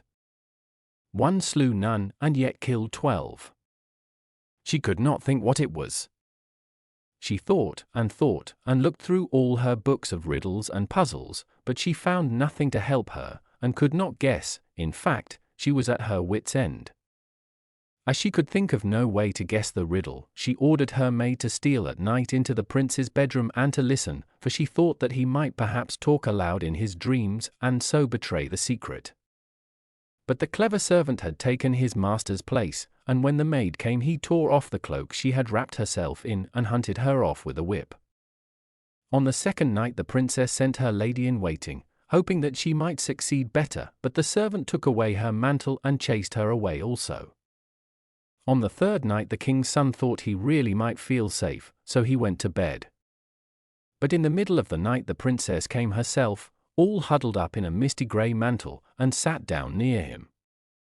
When she thought he was fast asleep, she spoke to him, hoping he would answer in the midst of his dreams, as many people do, but he was wide awake all the time, and heard and understood everything very well. Then she asked, "One slew none, what is that?" And he answered, "A raven which fed on the carcass of a poisoned horse." She went on, "And yet killed 12, what is that?" "Those are 12 murderers who ate the raven and died of it." As soon as she knew the riddle, she tried to slip away, but he held her mantle so tightly that she was obliged to leave it behind. Next morning the princess announced that she had guessed the riddle, and sent for the 12 judges, before whom she declared it. But the young man begged to be heard, too, and said, "She came by night to question me, otherwise she never could have guessed it." The judges said, "Bring us some proof." So the servant brought out the 3 cloaks, and when the judges saw the grey one, which the princess was in the habit of wearing, they said, "Let it be embroidered with gold and silver, it shall be your wedding mantle." Grimm. Jack my Hedgehog. There was once a farmer who lived in great comfort. He had both lands and money, but though he was so well off, one thing was wanting to complete his happiness: he had no children. Many and many a time, when he met other farmers at the nearest market town, they would tease him, asking how it came about that he was childless. At length he grew so angry that he exclaimed, "I must and will have a child of some sort or kind, even should it only be a hedgehog." Not long after this his wife gave birth to a child, but though the lower half of the little creature was a fine boy, from the waist upwards it was a hedgehog, so that when his mother first saw him she was quite frightened, and said to her husband, "There now, you have cursed the child yourself." The farmer said, "What's the use of making a fuss? I suppose the creature must be christened, but I don't see how we are to ask anyone to be sponsor to him, and what are we to call him?" "There is nothing we can possibly call him but Jack my Hedgehog," replied the wife. So they took him to be christened, and the parson said, "You'll never be able to put that child in a decent bed on account of his prickles." Which was true, but they shook down some straw for him behind the stove, and there he lay for 8 years. His father grew very tired of him and often wished him dead, but he did not die, but lay on there year after year. Now one day there was a big fair at the market town to which the farmer meant to go, so he asked his wife what he should bring her from it. "Some meat and a couple of big loaves for the house," said she. Then he asked the maid what she wanted, and she said a pair of slippers and some stockings. Lastly he said, "Well, Jack my hedgehog, and what shall I bring you?" "Daddy," said he, "do bring me a bagpipe." When the farmer came home he gave his wife and the maid the things they had asked for, and then he went behind the stove and gave Jack my hedgehog the bagpipes.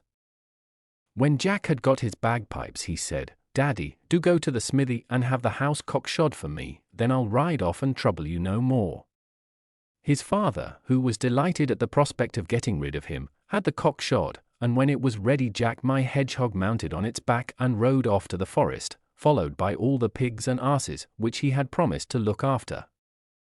Having reached the forest he made the cock fly up to the top of a very tall tree with him, and there he sat looking after his pigs and donkeys, and he sat on and on for several years till he had quite a big herd, but all this time his father knew nothing about him. As he sat up in his tree he played away on his pipes and drew the loveliest music from them. As he was playing one day a king, who had lost his way, happened to pass close by, and hearing the music he was much surprised, and sent one of his servants to find out where it came from. The man peered about, but he could see nothing but a little creature which looked like a cock with a hedgehog sitting on it, perched up in a tree. The king desired the servant to ask the strange creature why it sat there, and if it knew the shortest way to his kingdom. On this Jack my hedgehog stepped down from his tree and said he would undertake to show the king his way home if the king on his part would give him his written promise to let him have whatever first met him on his return. The king thought to himself, "That's easy enough to promise. The creature won't understand a word about it, so I can just write what I choose." So he took pen and ink and wrote something, and when he had done Jack my hedgehog pointed out the way and the king got safely home. Now when the king's daughter saw her father returning in the distance she was so delighted that she ran to meet him and threw herself into his arms.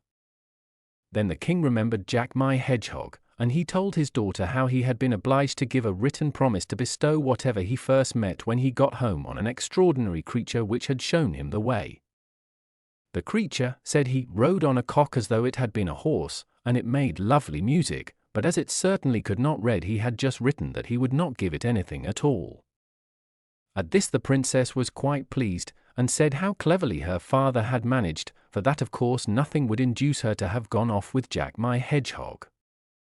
Meantime Jack minded his asses and pigs, sat aloft in his tree, played his bagpipes, and was always merry and cheery. After a time it so happened that another king, having lost his way, passed by with his servants and escort, wondering how he could find his way home, for the forest was very vast. He too heard the music, and told one of his men to find out whence it came. The man came under the tree, and looking up to the top there he saw Jack my hedgehog astride on the cock. The servant asked Jack what he was doing up there.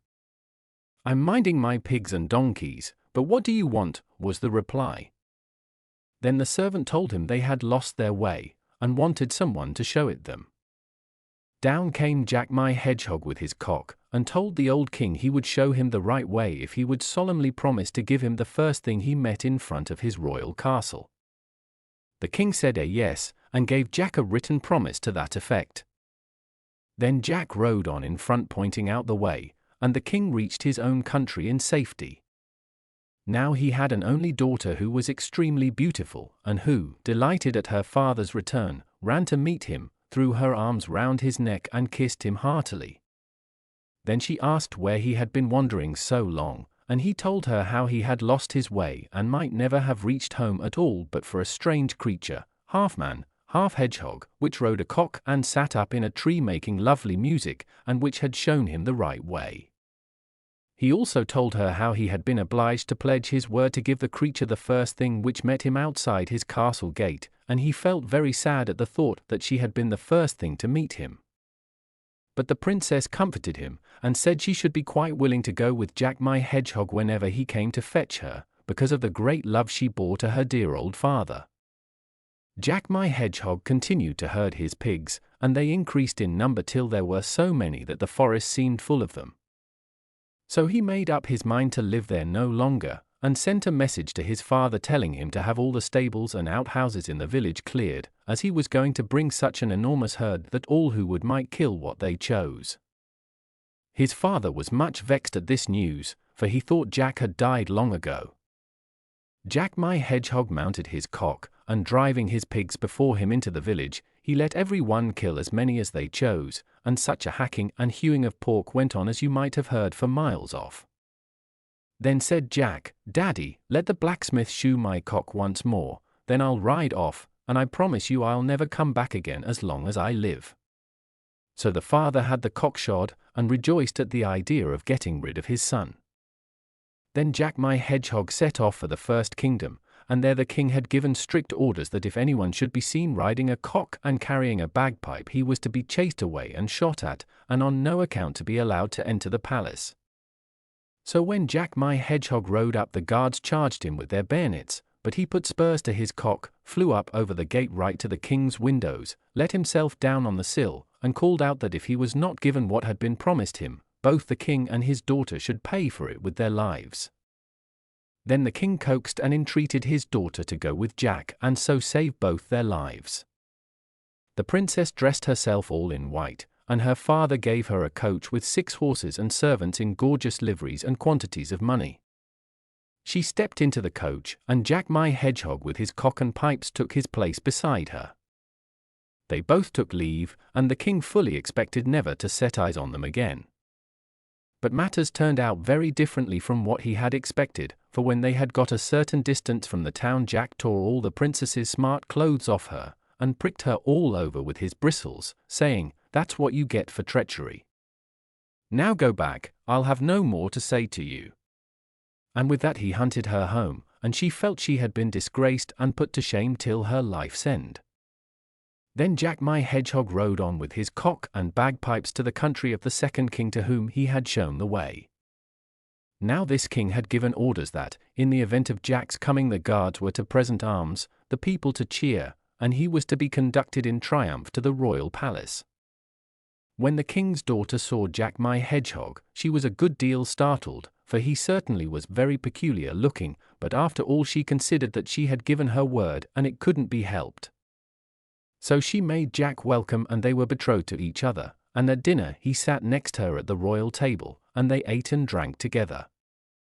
When they retired to rest, the princess feared lest Jack should kiss her because of his prickles, but he told her not to be alarmed, as no harm should befall her. Then he begged the old king to place a watch of 4 men just outside his bedroom door, and to desire them to make a big fire. When he was about to lie down in bed, he would creep out of his hedgehog skin, and leave it lying at the bedside. Then the men must rush in, throw the skin into the fire, and stand by till it was entirely burnt up. And so it was, for when it struck 11, Jack my Hedgehog went to his room, took off his skin and left it at the foot of the bed. The men rushed in, quickly seized the skin, and threw it on the fire, and directly it was all burnt, Jack was released from his enchantment and lay in his bed, a man from head to foot, but quite black as though he had been severely scorched. The king sent off for his physician in ordinary, who washed Jack all over with various essences and salves, so that he became white and was a remarkably handsome young man.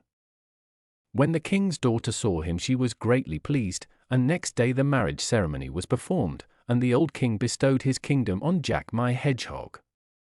After some years, Jack and his wife went to visit his father, but the farmer did not recognize him, and declared he had no son. He had had one, but that one was born with bristles like a hedgehog, and had gone off into the wide world. Then Jack told his story, and his old father rejoiced and returned to live with him in his kingdom. Grimm. The Golden Lads. A poor man and his wife lived in a little cottage, where they supported themselves by catching fish in the nearest river, and got on as best they could, living from hand to mouth. One day it happened that when the fisherman drew in his net, he found in it a remarkable fish, for it was entirely of gold. As he was inspecting it with some surprise, the fish opened its mouth and said, "Listen to me, fisher, if you will just throw me back into the water I'll turn your poor little cottage into a splendid castle." The fisher replied, "What good, pray, will a castle be to me if I have nothing to eat in it?" "Oh," said the goldfish, "I'll take care of that. There will be a cupboard in the castle, in which you will find dishes of every kind of food you can wish for most." "If that's the case," said the man, "I've no objection to oblige you." "Yes," observed the fish, "but there is one condition attached to my offer, and that is that you are not to reveal to a soul where your good fortune comes from. If you say a word about it, it will all vanish." The man threw the fish back into the water, and went home. But on the spot where his cottage used to stand he found a spacious castle. He opened his eyes wide, went in and found his wife dressed out in smart clothes, sitting in a splendidly furnished drawing room. She was in high spirits, and cried out, "Oh, husband! How can this all have happened? I am so pleased." "Yes," said her husband, "so am I pleased, but I'm uncommonly hungry, and I want something to eat at once." Said his wife, "I've got nothing, and I don't know where anything is in this new house." "Never mind," replied the man. "I see a big cupboard there. Suppose you unlock it." When the cupboard was opened they found meat, cakes, fruit, and wine, all spread out in the most tempting fashions. The wife clapped her hands with joy, and cried, "Dear heart! What more can one wish for?" And they sat down and ate and drank. When they had finished the wife asked, "But husband, where do all these riches come from?" "Ah," said he, "don't ask me. I dare not tell you. If I reveal the secret to anyone, it will be all up with us." "Very well," she replied, "if I'm not to be told, of course I don't want to know anything about it." But she was not really in earnest, for her curiosity never left her a moment's peace by day or night, and she teased and worried her husband to such a pitch, that at length he quite lost patience and blurted out that it all came from a wonderful golden fish which he had caught and set free again. Hardly were the words well out of his mouth, when castle, cupboard, and all vanished, and there they were sitting in their poor little fishing hut once more. The man had to betake himself to his former trade, and set to fishing again. As luck would have it, he caught the golden fish a second time. "Now listen," said the fish, "if you'll throw me back into the water, I'll give you back the castle and the cupboard with all its good things, but now take care, and don't for your life betray where you got them, or you'll just lose them again." "I'll be very careful," promised the fisher, and threw the fish back into the water. When he went home he found all their former splendor restored, and his wife overjoyed at their good fortune. But her curiosity still continued to torment her, and after restraining it with a great effort for a couple of days, she began questioning her husband again, as to what had happened, and how he had managed. The man kept silence for some time, but at last she irritated him so much that he burst out with the secret, and in one moment the castle was gone, and they sat once more in their wretched old hut. "There," exclaimed the man, "you would have it, now we may just go on short commons."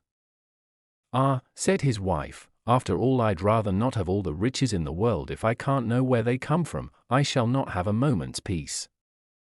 The man took to his fishing again, and one day fate brought the goldfish into his net for the third time. "Well," said the fish, "I see that I am evidently destined to fall into your hands. Now take me home, and cut me into 6 pieces. Give 2 bits to your wife to eat, 2 to your horse, and plant the remaining 2 in your garden, and they will bring you a blessing." The man carried the fish home, and did exactly as he had been told. After a time, it came to pass that from the 2 pieces he had planted in the garden 2 golden lilies grew up, and that his horse had 2 golden foals, whilst his wife gave birth to twin boys who were all golden. The children grew up both tall and handsome, and the foals and the lilies grew with them. One day the children came to their father and said, "Father, we want to mount on golden steeds, and ride forth to see the world." Their father answered sadly, "How can I bear it if, when you are far away, I know nothing about you?" And they said, "The golden lilies will tell you all about us if you look at them." If they seem to droop, you will know we are ill, and if they fall down and fade away, it will be a sign we are dead." So off they rode, and came to an inn where were a number of people who, as soon as they saw the two golden lads, began to laugh and jeer at them. When one of them heard this, his heart failed him, and he thought he would go no further into the world, so he turned back and rode home to his father, but his brother rode on till he reached the outskirts of a huge forest. Here he was told, "It will never do for you to ride through the forest, it is full of robbers, and you're sure to come to grief, especially when they see that you and your horse are golden. They will certainly fall on you and kill you." However, he was not to be intimidated, but said, "I must and will ride on."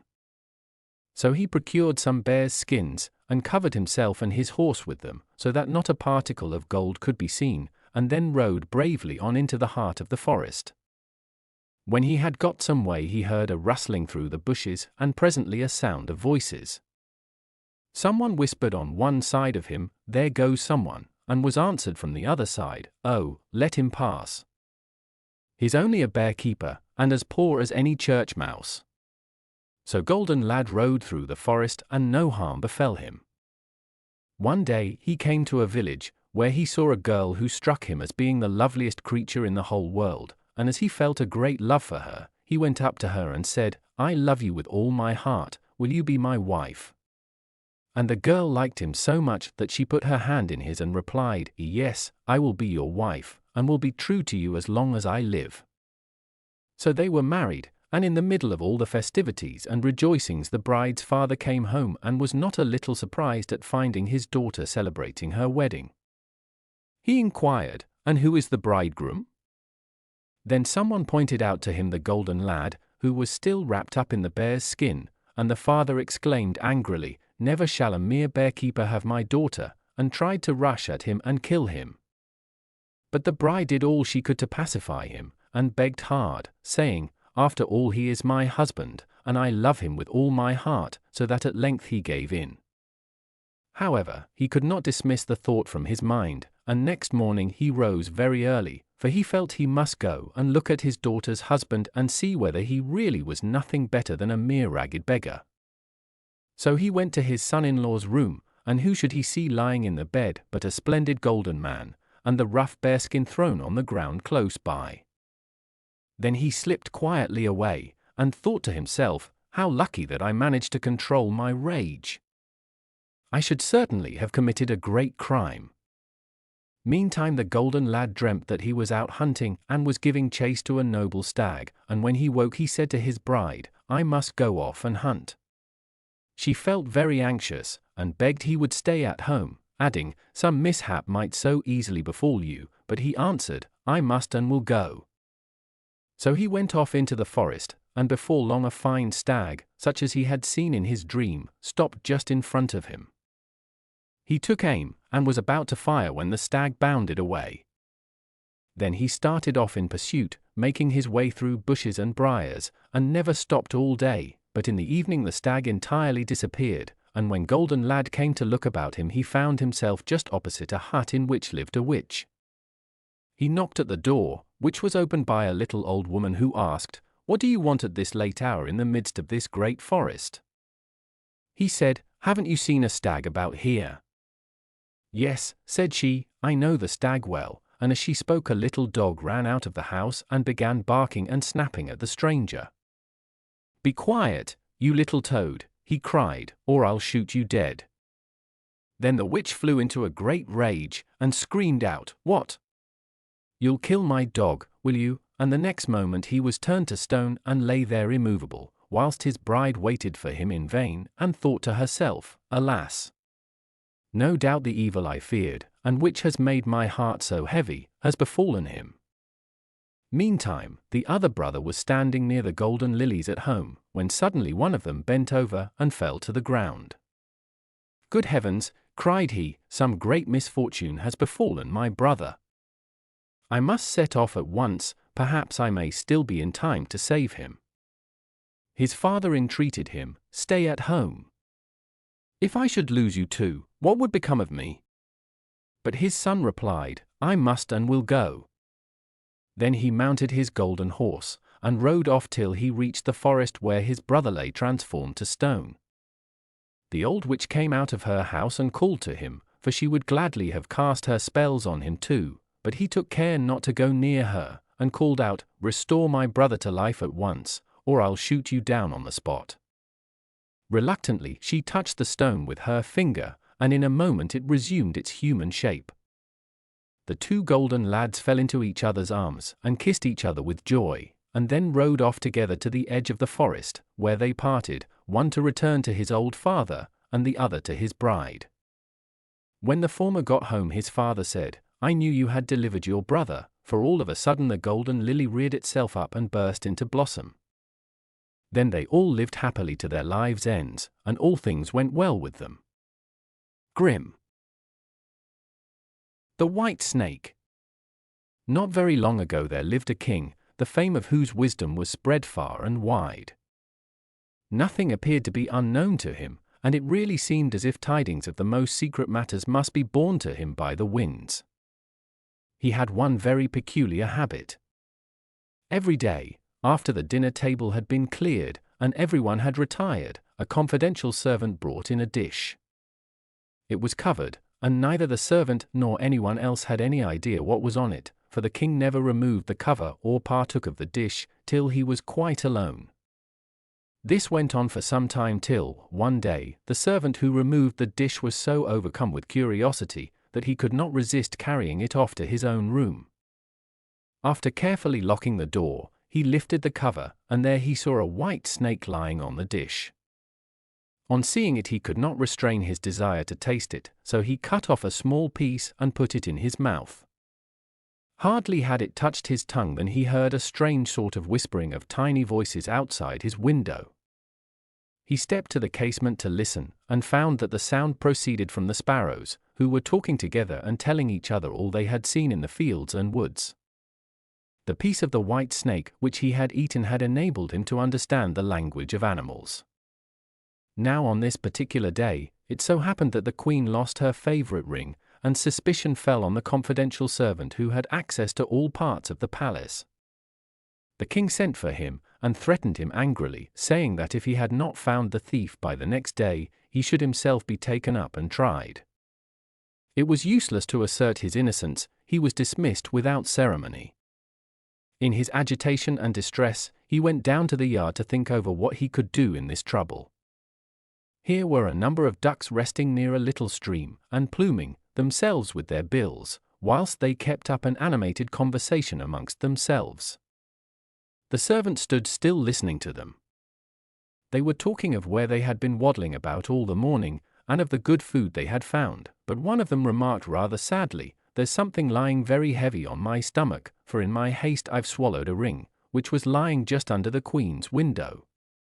No sooner did the servant hear this than he seized the duck by the neck, carried it off to the kitchen, and said to the cook, "Suppose you kill this duck, you see she's nice and fat." "Yes, indeed," said the cook, weighing the duck in his hand, "she certainly has spared no pains to stuff herself well, and must have been waiting for the spit for some time." So he chopped off her head, and when she was opened there was the queen's ring in her stomach.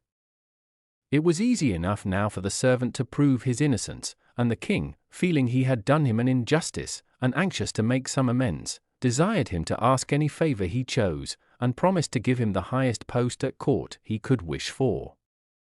The servant, however, declined everything, and only begged for a horse and some money to enable him to travel, as he was anxious to see something of the world.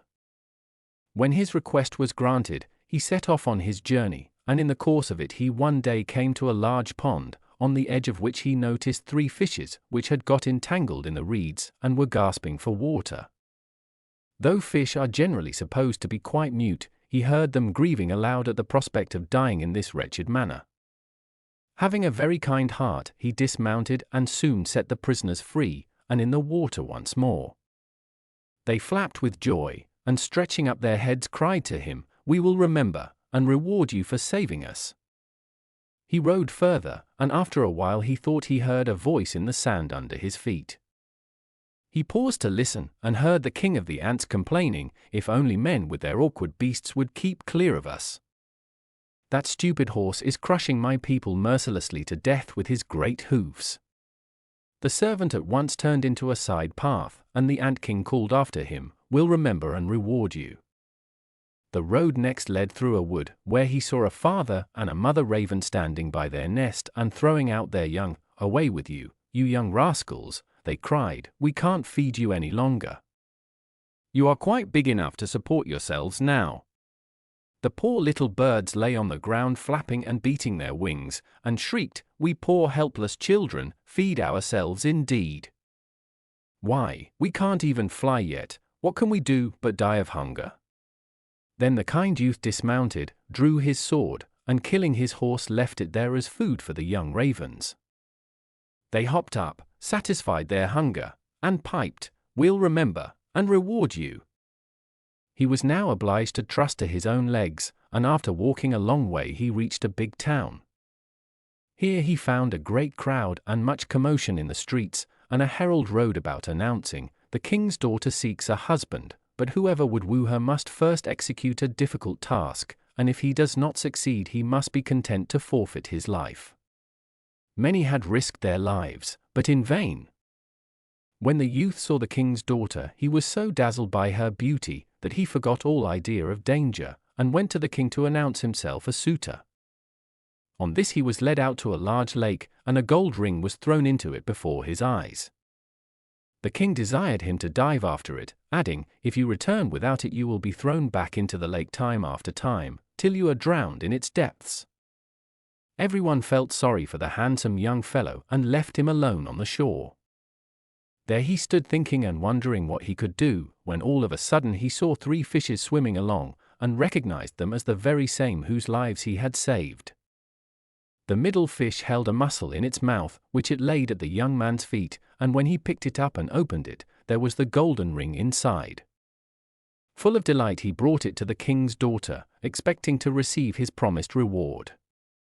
The haughty princess, however, on hearing that he was not her equal by birth, despised him, and exacted the fulfillment of a second task. She went into the garden, and with her own hands she strewed 10 sacks full of millet all over the grass. "He must pick all that up tomorrow morning before sunrise," she said, "not a grain must be lost." The youth sat down in the garden and wondered how it would be possible for him to accomplish such a task, but he could think of no expedient, and sat there sadly expecting to meet his death at daybreak. But when the first rays of the rising sun fell on the garden, he saw the 10 sacks all completely filled, standing there in a row, and not a single grain missing. The Ant King, with his thousands and thousands of followers, had come during the night, and the grateful creatures had industriously gathered all the millet together and put it in the sacks. The king's daughter came down to the garden herself, and saw to her amazement that her suitor had accomplished the task she had given him. But even now she could not bend her proud heart, and she said, "Though he has executed these 2 tasks, yet he shall not be my husband till he brings me an apple from the tree of life." The young man did not even know where the tree of life grew, but he set off, determined to walk as far as his legs would carry him, though he had no hope of ever finding it.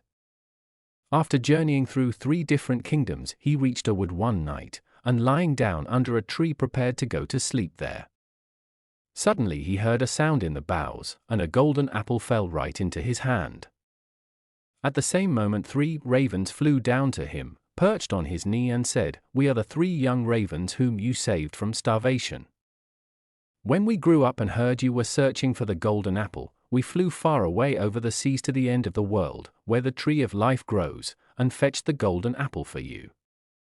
Full of joy the young man started on his way back and brought the golden apple to the lovely princess, whose objections were now entirely silenced. They divided the apple of life and ate it together, and her heart grew full of love for him, so they lived together to a great age in undisturbed happiness. Grimm.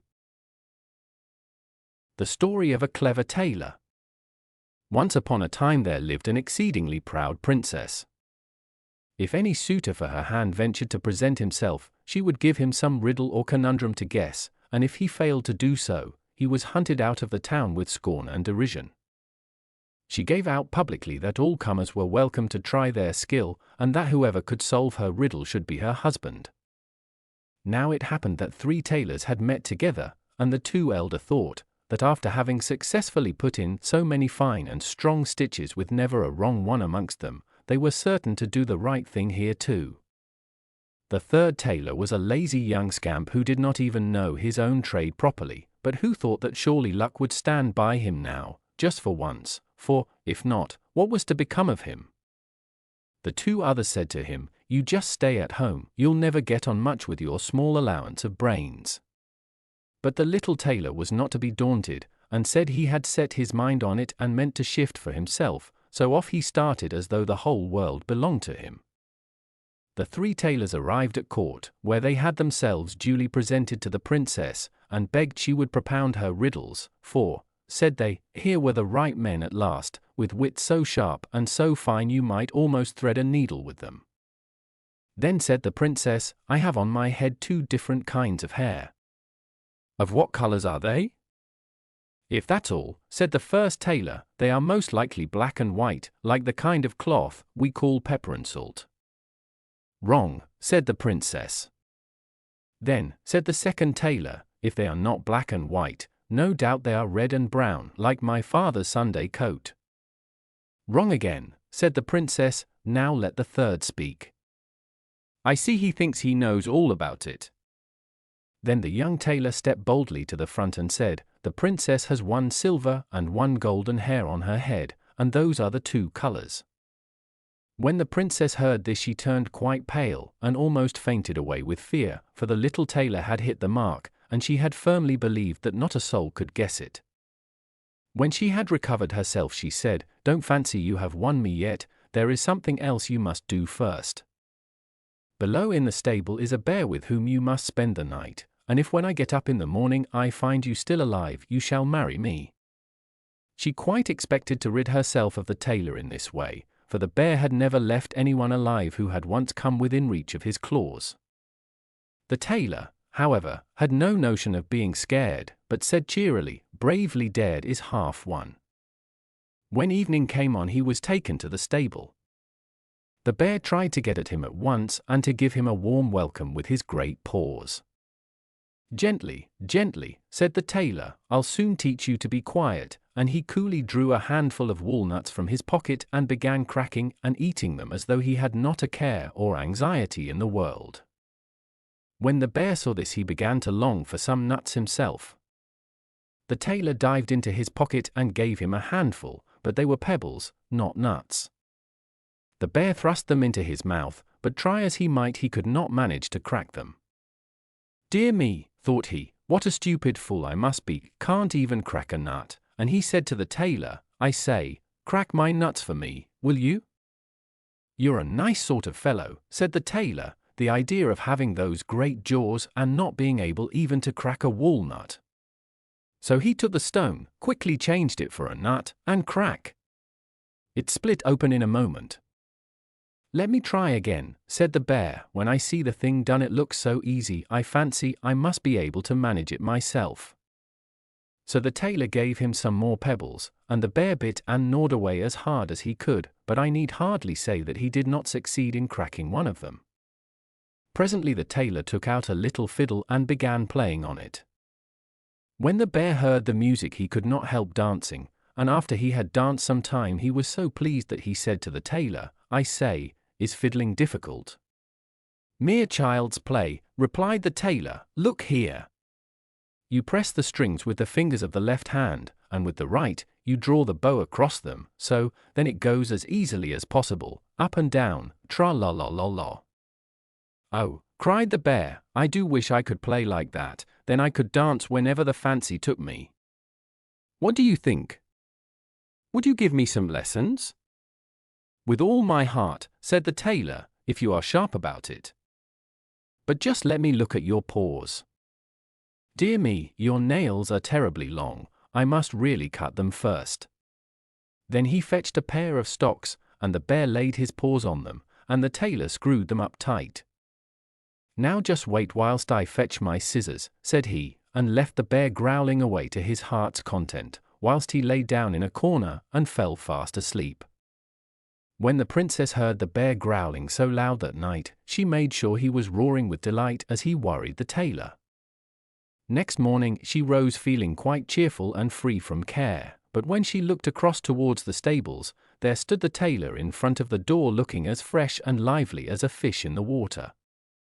After this it was impossible to break the promise she had made so publicly, so the king ordered out the state coach to take her and the tailor to church to be married.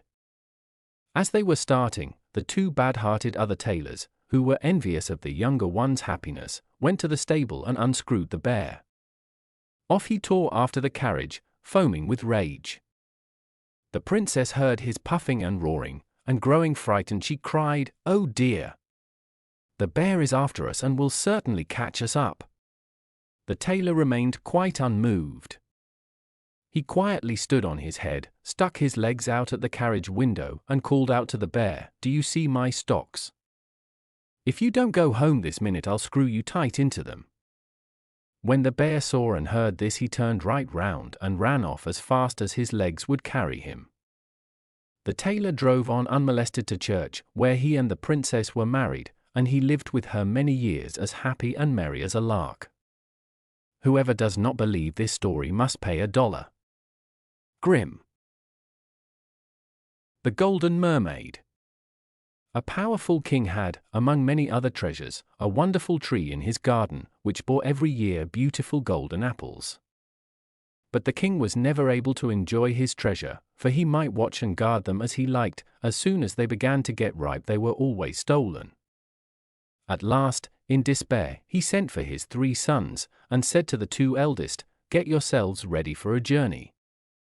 The youngest prince was much disappointed that he too was not sent out on his travels, but his father wouldn't hear of his going, for he had always been looked upon as the stupid one of the family, and the king was afraid of something happening to him.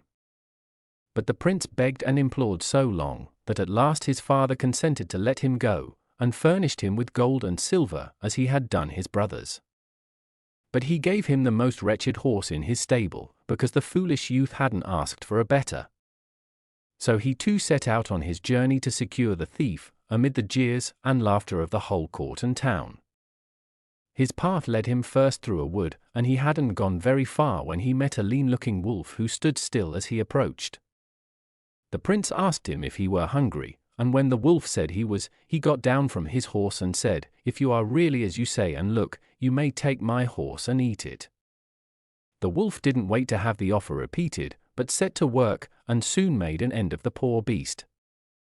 When the prince saw how different the wolf looked when he had finished his meal, he said to him, "Now, my friend, since you have eaten up my horse, and I have such a long way to go, that, with the best will in the world, I couldn't manage it on foot, the least you can do for me is to act as my horse and to take me on your back." "Most certainly," said the wolf, and, letting the prince mount him, he trotted gaily through the wood.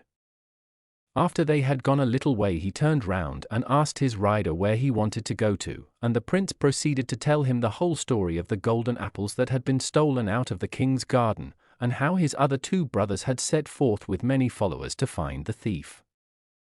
When he had finished his story, the wolf, who was in reality no wolf but a mighty magician, said he thought he could tell him who the thief was, and could help him to secure him. "There lives," he said, "in a neighboring country, a mighty emperor who has a beautiful golden bird in a cage, and this is the creature who steals the golden apples, but it flies so fast that it is impossible to catch it at its theft.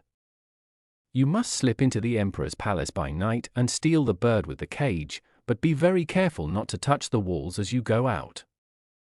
The following night the prince stole into the emperor's palace, and found the bird in its cage as the wolf had told him he would.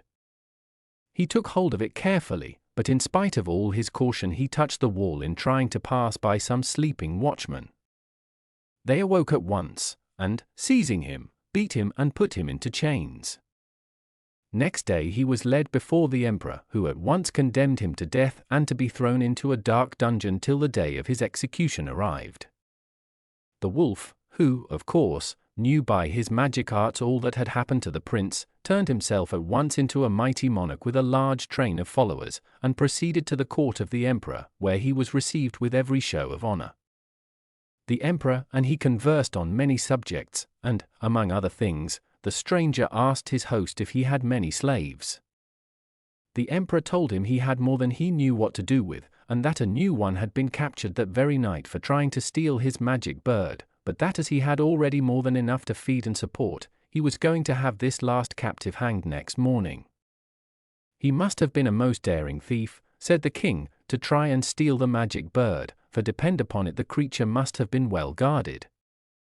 I would really like to see this bold rascal. By all means, said the emperor, and he himself led his guest down to the dungeon where the unfortunate prince was kept prisoner. When the emperor stepped out of the cell with the king, the latter turned to him and said, "Most mighty emperor, I have been much disappointed. I had thought to find a powerful robber, and instead of that I have seen the most miserable creature I can imagine. Hanging is far too good for him. If I had to sentence him I should make him perform some very difficult task, under pain of death. If he did it so much the better for you, and if he didn't, matters would just be as they are now and he could still be hanged." "Your counsel," said the emperor, "is excellent, and, as it happens, I've got the very thing for him to do. My nearest neighbor, who is also a mighty emperor, possesses a golden horse which he guards most carefully. The prisoner shall be told to steal this horse and bring it to me." The prince was then let out of his dungeon, and told his life would be spared if he succeeded in bringing the golden horse to the emperor. He did not feel very elated at this announcement, for he did not know how in the world he was to set about the task, and he started on his way weeping bitterly, and wondering what had made him leave his father's house and kingdom. But before he had gone far his friend the wolf stood before him and said, "Dear prince, why are you so cast down? It is true you didn't succeed in catching the bird, but don't let that discourage you, for this time you will be all the more careful, and will doubtless catch the horse." With these and like words the wolf comforted the prince, and warned him specially not to touch the wall or let the horse touch it as he led it out, or he would fail in the same way as he had done with the bird. After a somewhat lengthy journey the prince and the wolf came to the kingdom ruled over by the emperor who possessed the golden horse. One evening late they reached the capital, and the wolf advised the prince to set to work at once, before their presence in the city had aroused the watchfulness of the guards. They slipped unnoticed into the emperor's stables and into the very place where there were the most guards, for there the wolf rightly surmised they would find the horse. When they came to a certain inner door the wolf told the prince to remain outside, while he went in. In a short time he returned and said, "My dear prince, the horse is most securely watched, but I have bewitched all the guards, and if you will only be careful not to touch the wall yourself, or let the horse touch it as you go out, there is no danger and the game is yours." The prince, who had made up his mind to be more than cautious this time, went cheerfully to work. He found all the guards fast asleep, and, slipping into the horse's stall, he seized it by the bridle and led it out, but, unfortunately, before they had got quite clear of the stables a gadfly stung the horse and caused it to switch its tail, whereby it touched the wall.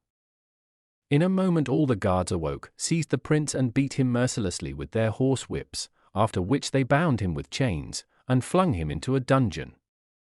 Next morning they brought him before the emperor, who treated him exactly as the king with the golden bird had done, and commanded him to be beheaded on the following day. When the wolf magician saw that the prince had failed this time too, he transformed himself again into a mighty king, and proceeded with an even more gorgeous retinue than the first time to the court of the emperor. He was courteously received and entertained, and once more after dinner he led the conversation on to the subject of slaves, and in the course of it again requested to be allowed to see the bold robber who had dared to break into the emperor's stable to steal his most valuable possession. The emperor consented, and all happened exactly as it had done at the court of the emperor with the golden bird. The prisoner's life was to be spared only on condition that within 3 days he should obtain possession of the golden mermaid, whom hitherto no mortal had ever approached. Very depressed by his dangerous and difficult task, the prince left his gloomy prison, but, to his great joy, he met his friend the wolf before he had gone many miles on his journey. The cunning creature pretended he knew nothing of what had happened to the prince, and asked him how he had fared with the horse. The prince told him all about his misadventure, and the condition on which the emperor had promised to spare his life. Then the wolf reminded him that he had twice got him out of prison, and that if he would only trust in him, and do exactly as he told him, he would certainly succeed in this last undertaking. Thereupon they bent their steps towards the sea, which stretched out before them, as far as their eyes could see, all the waves dancing and glittering in the bright sunshine. "Now," continued the wolf, "I am going to turn myself into a boat full of the most beautiful silken merchandise, and you must jump boldly into the boat, and steer with my tail in your hand right out into the open sea. You will soon come upon the Golden Mermaid. Whatever you do, don't follow her if she calls you, but on the contrary say to her, 'The buyer comes to the seller, not the seller to the buyer.' After which you must steer towards the land, and she will follow you, for she won't be able to resist the beautiful wares you have on board your ship." The prince promised faithfully to do all he had been told, whereupon the wolf changed himself into a ship full of most exquisite silks, of every shade and color imaginable. The astonished prince stepped into the boat, and, holding the wolf's tail in his hand, he steered boldly out into the open sea, where the sun was gilding the blue waves with its golden rays. Soon he saw the Golden Mermaid swimming near the ship, beckoning and calling to him to follow her, but, mindful of the wolf's warning, he told her in a loud voice that if she wished to buy anything she must come to him. With these words he turned his magic ship round and steered back towards the land. The mermaid called out to him to stand still, but he refused to listen to her and never paused till he reached the sand of the shore. Here he stopped and waited for the mermaid, who had swum after him. When she drew near the boat he saw that she was far more beautiful than any mortal he had ever beheld. She swam round the ship for some time, and then swung herself gracefully on board, in order to examine the beautiful silken stuffs more closely. Then the prince seized her in his arms, and kissing her tenderly on the cheeks and lips, he told her she was his forever. At the same moment the boat turned into a wolf again, which so terrified the mermaid that she clung to the prince for protection. So the Golden Mermaid was successfully caught, and she soon felt quite happy in her new life when she saw she had nothing to fear either from the prince or the wolf. She rode on the back of the latter, and the prince rode behind her. When they reached the country ruled over by the emperor with the golden horse, the prince jumped down, and, helping the mermaid to alight, he led her before the emperor. At the sight of the beautiful mermaid and of the grim wolf, who stuck close to the prince this time, the guards all made respectful obeisance, and soon the three stood before his imperial majesty. When the emperor heard from the prince how he had gained possession of his fair prize, he at once recognized that he had been helped by some magic art, and on the spot gave up all claim to the beautiful mermaid. "Dear youth," he said, "forgive me for my shameful conduct to you, and, as a sign that you pardon me, accept the golden horse as a present. I acknowledge your power to be greater even than I can understand, for you have succeeded in gaining possession of the Golden Mermaid, whom hitherto no mortal has ever been able to approach." Then they all sat down to a huge feast, and the prince had to relate his adventures all over again, to the wonder and astonishment of the whole company. But the prince was wearying now to return to his own kingdom, so as soon as the feast was over he took farewell of the emperor, and set out on his homeward way. He lifted the mermaid onto the golden horse, and swung himself up behind her, and so they rode on merrily, with the wolf trotting behind, till they came to the country of the emperor with the golden bird. The renown of the prince and his adventure had gone before him, and the emperor sat on his throne awaiting the arrival of the prince and his companions. When the three rode into the courtyard of the palace, they were surprised and delighted to find everything festively illuminated and decorated for their reception. When the prince and the Golden Mermaid, with the wolf behind them, mounted the steps of the palace, the emperor came forward to meet them, and led them to the throne room. At the same moment a servant appeared with the golden bird in its golden cage, and the emperor begged the prince to accept it with his love, and to forgive him the indignity he had suffered at his hands.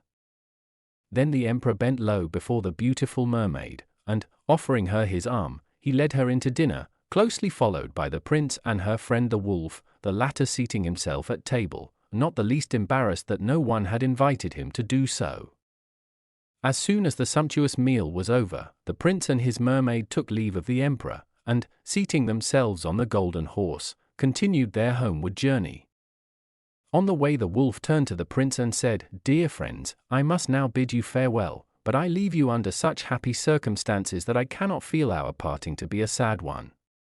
The prince was very unhappy when he heard these words, and begged the wolf to stay with them always, but this the good creature refused to do, though he thanked the prince kindly for his invitation, and called out as he disappeared into the thicket, "Should any evil befall you, dear prince, at any time, you may rely on my friendship and gratitude." These were the wolf's parting words, and the prince could not restrain his tears when he saw his friend vanishing in the distance, but one glance at his beloved mermaid soon cheered him up again, and they continued on their journey merrily. The news of his son's adventures had already reached his father's court, and everyone was more than astonished at the success of the once despised prince. His elder brothers, who had in vain gone in pursuit of the thief of the golden apples, were furious over their younger brother's good fortune, and plotted and planned how they were to kill him. They hid themselves in the wood through which the prince had to pass on his way to the palace, and there fell on him, and, having beaten him to death, they carried off the golden horse and the golden bird. But nothing they could do would persuade the golden mermaid to go with them or move from the spot, for ever since she had left the sea, she had so attached herself to her prince that she asked nothing else than to live or die with him. For many weeks the poor mermaid sat and watched over the dead body of her lover, weeping salt tears over his loss, when suddenly one day their old friend the wolf appeared and said, "Cover the prince's body with all the leaves and flowers you can find in the wood." The maiden did as he told her, and then the wolf breathed over the flowery grave, and, lo and behold, the prince lay there sleeping as peacefully as a child. "Now you may wake him if you like," said the wolf, and the mermaid bent over him and gently kissed the wounds his brothers had made on his forehead, and the prince awoke, and you may imagine how delighted he was to find his beautiful mermaid beside him, though he felt a little depressed when he thought of the loss of the golden bird and the golden horse. After a time the wolf, who had likewise fallen on the prince's neck, advised them to continue their journey, and once more the prince and his lovely bride mounted on the faithful beast's back. The king's joy was great when he embraced his youngest son, for he had long since despaired of his return. He received the wolf and the beautiful golden mermaid most cordially too, and the prince was made to tell his adventures all over from the beginning. The poor old father grew very sad when he heard of the shameful conduct of his elder sons, and had them called before him. They turned as white as death when they saw their brother, whom they thought they had murdered, standing beside them alive and well, and so startled were they that when the king asked them why they had behaved so wickedly to their brother they could think of no lie, but confessed at once that they had slain the young prince in order to obtain possession of the golden horse and the golden bird. Their father's wrath knew no bounds, and he ordered them both to be banished, but he could not do enough to honor his youngest son, and his marriage with the beautiful mermaid was celebrated with much pomp and magnificence. When the festivities were over, the wolf bade them all farewell, and returned once more to his life in the woods, much to the regret of the old king and the young prince and his bride. And so ended the adventures of the prince with his friend the wolf. Grimm. The War of the Wolf and the Fox. There was once upon a time a man and his wife who had an old cat and an old dog. One day the man, whose name was Simon, said to his wife, whose name was Susan, "Why should we keep our old cat any longer? She never catches any mice nowadays, and is so useless that I have made up my mind to drown her." But his wife replied, "Don't do that, for I'm sure she could still catch mice." "Rubbish," said Simon. "The mice might dance on her, and she would never catch one. I've quite made up my mind that the next time I see her, I shall put her in the water." Susan was very unhappy when she heard this, and so was the cat, who had been listening to the conversation behind the stove. When Simon went off to his work, the poor cat mired so pitifully, and looked up so pathetically into Susan's face, that the woman quickly opened the door and said, "Fly for your life, my poor little beast, and get well away from here before your master returns." The cat took her advice, and ran as quickly as her poor old legs would carry her into the wood, and when Simon came home, his wife told him that the cat had vanished. "So much the better for her," said Simon. "And now we have got rid of her, we must consider what we are to do with the old dog." He is quite deaf and blind, and invariably barks when there is no need, and makes no sound when there is. I think the best thing I can do with him is to hang him." But soft-hearted Susan replied, "Please don't do so, he's surely not so useless as all that." "Don't be foolish," said her husband. "The courtyard might be full of thieves and he'd never discover it. No, the first time I see him, it's all up with him, I can tell you." Susan was very unhappy at his words, and so was the dog, who was lying in the corner of the room and had heard everything. As soon as Simon had gone to his work, he stood up and howled so touchingly that Susan quickly opened the door, and said to fly for your life, poor beast, before your master gets home. And the dog ran into the wood with his tail between his legs. When her husband returned, his wife told him that the dog had disappeared. "That's lucky for him," said Simon, but Susan sighed, for she had been very fond of the poor creature.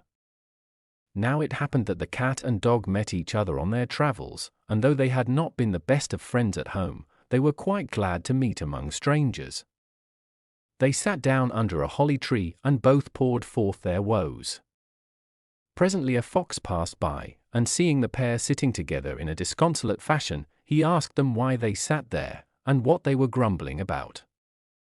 The cat replied, "I have caught many a mouse in my day, but now that I am old and past work, my master wants to drown me."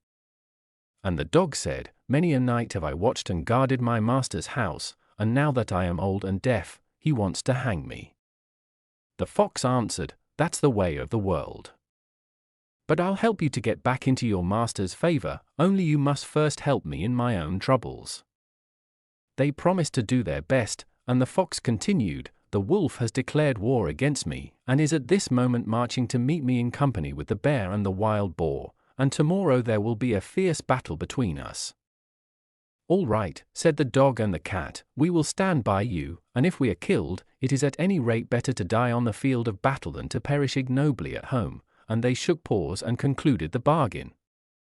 The fox sent word to the wolf to meet him at a certain place, and the three set forth to encounter him and his friends.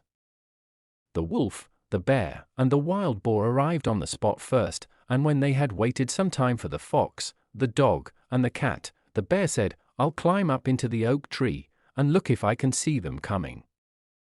The first time he looked round he said, "I can see nothing," and the second time he looked round he said, "I can still see nothing."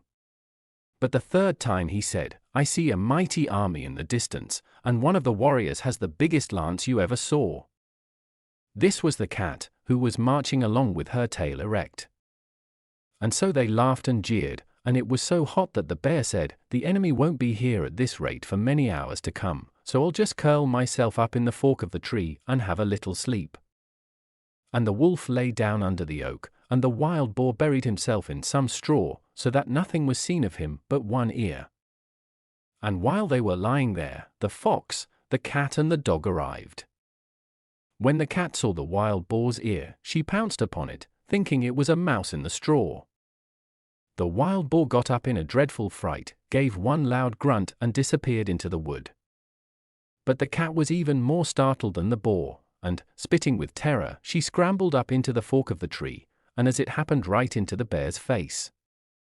Now it was the bear's turn to be alarmed, and with a mighty growl he jumped down from the oak and fell right on the top of the wolf and killed him as dead as a stone. On their way home from the war the fox caught score of mice, and when they reached Simon's cottage he put them all on the stove and said to the cat, "Now go and fetch one mouse after the other, and lay them down before your master." "All right," said the cat, and did exactly as the fox told her. When Susan saw this she said to her husband, "Just look, here is our old cat back again, and see what a lot of mice she has caught." "Wonders will never cease," cried Simon. "I certainly never thought the old cat would ever catch another mouse." But Susan answered, "There, you see, I always said our cat was a most excellent creature, but you men always think you know best." In the meantime the fox said to the dog, "Our friend Simon has just killed a pig. When it gets a little darker, you must go into the courtyard and bark with all your might." "All right," said the dog, and as soon as it grew dusk he began to bark loudly. "Susan, who heard him first, said to her husband, "Our dog must have come back, for I hear him barking lustily. Do go out and see what's the matter, perhaps thieves may be stealing our sausages." But Simon answered, "The foolish brute is as deaf as a post and is always barking at nothing," and he refused to get up. The next morning Susan got up early to go to church at the neighboring town, and she thought she would take some sausages to her aunt who lived there. But when she went to her larder, she found all the sausages gone, and a great hole in the floor. She called out to her husband, "I was perfectly right.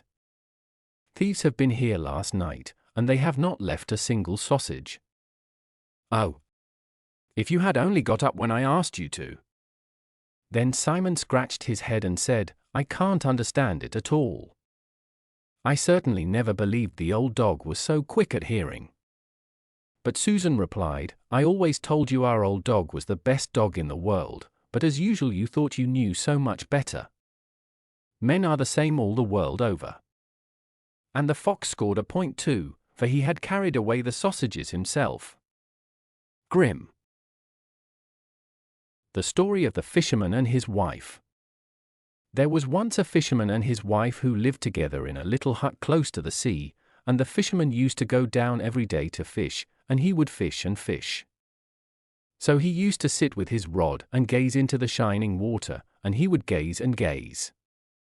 Now, once the line was pulled deep under the water, and when he hauled it up he hauled a large flounder with it. The flounder said to him, "Listen, fisherman. I pray you to let me go, I am not a real flounder, I am an enchanted prince. What good will it do you if you kill me? I shall not taste nice.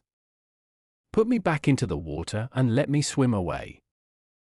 "Well," said the man, "you need not make so much noise about it, I am sure I had much better let a flounder that can talk swim away." With these words he put him back again into the shining water, and the flounder sank to the bottom, leaving a long streak of blood behind.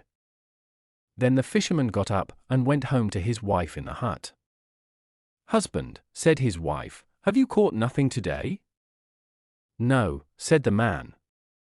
"I caught a flounder who said he was an enchanted prince, so I let him swim away again." "Did you wish nothing from him?" said his wife. "No," said the man, "what should I have wished from him?" "Ah," said the woman, "it's dreadful to have to live all one's life in this hut that is so small and dirty, you ought to have wished for a cottage. Go now and call him, say to him that we choose to have a cottage, and he will certainly give it you." "Alas," said the man, "why should I go down there again?" "Why," said his wife, "you caught him, and then let him go again, so he is sure to give you what you ask. Go down quickly." The man did not like going at all, but as his wife was not to be persuaded, he went down to the sea. When he came there the sea was quite green and yellow, and was no longer shining. So he stood on the shore and said, "Once a prince, but changed you be into a flounder in the sea. Come. For my wife, Ilsebil, wishes what I dare not tell." Then the flounder came swimming up and said, "Well, what does she want?" "Alas," said the man, "my wife says I ought to have kept you and wished something from you. She does not want to live any longer in the hut, she would like a cottage." "Go home, then," said the flounder, "she has it." So the man went home, and there was his wife no longer in the hut, but in its place was a beautiful cottage, and his wife was sitting in front of the door on a bench. She took him by the hand and said to him, "Come inside, and see if this is not much better." They went in, and inside the cottage was a tiny hall, and a beautiful sitting room, and a bedroom in which stood a bed, a kitchen, and a dining room all furnished with the best of everything, and fitted up with every kind of tin and copper utensil. And outside was a little yard in which were chickens and ducks, and also a little garden with vegetables and fruit trees. "See," said the wife, "isn't this nice?" "Yes," answered her husband, "here we shall remain and live very happily." "We will think about that," said his wife. With these words they had their supper and went to bed. All went well for a week or a fortnight, then the wife said, "Listen, husband, the cottage is much too small, and so is the yard and the garden, the flounder might just as well have sent us a larger house. I should like to live in a great stone castle. Go down to the flounder, and tell him to send us a castle. Ah, wife, said the fisherman, the cottage is quite good enough. Why do we choose to live in a castle? Why, said the wife. You go down, the flounder can quite well do that. No, wife, said the man, the flounder gave us the cottage. I do not like to go to him again, he might take it amiss. Go, said his wife. He can certainly give it us, and ought to do so willingly. Go at once. The fisherman's heart was very heavy, and he did not like going. He said to himself, it is not right. Still, he went down. When he came to the sea, the water was all violet and dark blue, and dull and thick, and no longer green and yellow, but it was still smooth. So he stood there and said, Once a prince, but changed you be into a flounder in the sea. Come. For my wife, Ilsebil, wishes what I dare not tell. What does she want now? Said the flounder. Ah, said the fisherman, half ashamed, she wants to live in a great stone castle. Go home, she is standing before the door, said the flounder. The fisherman went home and thought he would find no house. When he came near, there stood a great stone palace, and his wife was standing on the steps, about to enter. She took him by the hand and said, Come inside. Then he went with her, and inside the castle was a large hall with a marble floor, and there were heaps of servants who threw open the great doors, and the walls were covered with beautiful tapestry, and in the apartments were gilded chairs and tables, and crystal chandeliers hung from the ceiling, and all the rooms were beautifully carpeted. The best of food and drink also was set before them when they wished to dine. And outside the house was a large courtyard with horse and cow stables, and a coach house, all fine buildings, and a splendid garden with most beautiful flowers and fruit, and in a park quite a league long were deer and roe and hares, and everything one could wish for. Now, said the wife, isn't this beautiful? Yes, indeed, said the fisherman. Now we will stay here and live in this beautiful castle, and be very happy. We will consider the matter, said his wife, and they went to bed. The next morning the wife woke up first at daybreak, and looked out of the bed at the beautiful country stretched before her. Her husband was still sleeping, so she dug her elbows into his side and said, Husband, get up and look out of the window. Could we not become the king of all this land? Go down to the flounder, and tell him we choose to be king. Ah, wife, replied her husband, why should we be king? I don't want to be king. Well, said his wife, if you don't want to be king, I will be king. Go down to the flounder, I will be king. Alas! Wife, said the fisherman, why do you want to be king? I can't ask him that. And why not? Said his wife. Go down at once. I must be king. So the fisherman went, though much vexed that his wife wanted to be king. It is not right. It is not right, he thought. He did not wish to go, yet he went. When he came to the sea, the water was a dark grey color, and it was heaving against the shore. So he stood and said, Once a prince, but changed you be into a flounder in the sea. Come. For my wife, Ilsebil, wishes what I dare not tell. What does she want now? Asked the flounder. Alas, said the fisherman, she wants to be king. Go home, she is that already, said the flounder. The fisherman went home, and when he came near the palace he saw that it had become much larger, and that it had great towers and splendid ornamental carving on it. A sentinel was standing before the gate, and there were numbers of soldiers with kettledrums and trumpets. And when he went into the palace, he found everything was of pure marble and gold, and the curtains of damask with tassels of gold. Then the doors of the hall flew open, and there stood the whole court round his wife, who was sitting on a high throne of gold and diamonds. She wore a great golden crown, and had a scepter of gold and precious stones in her hand, and by her on either side stood 6 pages in a row, each one a head taller than the other.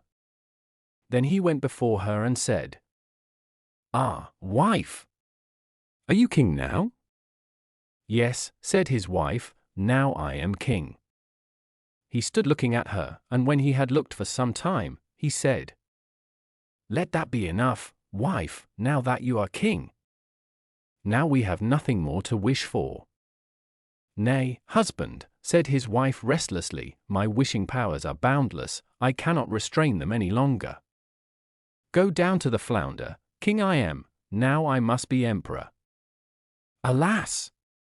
"Wife," said the fisherman, "why do you want to be emperor?" "Husband," said she, "go to the flounder, I will be emperor." "Ah, wife," he said, "he cannot make you emperor, I don't like to ask him that. There is only one emperor in the kingdom. Indeed and indeed he cannot make you emperor." "What?" said his wife. "I am king, and you are my husband. Will you go at once?" "Go. If he can make king he can make emperor, and emperor I must and will be. Go." So he had to go.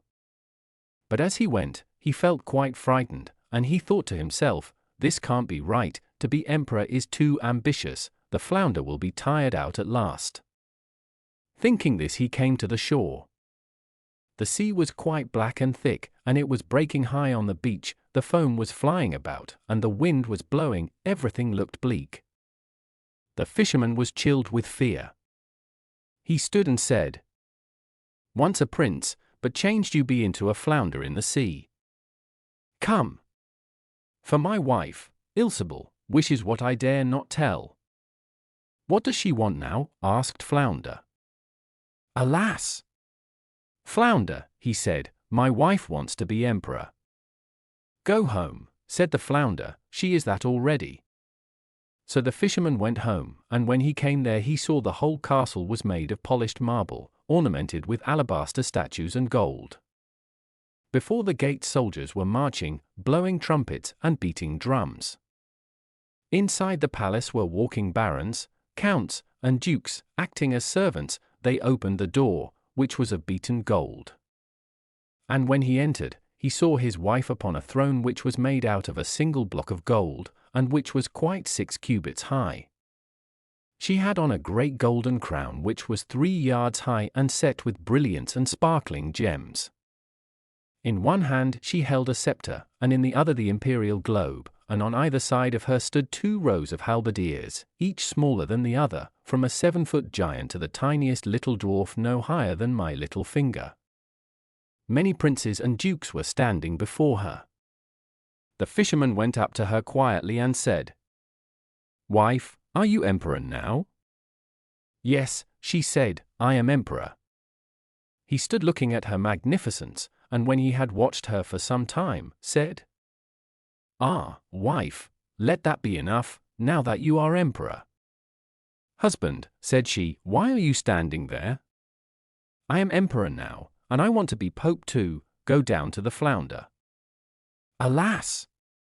"Wife," said the fisherman, "what more do you want?" "You cannot be pope, there is only one pope in Christendom, and he cannot make you that." "Husband," she said, "I will be pope." "Go down quickly, I must be pope today."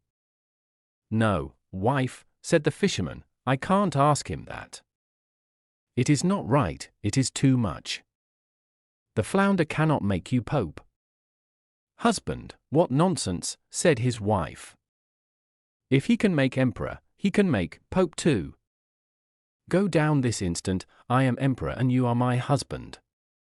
Will you be off at once?" So he was frightened and went out, but he felt quite faint, and trembled and shook, and his knees and legs began to give way under him. The wind was blowing fiercely across the land, and the clouds flying across the sky looked as gloomy as if it were night. The leaves were being blown from the trees, the water was foaming and seething and dashing upon the shore, and in the distance he saw the ships in great distress, dancing and tossing on the waves. Still the sky was very blue in the middle, although at the sides it was an angry red as in a great storm. So he stood shuddering in anxiety, and said, "Once a prince, but changed you be into a flounder in the sea. Come. For my wife, Ilsebil, wishes what I dare not tell. Well, what does she want now? Asked the flounder.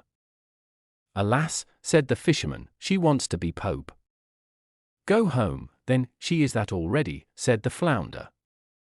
Then he went home, and when he came there he saw, as it were, a large church surrounded by palaces. He pushed his way through the people.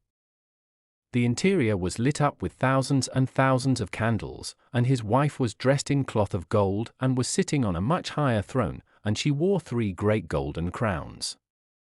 Round her were numbers of church dignitaries, and on either side were standing 2 rows of tapers, the largest of them as tall as a steeple, and the smallest as tiny as a Christmas tree candle. All the emperors and kings were on their knees before her, and were kissing her foot. Wife, said the fisherman looking at her, are you Pope now? Yes, said she, I am Pope.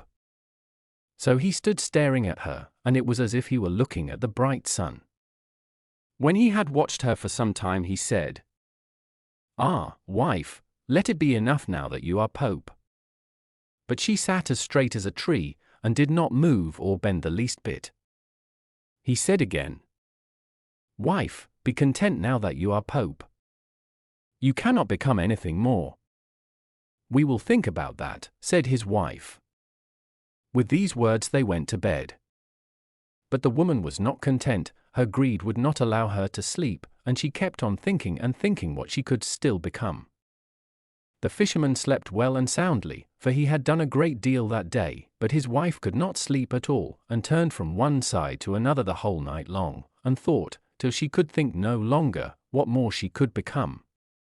Then the sun began to rise, and when she saw the red dawn she went to the end of the bed and looked at it, and as she was watching the sun rise, out of the window, she thought, Ha!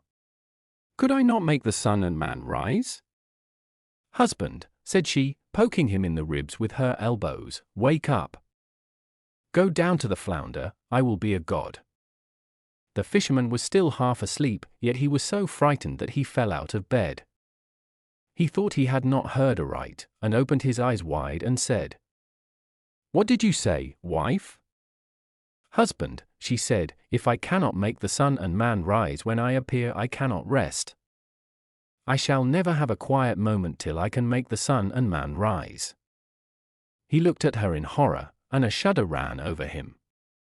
Go down at once, I will be a god. Alas! Wife, said the fisherman, falling on his knees before her, the flounder cannot do that. Emperor and Pope he can make you. I implore you, be content and remain Pope. Then she flew into a passion, her hair hung wildly about her face, she pushed him with her foot and screamed. I am not contented, and I shall not be contented. Will you go? So he hurried on his clothes as fast as possible, and ran away as if he were mad. But the storm was raging so fiercely that he could scarcely stand. Houses and trees were being blown down, the mountains were being shaken, and pieces of rock were rolling in the sea. The sky was as black as ink, it was thundering and lightning, and the sea was tossing in great waves as high as church towers and mountains, and each had a white crest of foam. So he shouted, not able to hear his own voice. Once a prince, but changed you be into a flounder in the sea. Come. For my wife, Ilsebil, wishes what I dare not tell. Well, what does she want now? Asked the flounder. Alas, said he, she wants to be a god. Go home, then, she is sitting again in the hut. And there they are sitting to this day. Grim. The 3 musicians. Once upon a time 3 musicians left their home and set out on their travels. They had all learnt music from the same master, and they determined to stick together and to seek their fortune in foreign lands. They wandered merrily from place to place and made quite a good living, and were much appreciated by everyone who heard them play. One evening they came to a village where they delighted all the company with their beautiful music.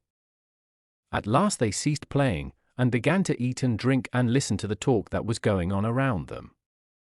They heard all the gossip of the place, and many wonderful things were related and discussed. At last the conversation fell on a castle in the neighborhood, about which many strange and marvelous things were told. One person said that hidden treasure was to be found there, another that the richest food was always to be had there, although the castle was uninhabited, and a third, that an evil spirit dwelt within the walls, so terrible, that anyone who forced his way into the castle came out of it more dead than alive. As soon as the three musicians were alone in their bedroom, they agreed to go and examine the mysterious castle, and, if possible, to find and carry away the hidden treasure. They determined, too, to make the attempt separately, one after the other, according to age, and they settled that a whole day was to be given to each adventurer in which to try his luck. The fiddler was the first to set out on his adventures, and did so in the best of spirits and full of courage. When he reached the castle he found the outer gate open, quite as if he were an expected guest, but no sooner had he stepped across the entry than the heavy door closed behind him with a bang, and was bolted with a huge iron bar, exactly as if a sentinel were doing his office and keeping watch, but no human being was to be seen anywhere.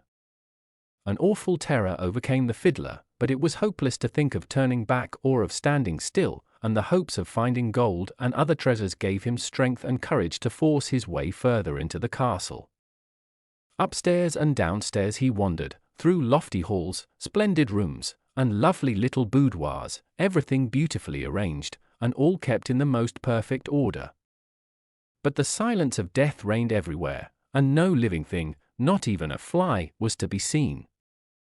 Notwithstanding, the youth felt his spirits return to him when he entered the lower regions of the castle, for in the kitchen the most tempting and delicious food was spread out, the cellars were full of the most costly wine, and the storeroom crammed with pots of every sort of jam you can imagine.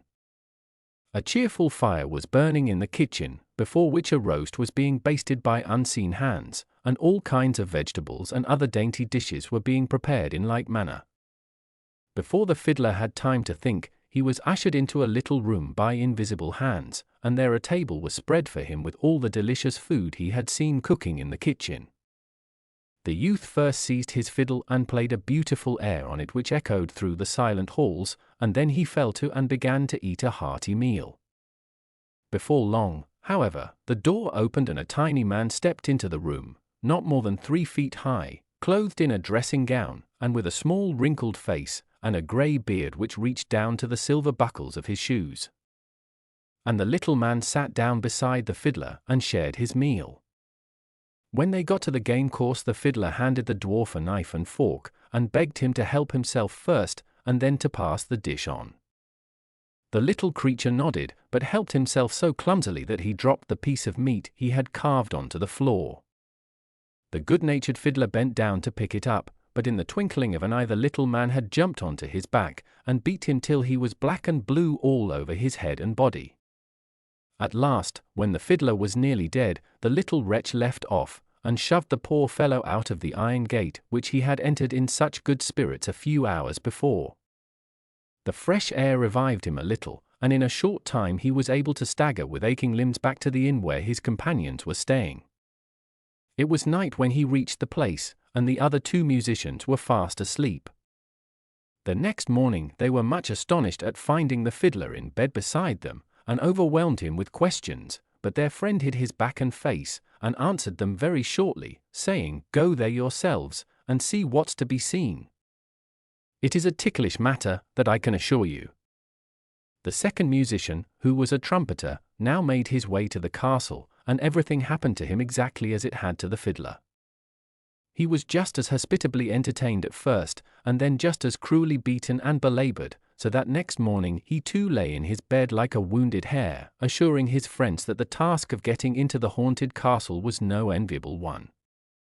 Notwithstanding the warning of his companions, the third musician, who played the flute, was still determined to try his luck, and, full of courage and daring, he set out, resolved, if possible, to find and secure the hidden treasure. Fearlessly he wandered the whole castle, and as he roamed through the splendid empty apartments he thought to himself how nice it would be to live there always, especially with a full larder and cellar at his disposal. A table was spread for him too, and when he had wandered about for some time, singing and playing the flute, he sat down as his companions had done, prepared to enjoy the delicious food that was spread out in front of him. Then the little man with the beard entered as before and seated himself beside the flute player, who wasn't the least startled at his appearance, but chatted away to him as if he had known him all his life. But he didn't find his companion very communicative. At last they came to the game, and, as usual, the little man let his piece fall on the ground. The flute player was good-naturedly just going to pick it up, when he perceived that the little dwarf was in the act of springing on his back. Then he turned round sharply, and, seizing the little creature by his beard, he gave him such a shaking that he tore his beard out, and the dwarf sank groaning to the ground. But as soon as the youth had the beard in his hands, he felt so strong that he was fit for anything, and he perceived all sorts of things in the castle that he had not noticed before, but, on the other hand, all strength seemed to have gone from the little man.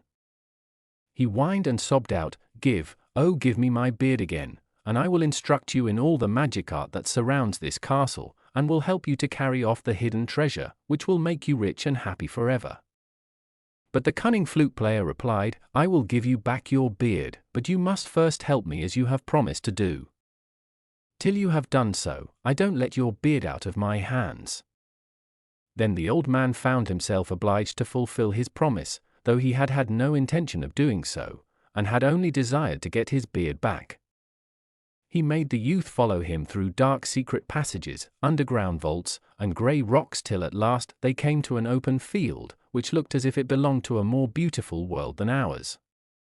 Then they came to a stream of rushing water, but the little man drew out a wand and touched the waves, whereupon the waters parted and stood still, and the two crossed the river with dry feet.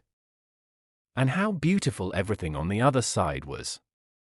Lovely green paths leading through woods and fields covered with flowers, birds with gold and silver feathers singing on the trees, lovely butterflies and glittering beetles fluttered and crawled about, and dear little beasts hid in the bushes and hedges. The sky above them was not blue, but like rays of pure gold, and the stars looked twice their usual size, and far more brilliant than on our earth.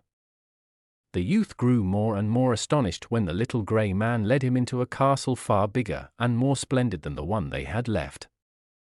Here, too, the deepest silence reigned. They wandered all through the castle, and came at last to a room in the middle of which stood a bed hung all round with heavy curtains. Over the bed hung a bird's cage, and the bird inside it was singing beautiful songs into the silent space. The little grey man lifted the curtains from the bed and beckoned the youth to approach.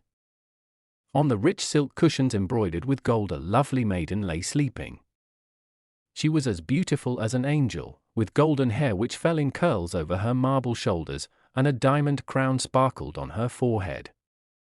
But a sleep as of death held her in its spell, and no noise seemed able to waken the sleeper. Then the little man turned to the wondering youth and said, "See, here is the sleeping child. She is a mighty princess.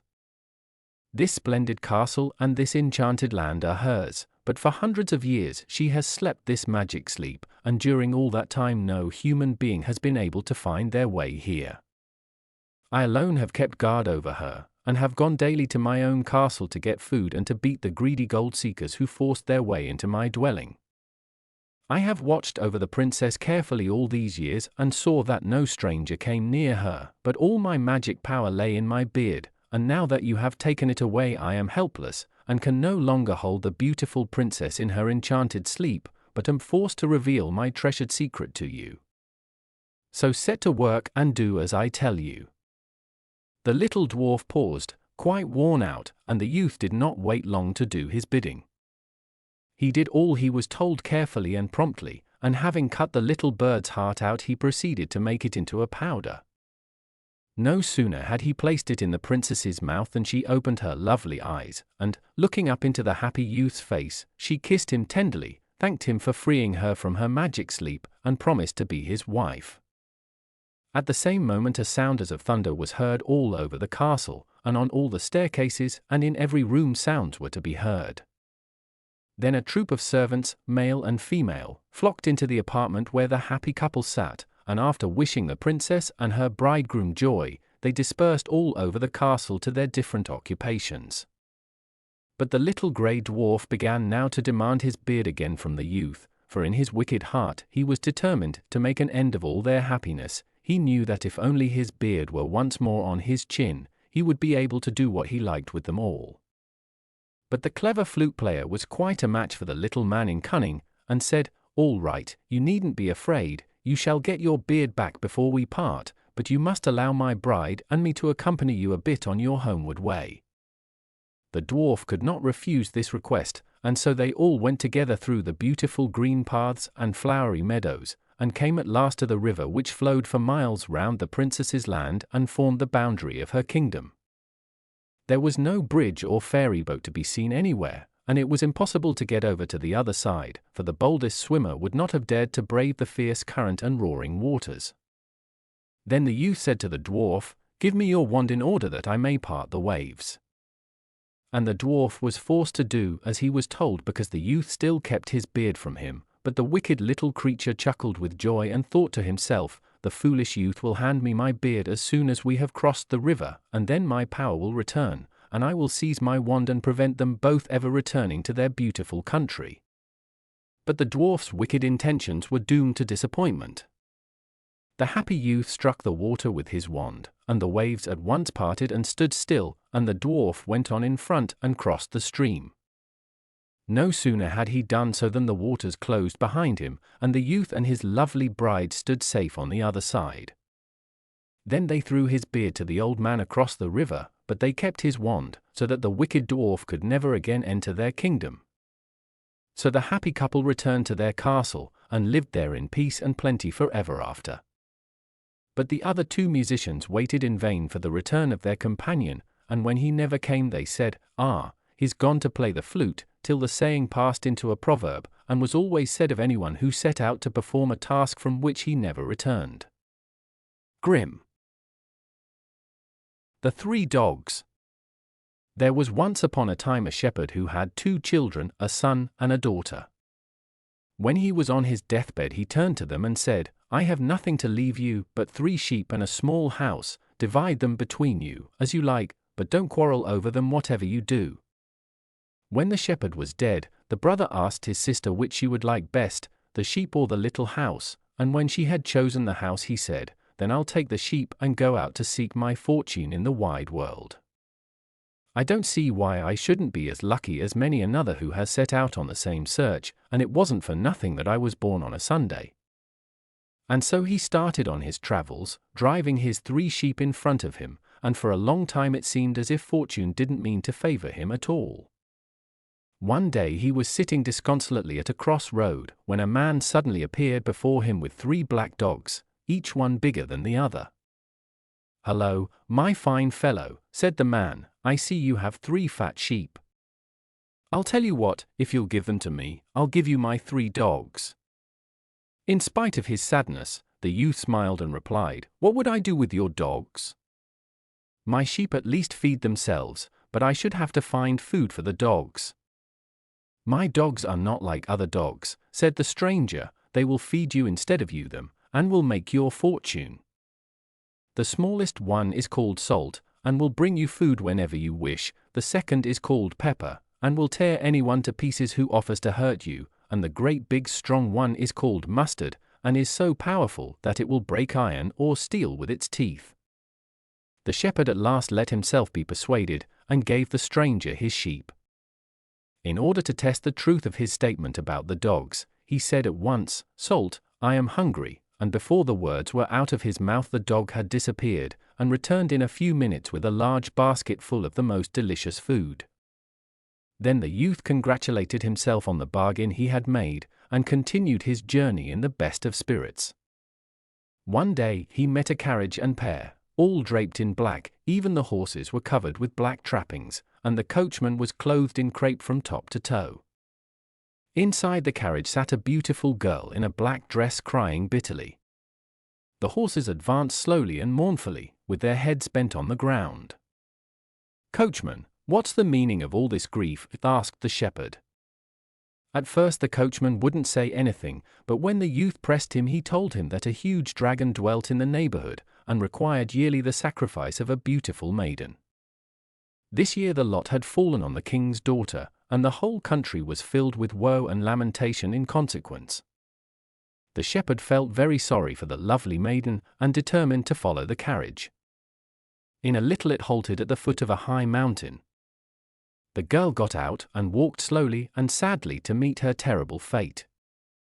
The coachman perceived that the shepherd wished to follow her, and warned him not to do so if he valued his life, but the shepherd wouldn't listen to his advice. When they had climbed about halfway up the hill, they saw a terrible-looking monster with the body of a snake, and with huge wings and claws, coming towards them, breathing forth flames of fire, and preparing to seize its victim. Then the shepherd called, "Pepper, come to the rescue," and the second dog set upon the dragon, and after a fierce struggle bit it so sharply in the neck that the monster rolled over, and in a few moments breathed its last.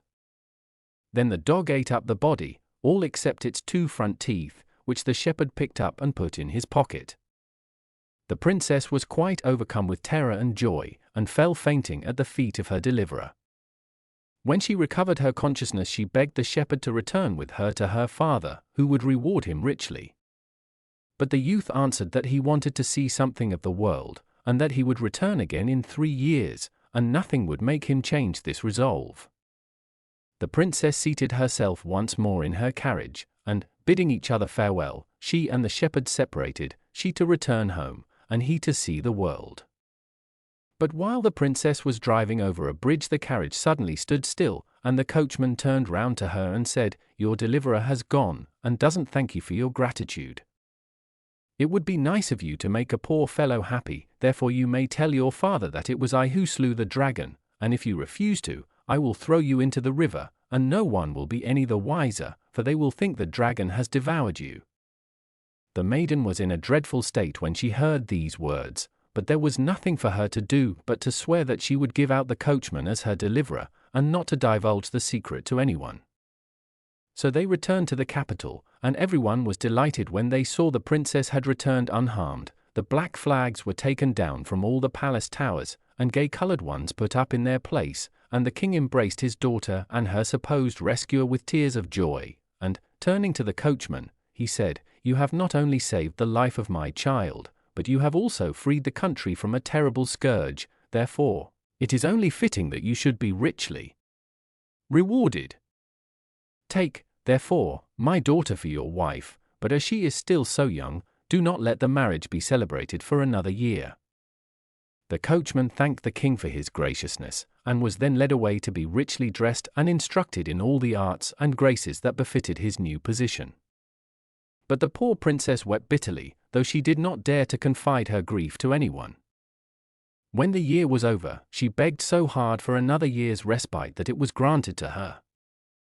But this year passed also, and she threw herself at her father's feet, and begged so piteously for one more year that the king's heart was melted, and he yielded to her request, much to the princess's joy, for she knew that her real deliverer would appear at the end of the 3rd year. And so the year passed away like the other 2, and the wedding day was fixed, and all the people were prepared to feast and make merry. But on the wedding day it happened that a stranger came to the town with 3 black dogs. He asked what the meaning of all the feasting and fuss was, and they told him that the king's daughter was just going to be married to the man who had slain the terrible dragon. The stranger at once denounced the coachman as a liar, but no one would listen to him, and he was seized and thrown into a cell with iron doors. While he was lying on his straw pallet, pondering mournfully on his fate, he thought he heard the low whining of his dogs outside. Then an idea dawned on him, and he called out as loudly as he could, "Mustard, come to my help," and in a second he saw the paws of his biggest dog at the window of his cell, and before he could count 2 the creature had bitten through the iron bars and stood beside him. Then they both let themselves out of the prison by the window, and the poor youth was free once more, though he felt very sad when he thought that another was to enjoy the reward that rightfully belonged to him. He felt hungry too, so he called his dog Salt, and asked him to bring home some food. The faithful creature trotted off, and soon returned with a table napkin full of the most delicious food, and the napkin itself was embroidered with a kingly crown. The king had just seated himself at the wedding feast with all his court, when the dog appeared and licked the princess's hand in an appealing manner. With a joyful start she recognized the beast, and bound her own table napkin round his neck. Then she plucked up her courage and told her father the whole story. The king at once sent a servant to follow the dog, and in a short time the stranger was led into the king's presence. The former coachman grew as white as a sheet when he saw the shepherd, and, falling on his knees, begged for mercy and pardon. The princess recognized her deliverer at once, and did not need the proof of the 2 dragons' teeth which he drew from his pocket. The coachman was thrown into a dark dungeon, and the shepherd took his place at the princess's side, and this time, you may be sure, she did not beg for the wedding to be put off. The young couple lived for some time in great peace and happiness, when suddenly one day the former shepherd bethought himself of his poor sister and expressed a wish to see her again, and to let her share in his good fortune. So they sent a carriage to fetch her, and soon she arrived at the court, and found herself once more in her brother's arms. Then one of the dogs spoke and said, "Our task is done, you have no more need of us. We only waited to see that you did not forget your sister in your prosperity." And with these words the 3 dogs became 3 birds and flew away into the heavens. Grimm.